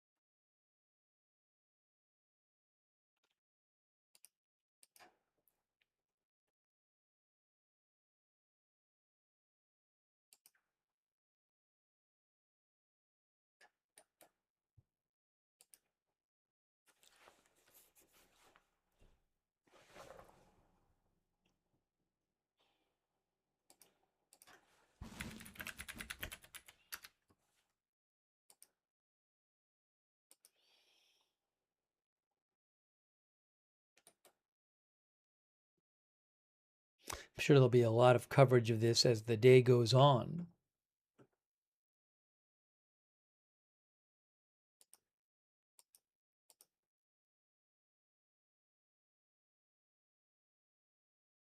Yeah, the governor can appoint a replacement. I don't know all the specifics on that.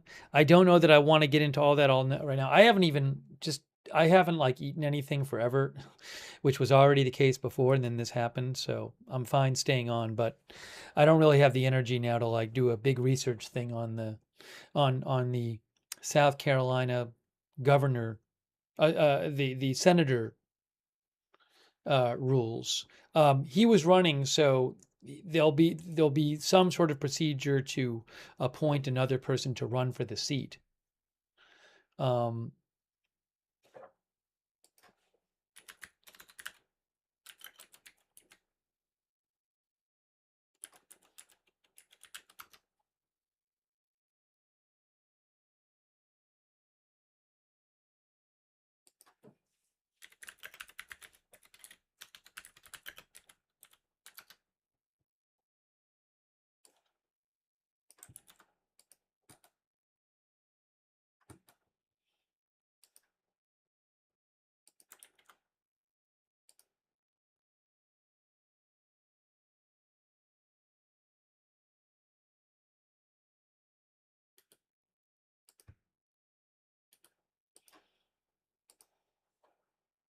Yeah, Lisa Desjardins, who's with PBS, posted the links to the South Carolina laws about this stuff.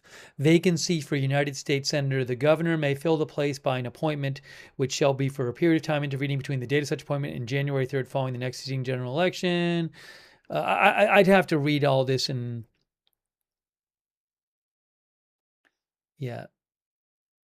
I don't know if there's how soon that appointment can be made and all that stuff and everything. But the governor can appoint somebody, and then this talks about how somebody can be. I believe this somewhere in here is about how the person can be replaced. Substitution when party nominee dies, becomes disqualified, or resigns for a legitimate non-political reason.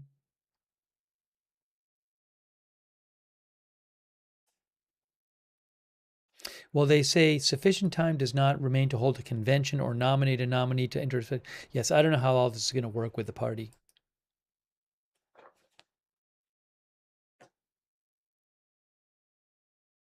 But I'm not going to get into it right now. Fellow senator from South Carolina, Tim Scott, posted. Tim Scott said, South Carolina lost a statesman, and I've lost a friend. My prayers are with his sister and the rest of his family. From his humble beginnings to the Senate floor, Lindsey always led with faith, family, and South Carolina first. Lindsey remained committed to public service and doing what he loved. He always introduced levity and brought wit to the most challenging moments. Lindsey will be missed.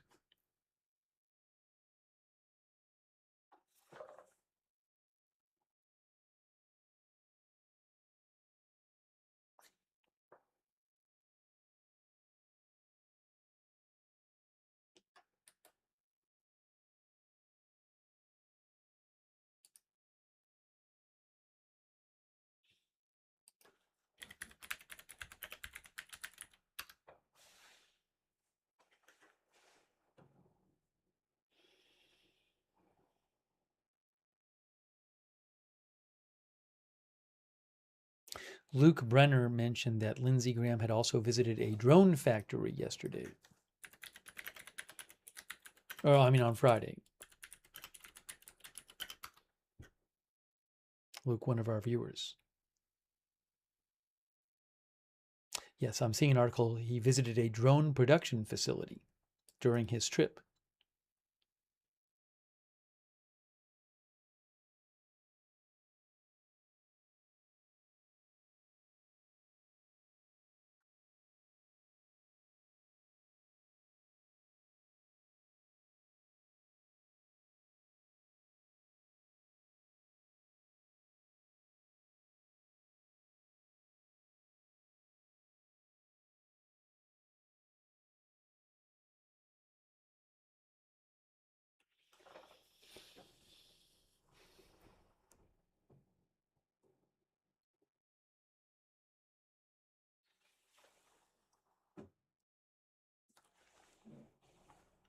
Benny Hill says, very sudden, I will say.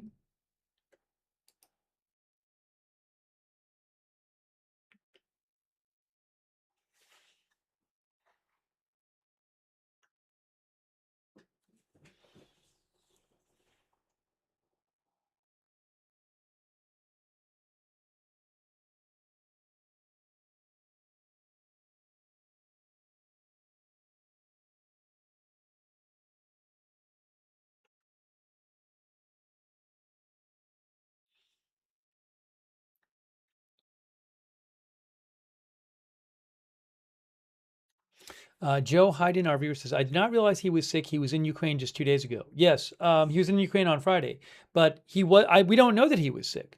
It was a sudden and brief illness. So I don't really know what that means. But again, apparently he had chest pains tonight, and emergency responders were called.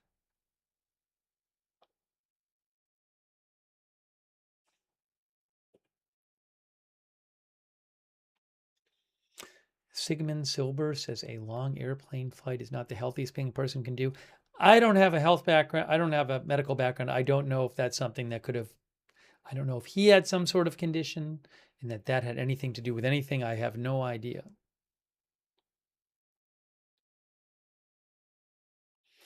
Ian Dixon says his body can lie in state. I don't know what, President Trump said there were going to be arrangements to come, and I don't know what the plan is to memorialize him. I would think there'll be some sort of ceremony, but I don't know.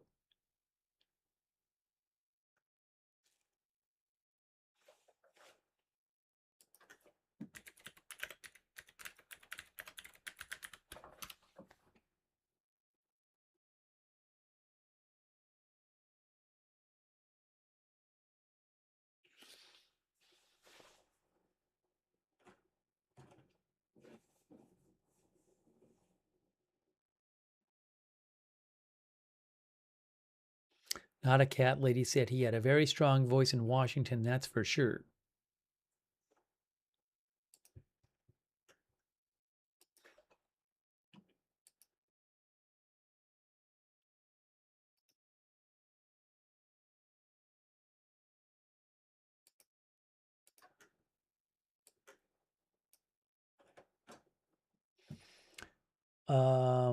WTF is wrong. Says heart attacks are sudden. Peeps shouldn't celebrate death no matter how you feel about the person. WTF is wrong. Now I'm hearing two of myself.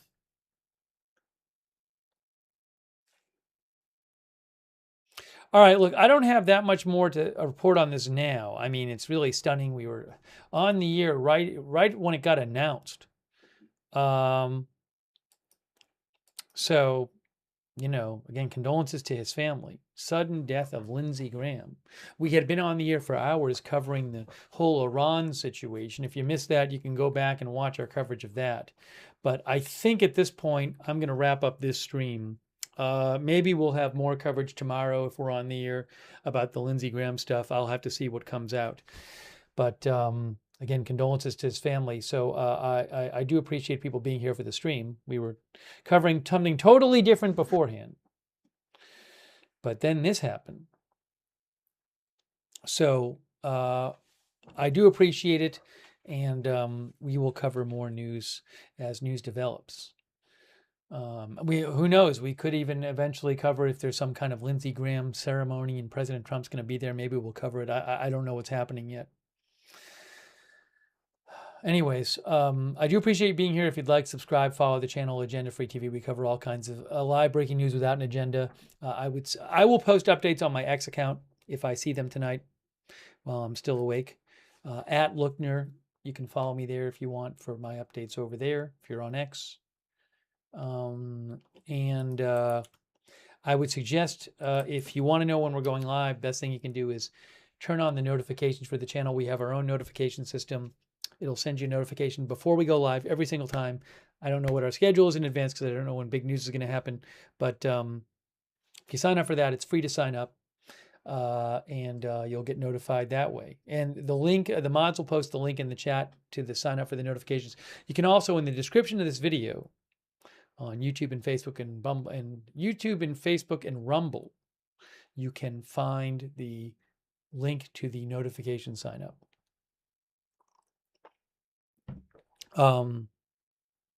I do really appreciate our moderators for being here. We've had a long stream covering Iran and then this, but our moderators are the reasons that we can have a chat, have chat rooms. Ruth is still there. Thank you so much, Ruth, for being with us late night over there on YouTube, and all of our other YouTube moderators. Hang on a moment here.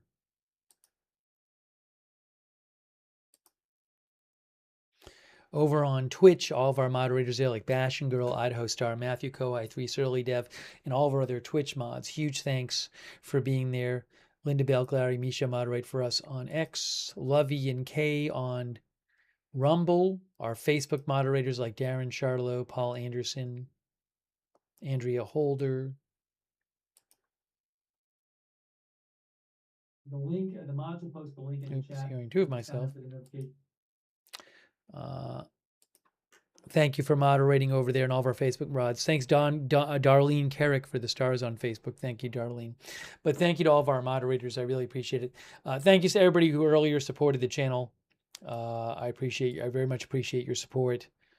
Let me just see. Did I thank Hilda? I don't think I thanked Hilda before. And also Kendra Fox over on Twitch, Big Dog Gaming, Karcha Runs. Thank you. And Bonzilla, who I might have thanked before.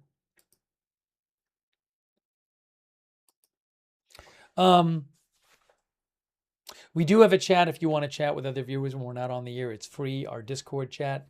Feel free to check that out. The link is the same as the free notifications link. And big thanks to our Discord mods who moderate over there on Discord. Also, another good way to find out when we're covering news, if you're on X, is to follow us on X at Agenda Free TV. I always post there before we go live. I post updates about the channel there at Agenda Free TV. Yeah, it's so crazy. I mean, I can't really process it at the moment. Lindsey Graham is dead at 71. Giving condolences to his family, but crazy.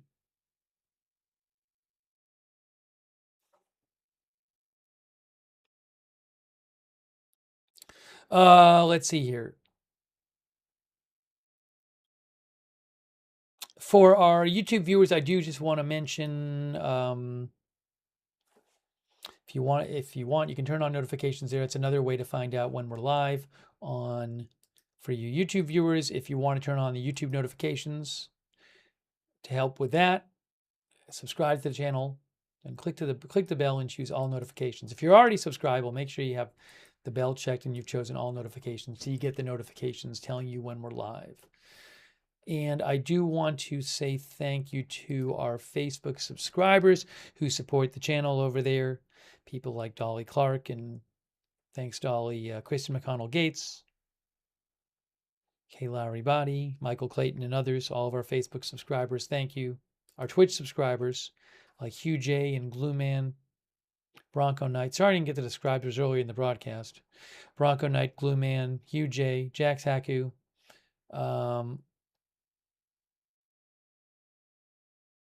Kendra Fox, Bastion Girl, Wall Street Shaggy, Zeta Physician. Thanks for being subscribers. Billy Joe. Did I say Kendra Fox already? And all of our other Twitch subscribers, Brain Rot, Bastion Girl, and others. And our YouTube members too, like Evelyn in Maine, CAC813, Benny Hill, Ken Lance, Ian Dixon, Spartiate, Patricia Canada, Knox Corvus, Benny Hill, Lolly Lollipop, and others, Flanzy, Aurora Borealis, I'm a Good Goy, Sophie B. And also thanks to everybody, during the stream, a lot of people were sending me updates. I first heard about the Lindsey Graham ping because people were posting it in the chat. So I appreciate people, updating me so we can get you the news as fast as possible. And thanks for also letting me read your comments and questions on the air. Thanks, Zachary Meeks, our member. Sarcasm BTC, Dr. McRib, Dr. Video Guy, Don Video Guy.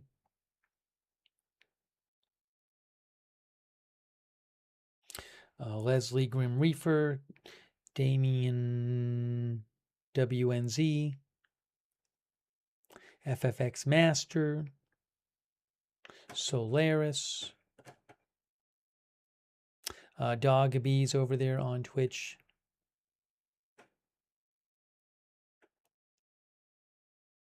Space Turkey, K the Mac.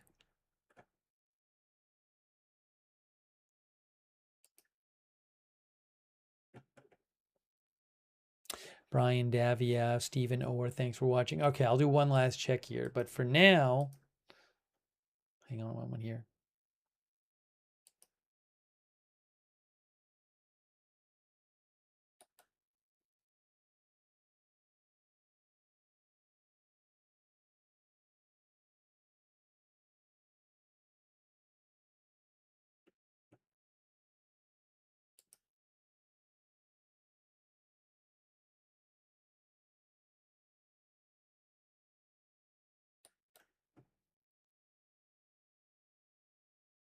All right, so we're wrapping this up. Let me just check one more thing here.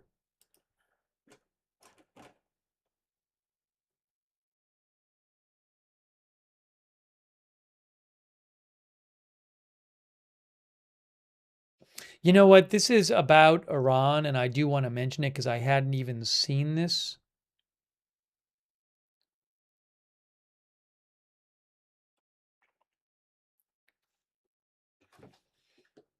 Really quick, there was a post that is from Mayor News, which says enemy attack. This was from earlier, talking about one of the attacks from earlier tonight.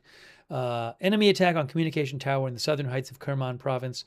This morning, the American enemy attacked a communications tower in the southern heights of Kerman province. 2 people were injured in the attack and were immediately transported to medical centers by helicopter with the presence of rescue teams, and their treatment is ongoing. I'm going to have to catch up on the Iran stuff. I don't know that Iran actually issued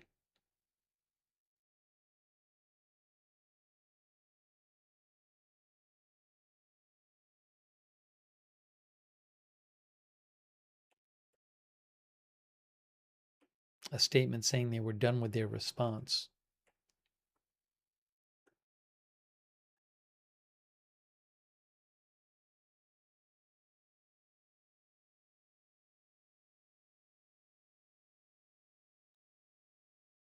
All right. Well, I'm sure in the next soon we'll be on the air covering more. I'm sure in the near future we'll be on the air covering more Iran stuff.